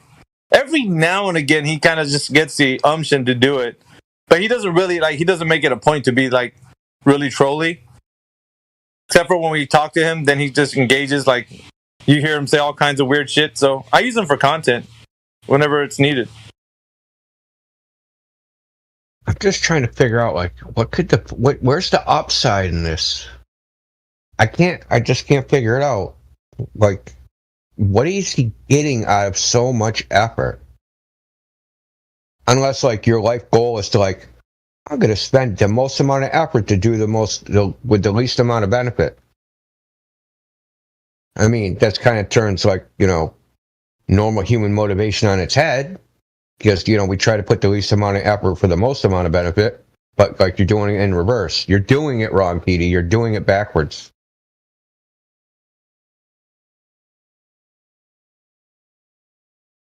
It's low effort, max benefit, not max effort, low benefit. It's kind of funny because there's people that don't actually know him. So they're like, dude, why don't we just let him talk? Why are we always talking about him and they don't let him talk? I'm like, it's fine with me, man. Let's open his mic up. So we open his mic up and they're like, okay, so I know a lot of people are having trouble with you, but I'm going to try to see if I can reach out to you today, man. And then he's just smirking back behind his mic because he knows what's coming. And he's just going to do the old 23 skidoo. And then the person that talking to him is going to be, oh, shit, I can't get through to you. And I'm like, well, you wanted to find out what it was like talking to this guy and the reason why we're doing what we do. But here you go. So I'm going to let him kind of interact with these new people who are like, dude, just let him speak. Oh, we're going to do that very much so. And you're going to find out what it's like to find out these wackos out there and what they're like. So it's also a useful tool for people who are like, just let him speak. It's kind of like it backfires on them when they actually realize, oh, shit, I should have just kept quiet and not even asked him to talk. Did he just leave and come back with a different account? Yeah, he does that, dude, and then he'll log off again so he can keep that account in case we banned the previous one. That's what he does. I think it's the same account. He just changed the name. Yeah, it's possible.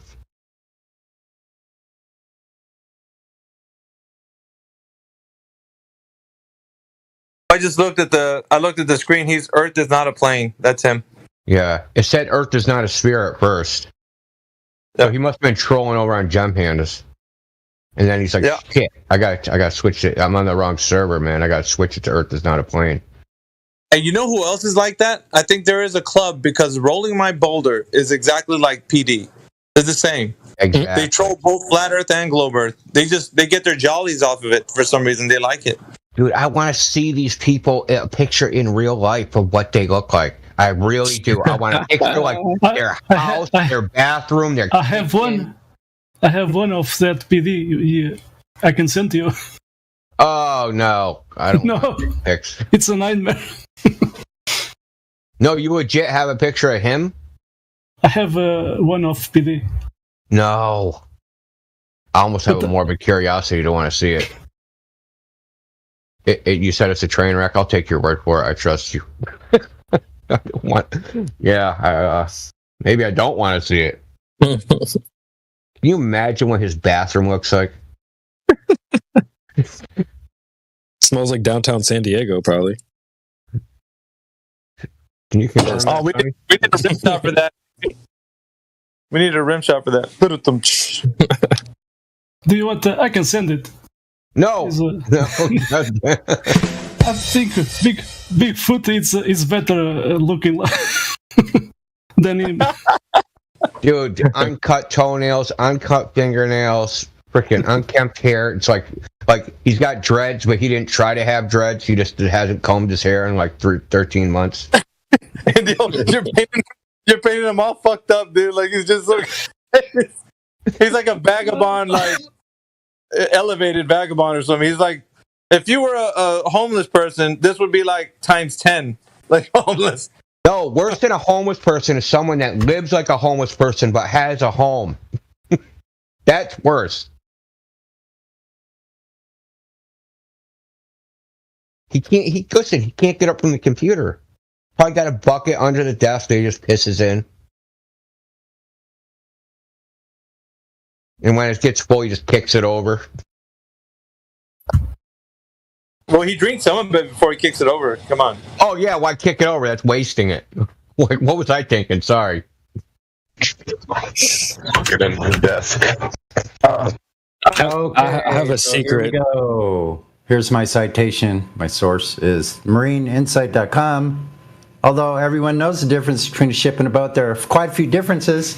Quite a few who often get confused between the two terms. Technically, there is a thin line between them, and as often leads to major confusion. I'll just tell you this to skip down. Basically, it's like this. A ship can carry a boat, but a boat cannot carry a ship.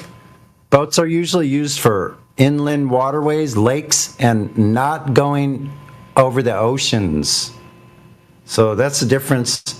They used to have a 500-ton limit before they called something a ship.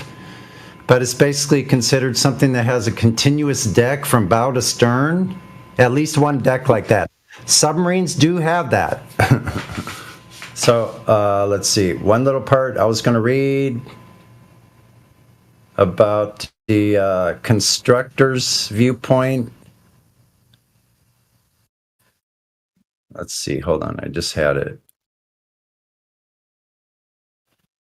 I don't think PD realizes that submarines actually surface. They actually sail on top, on the surface. Well, they just listen, go underwater sometimes.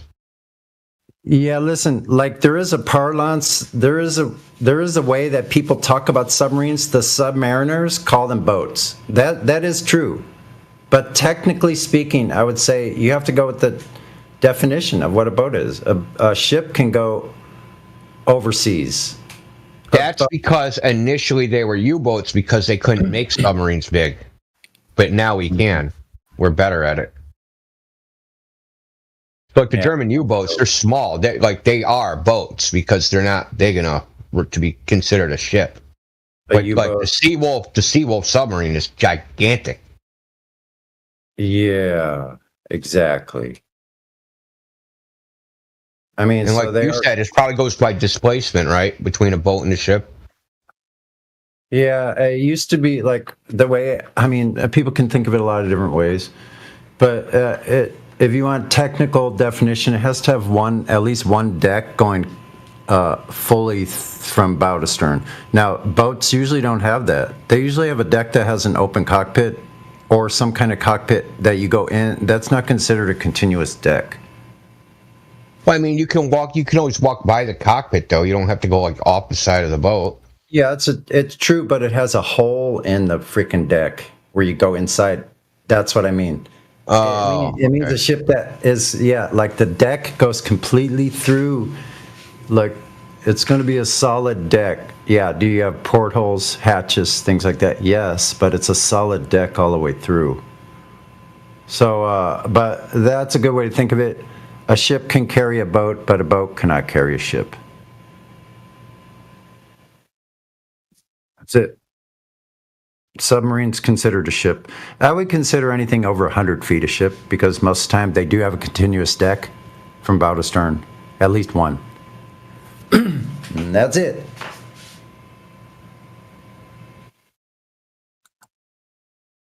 So I hope that cleared that up. I'm still trying to get the image out of PD and his life out of my head.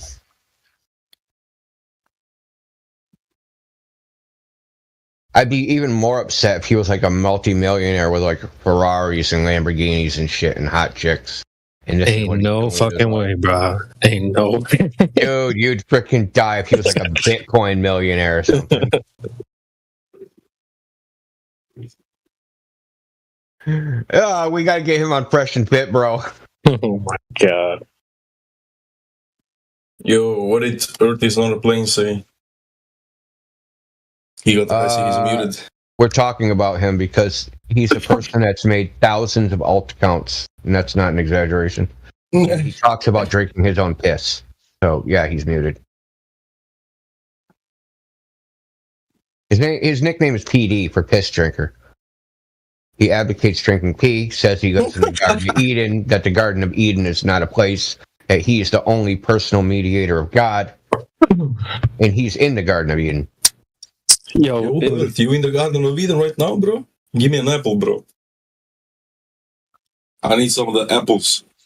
Do you want to let him talk to? You want to talk to this guy? We'll let you talk. Yeah, the Garden of Eden is the whole entire Earth, and he's the only one there. Oh. Yes, this is what he said, yes. Oh, shit. And it can carry Earth in a bucket as well.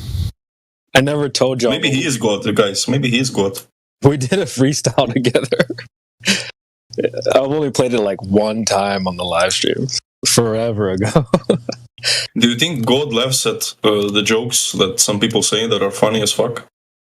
Oh, of course. He's the one making half the jokes. No kidding. I bet he's laughing his ass off. So, Spanko, look in the live stream voice text channel. It's the channel right above this live stream. So that's the guy. These are just a small subsection of times he's been sent to like our punishment channel. These are all different accounts. These aren't the same accounts. This guy. Yeah, and if I go in the ban list, he's had a Discord ban. So these are like in server bans, and we have the Discord ban. That's probably 200 accounts or something. Yeah. That's all. That's just one example.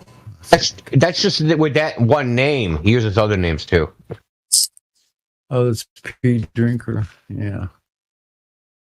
Doesn't he use the real flat earther or something like that? Yeah, pure water, freaking soap.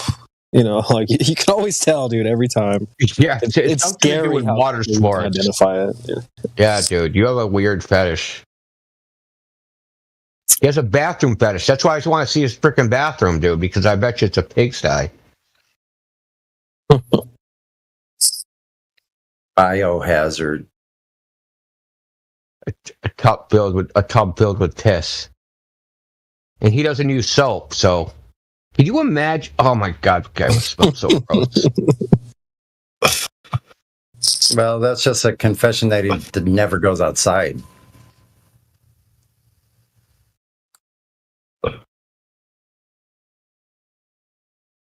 Because if you went outside, you would be using some soap. Yeah.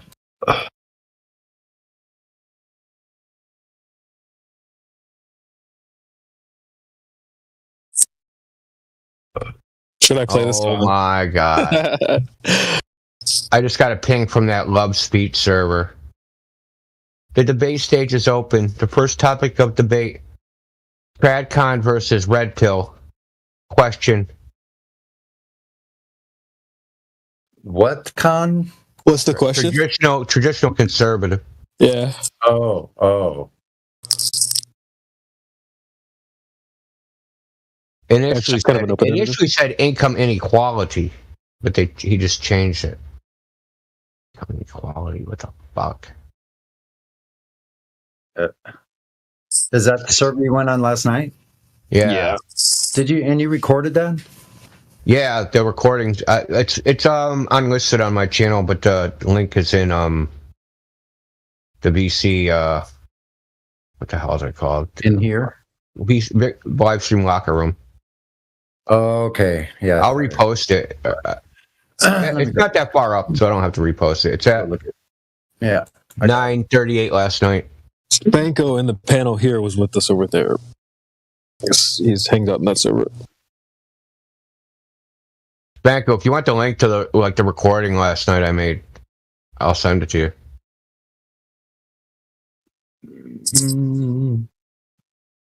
2239.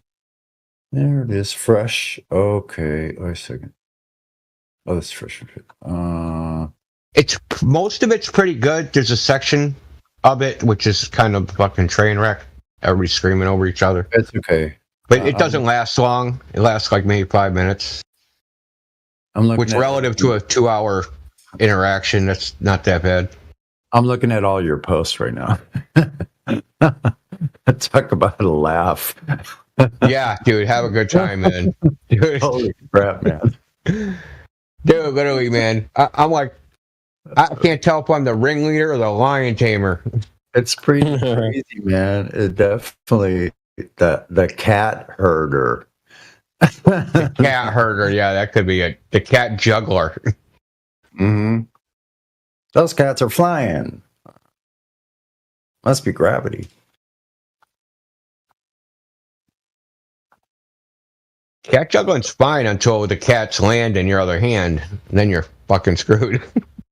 Yeah, the directionality of the nails, the claws. Yeah, exactly. When you try to throw them again, like they ain't going anywhere. Yeah.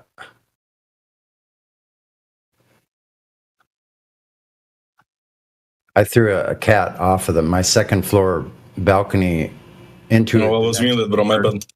for peeing on my front door. This cat started peeing on everybody's front door. Yeah, do you want that? No, I'm good, bro. I do. Okay. If you ever need to throw a cat, I know you left early. I know you left like a little bit early. You didn't hear the whole No, thing. I was there all the time. Oh, you were there? I thought. Yeah. Oh no, he just doesn't remember. He's off the vodka. Bro, I got banned from the server. I'm just messing, bro. Really? It's fine. Yeah. Because I kind of went crazy after, right? Because a bunch of people are like talking bullshit, like lying, and I can't stand liars. So, and now they don't want to show me like why I got banned. Yeah, we can't stand liars either. So you're in the right place. We ban people for lying. We just like. Bro, some 21-year-old guy is telling me how he has an online business. Like, I mean, it could be true, but like, I don't know. I just think he's lying. OnlyFans? No. Online business. He's telling me I know, but he's 21. So OnlyFans. That's an online business. OnlyFans is an online business. Yeah. Doing gay porn on OnlyFans. Saying ideas. And now they don't want to show me like why I got banned. It's crazy. Apparently they're waiting for the guy that banned me. He's not online.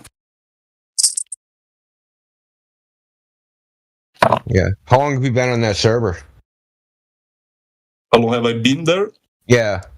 I don't know, like 3 months. And you threw it all away. Yeah. You threw it all away to call out a liar. God damn. Yeah. Apparently an anti-Semitic slur I typed, but I'm pretty sure I didn't. Did you comment on the size of his hat or something? I don't know, bro. I don't even know what anti-Semitic is, to be honest. I have an idea, but like I'm not sure. It's anything that could be construed as against a Jewish person, no matter what it is, whether it's true or not. So if a Jewish person like trips and falls and like, falls in a pile of shit and you're like, look, that he fell in a pile of shit. You're like, that's anti-Semitic. Yeah. Hate speech.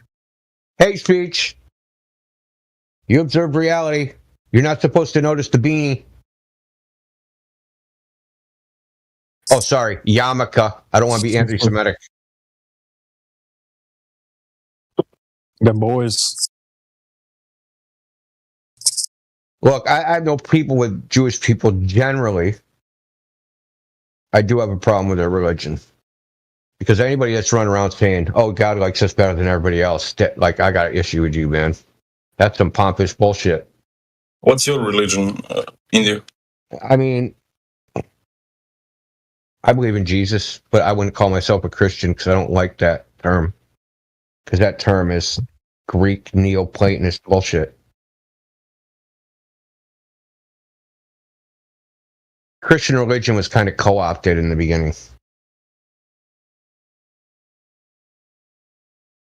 Uh-huh. Well, I mean, the Roman Empire was like, if you can't beat them, join them. So Constantine was like, yeah, we'll just all be Christian now.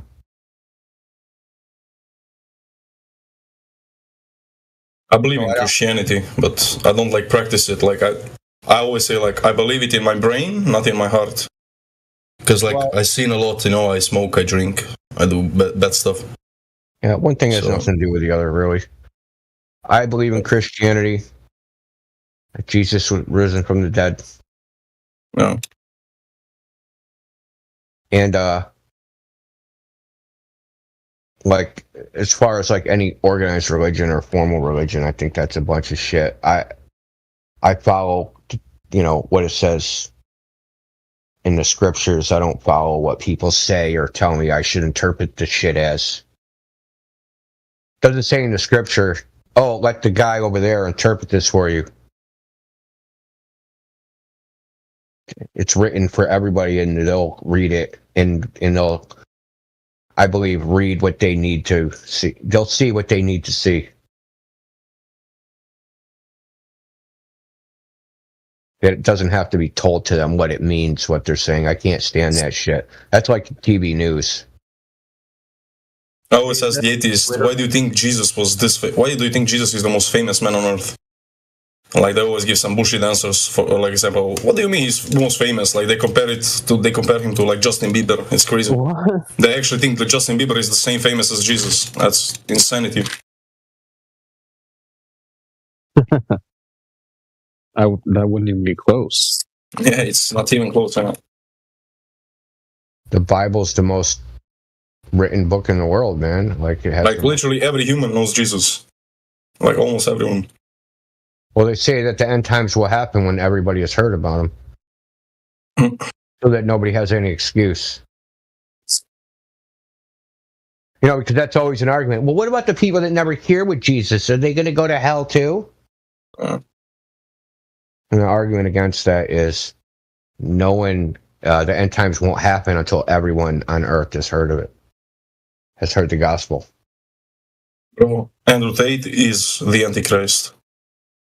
I don't want to go that far. Dude, he ain't competent enough to be the Antichrist.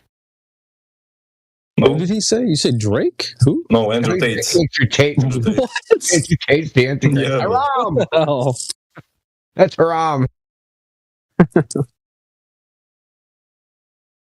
Look, next time you're arguing with a non-Christian, just ask him this question. So when Jesus died and was resurrected, hundreds of people witnessed him after he had died. After he, stopped appearing, the Romans prosecuted people. And they basically made them recant that you saw Jesus or die. Why would hundreds of people die for a hoax? Right? If you were just hoaxing that you saw Jesus, why would you die for that? No. It doesn't even make sense. It's over 500 people saw Jesus after his death and resurrection. Why would they die for a hoax? Because they could just say, no, I didn't see Jesus. And they would have lived. That's all they had to do. That's why the whole, Christian persecution happened. Because, some of the people after a certain point, like about 143 AD, none of them had any direct relationship to the apostles or Jesus, right? None of those people saw him. So, I could understand why they would recant, right? Because they didn't see him, right? But the people before that actually said they saw them, and they were being persecuted because they said that they saw Jesus raised from the dead. Why did those people let themselves be killed if they were just like part of a hoax? Yeah, I mean, there's many questions that don't make sense when you ask an atheist. Like, Common sense should tell you that it's like it makes sense that like this stuff is real, you know. But they just reject it. Is the problem? They just reject. They don't like the idea of anybody being the boss of them. That's really what it is. It's all ego. When you, in my opinion, and this is from my own personal, my own personal struggle with like faith of when I was younger, because it seems like when you're younger, you're more easily reject the metaphysical. I mean, on one level you don't. You're like, yeah, cool, alien spirits, ghosts. But on another level, well, God, no, that's ridiculous. Right? No. Well, I'll take ghosts and spirits floating around and demons, but I'm not going to accept an almighty, sentient being in control of everything. That's ridiculous, because then I have to be accountable. I can't run around fucking whores and robbing and stealing and being a degenerate. I'd have to be accountable. So it's easier to just say, well, it doesn't matter anyway, because there's no ultimate accountability. Right? When you die, there's no like, oh, I have to pay for all that stuff I did. Just basically, just avoid the police, and as long as you get away with that, you're good to go. I think the best way to like debate and eat or agnostic, agnostic, I would say, is like to. I don't want to win a debate against him, right? I just want to show him God through logic. For example, I asked one guy once, like, why do mountains exist? And then he like says whatever, right? It doesn't matter. And it's like, and then the next question is like, can you drink rainfall, right? Rainfall, you cannot really drink rainfall. You're gonna get sick. And it's also like, it's like mountains. God put mountains there so the water can get cleaned, and so we can drink the water. And it's like, do you think so? And after this, you say like, do you think it's more?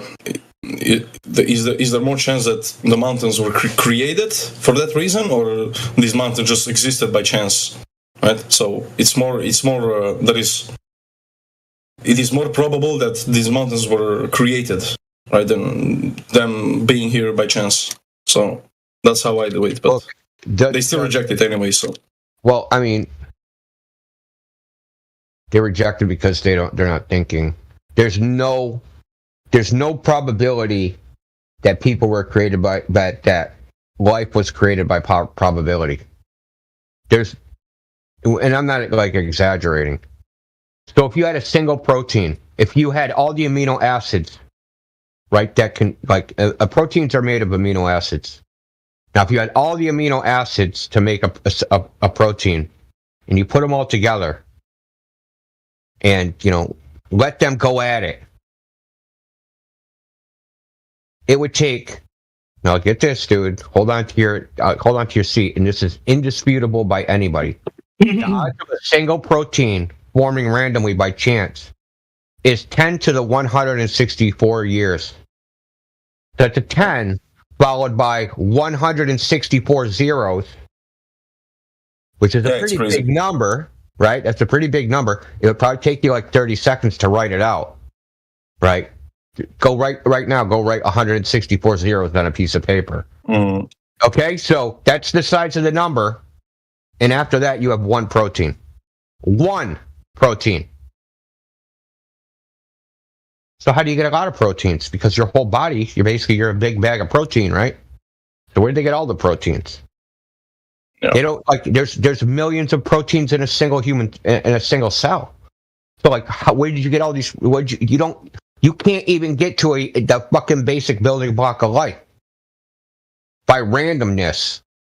It has to be created. But when I deal with atheists, I just troll them because there's data, right? There's something called the General Social Survey, and it was done in America. It's been done for like 40 years, where they survey people and ask them what their beliefs are, what this is, what that is. So someone is taking the data, and turns out that most people that are atheists are clinically retarded. No, like for real, dude. Like clinically retarded. That means their IQ is below 83. That's something like 70% of atheists have an IQ below 83. Wait, 83 is already retarded? No. It's called clinically retarded. Yeah. You're like, that's like 2 standard deviations from the norm in the wrong direction. Yeah. So hold on, I'll post a diagram, and it's from the General Social Survey. I'll post it all as in the live stream. This is how I troll it.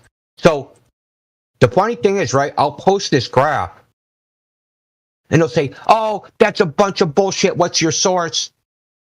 And them just asking that proves that they're a low IQ atheist, because the source is right on the graph. It says GSS 19. What does that say? GSS 1972 to 2012. They don't even see it because they have their low IQ. Like, I just say to them, yeah, you just proved what side of this frickin' curve you're on.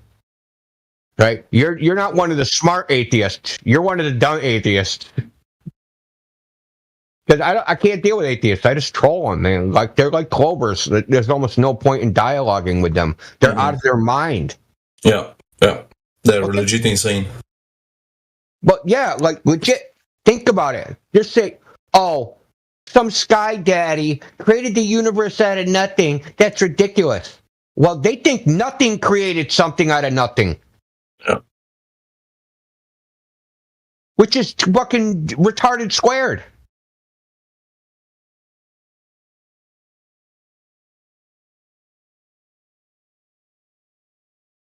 Yeah, so like, atheists and Glovers, there's a lot of crossover there, in case you haven't noticed.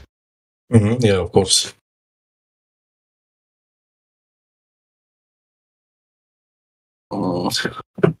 It's literally like, that's like who we get, right? We get atheists that are triggered and they think flat Earth is some like religious fucking movement, and then we get the NASA fanboys that think we're gonna like, we're going to fucking hold them back from going to Mars because flat earthers exist. How this would be accomplished, I have no idea. Then we have like the technology science nerds, right? That think that, oh my God, flat earth is going to destroy science. Look at all the advances of technology. If flat earthers are around, I'm not going to be able to get my iPhone 52, right? And then there's the other ones, right? You're like, this is... Science has advanced humanity. You flat earthers are going to bring us back to horses and buggies and beating our women. Like we have all these like defective personalities that come into this topic that don't really care about the globe. They care about the implications of the flat earth, and they're trying to stop that. Right? And then as a side effect, in order to stop flat earth, you have to prove the globe. But because you don't know your own model, and then you come in, you have to talk gibberish, right? All you flat earthers think this, or some flat earthers said that, or I'm going to make up a flat earth in my head and think that's your idea when it's actually my idea. That nonsense. We deal with this constantly. It's a never-ending freaking... It's a circus, man. Yeah. But it's not even a good circus. So it's like, imagine you went to the circus, right? And all the people that are in the circus... The people in the audience decided that they were going to do the roles of the people in the circus without training. So it's just a train wreck. Taking random people out of the crowd and like, okay, you guys are the clowns, you're the lion tamer, you're the trapeze artist. What the hell do you think is going to happen? It's going to be a horrible freaking circus. And that's what it is around here most of the time. It's a horrible circus watching people embarrass themselves. It's kind of funny. I mean, we get a kick out of it, but... Yeah. Now, right in the middle of that, everybody switch. Yeah. Everybody switch, yep. That's great, yeah. Then you try to figure out who the clowns are. And you're like, everybody's the clown.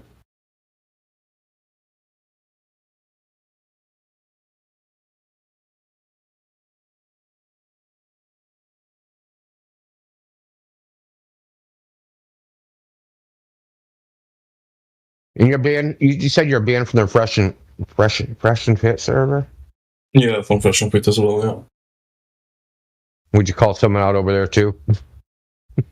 What do you mean? What do you say? You call someone out over there? Call someone out for lying over there too? Like, why'd you get? No. Basically, the first day I posted my picture and I was like saying no one here is winning a death battle against me, right? I was trolling them, and then then they tagged some guy and like they were saying, "Look, you have a challenger," and then the next day I joined the Discord again, like, and I thought it was that guy, right? And I started trolling him, like saying, like, bro, I'm beating you up, like, and stuff like that. And there was this one guy. I was typing to this guy, and this other guy is like reacting and like to my comments and shit all the time. And I was like, bro, why you meat watching? And when I said that, I got like matrixed. I got like put in jail or something. And there I was, and then in that Discord jail, I was like for like, I don't know, 30 minutes, and then I just completely lose it because like those, I don't know, it was just the whole situation was weird, and I just call him an incel, and yeah, then I got insta removed. Yeah, a lot of Discords are pretty like. Sorry, they're just full of soy boys. They're just full of little bitches that can't take anything, and they just fucking cry at any drop of the hat. Yeah. I mean, look, I know. I mean, I shouldn't act like that at the end of the day, yes, but like, I was just trolling, you know. Like, I don't know. No, people are. It was clear troll. Yeah. Listen, if I did what I do here on other servers, I would do nothing but get banned 24 hours a day. That would be it. Just ban. Because I don't like. I grew up in a different era, man. Where like, I grew up in the 80s. We weren't bitches.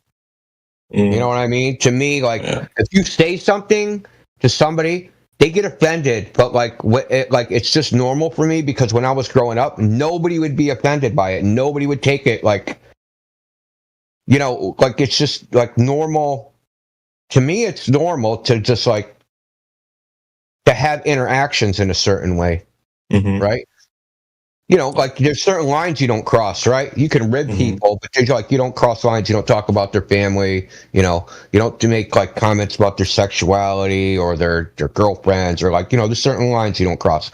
But every other freaking topic, dude, you just like slam people. Oh, you fucking think the Earth is a globe? You're a fucking retard. You know, you know, without being like too mean. It's like just normal stuff.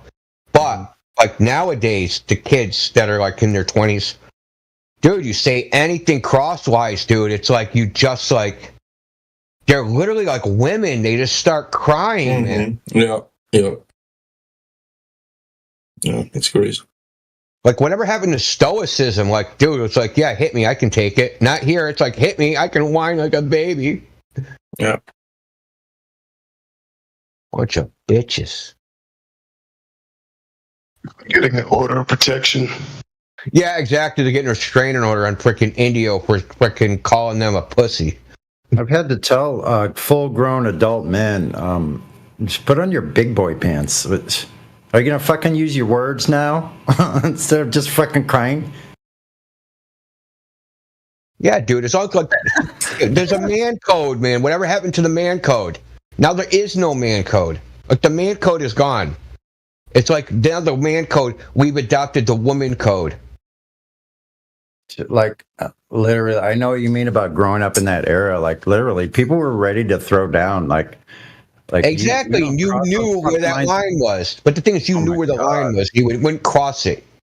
You don't talk about people's friends and family in like a derogatory way. It's like there's so like you can do some things, but like you know, there's just like areas that are off. That basically, if you go in this area, you're basically saying fist fight me. You know what I mean? Yeah. You start talking about someone's mother, just put your hands up because that's how it's going. You're fighting. Yeah, that's the way it is, and like some of the beach towns are like that still. This is one of them actually. There's some areas that start talking shit about surfers and fucking OB. Let's see what happens. On their beach. Like, I don't think so. Yeah. I grew up with a lot of territorialism, localism type.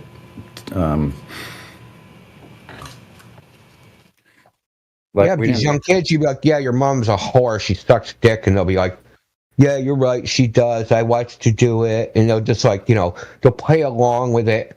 Like, no, like, dude, like, we would never tolerate anything like that, dude. That's like a direct affront to like your manhood. to let someone dishonor your mother like that, or or anyone in your family, right? The families were a lot tighter back then. Right? You could hate your sibling, but if somebody tried to fuck with your sibling, you fucking go down, you die for that shit. Yeah, exactly. Even if you hated their guts.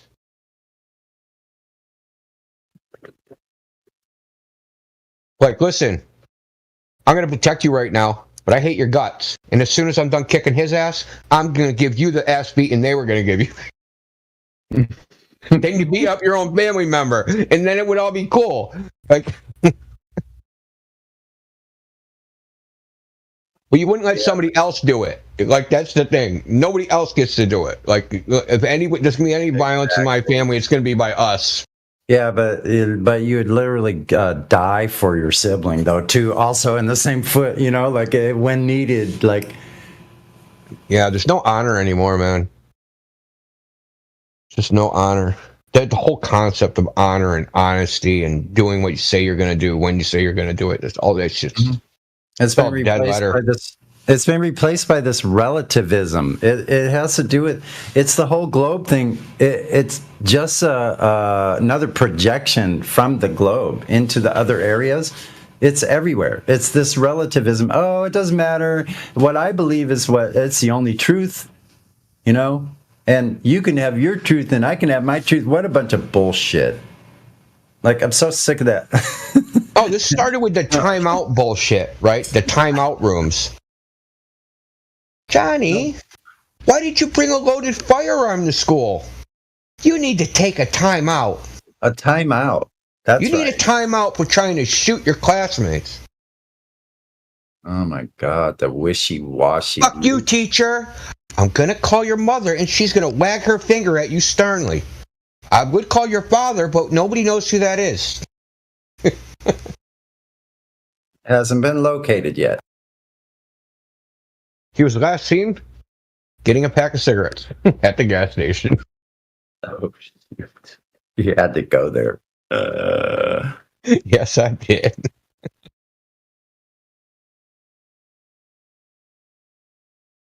Yeah, hey, we said I'd say the mailman. I've had to tone myself down quite a bit because, and no wonder I'm kind of a recluse. Like, when I talk with you guys, it brings it all to light of why I'm kind of reclusive. Because I have to. You're out of place in the world. That's the problem. I fucking have to be. Listen, if I really interacted out there, and I do at times, and I'll go out there and play music for people, and I shine when I do that. Like, that's where I do best. Like, sitting, having conversations, just like the bland, just superficial talk. Like, I never liked that much, and like I would confront people, and so like I had to tone myself down. Otherwise, I'd be in a confrontation every fucking day. Literally, I could be in a fist fight every day if I wanted. I do miss words like accountability and loyalty and honor and discipline, and those words kind of have been removed from our lexicon, not applied and correct for an individual.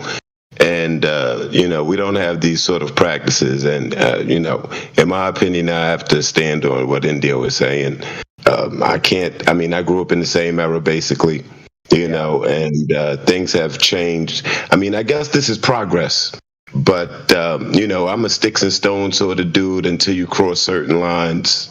You shouldn't put your hands on somebody first unless you're defending yourself. If you get into playing the dozens, have a thick skin. We know lines which you don't cross. Indio mentioned a few of them.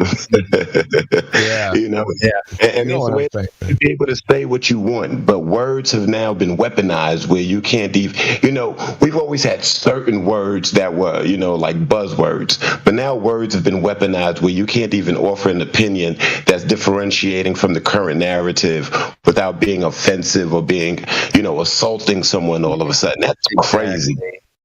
And that's why it seems really strange to people when QE comes and says, shut the fuck up. Like what you say, like some of those people need to be told to shut up. I mean, that sounds kind of rude, but not really, because I don't mind. Damn. I want to say this. Like, being our age, like, we're a little bit older, all us, you know, like, Indio, you and I, and several others in here.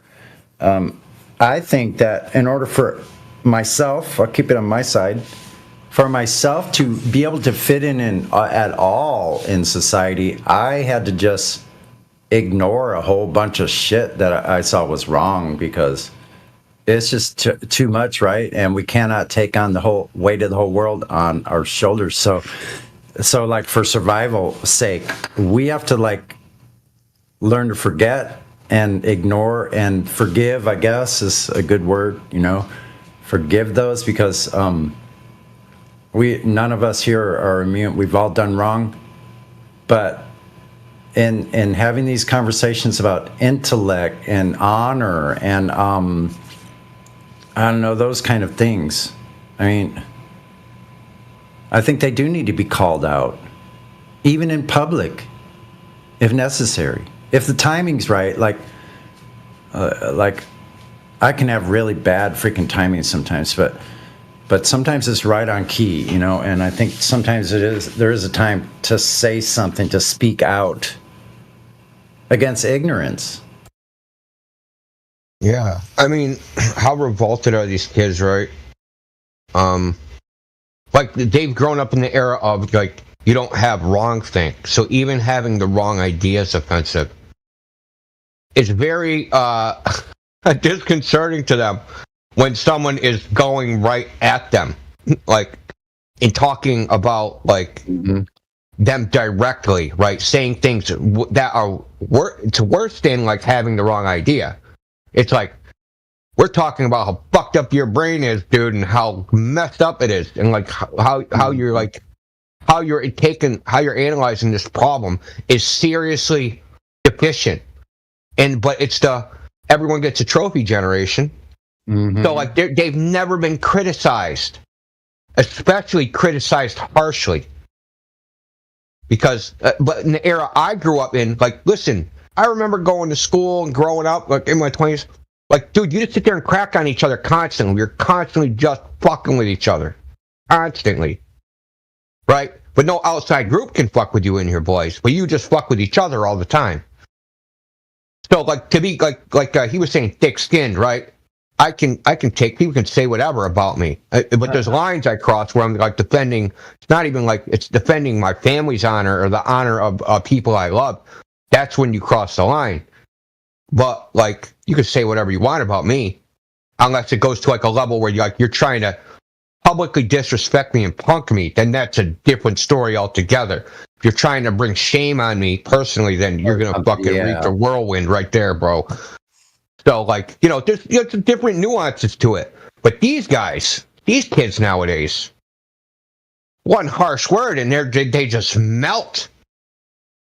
Yeah, like, really, people have very. The older generations called us pussies.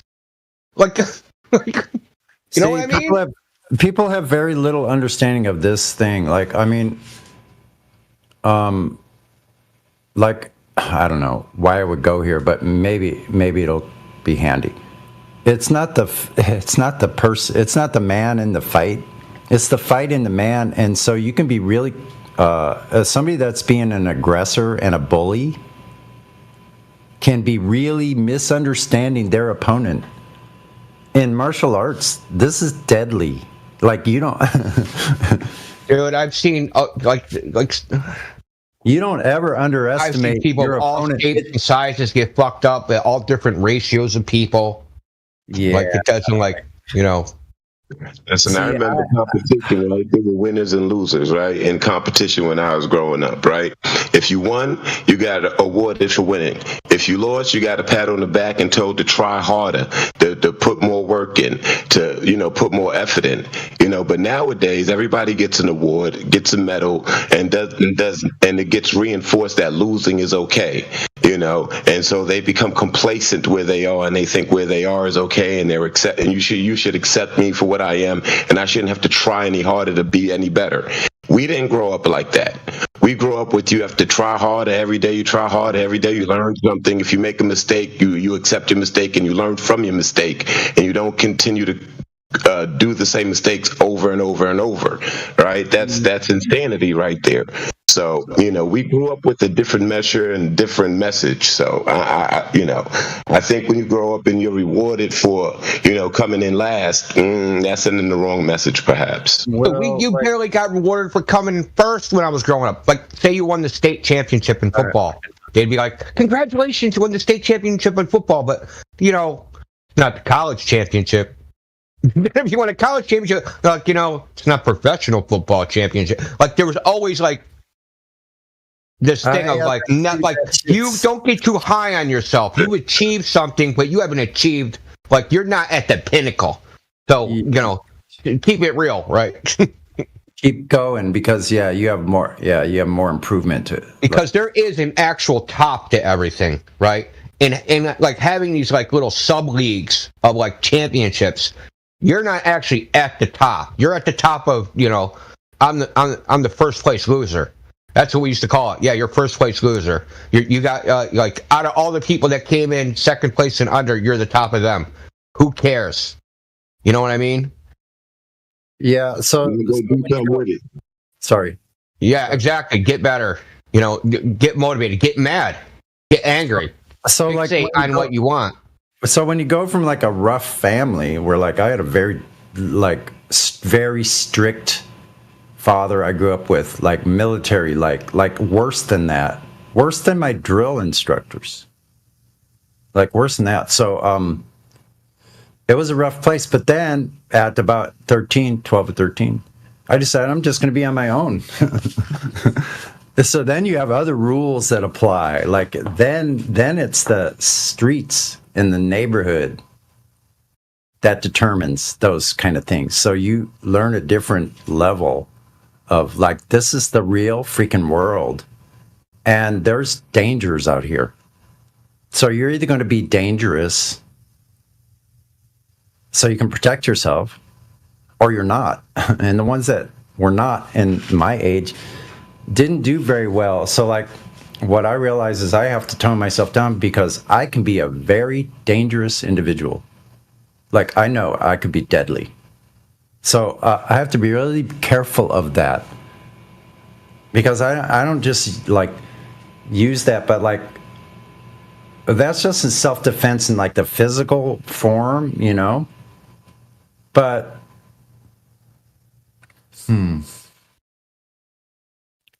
But people don't have that discipline, like, even at the laziest I can become, I'm still fairly disciplined, And I think that's what's lacking, and a sense of wrong and right. It's just like now that seems to be something that's just nobody sees the benefit of that. They just want this relativism once again, right? Yeah, we've gotten away from the idea of having principles, right? And then living your life by the principles and letting the chips fall where they may, right? Now it's like, it's all the ends justify the means. So the only standard is, like, did I reach the end I want? And it does not matter how you get there. Whether you changed your principles, had principles, fuck the principles, whatever, doesn't matter. The only evaluation is it the result that I wanted? And it usually is always material. How much shit can I gather? How much things can I get? Like, you don't take any of that with you. And so, yeah, it's just materialism. That's the dis-ease. Well, almost all that stuff is for ego, right? It's for, like, oh, I have higher social status than you. I have more stuff than you. I have more money in my bank account than you. And, like, I have all these things. Yeah, but nobody trusts you. Everyone hates you. Like, nobody wants to invite you over their house. No one wants to be alone with you for 5 minutes. Like, nobody, like they're not going to call you for their wedding or for their freaking funeral, or, you know what I mean? Like, nobody likes you because you did whatever you had to get ahead, and you just, like, left a trail of human wreckage. Yeah. The level of indoctrination and social engineering and social contagion that this generation has been afflicted with is different than what I grew up with. So there is something to that. I'm not really sure how much, but things are. This is the progress. So hey, go for it. Progress to where? That's the problem. Like, where are we going? Who's driving this fucking ship? Listen, here's where I think the progress is, Indio and Max. I think it's in that we're having this discussion amongst ourselves right now. That's the progress.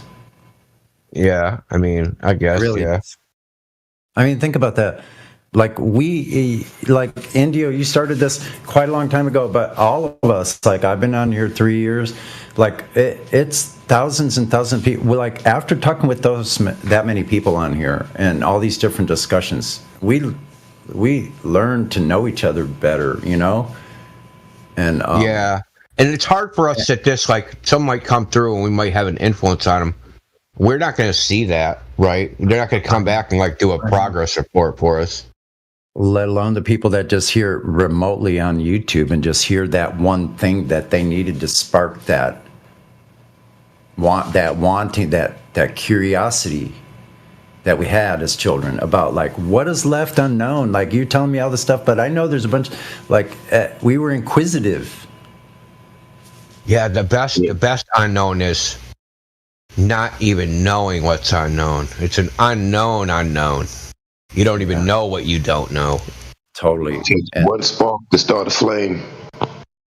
And so what I wanted to say about the progress is that, like, look, like Max over there on where you're at and Indio, and I'm over here and all the people in between and outside on the plane, you know, like, we're all different, right? So I think in here we get a chance to like get to know each other in a way where like we can transcend those problems that we maybe still carry with us that are remnants of our own bigotry, because probably none of us didn't grow up in some sort of bigotry in our families, right? On one side or the other, think about it, or from the other influences, but we still got these ideas ingrained in us that it's not going to go away after 3 years on the Flat Earth Discord. So we still carry these things, and we can. But what I'm saying is, we can transcend those things in any kind of bio-psycho social strata, you know, that we're in, any kind of level that any of us are in, or different colors. What, you know, we're not crayons. We're like, so I think we get to like learn things in a very human way, and we start to understand the similarities more than the differences. And one thing I like, and I'll stop after this, is I like a statement from Alcoholics Anonymous that says principles before personalities. And I think that's exactly what we're talking about here.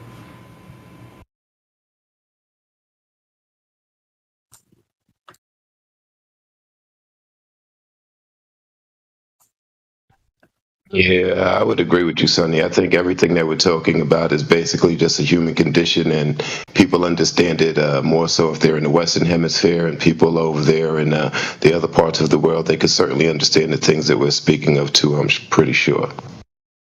Yeah. And hopefully this is, you know, recorded for all time. I don't know if that's true. Like, nothing lasts forever, but this information isn't going to go away. Like, we know that. Brings a very interesting point about the information. Because we all have different information inside of us. Right?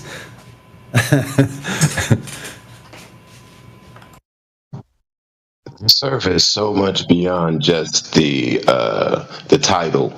You know, every time you come in here, you learn something new that you can apply in some other aspects of your life, hopefully for the betterment of yourself and your family and your community.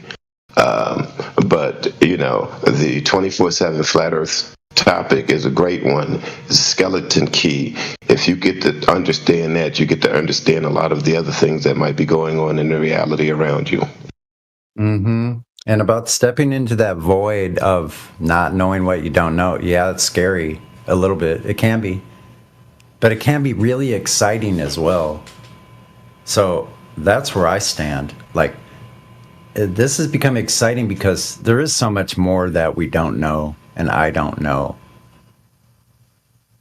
And I'd rather be in I don't know, like there's some kind of weird thing around going on in people's minds where they're afraid to say they don't know something, when in actuality, we've shown here many, many times that they don't know. And so us being willing to say when it is we don't know, that's a more powerful stance. I'd rather say I don't know. Guess what? I'm ready, if I can clear my mind enough, that I'm ready for what really is. When it comes, when it develops, when it opens like a flower in the present moment, then I can be ready for what's new, what I didn't perceive before.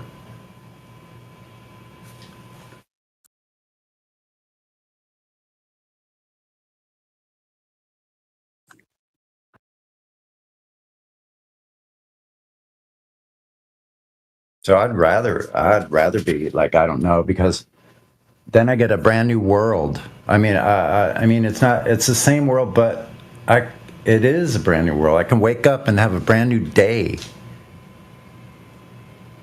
A day where I'm not bogged down by my own bullshit.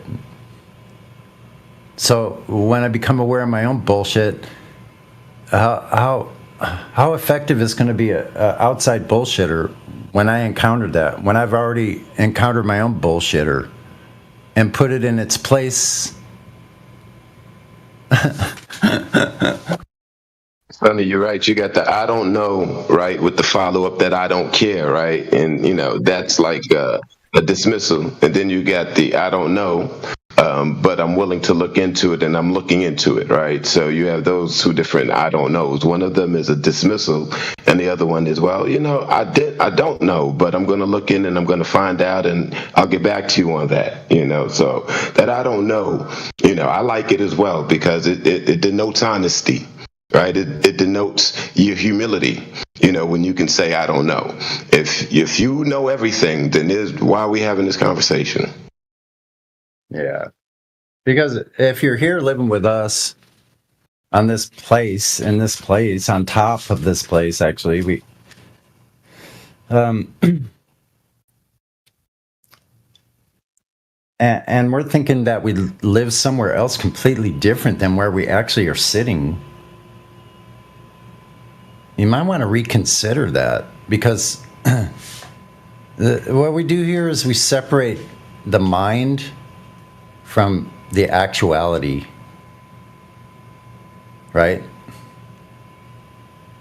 People are confused about what is actually going on and where they actually are and who they actually are. So this is the problem. That is such a huge distinction. People start to believe the pictures and the images and the things that they've created in their mind, which may be not in accordance with what's reality.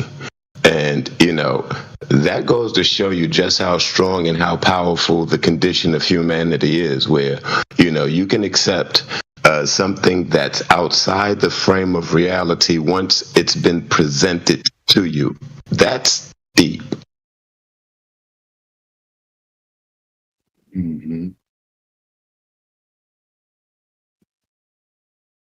And that's generally what this community and this Discord deals with when a lot of these individuals come in here and they are stuck on their position once presented with the facts, once presented with evidence, once presented with reality, and they accept these realities and accept the evidence, but still reject the end result.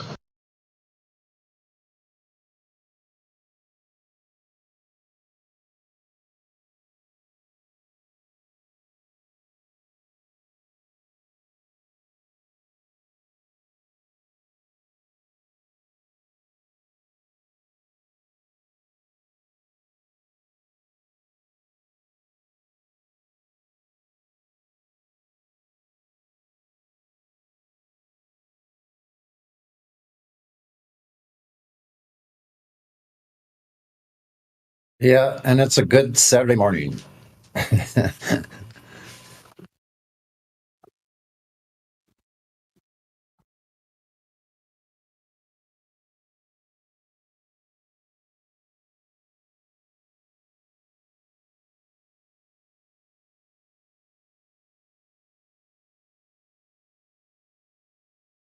I started drinking coffee black because I ran out of sugar, but like Viva la Revolution.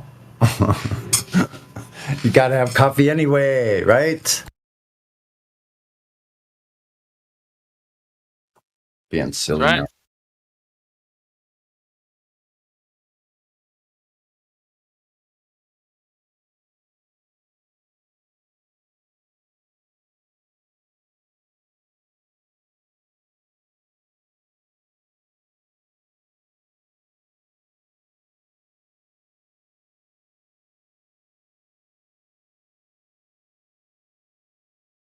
Yeah. A tit for tat on the I don't know thing, then they say that, oh, you don't know either. We don't know anything. So you can't know either.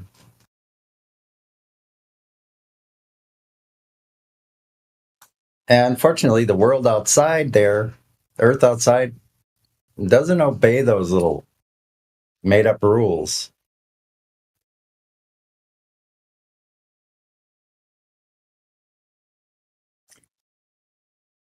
I wonder who it's going to be in the future, or maybe even going on now, that's going to record all of these fallacies and like kind of look at it objectively, have enough time. We don't have enough time because we just have incoming. But somebody's going to be categorizing all of this stuff. As far as mentally, what's going on with people that think this way? Now, of course, I used to think Earth was a globe too, which is at this point, 7 years later, is freaking astonishing that I ever believed it. That's what I really can't believe, is that I ever believed it. Like, why? I thought it was too, I didn't give a shit, but to be honest, like, I really didn't care. I thought it was very interesting. I loved reading about space things because it did provoke my imagination. And that's the rub. That's how they got us hooked. Our imagination. What say you, panel?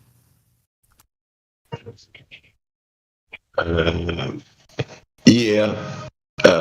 They limit your imagination, though, and they don't allow you, they kind of put limits on it, it seems to me, like they give you dichotomies, and it's this or that, right? And not allowing you really to have free thought without being influenced heavily by the narrative that's been presented to you. So it's really hard. I think you're right, Max. Like, they tell you what the sun and the moon are when they have no idea. Mm-hmm. So, none whatsoever. They don't know how they far completely stymie your imagination on that one.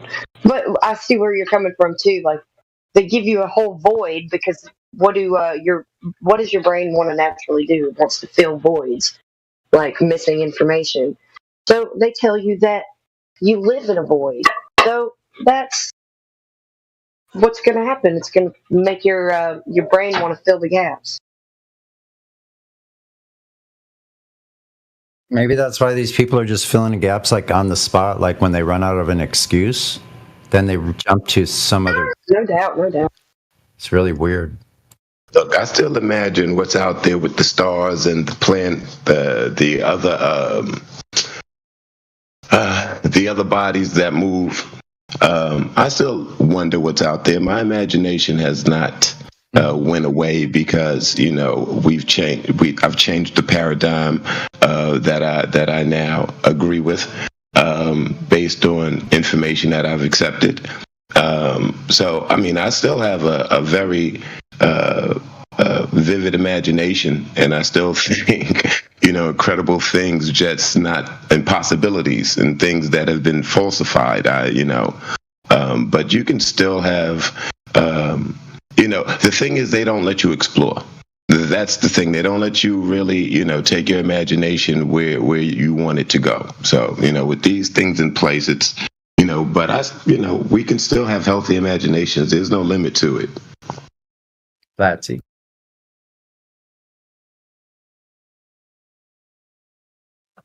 I wanted to hear what Flatsy had to say about that topic. You'll have to forgive me. My child just Okay, no problem. took my attention away, so you'll have to repeat it. Oh, no problem. We were just talking about imagination. Max said that that we can have more of an imagination, that our imagination was actually curtailed by that thing that we were told, right? Yeah, I see where you're coming from. Just because they give you a void people's imaginations do get lost, but they're also losing the ability to think on their own because they have movies telling them this is outer space, this is what we look forward to, and in movies they're taking all the imagination out of it, and putting in their own crazy ideas. So Right. So personally, I think that breaking out of that, my imagination soars out there to think of what this place actually is, and I try to project myself in my imagination, as we're talking about, in my mind, to fly over the plane and see how far I can go. Sometimes I do that before sleep. So yeah, I think the imagination. But now it's kind of like our imagination has been set free almost if we allow it.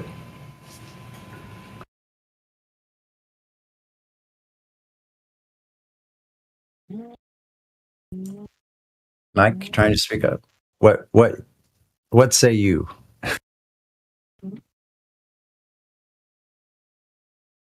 yeah, I have the ability to think about things with more clarity and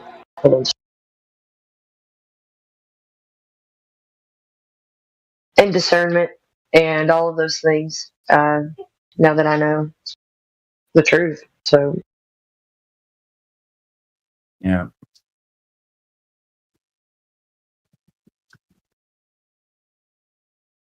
So the question is, who else is coming with?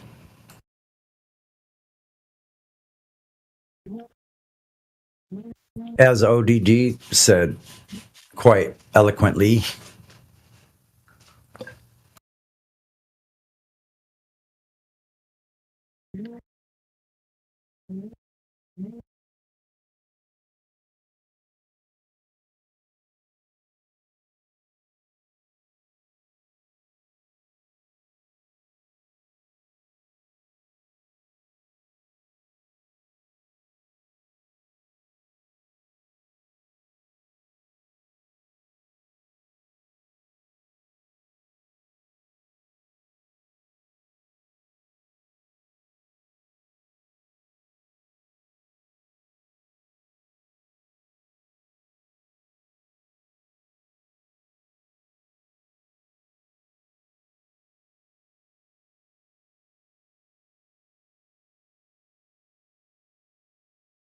man, if only I wasn't a poor broke mama, I would be coming to the Flat Earth meetups to meet some of you lovely folks that I've talked to on here quite a bit. Man, I get a little depressed about not being able to meet you guys. I'm not used to knowing folks virtually only, so it's weird.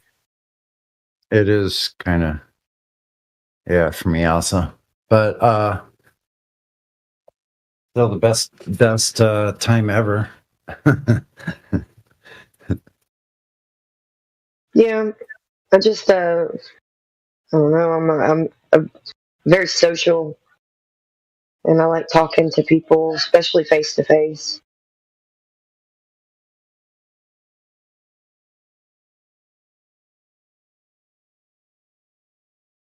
You're like, I think you might be like me, one of these introverted extroverts. Or vice versa. Well, I'm not. I never used to be an introvert. If I am now, it's because I have no choice but to be. Like I was flooded with information for a while there, and had to sort through that and cope. And man, it was a big time for me. And now it's just more like sharpening my mind and not being able. Not having a good reason to be ridiculed. If I'm ridiculed, it's not because I am what they'll say, like I'm an idiot or I'm stupid or ignorant or whatever. Oh shit, my mic's open.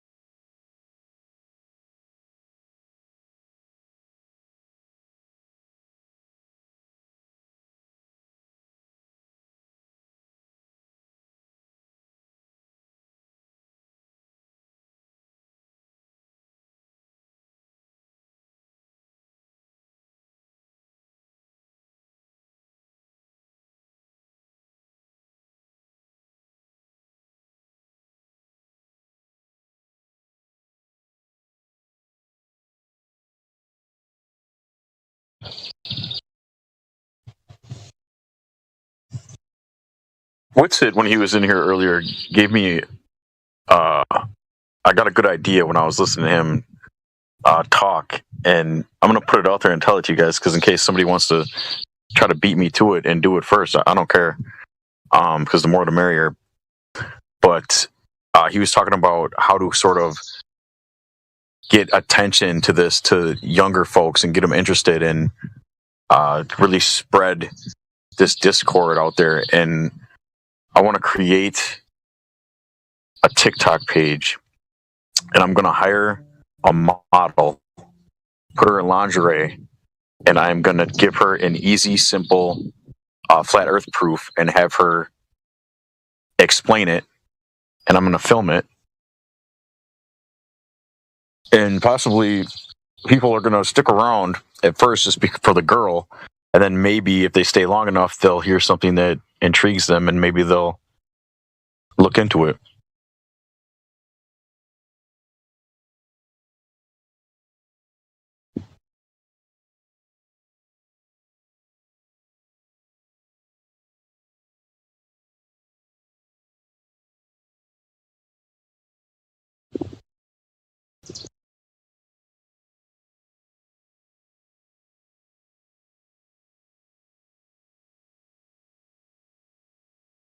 I've never seen anything like that might like it could be popular.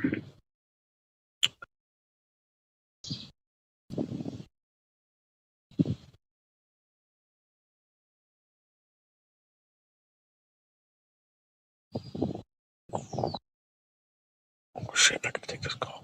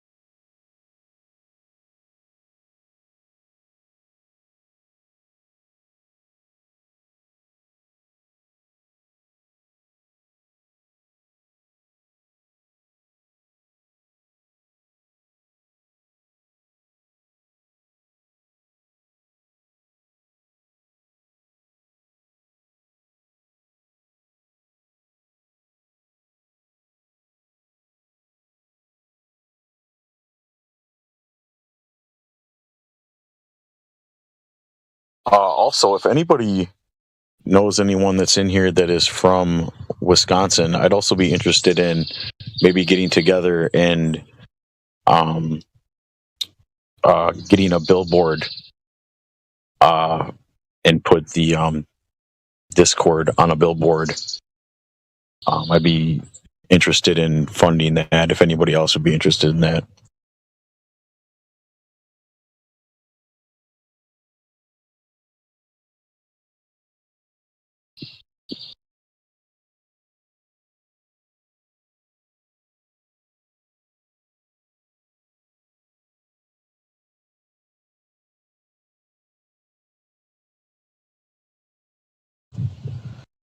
I'm not sure what exactly a billboard costs. I know it depends on where it is. But I think like you could probably get one in a spot that would still get seen for probably, I'm thinking around $2,000. I don't know. I suppose everywhere is different, but I'd be interested in doing it.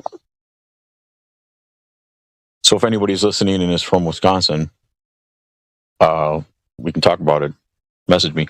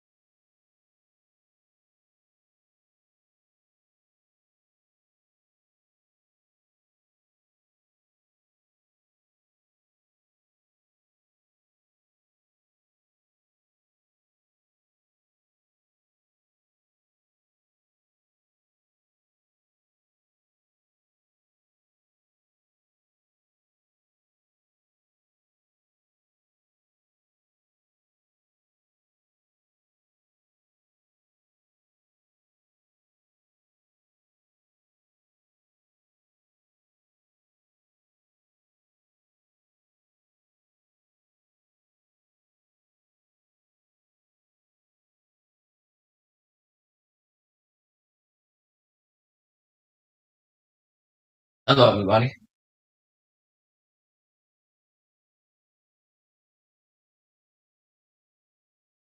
Hello there. Hey, is there any moderators around? I'm from the FNF server. I'm one of the moderators there. Which server? I'm a moderator from the Fresh Fit server. Oh yeah, you're looking for some moderator from this server? Yeah, I need a moderator from this server. You can call Creation Bear maybe if he's there. I don't know. What's happening? Yeah, we're having an issue in our server with 2 of your members. And I don't want to talk about it in here. I need the people in the chat. Yeah, you probably want an admin, maybe. Are they? What? Who are they? I mean, yeah, I guess you have to say. Never mind. If you want to share anything at all. So yeah, one person is named OK, and then Spake Base. These 2 people are they're from here. Yeah, they're not.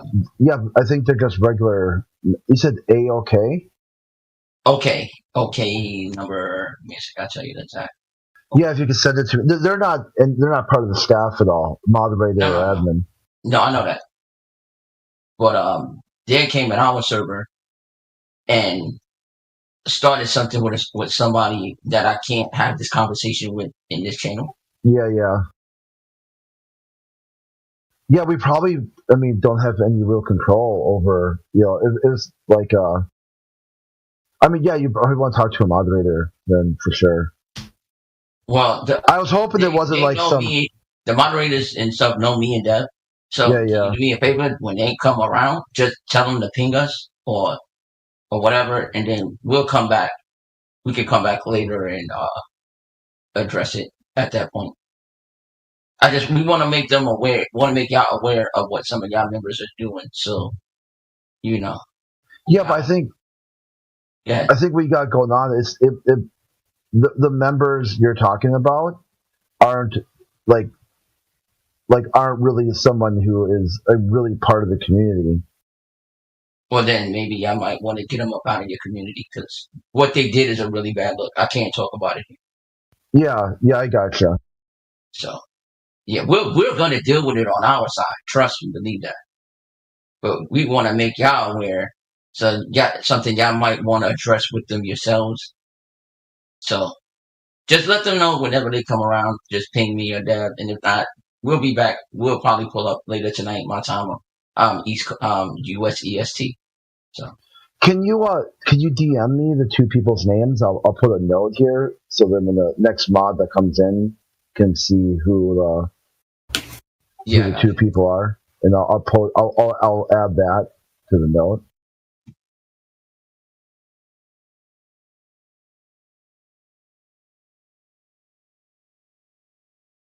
Give me 1 second.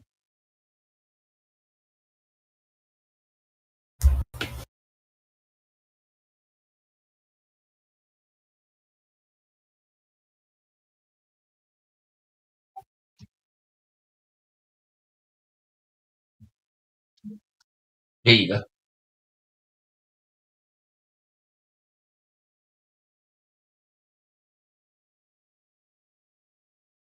Yeah, I got it.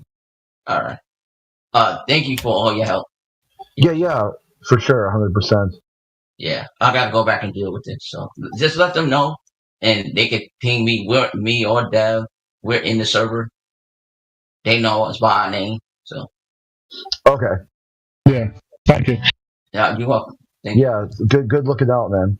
Of course, this is what we got to do. We got to stick together. If you're a member of us, I will want y'all to let us know, and we would deal with them appropriately as well. So. Thank you for listening, boss. Yeah. Oh yeah, anytime. Just jump over. It's good to do the cross share stuff. That's a good looking out. I think I know what you're talking about now. Well, this just happened like 20 minutes ago, so I don't know, but maybe they were talking here or something. I don't know. No, because I looked up those 2 people's posting history, and I think I got a clue on what you're referencing. That account, is a girl, a young girl. I think so. Okay, that's what I was surprised to. She's a recent member, not for a long time, so yeah. No, this is what I said earlier. When the issue came up in our voice chat and our moderation team chat, I was like, me and Wayne, we are in the Flat Earth server. We know these guys. They are very level-headed, logical, calm people, and they will not be condoning this kind of behavior. So let us handle it. We'll go there and talk to them and let them know. Yeah. And like I said, we can't speak to it here, but whenever there's a moderator or admin or whatever that's around. Yeah, one thing I just want to give you a heads up on. Sometimes people will spoof a flat earther here. They'll use the same name and then join a server like that we're partnered with. Then start saying all kinds of crazy shit and acting, posting crazy shit and act like I've had it happen to me many times. Someone will say, "Crit, why did you post that on that server?" I go, "What server? When? Where? And why?" And I go, "I'm not on that server. That's not me." Right? You can easily look up my numbers or my Discord ID. It's somebody pretending to be me. I go, "Did you talk to him in VC?" They're like, "Oh, well, no." I go, "Well, yeah, there you go." My voice is my way of speaking and mannerisms and both in text and voice is very distinct. Okay. Yeah. They're doing that specifically to make Flat Earth look bad by making Flat Earthers look bad by pretending to do crazy crap like that. Yeah. I know it happens quite often with other. It's not just this, and other people do that on other debates too. Yeah, it's not. It's not us looking down on your server. We just letting you know that two of your members is a problem, and you want to make you aware of what the issue is. But it's not us looking down on the server as a whole.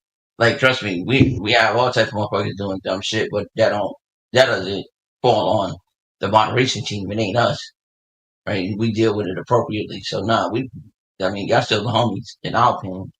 This happens. This happens in moderation. So this is nothing new to us. Okay. All right, guys. We'll be heading over to that. Thank you again for listening. Oh, yeah. Take care. All right. Have a good one. Cheers.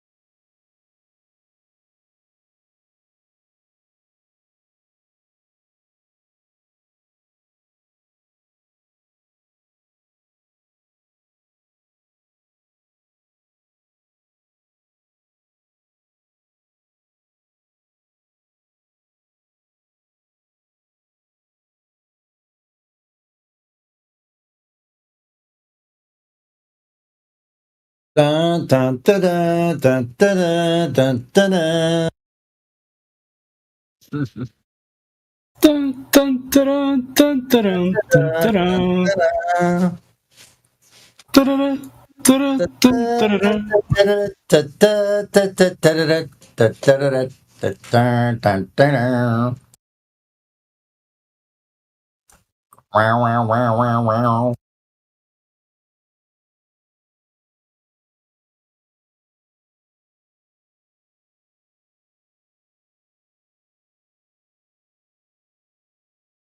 I don't know why the Star Wars theme came up after that last conversation. What? Couldn't imagine what was going on there. Funny stuff, man. Wow. Messages from the Empire. What server was that guy from? Let me see. Fresh, Which one? Fresh and Fit, I think. It's got banned from there. Yeah, that's wrong. Yeah, you guys were misbehaving. Come on. Yeah, they just came and told us about you guys. Oh wait, I am. Did they- I am. Did they say? Well, just that you guys were over there saying something about our server and representing here, which I don't see why anybody would do that. They're You're gonna go liars. somewhere. I got banned because I asked this man with a 4 o'clock shadow if he was a man, and he got triggered. Post his profile in the chat. Like, look at this. Look at.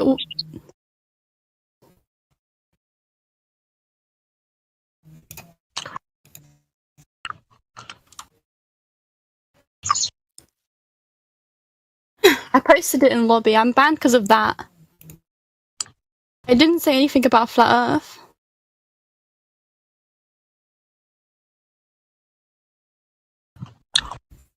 I was like, Lauren, are you a woman? And he was like, yeah, I'm a woman. I was like, okay.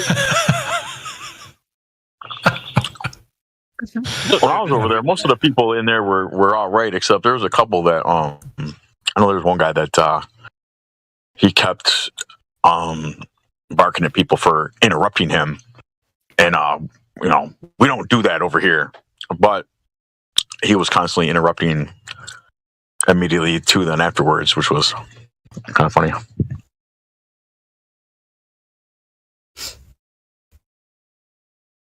And there was another guy that kind of seemed like, I don't know, just a little sword, just snowflakey, a little, I don't know. The thing is, though, they post like the most offensive stuff.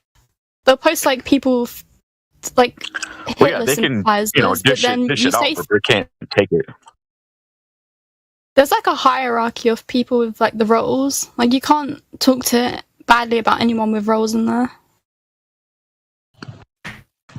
They're on their high horse. Hey, hold on, let me mute. I'm kind of glad you muted Paul V because I cannot stand hearing you chew on whatever you're chewing on. They're I'm kind of sorry. You should have said something. I just put a music down on my mouth. Sorry. So I guess what you're trying to say is they're kind of like the Empire Strikes Back. They come back and see. They might send you off to some wayward planet somewhere. Send them into the void.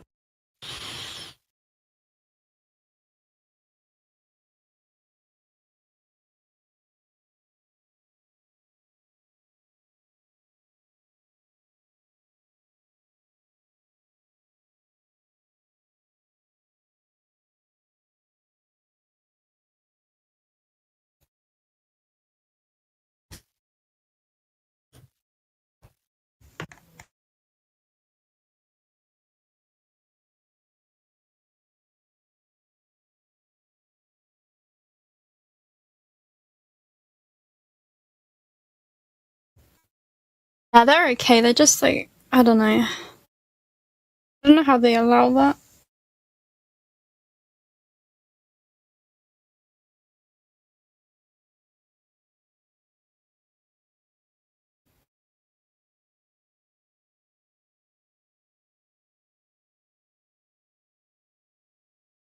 What do the server rules says on that fresh and fit? Any particular? I think the rules apply for everyone. That's the thing. Like, the rules they're there, but they don't really apply to everyone. I think if I was there for longer and I like had my own little, like, if I was more like well known, I don't think I would have got banned for that.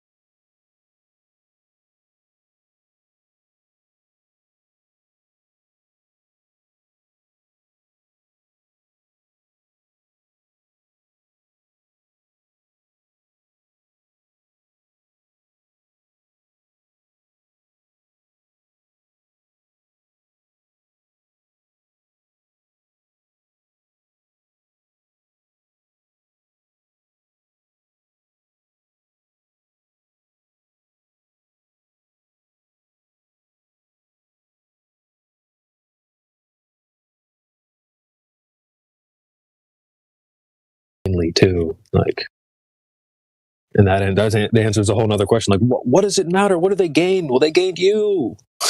You're blindly defending something that you don't even know, dude. People you don't know, claims you don't know. You're blindly defending this thing. Well, so, what do they gain? they got you.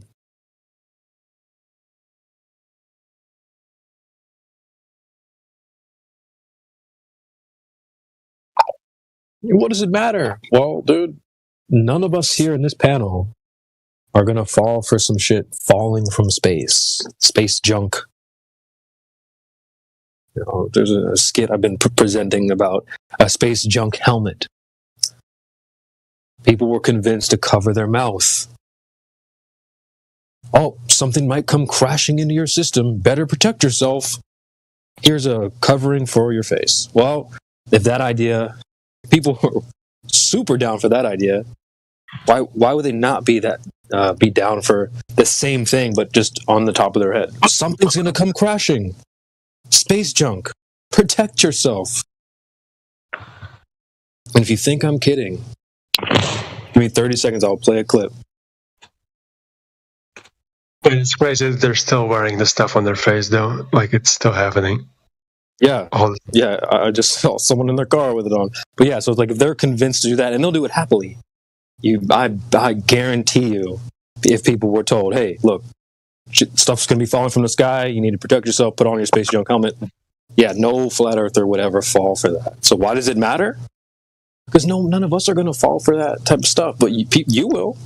If you're out there, you believe in outer space and stuff, you'll fall for that. You'll be that goofball walking around with a space junk helmet on. They say an asteroid wiped out the dinosaurs. I don't know about that, but I do know if space debris hit my car, it'll be all right. Comprehensive car insurance can cover things that fall from the sky. Hail, trees, golf balls, even meteorites. Bruh. I mean, dude, we're not going to pay for space insurance. We're not paying for any of that because we know it's all bogus. So why does it matter? Because, you know, we're not going to be gullible enough to pay for space coverage and friggin' wear a space junk helmet. Oh shit, look at this one. NASA spending spree could jeopardize return to the moon, new report says. Dun, dun. The frustrating part about all that, though, is especially with the stuff on people's faces, is even though we didn't fall for it, it was still hard for us to maneuver and go where we wanted to because the ones that did fall for it were trying to police us. And that was really frustrating for me. And even though I would carry the paperwork around with me and point to them that what they're doing is wrong and that the mandates left there was exemptions in there for some people and they wouldn't listen. They wouldn't even read the paper. Yeah. Well, that goes back to the whole, what do they gain? They gained a bunch of blindly, like zombies who will just blindly defend something without knowing anything. So yeah, that's very valuable to any entity. A lot of ways, though, it was good too because it kept me out of places and I saved a lot of money because I didn't go to certain places. I wasn't shopping as much. One of the biggest things is that we will never take a weapon in our hands and go to like a place like Afghanistan and shoot at other people because we realize what that's all about. So that's one of the big things. Yeah, that's good too. That's tragic, and that's why it's. I wish when friends or family of mine were going to make that decision to sign up for the military, I wish I would have known ahead of time so I could have just a little chat with them to make sure they understood what they were signing up for and who they were actually serving. Yeah. Because I think if a lot of people understood that and knew it, they wouldn't. Yeah. I don't like the whole thank you for your service thing either because you're not doing anything for me. You're not preserving any of my rights or protecting me at all.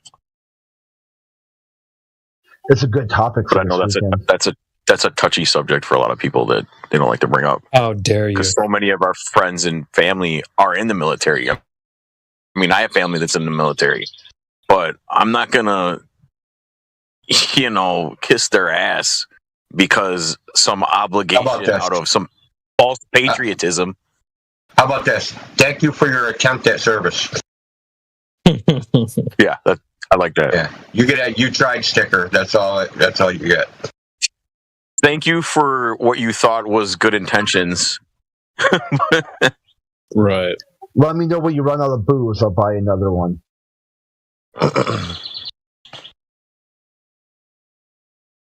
Yeah. So there's a lot in the right to place. gain. You're misled. Sorry. Yeah, no, you're good. You're good. Well, they're fighting for an ideal that doesn't exist, right? So they're like brainwashed. Like, I'm fighting for America. I'm fighting for freedom. I'm fighting, other than the people that just go in the military to get a paycheck. Because there's that, too. Like, there's the people that have no other option. You're like, shit, man, it's either like, I'm working at McDonald's or going to the military. Or I got to go in the military because this is what they did in the old days. You can go to jail or you can go in the army. I'll take the army, please. Yep. Some people might want to be able to kill too. I wonder if they actually want to shoot someone. Yeah, it's like you get a lot of these, like some reason anti-flat earthers. A lot of them are claimed to be Navy veterans. Like I just name a couple off the top of my head. I'm like, well, didn't you take an oath to protect the Constitution? And sometimes they won't even know that. I'm like, well, obviously you weren't in the military.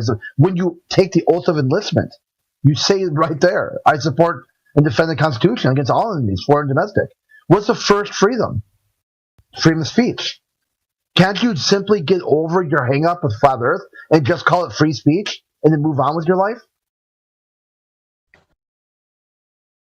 Bunch of fakers, like stolen valor. My grandfather always looked down his nose on his comrades that when he came back from his service in World War II, he refused to accept his benefits, and he would never be caught wearing one of those hats that shows his division and whatever his branch. He hated those guys.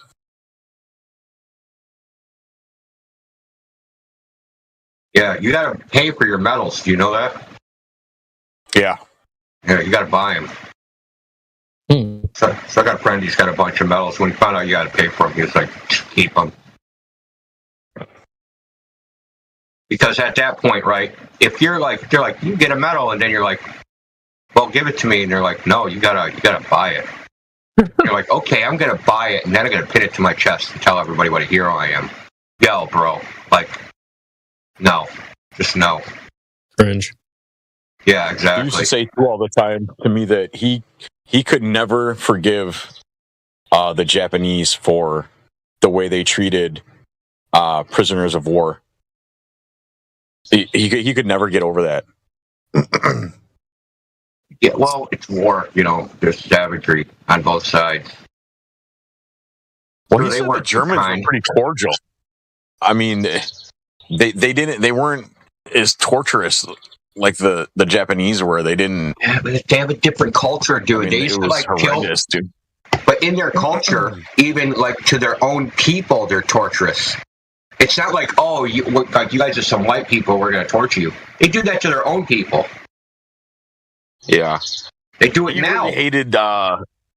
He really came back and had a real dislike for the Europeans too, because he said they treated them awfully over there. That the other branches over there did not like the Americans at all. Didn't look down their nose on them. And he thought, you assholes, we're over here dying to help you out, and you don't even appreciate it. That's what pisses me off about the reparations shit, dude. Right? If you think you're a slave or some ancestor was a slave and you need reparations for their slavery. What about all the people that died in the war to free you? What do they get? Like, oh, white people are bad. Oh, the white people that died to get you out of slavery, those white people? Like, which white people are you talking about are bad? Was that white? That must have been white oppression. My family came here after that. They didn't arrive, until after all that was over. They didn't. And all my relatives are from the north. Never owned slaves, and they weren't even here, until after the Civil War. So here's a fun fact. How am I going to be taxed for that? Here's a fun fact. A random black guy and a random white person are more closely related than two random white people. Genetically. Yeah. So it's the whole idea is just stupid, man.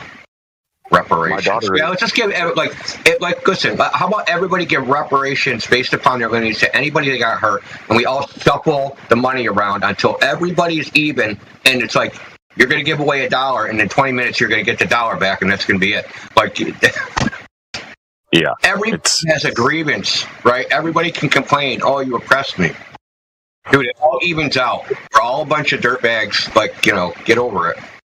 And you know what? I don't think it's ever going to happen anyway. I think they're using that as a tool to create more division amongst us. Oh, of course. Dude, California's trying to get reparations. They were never even a slave state. Like, what? Wait, what? Yeah, what the? How was that? But I think that was a tactic too, just to try to drum up voters on in the black community. They never had any intention of actually doing that. They just said it so that the black population will. Did it cut out? Yeah, you cut out, man. Shit, I timed out. Black people got him. Yeah. Fucking black people. Black FBI agents. Obama got him. In World War II, like, a lot of people don't know this, but Japan never signed the Geneva Convention. They were not a party to that after World War I. And even more so, they saw surrendering as a fool's, like, someone surrenders, they kind of lose their right as a combatant. They gave up, like, type of thing. Like if you surrender instead of fight it out to the end, you're kind of like a dirtbag and deserve to die. Also, individualism isn't in their culture. They think of like humanity as collective. That's why, like, killing an individual like, at least at that point in time, it wasn't as like crazy as in like with the Western world. They have different. I don't know about now. I'm just talking about then.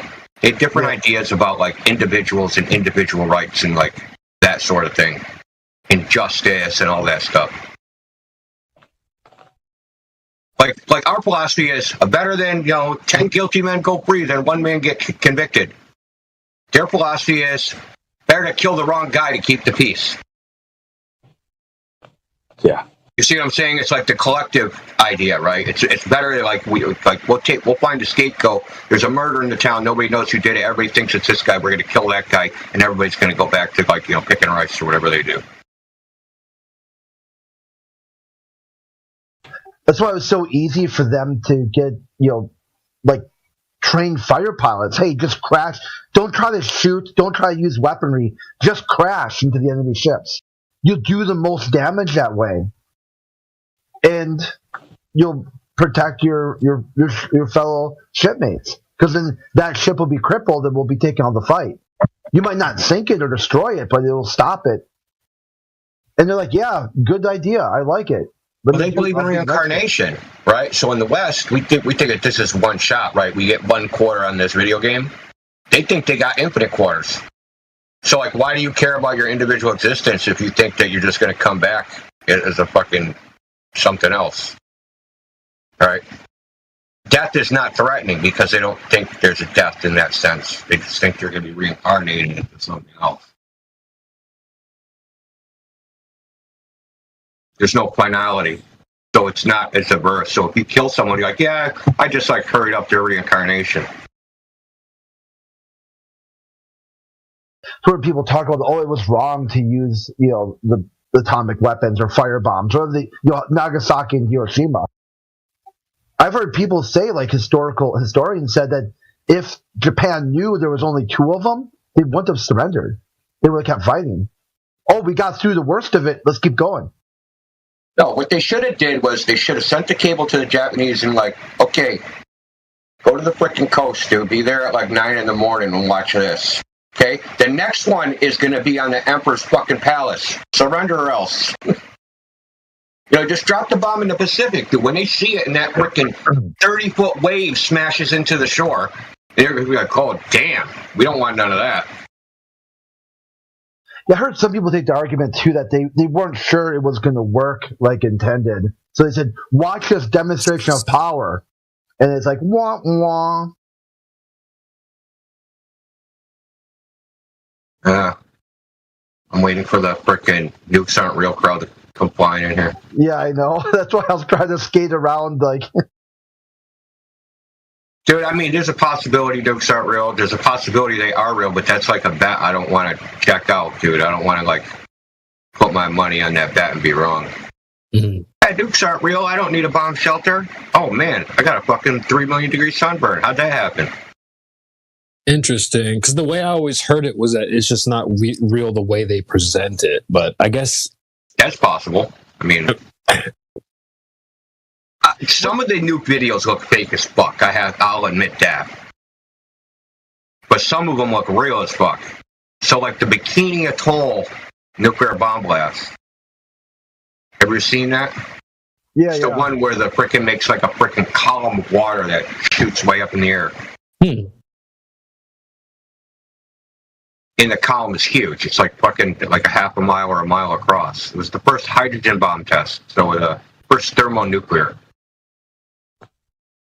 For me, I think it's the one that the biggest evidence is the shadows, kind of like the flash, explosion where you see the person, the whole wall is burnt except for right where they were standing. In I think Nagasaki, there's still walls, or maybe it's Hiroshima. One of the two. They've got an area where there's kids walking to school, and there's just a line of shadows. Yeah, I'm not buying that. I just don't. I think that's freaking. That's cap, dude. Okay. I mean, because I was if it's you could say it could be easily fake. I'm saying because it isn't like it's a fucking parallel ray light source, right? That's going to leave a fucking outline like a cartoon. Don't work like that. Well, I think the heat was so powerful that it just turned the person to ash, and then hit the wall, but it hit the wall at slightly less heat source or whatever. So the blast radius isn't even that big, technically. There was still, I've seen images of there's still buildings just sitting there. They didn't even get destroyed. That's the thing about the Hiroshima and Nagasaki evidence. It's there's some that shows there's not very much damage, and then there's others that show there's a lot of damage. And then it turns out, I read something a while back, don't quote me on this, but that the cancer rates were actually exaggerated, that there wasn't any higher incidence of cancer than any other place. They're just higher than the Western world because they eat more fish in Japan. So they compared their cancer rates, right, to the rest of the world. It said, look, the Nagasaki and Hiroshima, they got higher cancer rates because that poisonous freaking radiation. But they didn't compare it to other Japanese people. Japan, apparently, this is my understanding, like I said, don't quote me on this. Japan already has a higher incidence of cancer because of, but they don't get terminal cancers. They get the annoying cancers, like skin cancer and tongue cancer and testicular cancer and bullshit like that. Shit that won't kill you. It's just annoying. Testicular cancer is probably really annoying. That's why I have trouble with even taking a strong stance on a lot of these issues, because all the information that I'm using, I'm getting from them on these subjects. Exactly. And why am I believing any of it? I mean, I know from the start of that war and what happened is a lie. Yeah, the whole Mustache Man, just a crazed lunatic who wanted to kill people. But they always leave out the fact that, well, how many Germans died of starvation before Mustache Man took the banks back from the, 4-letter word, J as an S? Well, I've never figured this part out, right? Japan attacks the United States, and the United States declares war on Japan and Germany. Like, what the hell did Germany have to do with it? Like, how did they get dragged into it? Yeah, I didn't get that either. But they needed a way to somehow drum up American support because Americans wanted nothing to do with that.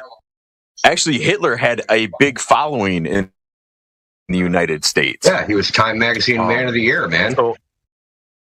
Yeah, I don't get that either. How Japan got into it, and I almost think that it was some sort of agreement between the United States and Japan to.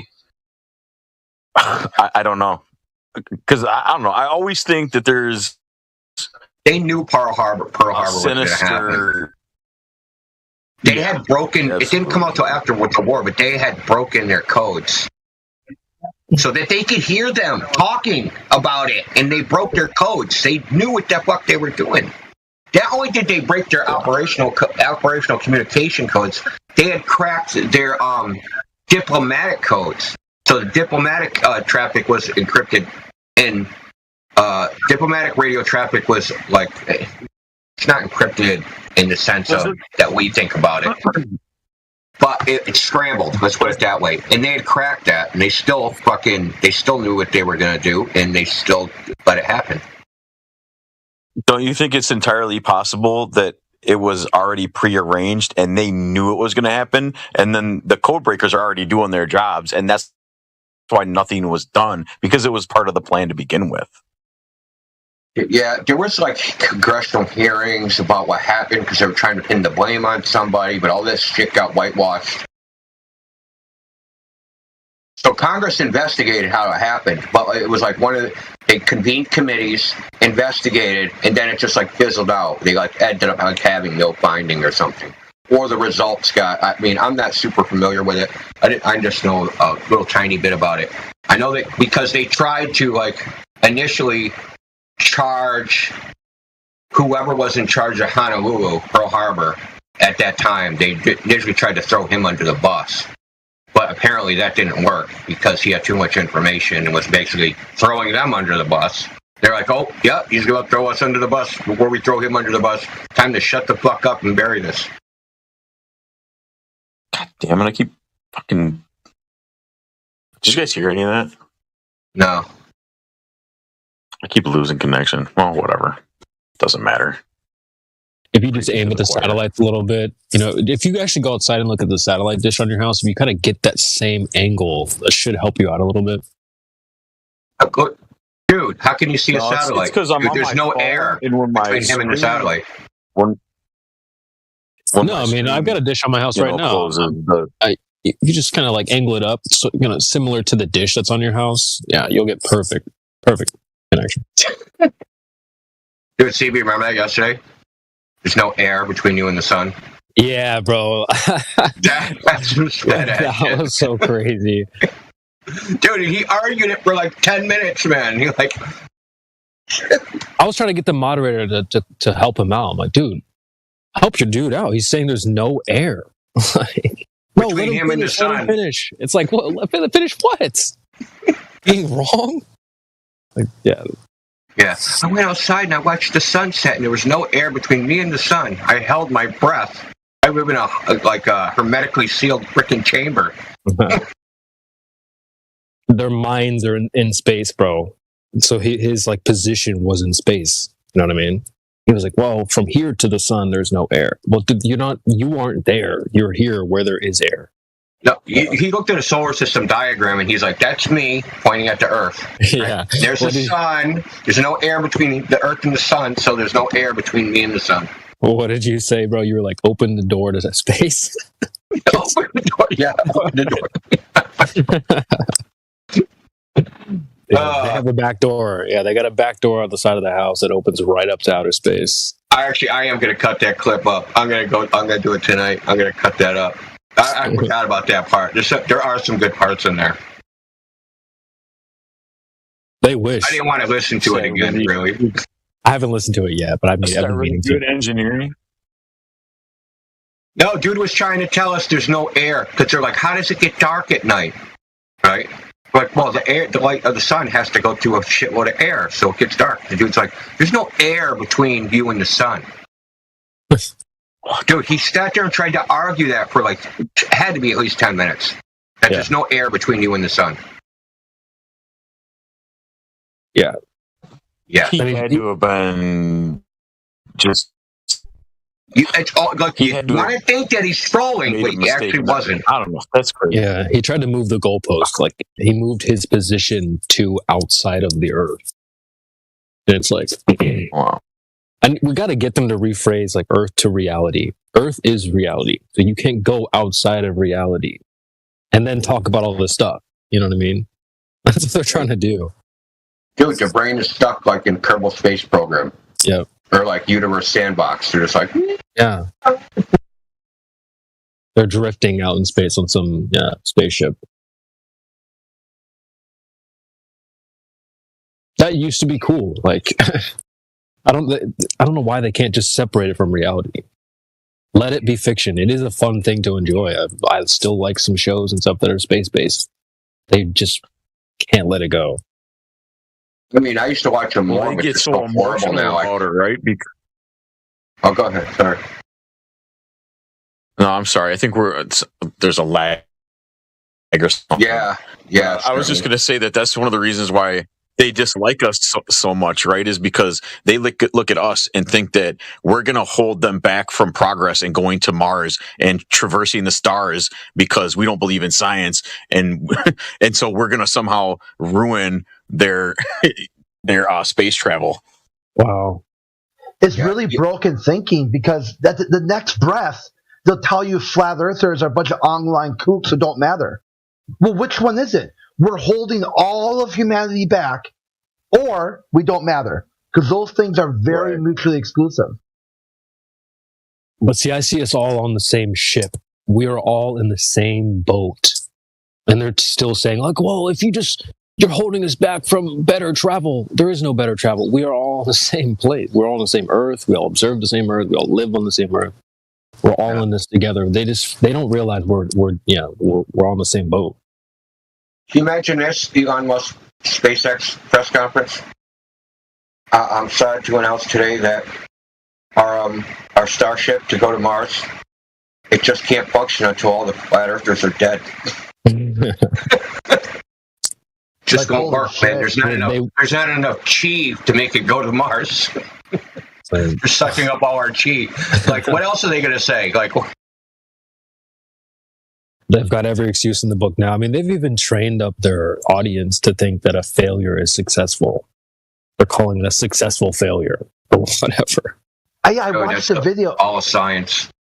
There's some dude who's like on the short list for like the first people to go to Mars, and he's been bragging about it. Thunderfoot makes fun of him all the time. He said he was watching it, and as it was going to take off, he's like standing with his wife, like, I'm going to be on that. I'm going to be on that. And now it shows you all the engine failures. It's like, wow, that's kind of a lot of engine failures. And like Thunderfoot's like, you think? And then when it blows up, he starts cheering.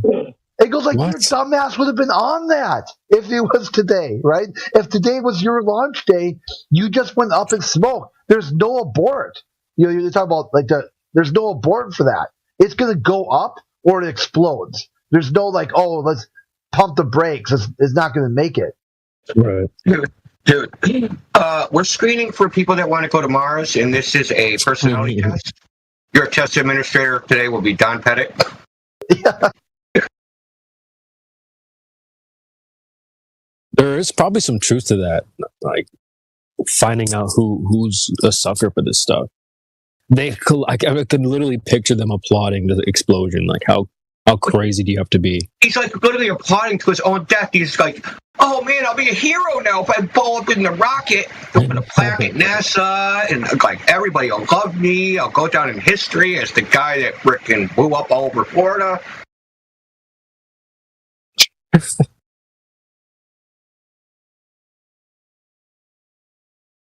My favorite joke as a kid was, "What's NASA stand for? Need another 7 astronauts." I've actually never heard that one.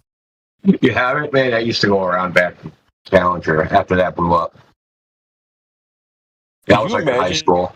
So. Being an astronaut when they killed the guys from Apollo 1 and being an astronaut at that time and being like, holy shit. Yeah, keep your mouth shut. You want you want to talk shit. Okay.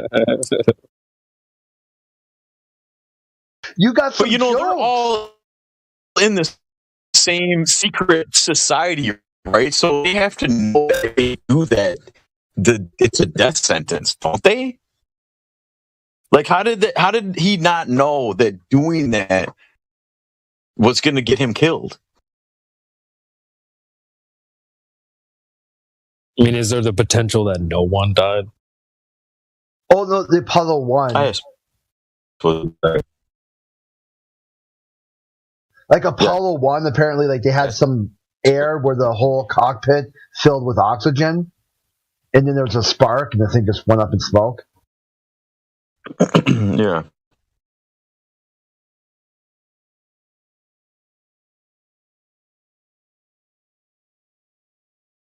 But how can something I wonder about? Remember the space shuttle? Not Challenger, but the other one that disintegrated. Columbia. Yeah. Like the first two, right? The first two shuttles are the ones that disintegrated. Yeah, the ones. I think the first one was Atlantis, but it didn't fly. Like it was a mock. Like it was supposed to be like test off for landing or something like that. Like it.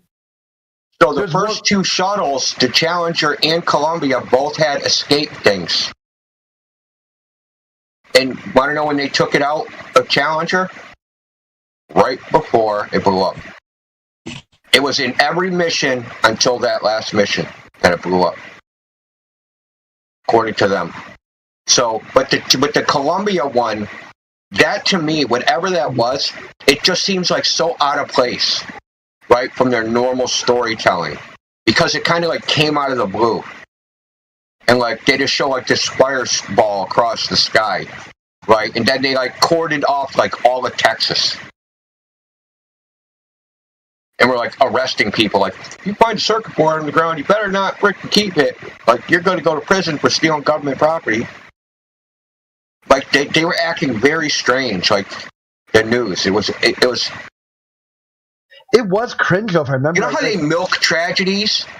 They reported it, but they weren't milking it. You know what I mean? Yeah. And then they had some time-lapse photography that they showed. I'm like, where the fuck what took those photos? You know, like, yeah, and it was kind of weird too. Like all the that's what I thought too. It was like advancement of the NASA police, because really all they did was bust people at the gate for having drugs, like drug sniffing dogs. Oh, you got pot, you're busted. And now they've got an actual investigation. Who's selling what on eBay or other black markets? And they can try to track down these components and who found what where and how much they selling it for and whatnot. It just really expanded NASA's policing powers too, which I thought was like, okay, with SWAT team.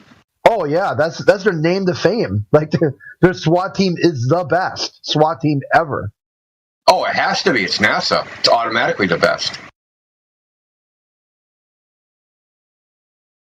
Dude, it's like their guns. They have laser guns. You know that, right?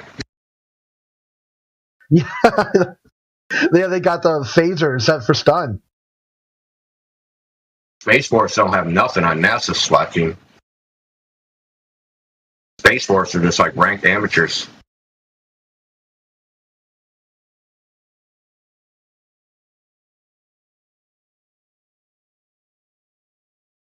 What's up, Jedi?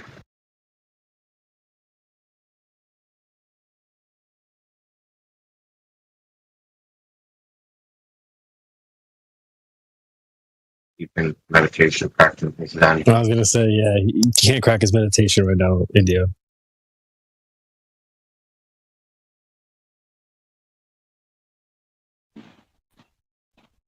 Contemplating the philosophy of the globe. How do you have a globe without a radius?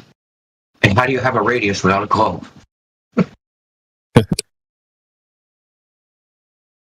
That's what Glovers don't get either. Is all this stuff that I used to be angry about, all these topics that we're talking about before I woke up to Flat Earth. One of the reasons why I was so angry too is because I kept looking for a savior, because the globe takes you away from your true creator. And once I realized the Flat Earth, I was at peace, because I now understood, okay, that's my savior, that's my creator, that's all I need to think about and worry about. Everything else is bullshit.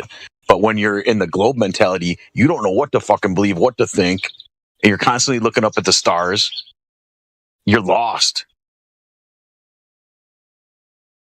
Well, I mean, like if you really think about it, you think there's a Big Bang, and the Big Bang created all existence from nothing. Aren't you worshiping the void? Aren't you just worshiping like a dark, bottomless pit with nothing in it? The old gods. Yeah, the old gods. Cthulhu. Well, if that's the case, shouldn't you just kill yourself? No, you have to stick around to make everybody else suffer. The people that don't believe in that bullshit. That's how No, you because life is summon. precious. That's how you summon the old CB said gods. it, crabs in a bucket, bro. It's crabs in a bucket. Hey, going back to the Challenger real quick, I think it was Chocolate saying who said that he was in like grade school, like fifth or sixth grade or whatever, and they rolled like a television in. That was me. Oh, okay, yeah. I couldn't That was remember. me. I was in, I think it was 8th or 9th grade.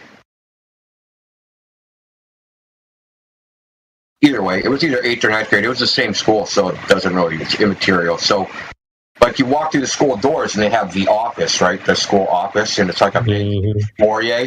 They roll the TV, just back in the day, right? It's a TV set. It's not a fucking flat screen. Yeah.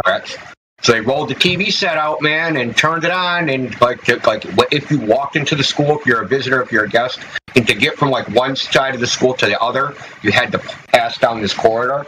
There was a back corridor, but like that wasn't used as much. So like, you know, people would walk through this main corridor and they propped the TV out in the foyer and just turned it on. And there was about, I don't know, 20 or 30 of us watching it.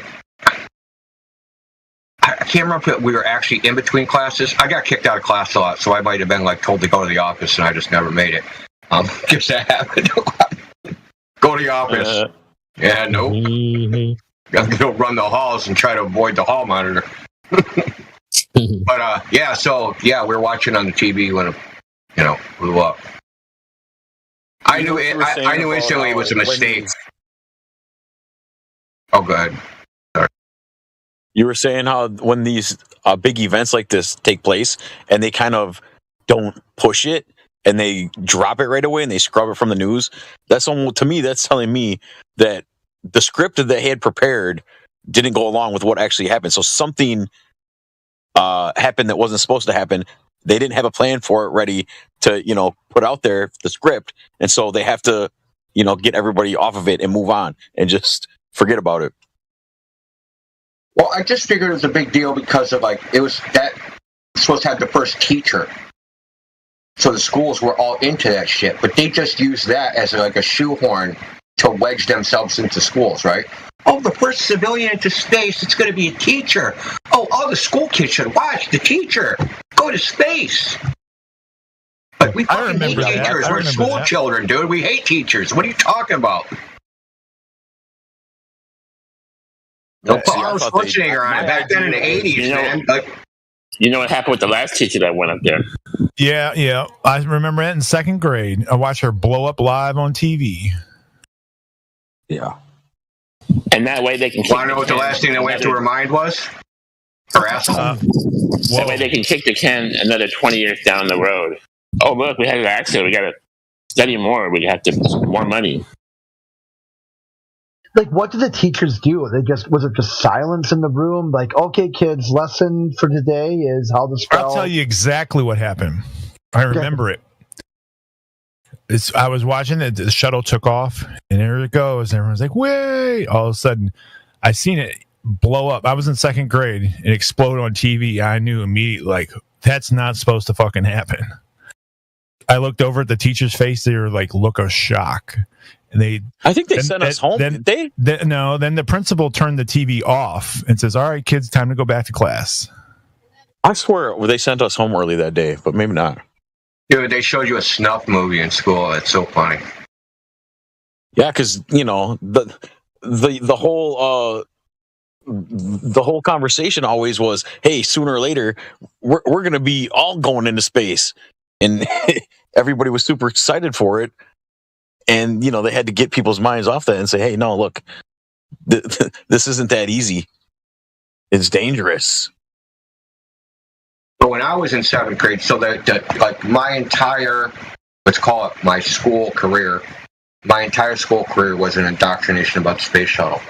So in second grade, when I was in second grade, was the first space shuttle launch, Columbia. And this was the whole class, the entire class was this. Is going out into the schoolyard and basically drawing out the dimensions of the space shuttle in the fucking dirt. The cargo bay is 50 feet by 20 feet, right? We took a tape measure, right? And we had one of the fucking ones to use to measure a field, measure out the whole space shuttle, all that shit, dude. That's what I did in second grade. You remember what you did in second grade? Damn. Dude, I can remember shit when I was 3, bro. Bunch of hippies smoking weed in the fucking VW bus. Bro, when I was in second grade, I had a black teacher, and she used to put me at the back of the class, and she would face me against the wall. Sounds right. She did that for like a year. When I was in second grade, my teacher could barely speak English, and I couldn't ever understand a word she said. And I had to use the bathroom one day, and I went up to her and I said, "Can I use the bathroom?" And she said, "I don't know, can you?" And I didn't understand what she wanted from me, so I just kept saying, "Can I?" until I pissed my pants. Man. Thank you for sharing. I remember being spanked in the hands with a ruler for going to the bathroom without asking. And she spanked me in front of the whole class, but I had a crush on her, so it was okay. You're like, I have a second. I had a teacher crush, second grade. I have a second grade teacher that can barely speak English. It was unbelievable. In sixth grade, I had a teacher that would make people wear a ball and chain, which was like a hay rope tied to a rock. And if you fucked up in his class, you had to like carry it around for the rest of the day. Eventually, that teacher got in trouble for it. He had been doing it for years, though, because he made someone wear it for farting in class. So, currently, you're not allowed to fart in class. And so like, the school didn't like that, like, trying to stop you from having bodily functions, so they made him stop doing it. But it was legit. It was a rock wrapped in a plastic bag. And then that was tied all up with a hay rope. And then he tied the hay rope to your ankle. And you had to carry it all around, or you got detention. So it was like an alternative punishment. The thing about farting in class is a natural bodily function, so you can't stop people from doing that. It's not I mean, this kid used to do it on purpose, so I understand. He would like try to rip them as loud as possible. Mm-hmm. I had friends like that too. Oh, this person wasn't my friend. He was just a kid in my class. I eventually got out of that class, so luckily for me. I see what they're doing.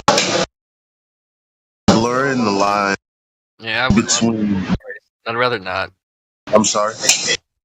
Are you talking to us, Elijah?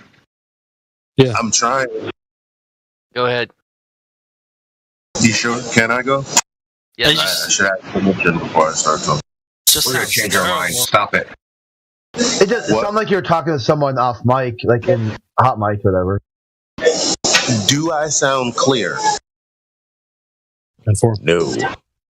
Oh, kind of. Elijah just jumps in and says some random shit.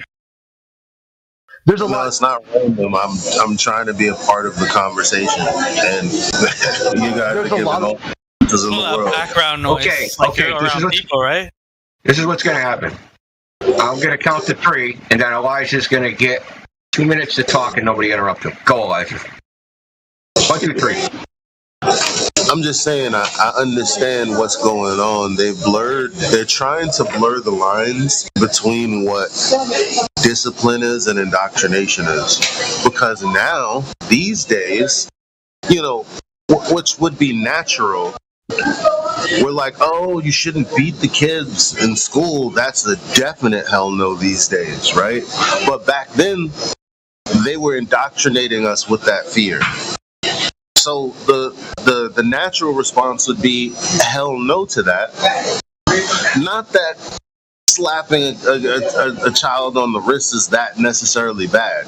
It's terrible when you're trying to reinforce, the way you're trying to indoctrinate them, though.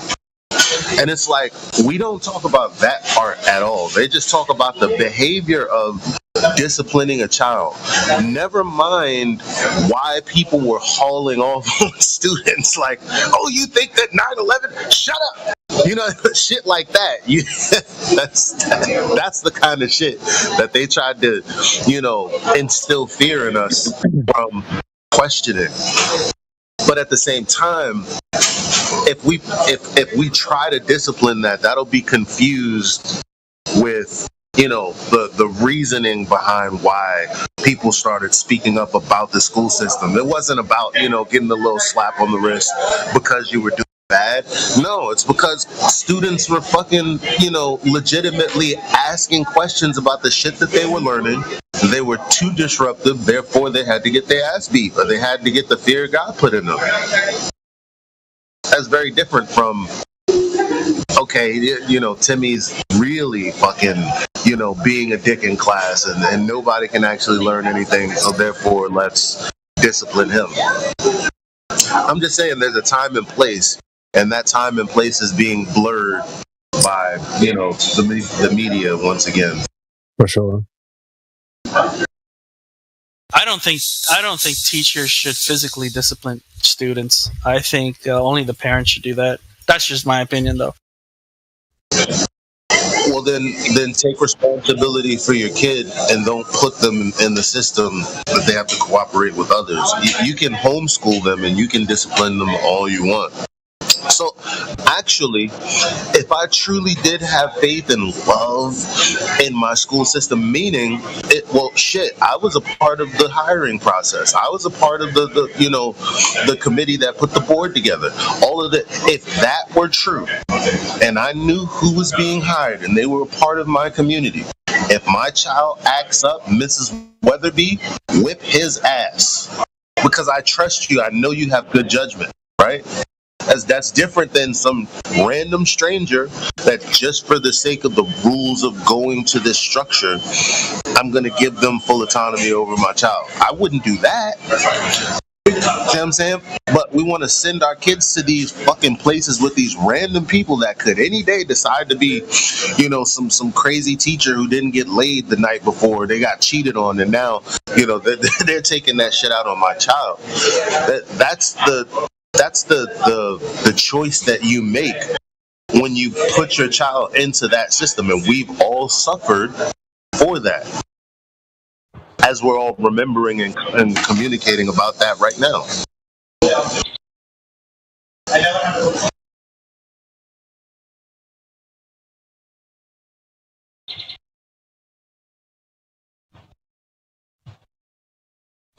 It's such a different time now too, with the way school is today versus when I was in grade school, because I was raised, and I think the majority of people my age were raised with a little bit more better values, to where we were taught to respect your teacher. Whereas today, I don't feel like kids are getting those lessons of respecting people like teachers, to where they themselves are the abusers. They're physically abusing the teachers now because they don't have respect for anybody. Well, this time doesn't call for respect. It calls for dissonance and disrespect. To be honest. Like back then, like it's because of our respect, regardless of the nature of the information, we were just to be respectful. And that's why we're dealing with the Globers that we're dealing with now. It's not that they're Globers, it's their psychology that's fucked up because of the system that you just said. And I agree that this is what we did. We just sat down and shut the fuck up. Yeah. Yeah, and then, don't backtalk or question too much. Respect the authority of your teacher. But today, though, too, the kids not respecting their teachers, I don't think it's coming from a place of where it should be, though. It's just coming from a total lack of disrespect and upbringing. It's not because the teachers in the system deserves disrespect. Well, what's the biggest thing that's missing from the family? It's the father, right? Like a lot of these kids don't have fathers. Like, or at least they have fathers, but they're just not active in their lives most of the time. Thanks.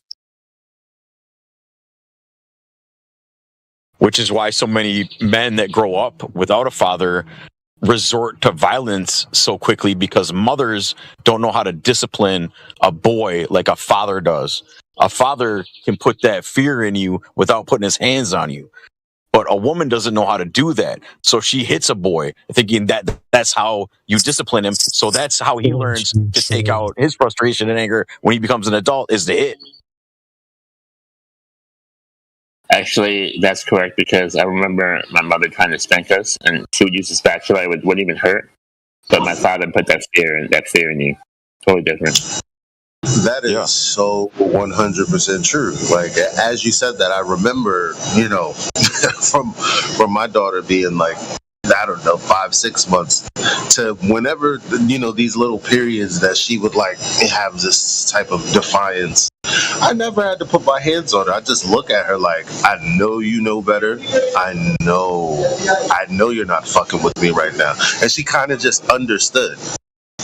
Right. But her mom would have to, I'm going to pop you, or at least threaten. I'm going to pop you. I'm going to pop you. I never threaten her. It's like, by the way I'm looking at you, either it's coming or it's not. You decide, but it's coming. You should know what to do. Right. The mom, I can't say the mom. Like in general, I just know my mom, my daughter's mom, and the moms around. I know that they have this that they will do exactly what you said. They'll threaten them, they'll hit them, but the father figures, it's just like, yeah, no. What are you doing, goofy? And they'll just stop. Like, what? Not growing up without a father. Yeah, I used to, before I moved with my father, I had a hand problem. After I lived with my father, it was only 3-4 years of correction. I always thought about things before I did them, before I acted out. That's a God's honest truth. A real man isn't controlled by his emotions. Women, on the other hand, are completely fueled by emotion. But men, on the other hand, we're not. We use our brain and don't resort to violence like that. That's not a man. Here's the thing. A lot of times you'll hear people saying that men are also emotional, but that's not true, because when men become emotional, a lot of times they become violent. And there's only a small minority of men that are actually in prison. And so I think men really, as a whole, we do control our emotions a lot better, for sure.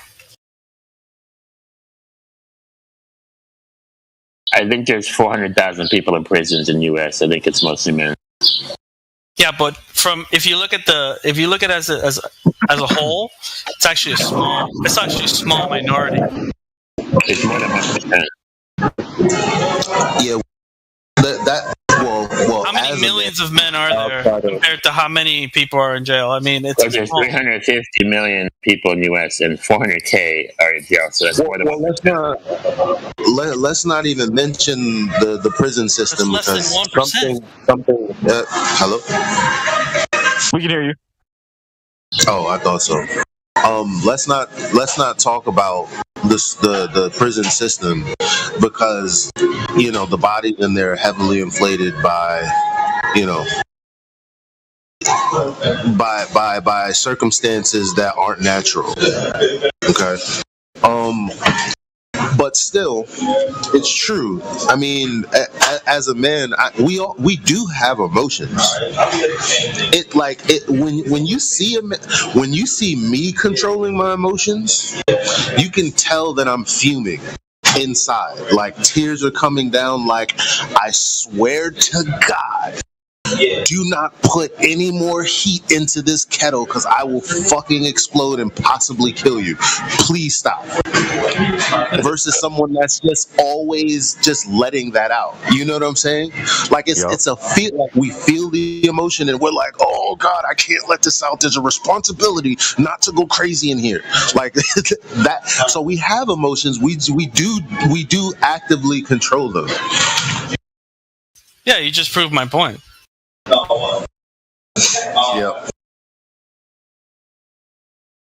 The men that are very emotional and that they can't control their emotions, a lot of times are in prison. That's just facts.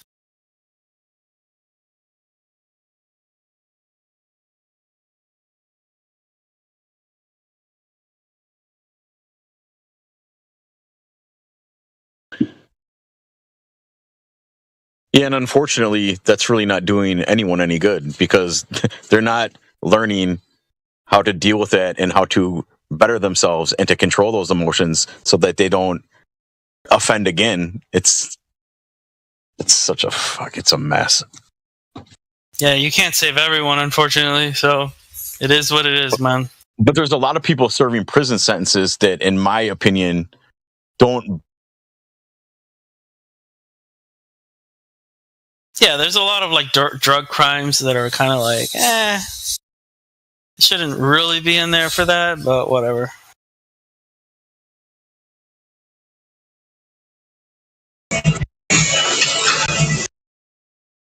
Yeah, the prison system is like, an entirely different.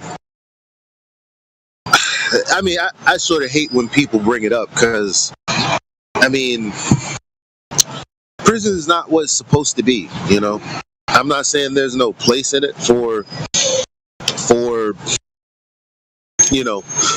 crimes that are committed, but it's nowhere near what it's supposed to be. For example, I heard the statistic that there are more black men locked up than all the women across the world combined.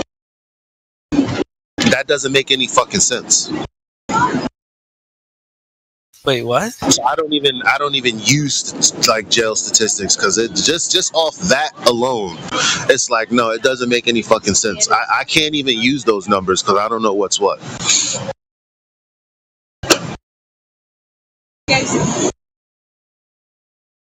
Well, women usually aren't very physically violent. There's no way in hell, because it's not just violent crimes that people are locked up for. Remember that. There's no way in hell that there are more minority, just black men locked up than all of the women across the world.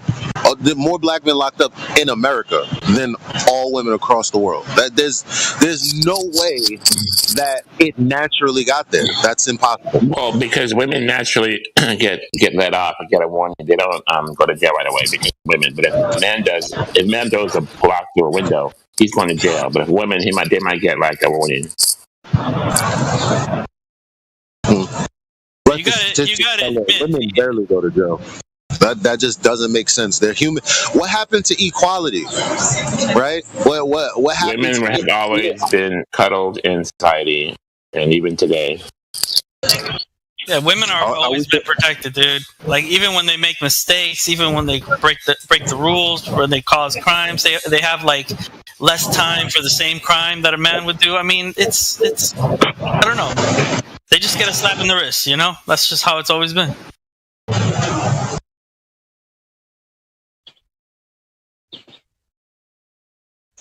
Yeah, no. Yeah, that's because they can't actually fucking physically do the system any good. The system being exploitation of bodies, because that's where like a lot of our manufactured products and stuff come from. The people that are legally enslaved and legally made to do work in these prison systems. I don't fuck with it, not at all. Leave them on the street. Let us deal with them instead. It'd be a lot better than what's going on now.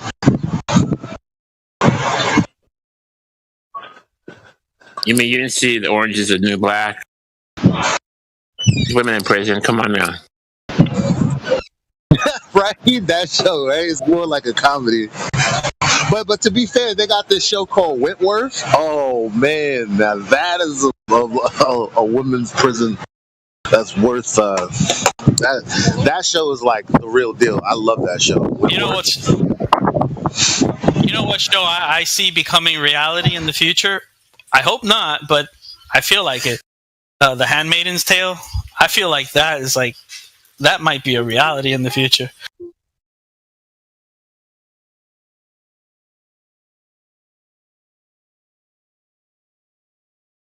Okay, what am I going to do with her?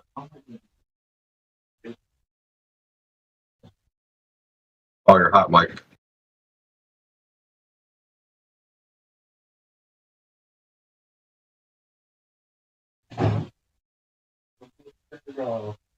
Happy?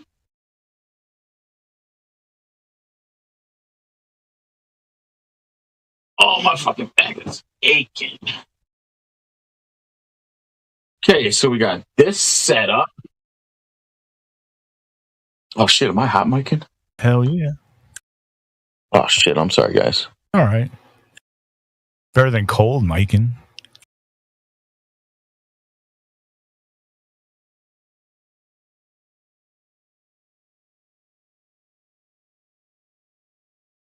All right. I'm going to go get some more soy sauce for my scooshy. I'll be RB.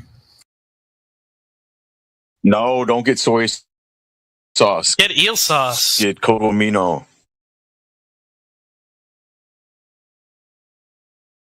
Cocomino tastes way better than soy sauce. It's way better for you. Oh, when I remember I started eating with sushi, I started eating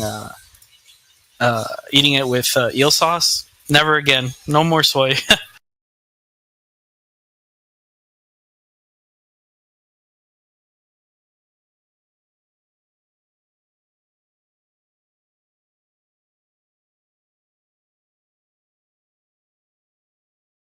Oh man, someone joined and then it ran away.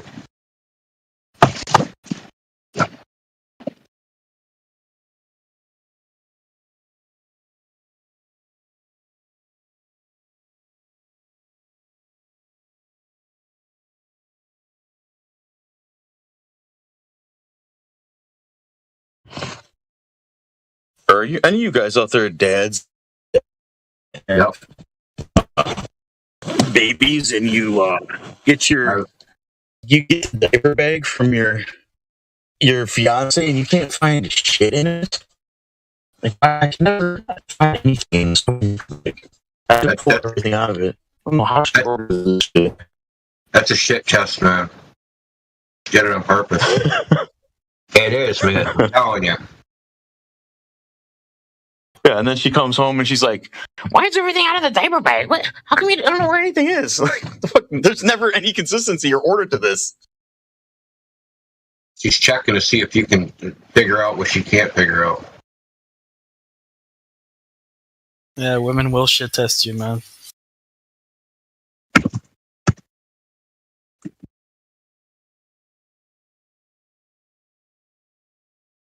They get it from those magazines they read.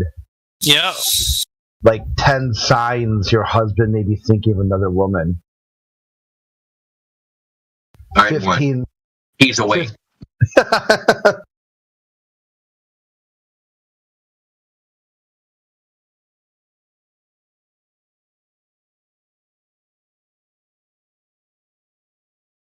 You know, having multiple women, it sounds like a good idea, but it is not a good idea. It is not. Yeah, you're right. sounds good on paper. Like, oh my god, I have so much options, so much. Yeah, but it's just a lot of fucking drama. Yeah, it's like that. Like it isn't like you get double the headache. It grows exponentially. So it's like 2 girls is like the problem of 4 girls, and then like 3 girls is the problem of like 9 girls. It's just crazy.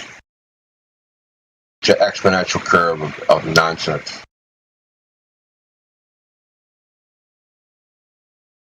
Yeah, I could see the appeal to having multiple women, but I've never felt that way. I've kind of always been okay with just one headache at a time.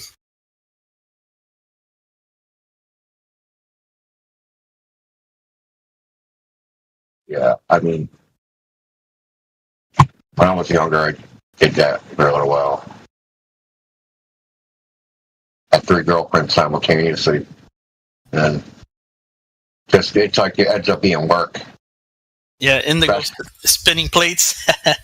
Yeah, spinning plates, and then like you don't want the other ones to find out about one of them, so you're telling all these fucking big tall tales of bullshit, and then you forget who you told it to. The worst thing is when you say the wrong name, the other girl's name. That's the worst. Who's Sarah? Like, oh. I get it.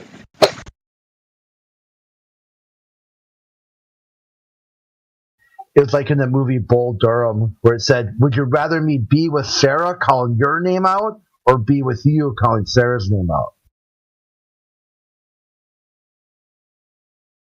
That's funny.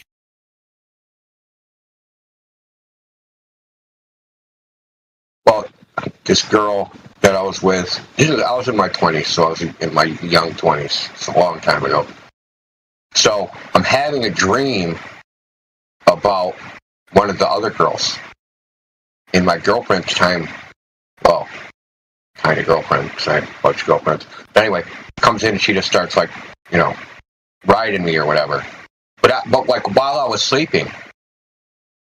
So I wake up out of the dream, right? And I'm dreaming of the other girl. So I start calling that girl, the other girl who I was dreaming about's name. Dude, she was not fucking happy.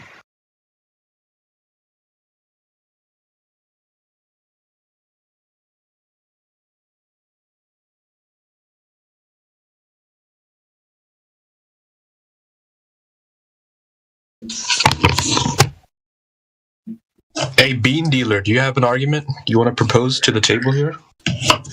No.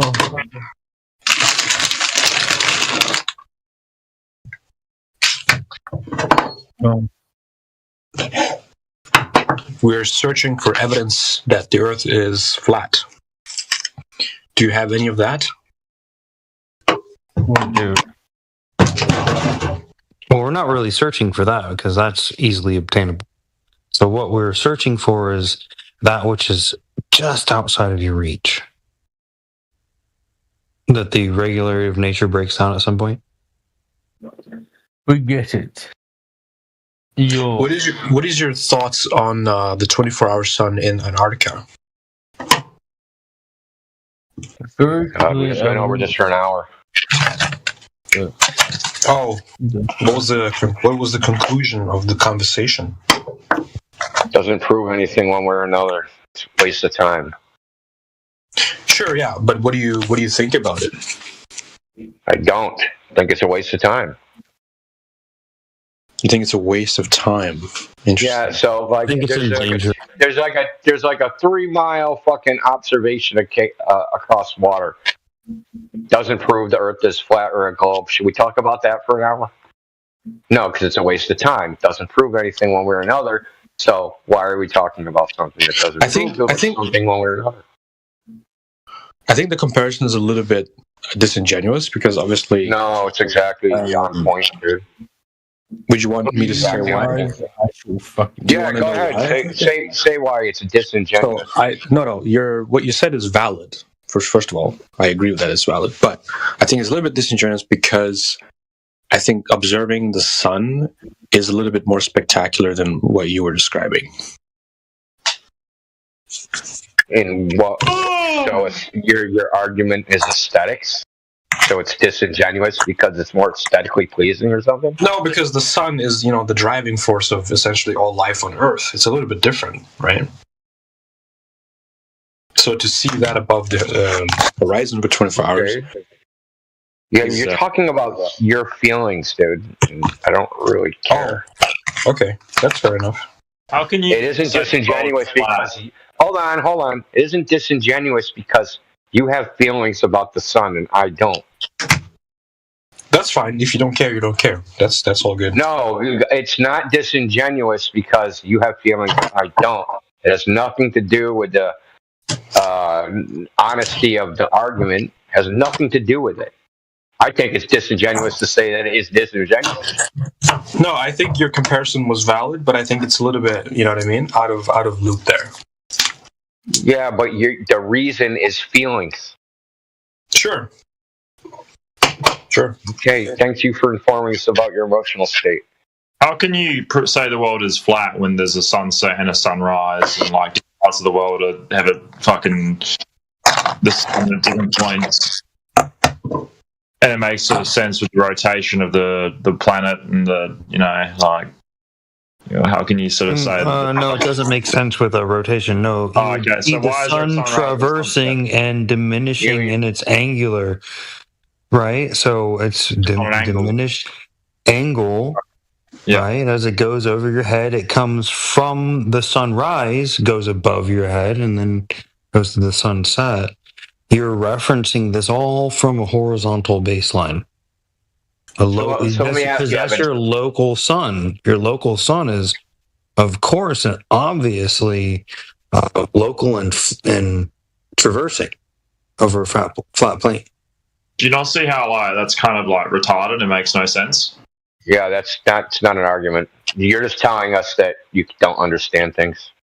No, you don't understand things clearly because you wrote. No, you're just saying it's retarded and it makes no sense. Just tells us, hey, I can't comprehend what he's saying. No, I can absolutely. So it just doesn't make sense. I can absolutely. He also said that observing the sun, he claimed the opposite of what's being observed, and he said that it makes sense that it's the Earth moving causing that observation, right? The sunset and the sunrise. What? But that will be nonsense. That's contrary to what you're observing and what you're sensing of the ground doing. By definition, nonsense. Do you know that my family cut me off because I think the world's flat? I'm just like you guys, basically. Yeah. Well, good. They probably should have. It would have cut you off. I don't think it was because you think the Earth is flat. I think it's because you're related by blood, and No, I'm just like you guys. Like you guys, all your family. No, you're nothing like us. So you don't understand what Jemsy said to you. You said you saw the sun rise and the sun set, which says the sun's moving, but you concluded the sun's standing still and you're moving. No, it means that we're moving and you're an idiot. So, yeah. No, it doesn't mean that. It means the sun's moving. You're observing the sun move. How did you reach the conclusion that you're moving? We're observing us. We're observing ourselves rotate around the sun. That's you don't observe yourself rotate. Okay. Yes, you do. From where? You look in a mirror and you can turn around in circles and you can fucking observe yourself rotating doing that. Yeah, that's right. So where's the mirror in your scenario? Is there a mirror in the sky?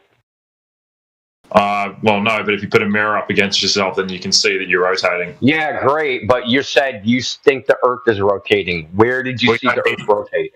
Does a mirror prove that you can rotate? Does it? No, you don't have to observe. Yeah, but you're trying to deflect from your stupidity. No, I'm not deflecting at all. You're deflecting because you can still rotate without having a mirror there. Yeah, but you said you observe yourself rotating. That's cap. You do by looking at the sun. Technically speaking, if we look at the sun, we're observing ourselves rotate. So yeah, no, you're not. You're observing the sun move. Okay. When you're on a merry-go-round. Yeah, when you're on a merry-go-round, in the same sense, you're literally observing yourself rotate. Yeah, when you're on a merry-go-round, how do you know the merry-go-round's rotating? You have other things that can determine it. Exactly. You can actually feel it. You can feel it.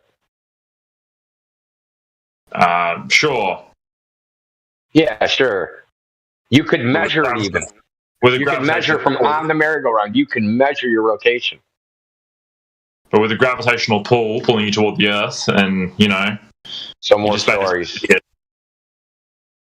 So some more stories which you don't have any evidence for. That's cool. Okay, so in the whole entire universe, we're the only planet that's flat. Everything else is round. No, Earth isn't. No, see, this is your problem. Earth isn't a planet. Earth isn't a planet. What is it then? It's the Earth. So Earth isn't a planet. No, it's not a planet. Planet is a category, and in that category, does planets exist? No, stop over talking me. Planets have certain properties, and there's no observables of Earth that have those properties. So it doesn't go into category planet because there's no reason to put it in that category. Then how do we have a gravitational pull toward Earth? Is the gravitational pull non-existent? Does gravity not exist? Okay, dude. Wow, we have to gravity? Damn. Yeah, so what gravitational pull towards Earth? Things fall. Things fall, exactly, yeah. So does that gravity not exist? Yeah, things fall, that's no problem. Is there only such thing as an up and down? There's nothing else, just up and down in the entire universe? Yeah, so, yeah. He thinks you're a 3-year-old. You're thinking like a 3-year-old. You're thinking like a fucking literally. I'm thinking you're actually thinking like a 3-year-old where you think there's a bunch of little balls like you play with and when you're 4 years old. We're just all on this is how you balls. think. Up, down, why go? I know, no. Up, down is what listen, it is. Yeah, that's exactly how he thinks. Up and down. No, we're not going to play your games, dude. I'm going to mute one of you or both of you. Okay. Yeah, because you can't handle it. You can't. You call me an idiot. I can easily because you're just talking over me because you have to censor me. No, you're talking over us. So it's really simple. How do you get from things fall, therefore Earth's a globe? Walk me through the logic. I'll let you handle this one. Yeah, exactly. Walk me through the logic. I dropped something, it fell to the ground, therefore the Earth's a ball. Walk me through the logic, dude. You just got a gravitational pull toward the core of the Earth. Yeah, so that's a story. I want the logic. How you get from the observation of an object falling to you're on a ball. Well, I'm not. Yeah, there is no logical connection. There is. You don't know how the idea of gravity came about. It didn't come from Newton's fucking apple. It didn't come from any of that shit. Well, nobody thinks Newton created gravity. You know that, right? The idea, dummy. The idea that Newton repudiated himself. He didn't believe it himself. He thought it was stupid. Oh, okay. Newton thought it was stupid. Got it. Yeah, Newton. I'll post it in the chat. The letter he wrote that thought that nobody that was had in possession of their intellectual faculties could ever believe it. He thought it was so stupid he created physics. He created it, but didn't believe in it because he thought it was stupid. Right. I'll post it. I'll just post it. You're like you can read Newton's own words. You don't have to believe me. Sure. Yeah.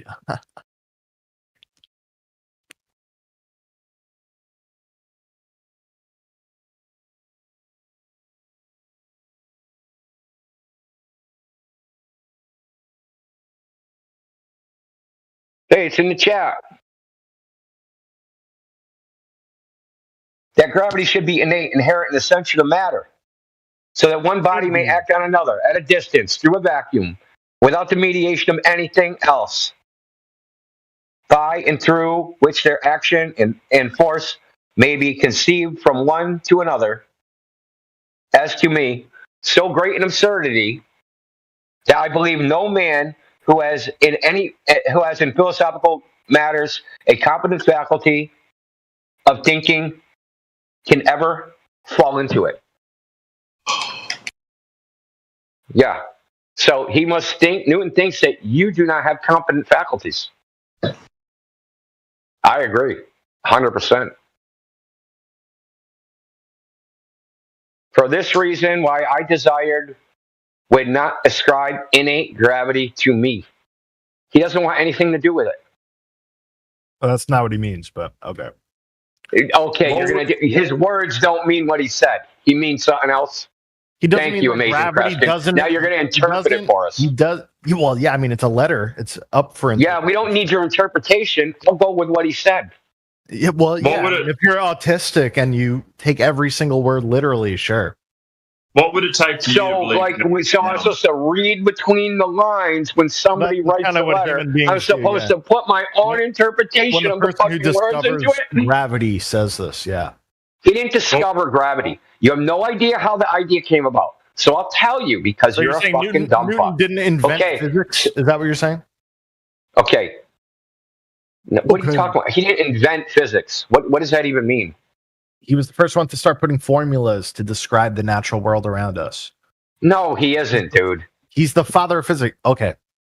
Okay, that's, I'm glad you have a ninth grade education, but that's not what happened. So what happened was Johannes Kepler, who, by the way, faked his data, and if you don't believe me, you can just read the New York Times article about it, how he fabricated all his data. Johannes Kepler, who's a weirdo who wrote stories about witches flying to the moon and has esoteric occult symbols in his Cosmogoria Mysterium, where he came up with elliptical orbits. Newton noticed the mathematical relationship of elliptical orbit, that if you have the foci of an ellipse and there's a force directed at one of these foci, that force would follow inversely proportional to the square of the distance.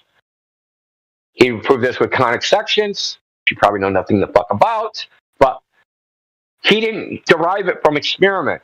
He derived it from Kepler's model. Now, things fall as related to that is just saying it. It's not. It's what they would call it. There used to be a branch of philosophy called the scholastics. So it's basically like a scholastic assertion where he's like, okay, what proves gravity pulls things to the center? Things fall. You're right. Why do things fall? Because everything is pulled to the center. It's circular logic. Newton. You're right. Pardon me? I'll believe you over Isaac Newton. You're right. Isaac Newton said he don't believe it. Right. But you don't believe that.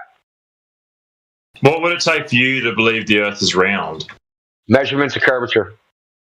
Measurements of curvature. Super easy. Yeah, measurements of curving of the surface of the Earth because it is a requirement for the Earth to be a sphere. It's not optional.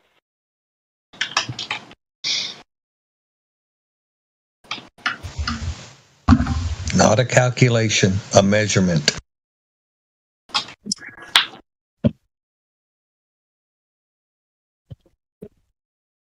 What's up, Indio? Specifically, what's up, man? Oh, dude, how you doing? Yeah, you're having a party, huh? I see that. Are you here for the duration, or are you on break? Well, no, I'm not at work, so.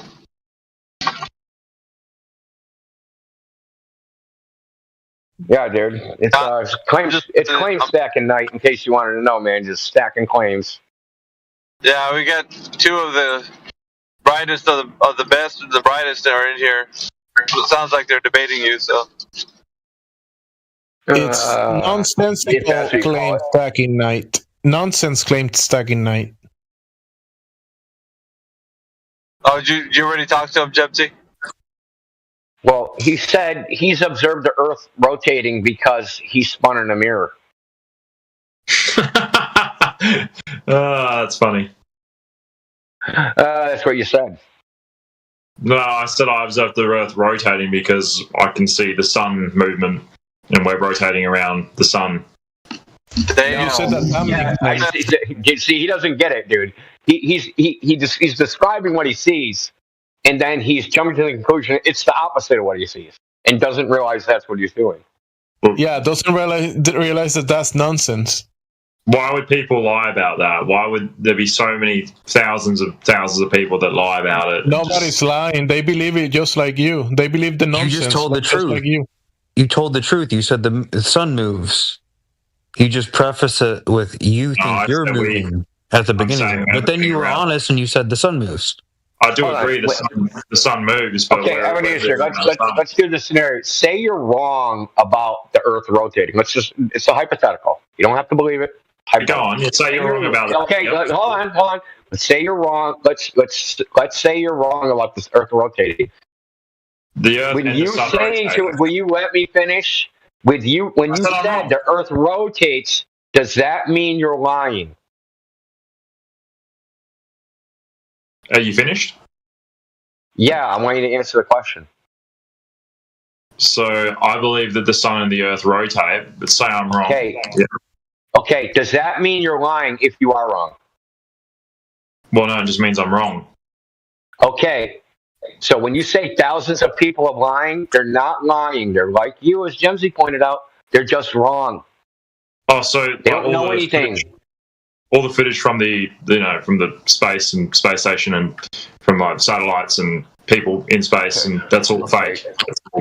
Okay. I'm going to do this again. Only 600 people even claim to have been to space over a period of 60 years. The ISS isn't high enough for people to see the Earth as a ball because it only sees 3% of the Earth.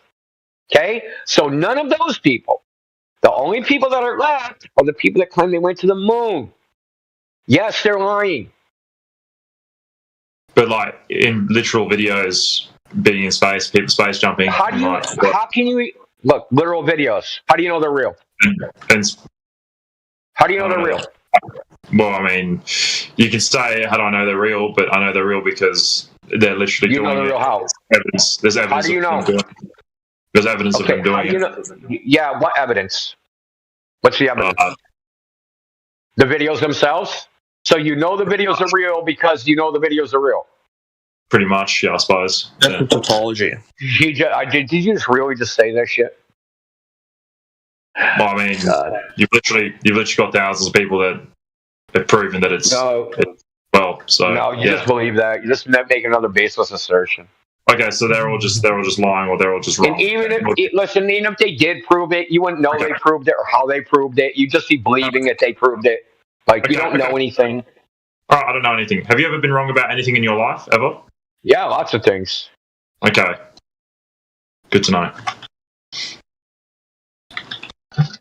It's kind of funny that he's not answering any of your questions, and he's just obfuscating. He's right. He's asking. Yeah, you see how you just want to interrupt because you're the thing about you and the other guy. Yeah, see, you're doing it again. Like you don't want other people to speak because you know that you're incorrect with what you're saying. So the only way that you can defend yourself is to interrupt other people and not let them finish. It's kind of curious. That's what he was doing earlier. So is he worried about me talking? No, I'm just saying what I'm listening to you do. Like I know he's trying to make points. You're interrupting him. So anyway. Yeah. So let me ask you, Ebenezer. You obviously believe these videos are authentic, even though you have no way of knowing that. Why should I believe them or anybody else? Why should I believe you? How do you know? I'm not telling you to believe me. I never once told you to believe me. And why are you asking me a fucking question when I ask you a question? Oh, okay, I'm so sorry. Do you want to cuddle? You sound like you're gonna fucking cry. No, answer my question. Yeah, well, calm down. You know that, Ebenezer. You know that it's rude when you answer a question with a question, right? I am sure you're older than 5. Bro, I'm agreeing with you. There's no need to be a cunt about it. All right.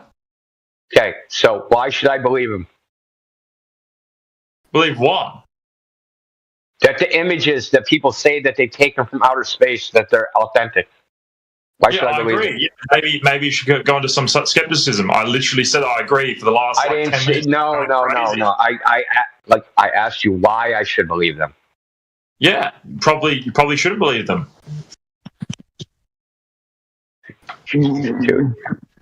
Are you incapable of doing hypothetical? Let me ask you a question. If you didn't eat breakfast tonight, how would you feel? Why are you just trying to start arguments, bro? I literally No, because I'm trying to figure out if you actually can do hypotheticals, because that would explain a lot. So, if you didn't eat breakfast this morning, how would you feel? Not very good. Not very good, I think. Okay, maybe so you can't do hypothetical. Okay, so I'm just checking. Some people can't answer that question. Some people can't answer that question, dude, Ebenezer. Some people have a hard time doing hypotheticals. I said to make sure you can do them. So I asked you, why should I believe them? You haven't given me an answer why I should believe them. Guys, you know why I believe in flat Earth? The flat Earth thing, I believe. I'm not saying you believe them. Flat Earth ain't a belief, dude. My pizza's Did flat. I say you should believe it? Gotta be flat. No, well, I mean, why do you believe it? Well, I've just been led to believe that by people around me, but clearly, you know, it's not. Yeah, but why did you? Why are you listening to them? Why? Because I'm a gullible sheep, clearly, and I'm a fucking idiot, like what you said. And I don't need your sarcasm. I'm asking for the real. I'm asking for the real answer. Well, you just told me that I've got the brain capacity of a fucking 5-year-old, and I'm a dumbass. So yeah, maybe that's the reason why. No, you got the manners of a 5-year-old. I didn't say the brain capacity. You're the one saying horrible shit to me, so it sounds like you got the manners of a 5-year-old, bro. Dude, I know you. Say horrible shit to you. No, you. No, you. I'm asking. No, you, Alpha. No, you. It was detrimental to your worldview, Mixlet. Like, why are you getting offended? Like, I'm just asking you, why do you believe them, right? You know you can't believe them. You said, what about all the people lying about space pictures? That must assume they're true, right? Lying? I don't know. I don't read fucking minds. You have to ask them. All right, well, maybe I will ask them. Is there anyone here that believes that? Can I ask you why you're lying about it? Well, I told you most people aren't lying. They just believe it. So because you have a very small people, look, it's really simple. There is a very small group of people that even claim they know the Earth's the globe. It's small. It's tiny. It would only be 27 people that claim they went to the moon would have ever seen the Earth as a globe, right? As a big round ball. Those people, okay? The other people that claim they've been to space, that's 600 people over a period of 80 years. They said, I was up real high. I went to a low Earth orbit. I looked at the Earth. I only saw 3% of it. I really can't tell if it's a ball, but, you know, I think it is. But they don't know because they've never seen the Earth in its full glory. Everybody else on Earth that's ever lived is stuck in a belief. Exactly. They can't be lying because it's a belief. Lying is about intent, right? So you have to know the truth. You have to believe something and then say the opposite of what you believe to be true. So if I believed the Earth was flat and I said, hey, no, dude, the Earth's a globe, then I'd be lying. If I believed the Earth was a globe and said, dude, it's flat, I'd be lying. Right? I'm glad we agree. You have to believe something and say the opposite. These people believe what they're saying. Yeah. Yeah, so they believe what they're saying. This idea that there's thousands of people fucking running around lying, that's nonsense. They don't know anything. Most people just don't know anything. Scientists and shit, I mean, like, there's like thousands of scientists that say that. Which one? What do they know? Yeah. No, I'm asking you. What do they know? Scientists are morally above reproach, yeah? No, I agree. Yeah, what do they know? I'm asking, what are they? Okay, say I'm a physicist. I went to fucking university. I've been a physicist for 30 years doing material science. I make fucking ballistic steel for the U.S. Army. Yeah. What the fuck do I know about the Earth being a globe? For sure. Nothing. Okay, let's take another scientist. He's a geneticist. He fucking clones fucking rhesus fucking monkeys and fucking, gray rabbit chimeras for fucking Moderna or something. What does he know about the Earth being a globe? Nothing. And we could go down the list of so-called scientists. What does an astronomer know about the Earth being a globe? Well, their instruments pointing in the wrong direction. Nothing. Nobody knows anything. Go ahead, Alpha. You can talk about D'Angelo, who comes in here. He has a PhD in entomology. So he studies bugs, and he thinks the Earth's a globe. He's a dug-in, staunch believer, just like the other guy that we're talking to right now. He doesn't know the Earth's a globe. Did the bugs he studies, did they know the Earth's a globe too? Well, if you have an ant on a beach ball, the analogy. Oh yeah. No, they don't know because they're even smaller than us, right? So they're like ants on giant beach balls. Yeah, I mean, this guy is he's a full-on believer, but he's trying to, use some kind of gimmick to make it to where you can't hold him to any standard. he doesn't want to be held accountable for any of the things. So he just, me? I guess, yeah, you. I'm just saying, I do believe it, but you're making me question my belief. Which there's no need to be a cunt about it. Like we can have a civil discussion. Like you don't have to be a dick. But that's just the way you guys coming across clearly. So you're just being vulgar. You being vulgar is just like this, like. Am I being vulgar? I'm asking questions. I'm asking. Well, calm down. Nobody's against you. Playing the victim. Hold on. You stop playing the victim. You're insulting us when you first started talking again, like 5 minutes ago. Idiots.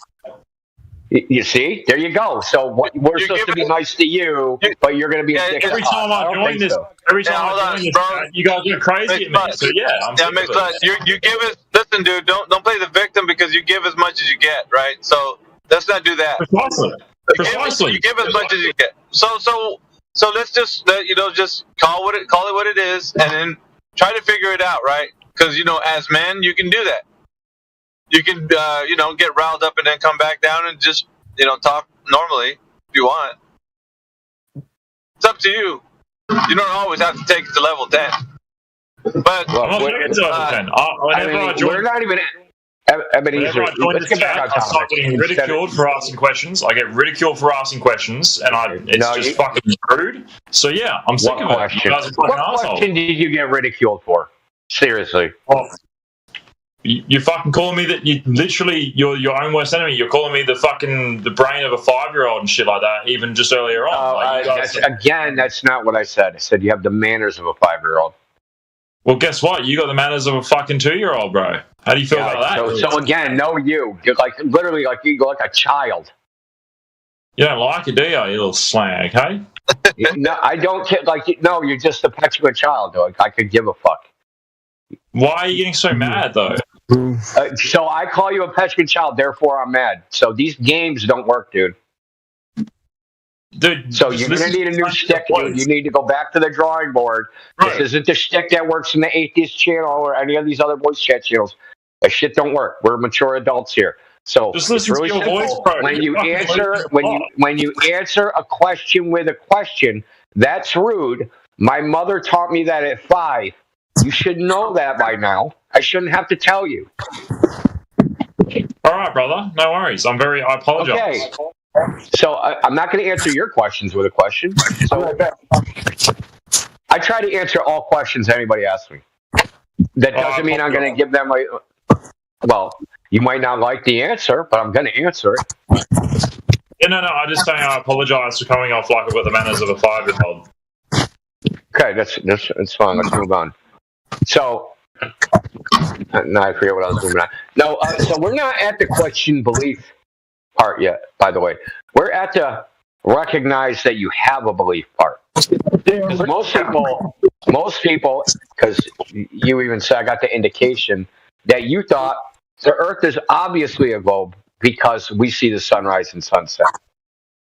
But that begs the question that, well, before they thought the Earth was a globe, human beings certainly saw the sunrise and sunset, but they thought the Earth was flat. So that is obviously not an indication that the Earth is a globe, just simply observing a sunrise and a sunset. So the point is that it's not obvious as people think it is, right? People think it's obviously, you must be delusional to think the Earth is flat. We get this position that people have. But it's actually obvious the Earth is flat, and it's not obvious the Earth is a globe. It's the opposite. And it takes us effort and time to even get to the point where they're like, yeah, dude, like my foundation's a little shaky over here. It is a belief. I do believe it's a globe. I don't have any primary knowledge. I don't know it's a globe. I do believe it's a globe. And it's hard just to get them to that point. Now, this isn't some sort of mea culpa. We all run around believing things. We have to, otherwise we couldn't function in the world. I believe that I'm going to wake up in the morning. I believe that in fucking 3 months I'll have enough money so I don't starve to death. Right? Everybody runs around believing things. It's not a big deal.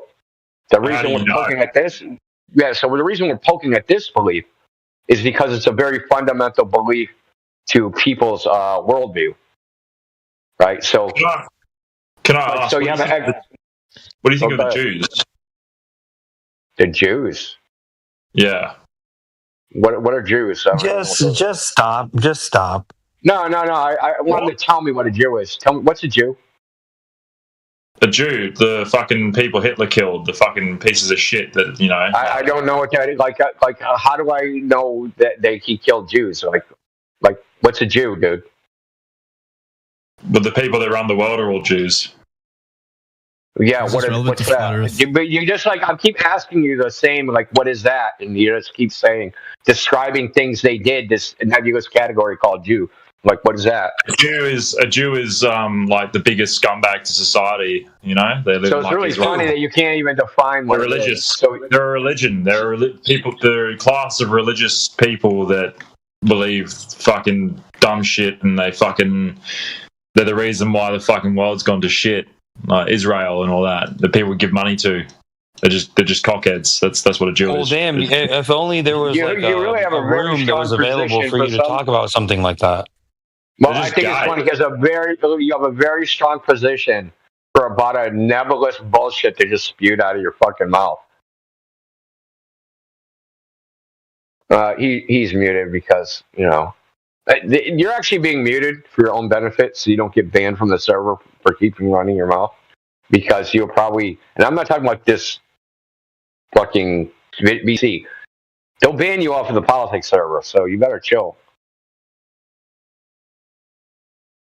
And it's just embarrassing as a globetard. Why would you have to go to that? Now, it's like so meta. He doesn't. We're getting to the real meat, right? Alpinos. We're getting to the meat. His existential worldview, where he thinks he is in the fucking world, space, time, universe, what the meaning of his life is, and all the other things that flow from that. If you don't know where you are, you can't even evaluate all the other things. Did he even say what brought him in here? Like, did he tell you guys?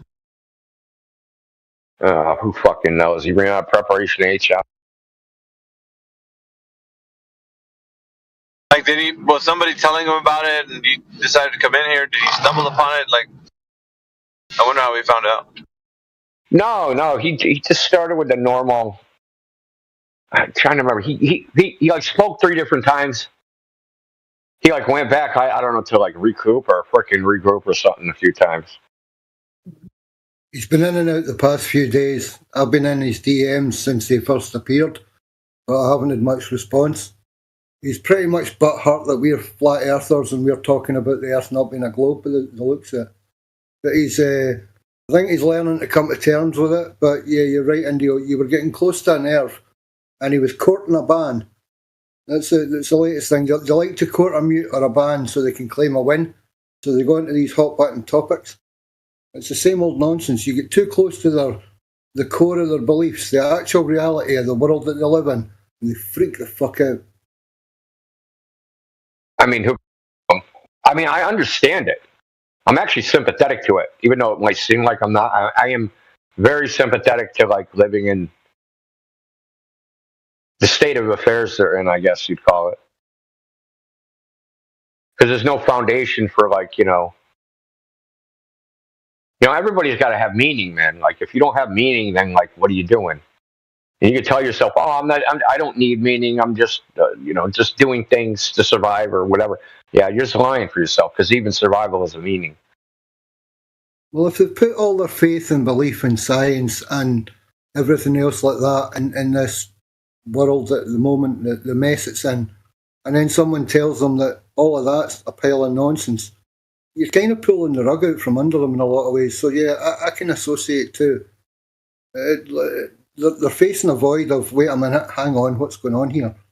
Why am I a fool? So, yeah, I kind of get it. But it's what it is. Do what it do, as Helio says. Shout out Helio Skeptic. Yeah, shout out Helio. Cha-ching to Helio. I should borrow money from you. Do you see his picture from the casino, man? I should borrow money from him. Yeah, send me some money. I don't need any money, but I just want to borrow yours anyway.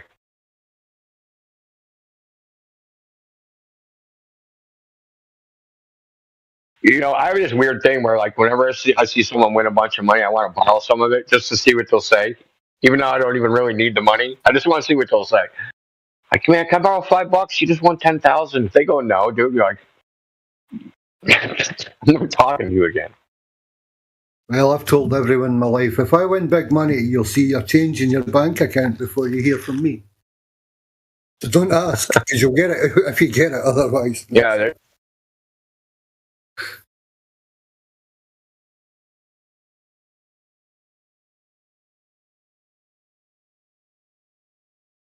I seen something serious with Sandry today.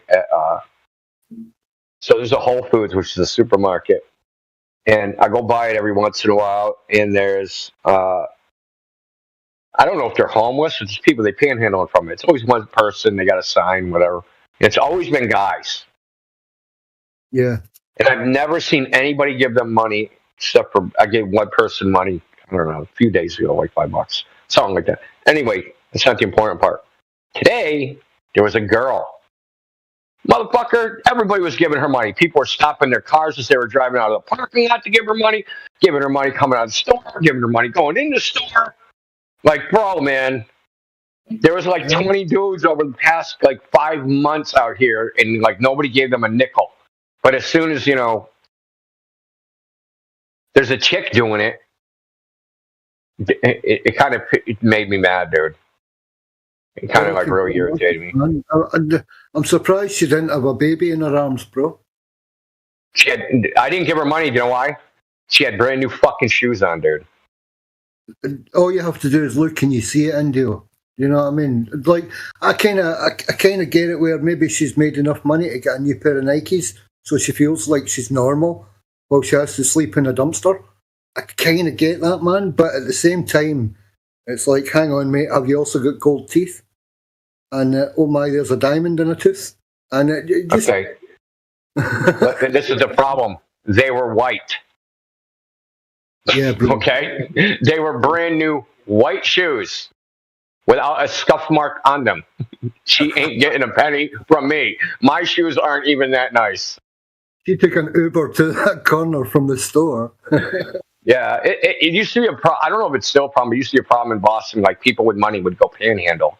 I've seen, like, people in, like, $130,000 Mercedes truck pull up to the fucking food bank. Yes, yeah. Same here, dude. Same here.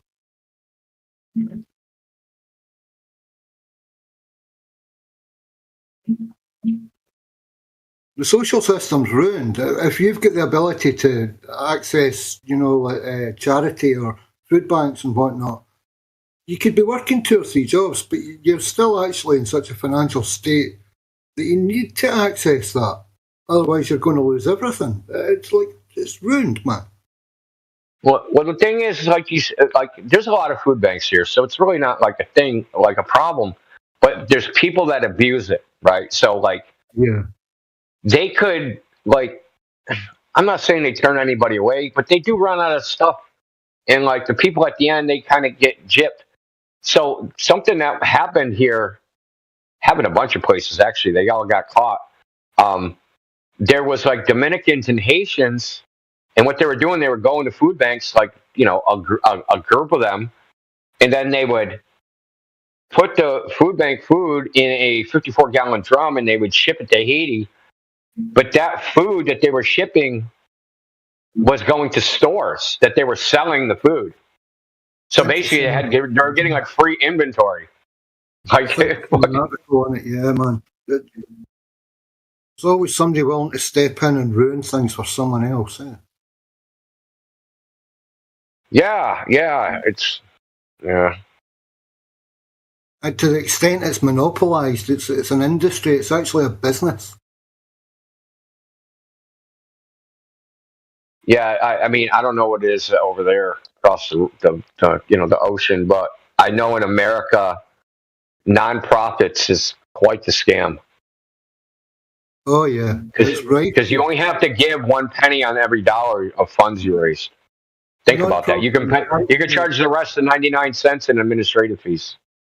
Yeah, non-profit and charity, and tax relief for contributions. If you donate something to charity, then they can claim more money back on whatever tax you've paid in the year. I've got no idea how it works, but it's just we're hemorrhaging cash out just constantly, the same umpteen ways.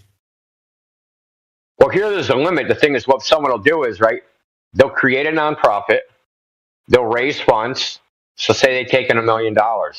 Then they'll pay themselves a $500,000 a year salary to be the president of the nonprofit, right? And he's paid out of these funds. Yep. And they give whatever's left to whatever, the charity was about. Yeah, we've got branch managers who work for Oxfam, driving that, the same Mercedes that you've seen, bro.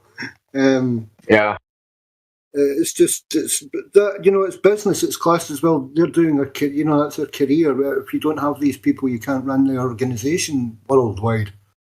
Or globally, as they want to call it now. But how much of the resources can be left to filter through the people that actually need it?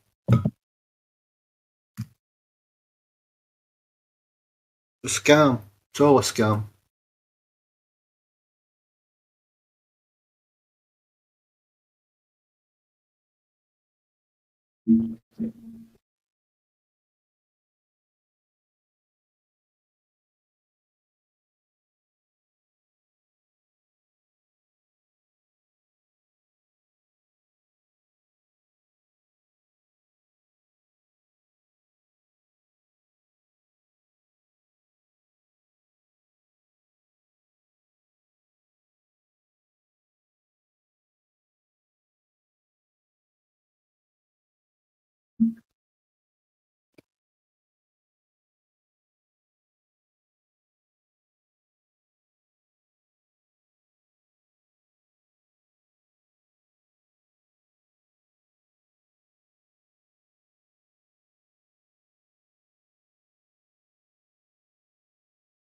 Oh, there's Matthew. Have you recovered from New Year yet, Matthew? You stopped partying?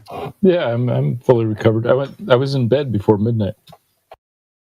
Oh my lord! But I'm in Pacific time zone, so Well, I take it you're talking about your time zone midnight, though. Yep, but I had driven from a different time zone, so I was 1 hour. Right, got you. Not jet lagged, car lagged.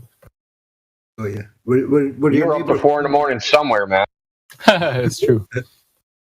Were your neighbours kind enough not to set off a load of fireworks? No, I heard some fireworks. Yeah.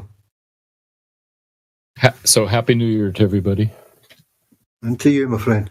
Oh yeah, happy New Year. Likewise.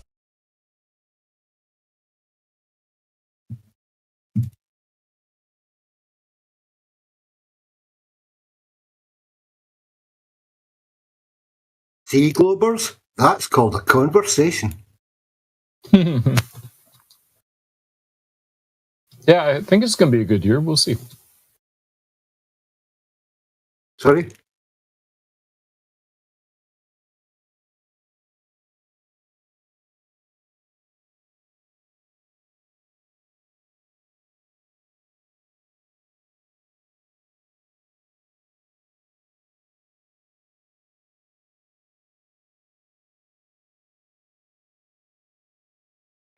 Some folks like Gemsy have speculated that maybe it's the holy city or something that's descending. Yeah, I see that. I can see that. Like I look at that and I go,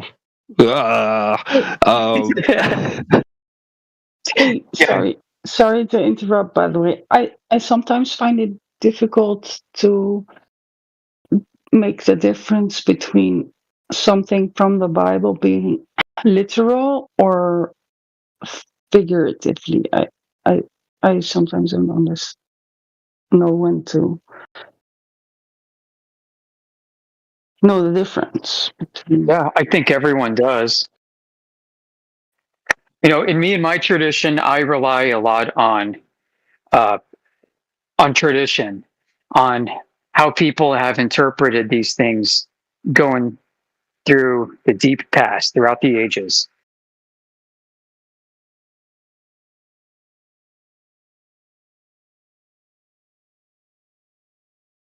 Such a struggle. Also, this is a genuine question. How does one's life change if you think the Earth is a globe or a flat plane? Well, you win the lottery and you never have to pay taxes ever again. No.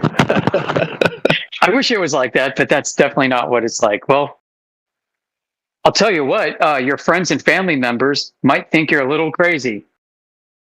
No, they already think that, so I'm fine. Oh, good. So you're halfway there. Yeah. Yeah, that's fine. I can do or think or say whatever. They love me anyway. Yeah, same here. I'll tell you what it does. What it does for me, and I think a lot of people would agree. It helps you to align how you perceive the world through your senses with how you think about it with your mind. It gives you a more consistent foundation for interpreting the world. To be honest, I already don't really trust my senses or my. You should. And I already believe that, quote unquote, they're lying to us. I just don't know what is.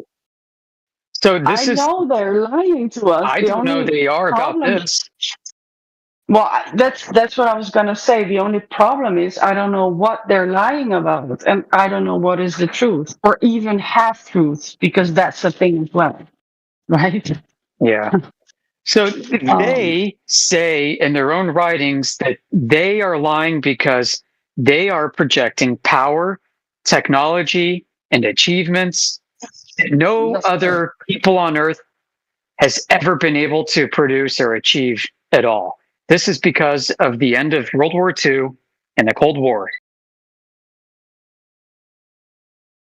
I think it goes more way back, but I feel you. I know what you're trying to say. Yeah, exactly. I mean, it's yeah, and I don't even. I mean, obviously, I'm not smart enough to know their agenda and everything, or actually to figure out what the heck is going on. I just think I just don't know what to believe anymore, and I kind of just how do you say this? Surrender to the fact that I don't know shit, and even if I know, there's anything I can do. So why not just stick with the shit that I'm most comfortable with? Well, that's the beauty of it, right? Is that you don't have to believe. Definitely not comfortable with the fact that everything is a lie about globe. Well, you don't have to worry about it. I mean, we're kind of conditioned to and expected and made to feel obligated to choose one belief or another or anything. That's a delusion or an illusion. You don't have to. Right? If somebody says something to you and it's not verifiable by you, and it's not going to immediately or significantly impact your day-to-day life in any way, or your relationships, or anything that you have to do practically, it can just simply be ignored. You don't have to choose to believe it. You don't have to choose to disbelieve it. Right? Right. So why not just choose the thing you're most comfortable with, right? Even if it's Jesus or space or whatever. Matrix. Just saying some silly things. Well, it's a personal journey. Yeah, it's a personal journey. So uncomfortable with the fact that space is all made up. I just can't.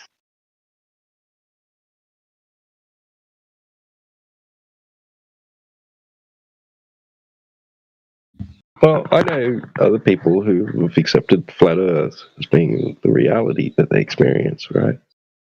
And say that there's a dome, or a container that I heard this one person the other day on a YouTube stream saying, yeah, it's flat. Yeah, there's a dome, right? They used the word dome, and they said out there's exactly what they say. It's the universe, right? And it could, probably is the size that they say in it, but that's God's place. That's not our place, right? That's God's place. Men aren't going there. Men aren't going. They don't think that men are going through the firmament and going out and to explore God's realm. To be honest, right? But they're happy honest, to I'm not accept sure that about God either. outer space is real, right? It's just that we can't access it. This one individual. That was their interpretation, right? I don't necessarily agree with that interpretation, but that was that person's own personal idea, right? It's just so many persons that have this idea. It's just so hard for me to accept that. I mean, again, I'm on the same boat with quote unquote they are lying to us. And I'm not sure because obviously I'm not rich or smart or powerful enough to find any of those things out for myself. Because if they say to me that when water boils, it's 100 degrees Celsius, obviously English is not my first language and I use Celsius. At room temperature, yeah. Okay, maybe this is something. Yeah, exactly, yeah. The density of the but anyway, okay, maybe I can use the thermometer. I can't even speak. But like for example, things like the speed of light or the speed of sound, or I don't know any of that shit, or atoms or molecules or electrons, and I don't know fucking shit about that, and I don't even know basic math. That's how stupid I am. How can I ever find out these things for myself? I can only know things, quote unquote, know is because someone else told me that or learned me or. That doesn't mean you're not intelligent, Farah. Just FYI. You keep saying you're not smart. You just don't have a lot of these. You don't have a lot of these numbers and values. You keep telling yourself that. It's a self-fulfilling prophecy. I'm totally fine with not being smart. I mean, that's okay. I think most of the people in the world are not smart, and that's okay. I can use smart things like my phone. I know how to use my phone. I don't know how to make that shit. Now you're casting that stuff on everybody else. You don't have to be negative on yourself and negative on everybody else as well, It's not negative. It's not negative. It's okay. You're saying you're saying that you're professing, you're using your words, right?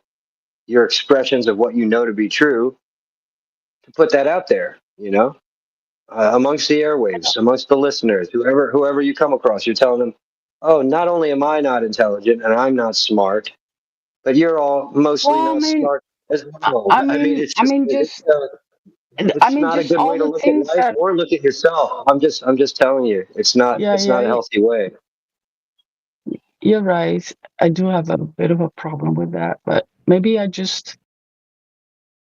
Yeah, you're right.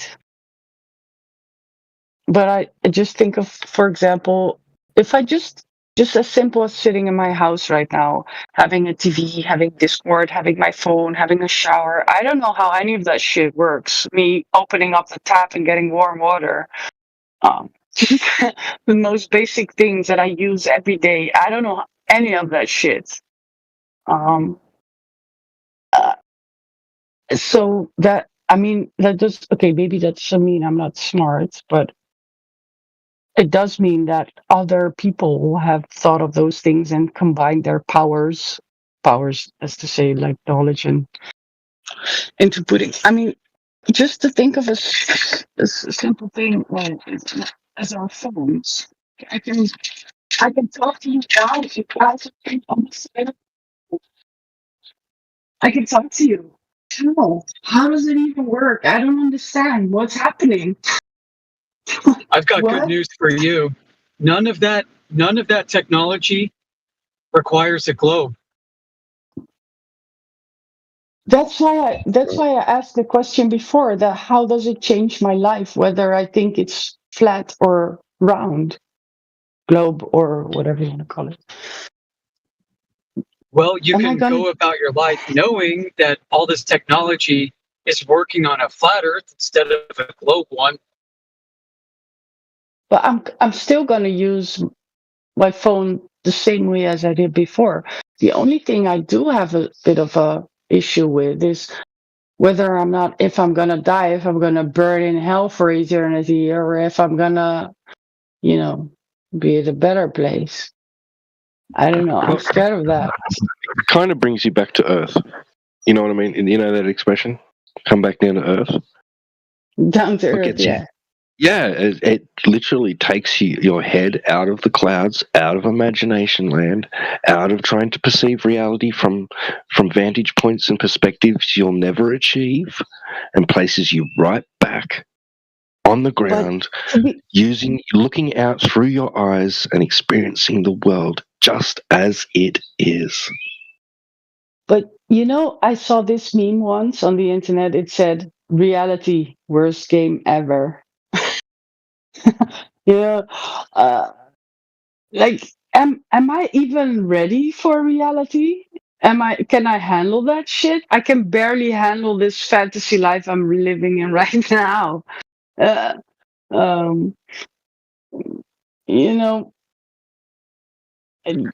it help me think? Challenge. It's a challenge, and that's your personal journey, I guess. I'm already challenging life. I'm already thinking it's challenging enough as it is. Like, do I have to go through that struggle of believing what I've always believed? So, globe and space and everything, that's what I believe. Yeah, why do you believe in the globe? That's what I've been learned from when I was a child, I guess. So why does it matter? I don't know. That's what I'm trying to say. So you rid yourself of the conditioning. Right. I love the fact of us being in outer space and the stars and the planets and the black holes and the yada yada. Oh, so this is what you're going to give up for Flat Earth. You're going to give up your love of this imaginary setting. Romantic. Yeah. Again, reality, worst game ever. I'm a gamer, by the way. Yeah, well, how do you know if you've never actually experienced reality? Well, I'm not even sure about my reality. What if I Yeah, you've closed yourself off to it. You've limited yourself from fully experiencing reality. I kind of have some reality. I think I have some reality. For example, if I look at the sky, or if I feel the warmth of the sun, or even burning my skin, I'm just saying something. I mean, I do not. Well, good. Start with that. Start with watching the sun set and not thinking about the globe spinning backwards. I don't think about that when I look at the sunset or sundown. Okay. So maybe you are experiencing elements of reality and you didn't realize it. I must say I have been looking, because ever since I was a child, I had a book. Okay, back then we didn't have the internet. I had a book about the planets. I was so interested in that, and I've kind of been looking up at the sky a lot, to the stars and everything, and I just cannot make sense of it if it's a flat plane. I actually had the opposing problem, so I was all for it and fascinated by it, right? And I've told this story before, and in my 20s, right, I I wanted to experience being on the side of the ball, as I was told from Australia, and I'd go outside and I'd lay on my back, right? And look up at the sky, look up at the stars. Hopefully there was the moon there. And I'd try and feel like I was on the side of a ball, looking outwards, not up, but outwards, and try and experience that orientation, because I really wanted it to be reality, right? Yeah, same. But I couldn't. For the love of me, I could not rid myself of that feeling of horizontal and vertical. And it frustrated me. I couldn't make sense of it being that way. And even then, having done that all those decades ago, I still held on to the idea. I thought it was a me problem. I thought I was the problem. That it was just my perception of it was just stunted, right? I didn't realize that the potential for the idea of that we're oriented that way not being true. And that's reality is just the way we experience it, right? I kind of feel the same way. The only difference, I guess, between you and I is that I kind of do feel like it makes sense to me that we're on a globe and the Earth is spinning around its axis and going around this. That's at least how I feel. And obviously, there's one thing I know for sure, and that's that I don't know fucking jack shit. I'm not sure about anything, especially ever since some kind of occurrences on Earth. I kind of went into the dark web, and I kind of found out that I'm not sure about anything anymore. It's just also that there's just so many things that the flat Earth doesn't have any answers for me. And I'm what does the globe do for you? Like, why do you believe in the globe so much if all these other things about reality escape you, elude you, leave you with questions? What makes you so sure about the globe? No, that's what I'm trying to say. I'm not sure about the globe at all. I'm not sure about anything. It just makes sense to me because of all the things I've learned about, the night sky, the stars, the planets, and it kind of things that don't matter to you. Huh? Well, the outer space matters to me. I love outer space ever since I was young. I was interested in that. Yeah, but you can't live your life any different because of it. No, it doesn't matter, actually, of course, if there's an outer space or not. I mean, I'm just going to go to work and play video games and masturbate as just normally as. I'm sorry. I mean, just, it's not going to change anything. Right? I'm just going to go on a holiday and take an airplane and just go as do my life. It's just that I always have in the back of my head that everything they've told me could be a lie or something that's not correct or mistaken or even malicious. But I try not to think about that because I'm happy enough as it is. You can know things for certain in this world. I'm here to tell you, there are things you can know for certain in this world. What can I? I cannot be even certain of my own senses. My mind is the biggest mind fuck. Can you tell you're me certain that you're not certain?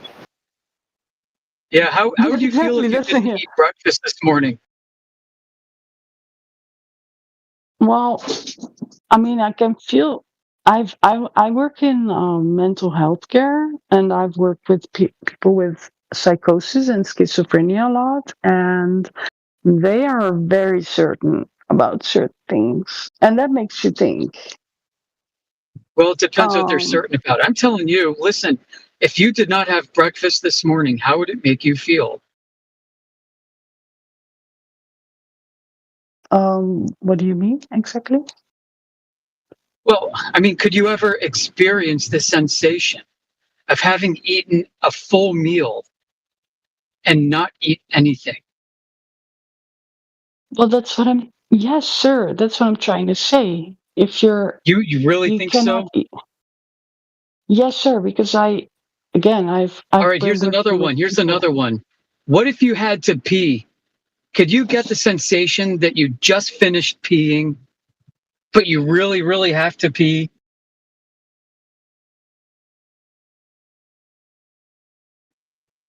All right. Listen, there are things you can know for sure because your senses are your window to reality. This is your gateway But through. sweetie, your senses can fuck you up as much as you. Do you know you've heard of the placebo effect, right? For example, I mean, Yeah, your that's brain a is different matter capable. altogether. No, but your brain is capable of fooling you. You can't Yeah, imagine. but your survival depends on your senses. Yes, sure. Right. You would be dead if it weren't for you trusting your senses. Well, sure, I guess. But you know what I'm trying to say, right? A little bit. Like that's. Well, yeah, you eat when you're hungry and you go to the bathroom when you gotta go. I mean, these are sensible things. Yeah, but okay. For example, to give it quite a simple example, it's not the case anymore. About 15 or 20 years ago, I had an eating disorder. I never felt hungry, but my body was definitely hungry. You know what I'm trying to say? So my mind. Yeah, is that a general case or is that something that's outside the norm? Of course, it's outside the norm, but I'm not saying the general case is something that is the right thing, right? I'm just saying that my mind, even if Jesus would appear in front of me right now and say this is the way to go, I would definitely question my mental well-being instead of trusting my senses. Something like that's supernatural. Listen, something like that is not something you, But right? I mean, even come on, something right? even something simple as being hungry, because for example now I'm the other way around. I've just eaten a lot of food and I'm still hungry, and my rational being is, why are you hungry? You've had enough. What is wrong? Well, my hunger like senses are all. Well, tell you what, it sounds like your brain is operating correctly because you know something's wrong. I know that my rational being is saying like, you're not hungry anymore because you've just had everything you needed. Right. So get back to flat Earth for a minute, right? You can't experience the globe that you believe in. Nobody can. I can. I see the sun going down. I see the stars the way they should go, like below the horizon. I see how that the planets, for example, Venus and Mercury, are only visible close to the sun. It makes sense to me because I've been looking at the I see the sky same thing as you. You're in Australia? No, I see the same phenomena that you do. I see the sun and the moon moving. I see the planets. I see the stars. I track them. Yeah, it doesn't make any sense on a flat Earth. How does it even? There's doesn't no make sense on a explanation. globe Earth. Really, why is the Earth spin? Why is the globe Earth spinning and doesn't stop? That's just how the universe works. Everything is in motion. Yeah. Why does that make sense? Like everything, even the smallest things as the molecules and the electrons and your body, everything is in motion. Yeah, that doesn't have anything to do with what you believe about the globe. Well, I believe that everything is part of the universe. I believe that we're the universe, and the universe is exactly how it should be. I'm So why do you even made believe of in a globe Earth if you don't experience it? because I don't experience hunger, even though my body is definitely hungry. So you're delusional? Yes, of course. Of course. How can you even trust your senses? I think there's even a blind spot in our eyes, but we don't see it because our brains fill it up with information. It's messing with us. Our brain is constantly messing with us. Even if you take some kind of intoxicating substances like drugs or alcohol or whatever, it can, modify the way you perceive things. You did this before, you just contradicted yourself. Now you have to throw out your idea that what you see makes sense if the Earth is a ball. Yes, that's why I'm not that's why I say I'm not certain about that either. Well, then you can't say it makes sense then. It feels like it makes sense to me. So, right. Yeah, I know it. Yeah, you're right. That's why I say I'm not certain that the Earth is globe either. I'm just. Do you not think certain it's possible that it makes sense to you because it's what you're used to? It's what you were taught since you were young. Yes, Yeah. sir. So this is what you need to. This is what you need to address. You need to realize that just because the story is familiar to you and comfortable, doesn't necessarily mean that it's correct or logical or true. And you've only probably recently been exposed to another alternative idea, such as flat Earth, and you just need to take your time and think about it. And there's no rush for you to accept or change anything. Just be. Yeah, you're right. To be honest, until I kind of got on the Flat Earth voice chat channel on Discord before, I always said that Flat Earthers they were trolls, as in they were just joking and making getting attention. Like, I couldn't even imagine anyone actually thinking the Earth is flat. That's how. But ever since a lot of things happened, and I'm just gonna say this one word, but I don't want to talk about it. The COVID thing. I kind of find out that maybe things aren't, truthfully, and that's why I kind of found out that now I'm open to any idea, even to the idea of the Earth being flat. Although I do have a problem with so many unanswered questions. That even something simple as, okay, what is they have a big talk about they measured the Earth flat. But if I ask what are the measurements of Earth, they don't know. That doesn't make any sense to me. But that would be a claim of dimensions, right? We're not claiming specific dimensions. We're just talking about the surface quality. Yeah, exactly. So even because we're kind of, human beings are kind of advanced. We can go with airplanes. We have mobile phones. We can go on the internet and everything, but we don't know what the end or the edge of the Earth. It just doesn't make any sense. Some other things, like maybe lunar eclipse or what shape of the Earth, what kind of shape of the Earth is it actually? And we don't know. And how big is the sun? How far is it away? And what, I don't know. Yeah, okay. Yeah, so it sounds like you're looking for explanations. Yes, sir. Oh, okay. Does the force of an explanation determine the truth of something? No, I kind of try to use the little logic I have in my brain to kind of make, how a big puzzle, just one piece doesn't complete the picture, but all the pieces together make a picture. And to me, in my personal experience, the globe, of course, it doesn't have some pieces of the puzzle, but it has a lot more pieces of the puzzle than the flat Earth theory. It misses a lot more for me. And What makes you yes, think I you did know what some. flat Earth is?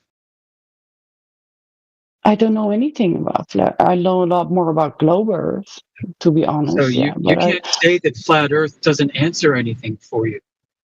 I'm not claiming it does. I did ask some questions. I did do some, to be honest, not a lot. I did do some research on the internet on flat Earth, but maybe because the algorithms kind of know who I am, it kind of shows me a lot that it proves, quote unquote, because I don't believe anything, that the Earth is a globe, and that every time the flat earthers try to prove it's flat, it doesn't it doesn't work for that, but that's just what the internet, it knows you. I think. So sometimes Anyway, I'll say to people, yeah, of course it does, and I try to ask some. I did talk to the Discord people, flat earthers, and the questions I did have, they didn't have an answer for me. right, yeah, that's fine. So, because you think, right, that the sky acts like the Earth is a ball, right? All good and dandy to think that if you like, right? But if the ground doesn't agree, if the Earth doesn't agree, then you have to disregard that notion. Well, I don't understand that. Well, okay, so the sky acts like the Earth is a ball, but the Earth doesn't act like it's a ball. So which one are you going to go with?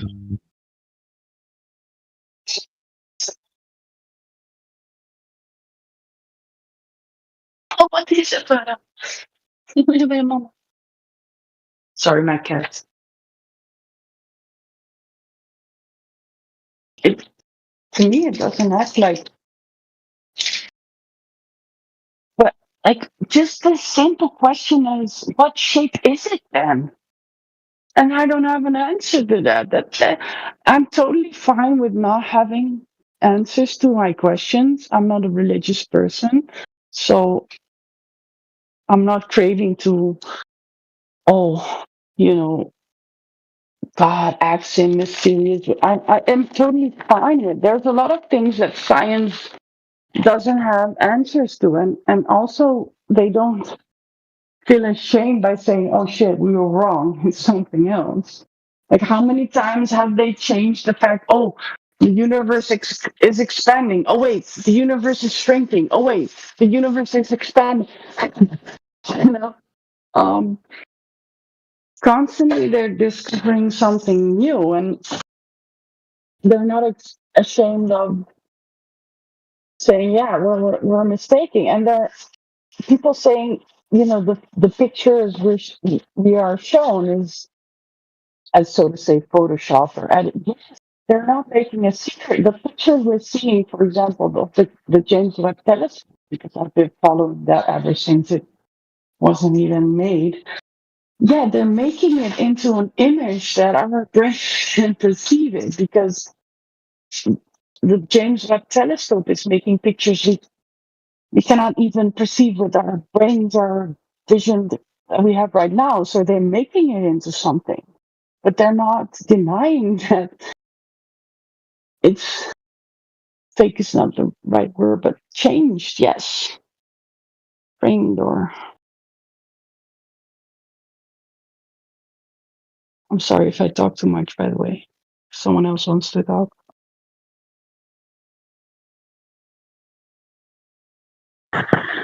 Well, we were discussing this a bit earlier. I mean, that we're so arrogant to think that we can look out, right, away from our direct physical experience, right, that which we can interact with more than just one sense, right, and think we know all about it, right? What if we're greatly misinterpreting what we're seeing in the sky? It's, in my opinion, I think it's more arrogant to think that everything evolves around us, that we're the center. and that everything No, is. that's your experience. Even astronomy tells you that. What do you think the celestial sphere model is? What? The celestial sphere model is the basis of astronomy, where you stand on an infinite plane at the center of all creation.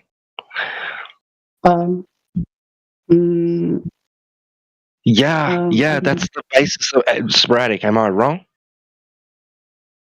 No, you're absolutely spot on. What do you? Sorry if I'm not smart enough. Yeah, What do you mean? the sky as a sphere is an interpretation and doesn't follow the the way we perceive. actual movements. Yeah, the way we perceive. Sorry. No, okay, so you agree. Like the idea that the stars are in some sphere is just a conception, a model.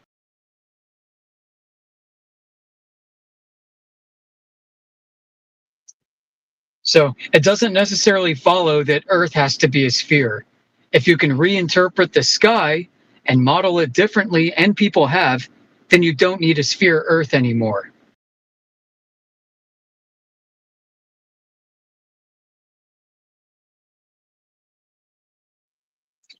Am I not coming through?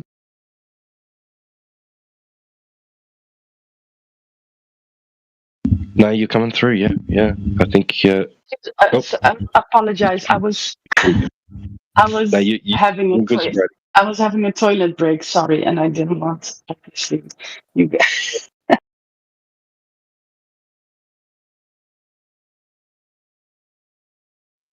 Now, there are other ways to conceive of the sky at night, the stars. You don't have to conceive of it as a sphere.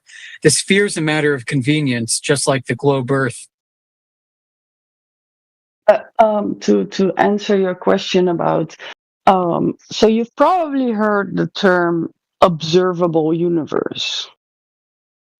Yeah, I'm familiar with the phrase and what it means. Yeah, so for example, the way we on Earth look at our night sky is the way it is viewed from our point of view. You know, and it might, because from our point of view, exactly as you're, for example, have a personal experience, it's your point of view. It doesn't mean anything from another point of view. You know, because I could have said to you, "Oh, you're a dumbass," and you could have perceived it as, "I love you." I was like, "No, I didn't say." No, that. I mean, you have a point. Like what the sky is doing has no relevance to what the ground is. The Egyptians were amazing astronomers, and they were flat earthers. Exactly. The Babylonians, amazing astronomers in Babylon, and they were flat earthers. Same with China. They were flat earthers too. I think everybody was a flat earth until we found out that it was not. Because it. Yeah, how did we find out? Yeah, when? I think mostly math.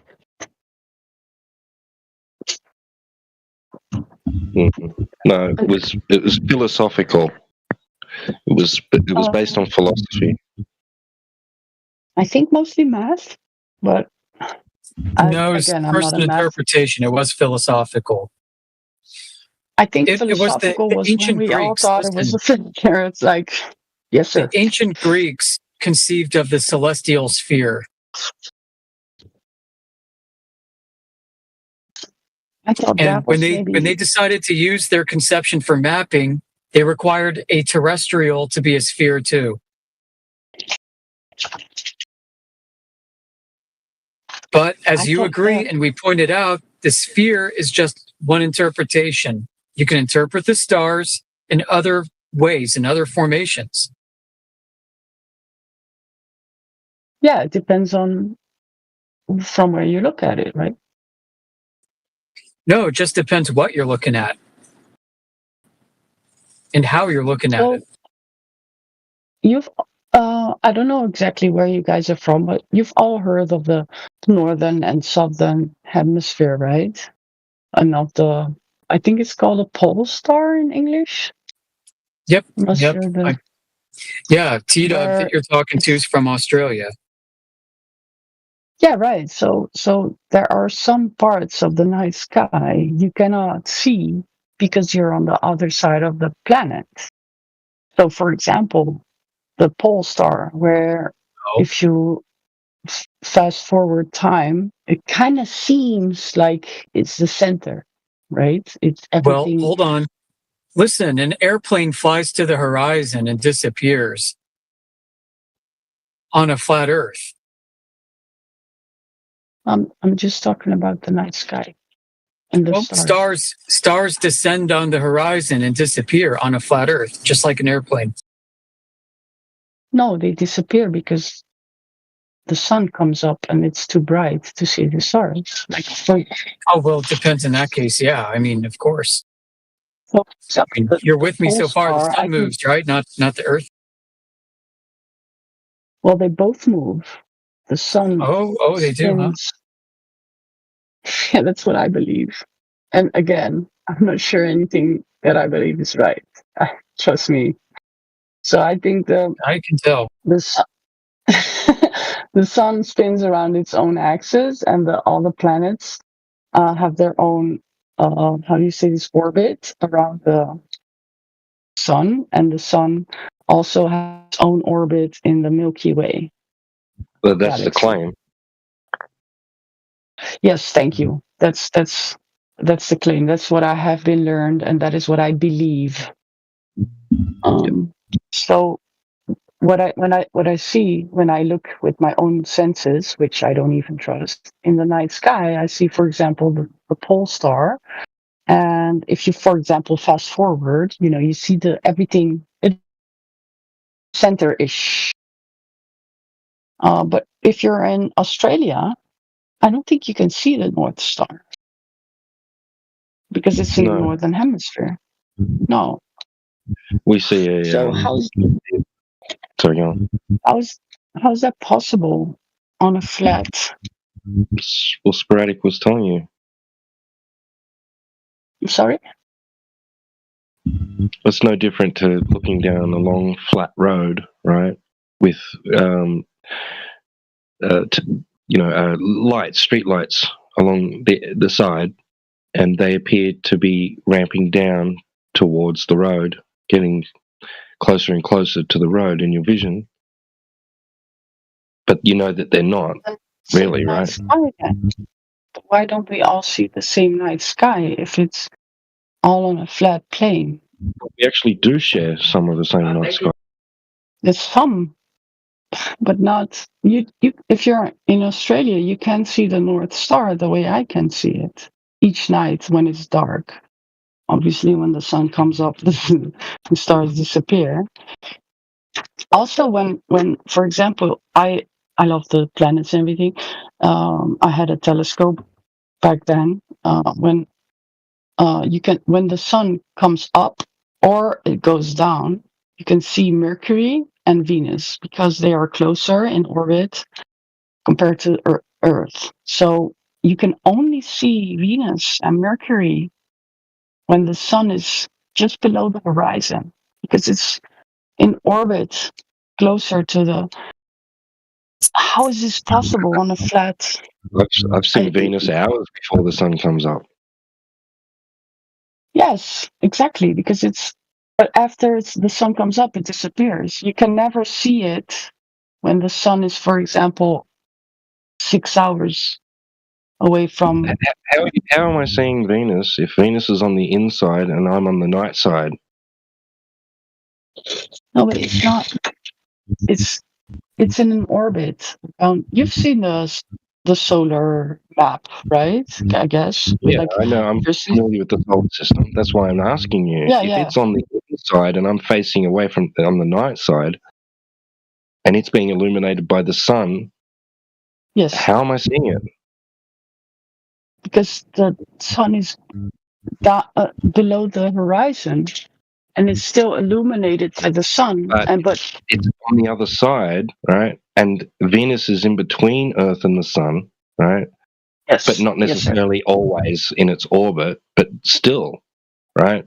I'm on the night side facing away from the sun. The sun's illuminating Venus. Venus is on an orbit track between Earth and the sun. I'm facing away from that direction, yet I can see Venus. It's only visible when the sun is just below the horizon. No, I said I've seen Venus. I've No, seen that's Venus not true. hours before the sun comes up. No, sweetie, are you sure it was Venus? It's not possible because then it's on the other side of the planet. It's not possible to see Venus when the sun is. I've never seen that before. It's not possible.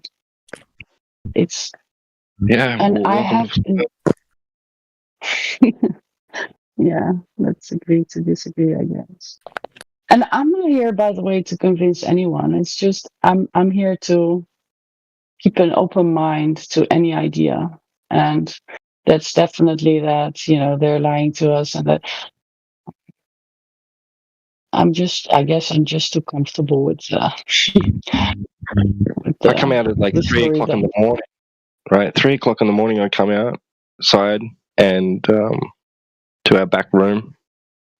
Like it's like a room that's like got 3 glass walls, right, all made of windows, and I can clearly see Venus right there, right. Nice. Do you have a Star Watch app? Do you have this? I love this, by the way, because I like to see what I'm looking at. Yeah, it's definitely Venus. And there you can see exactly when and where everything's visible. And there, the flat, I just don't know how it. So, how about some places? For example, I have family in Sweden where sometimes the sun barely goes, it just stays day, it goes sort of almost below the horizon and then it comes up again.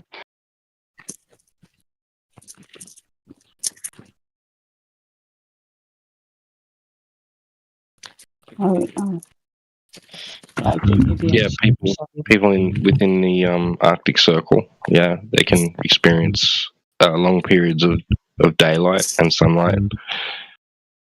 Yep. So does that mean they're in the center of the flat plane? I don't know about any center. Like, I wouldn't say it's the center. But so how does it stay day all day then? It only makes sense on a globe. Why can't the sun wander somewhere else and make it like there? Doesn't it have a certain pattern on a flat Earth? I mean, it just has a certain pattern, I guess. I mean, it comes and it goes, and we can predict it. But the flat Earth doesn't. Okay, but where is Sweden then? Where are my family members sitting if they can see at 3 o'clock in the morning, the sun barely goes down and then comes up again, and then it's 5 in the morning, and then it's just daylight? See, you're asking where things are. Like this goes into, in order to have a meaningful discussion about this, it gets into the realm of coordinate reference systems, topologies, mapping, cartography. Right? I mean, it's a very in-depth discussion. Some of us are prepared to have this. Yeah, I'm sorry. I don't mean to. Right. So, how do you know where something is? How do you know where something is? Cyclone, I'm not sure if you realise your mic is open, and we can hear the scratchy sound coming through. Oh, sorry, guys. No, that's all right. I thought you might have been waiting to chime in.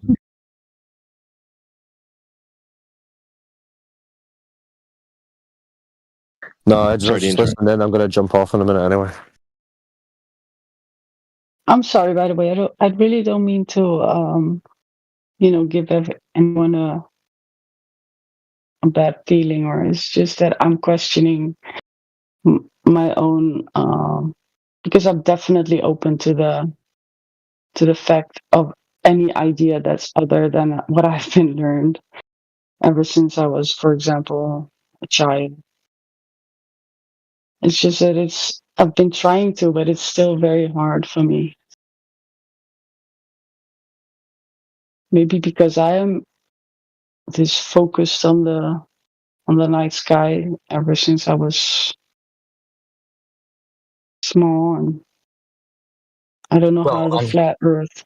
So were all the Egyptian and Babylonian astronomers that were flat earthers too. Yeah, but they also thought a lot of other things, that they thought that people were gods, and I mean, Yeah. they didn't have. Well, we have people today that think that Earth is a gigantic spinning ball in a vacuum. That's me. But I'm not. You should. You shouldn't have me as religion, maybe. Yeah.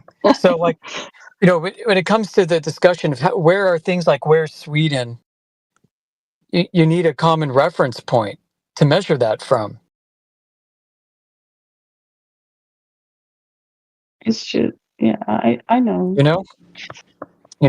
So people use the celestial sphere model. It doesn't exist in reality, whether you're a flat earther or a globe earther. The celestial sphere is just a model. People use that model in order to construct a coordinate reference system. So, but we also see those. We can also see the constellations and everything with our own eyes, right? We can all see the Big Dipper and everything, and the we can even see the moon, right? Doesn't Australia see the moon, like, quote unquote, upside down? Because see it oriented differently when it rises, but by the time it's set, right? But by the time it's setting, it's almost gained a similar orientation as what people in the north see when it's rising. Okay, but again, genuine question. Can you imagine that someone like me, that have been brought up with all the knowledge, we've been, that there's so many answers. There's so many answers to everything. Yeah, but that doesn't make them real.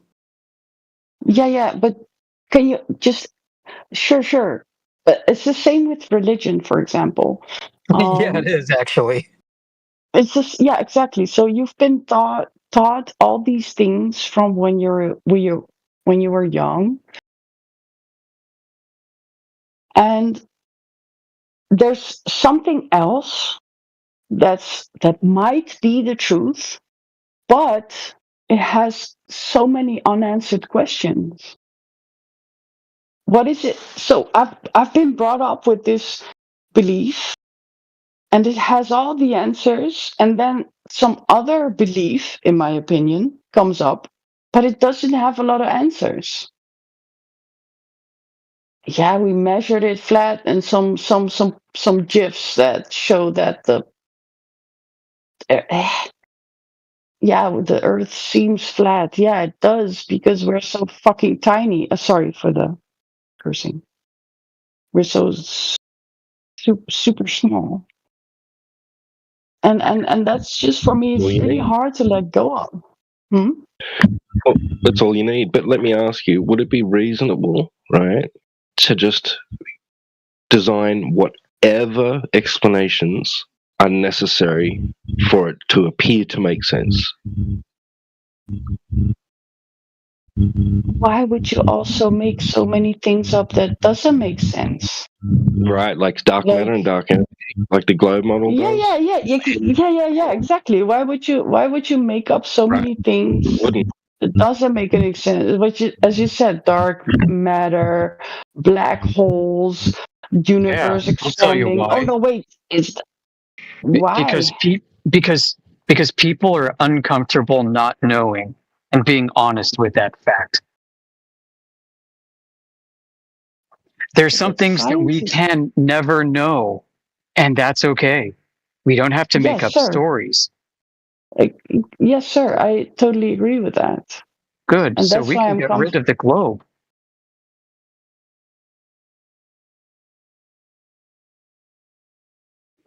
Not doing anything for you. It's just a bunch of made up stories. Many stories that are interlinked and have had centuries and centuries of work done upon them to make sure that it's fully interlocked and intertwined. Okay. Can I ask a genuine question? Is there a possibility that the flat Earth theory could be wrong?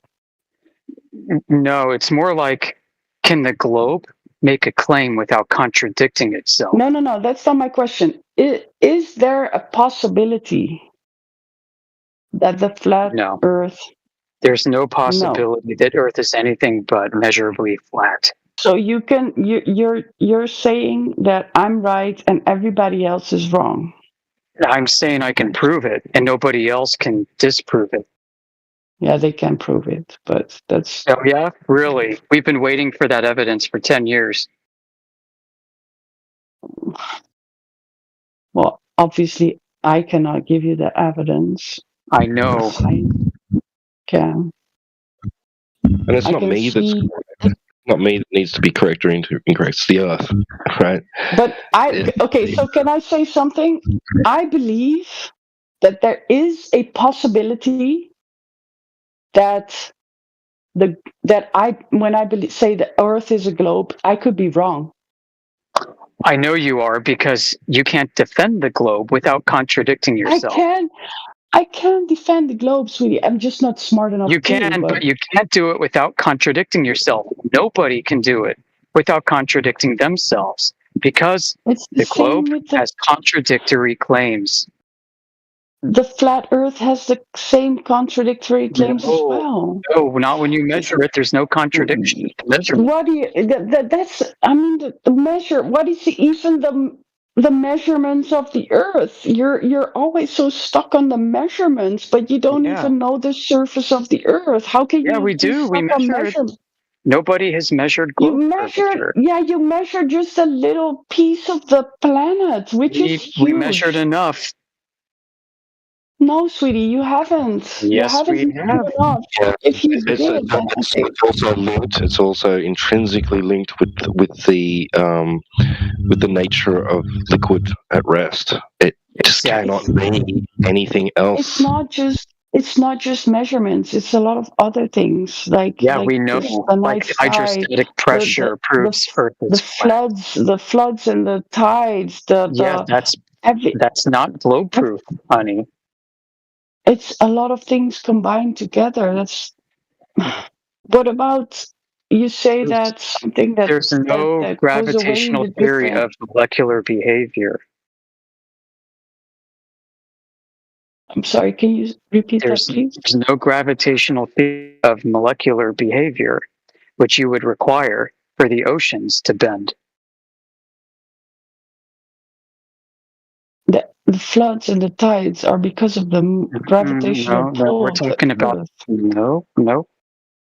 Why are the floods and the tides happening on Earth then? This is one of those things that nobody really knows, but they make up a damn good story. We know. They make up a damn good story. No. Okay. No. The tides happen in places where the moon isn't and shouldn't be. Some places on Earth have experienced 3 tidal rises within a 24-hour period. Yeah, because of course. Not 2, 3. I don't know about 3, but I'm not educated enough on the floods and the tides anyway. But it's just again, to me, there's a lot of things that are not explained or unknown. Flat Earth theory You said we know. You didn't say we explained. You said we know. Explanations aren't knowledge. Explanations are reasons that are given for something that we're observing in nature. Right? But you can have an I explanation think they know. You're invoking. Wait a sec. You're invoking a cause and effect relationship, which means if they know why a certain phenomenon is happening, that means they scientifically validated it through experimentation, testing of a hypothesis, directly manipulating their supposed cause. I think they did. I think everything has that. Only, you know what? I also sometimes. Well, what happens when you check and you find out they didn't? Well, I guess your algorithms are different than mine. You can check too. I can check, sure. Yeah, you can check, and let's compare notes. Because I got nothing.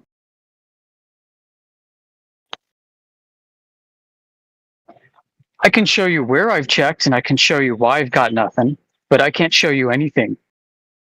I can't show you proof positive. No, yeah, same either. And even if no, I mean of the globe. Yeah, same. Still the same answer for me. I can't prove or show you anything. The only thing I can show or prove you are links from the internet or some chat GPT, you know. But I don't know if any of that shit is true. No, I mean, like, we can examine their methodologies, their assumptions, and we can find out what they're doing. And we see time and time again how they are shoehorning observations into conceptual models time after time after time, and it leads to contradictory results. The same happens to flat Earth. No, I have not seen that once. Sorry, provide an I example. have seen that. I have seen videos where flat earthers try to prove flat, and they, you know. Yeah, they're not all the same, right? Yeah, well, maybe you're watching idiots. Well, no. Why are you judging them for idiots? They also believe that the Earth is flat. There are a lot of flat Earth idiots out there. There's a lot of idiots out there. Doesn't mean if you think. It doesn't matter if you think if you're globe or flat.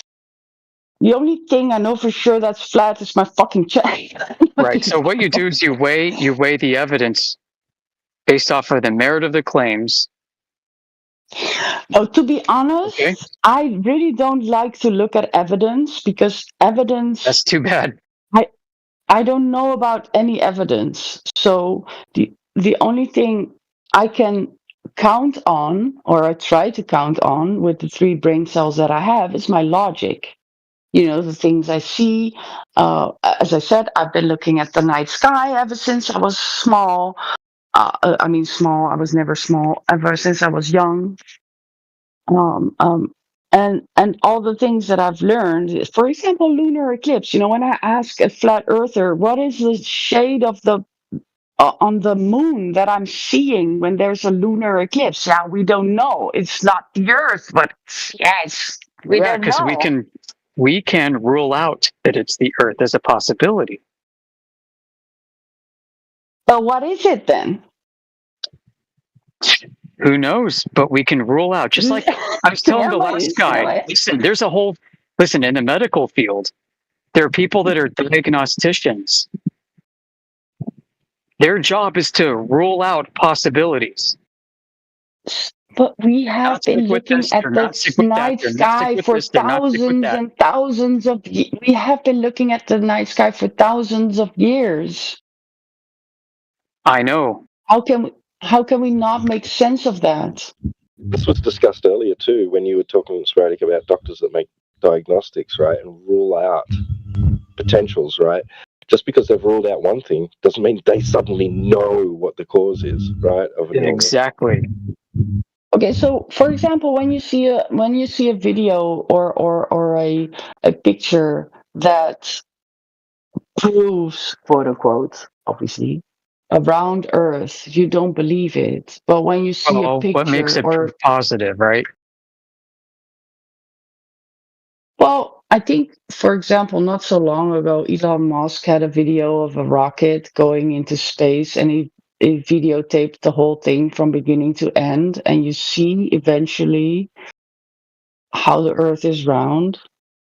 So then you can say, yeah, the big, whatever kind of lens they've been using. Or when sometimes I see they send a picture of some Chinese space station and you see the Earth is flat. How can you believe that picture but not believe some other picture or video or whatever? You know what I'm trying to say? I believe China was used as a hostile witness. It's like if one person's going to appeal to one thing, and they believe that people are up there in space, and they believe China is too, then they've got to accept that as being true also. So which one are they going to go with? Because they've got two conflicting views within their own paradigm. So we use it as a hostile witness. It's not necessarily that we're saying, oh, see, China's up there with people in space and they see the Earth is flat. Then we believe it. We're not saying that.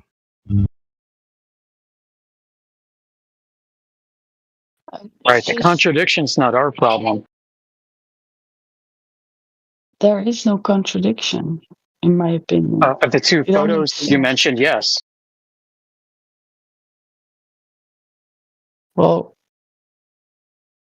right? I mean, that's not our problem. We don't claim that this is actually happening.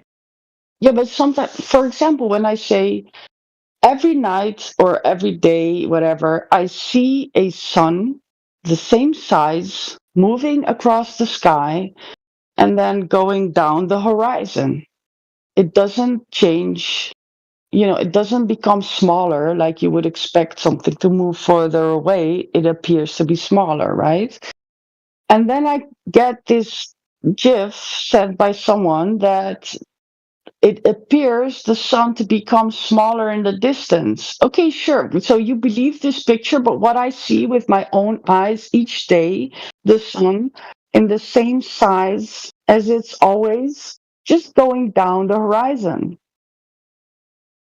It's just that, of course, the picture of the globe, Earth, we all know the even there's icons of it, the circle with it's blue circle with the green land on it and the white clouds. So what's the point, right? You mentioned that you are a student of logic. Can you create a deductive syllogism out of that? Deductive syllogism? Yeah, true statement. A conditional statement. I always try to view things critically,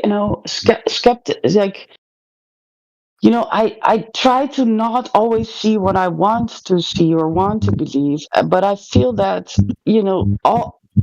I feel that flat earthers say this is fake, this is a fake picture, photoshopped, yada yada, a fake lens or whatever. But whenever there's a picture that seems like it's a flat earth, then it's suddenly a true picture. That's not the point. We just show the contradictions. The crux of the argument is essentially, initially on the measurements of the surface, the way we observe it directly, not through a lens, not through on an image on the screen, directly from our eyes, how we measure it, how we use it. That's the crux of the argument. Oh, by the way, a little bit off topic. I want to say that thank you guys for being patient with me and being nice and respectful, even though I can be a bit of an idiot sometimes. Thank you. I appreciate it. So yeah, let's continue the conversation. So with the sunset, right, does it logically follow? Does it necessarily follow, right, logically, that the result of what you view during a sunset, what you view during a sunset is the result of the Earth being a spinning ball? Does it necessarily?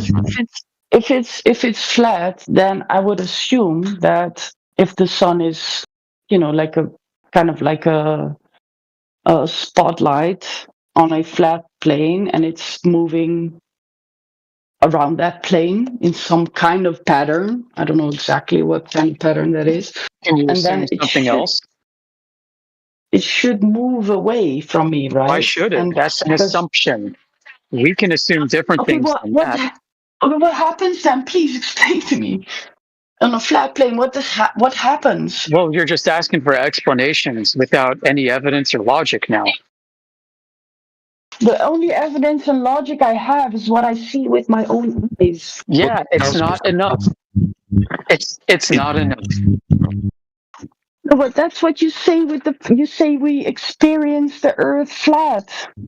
But well, now you say it's not enough. That's testable. That is testable. What you are supposing is happening. The sky's not testable.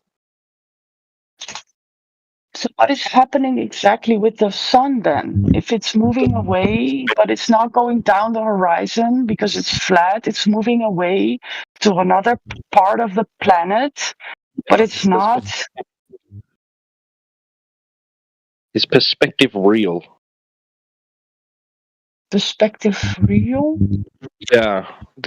Is there a certain way that, due to the limitations of optics, is there a certain way that we view things? It springs to mind it springs to mind the construction of a telecentric lens. You've heard of these, right? Can you explain, please? Okay, yeah, a telecentric lens. You can take two small objects and put them on a table, one far away from the other at the far end of the table, and one very close to the camera. A telecentric lens would show these two objects in the image, in the optic itself, as being the same size with no depth perception between the two. Are you saying my eyes are thingy? No, I'm just saying, look, we can assume something else, come up with explanations. In this case, there could be some exotic lensing effect happening that we can't test, and you can't test either. You want an explanation? We got explanations all day long, but they don't prove anything. Yeah, I know. It's just so hard for me to get there. It's more about letting go of things than trying to build things up with explanations. You got to let go of the baggage. No, I need explanations to let go of something I've been holding on for the last 39 years. That's your problem. Oh, sweetie, I have 100. You're trying to replace. Well, you can shed one of them right now and not have to replace it with another problem.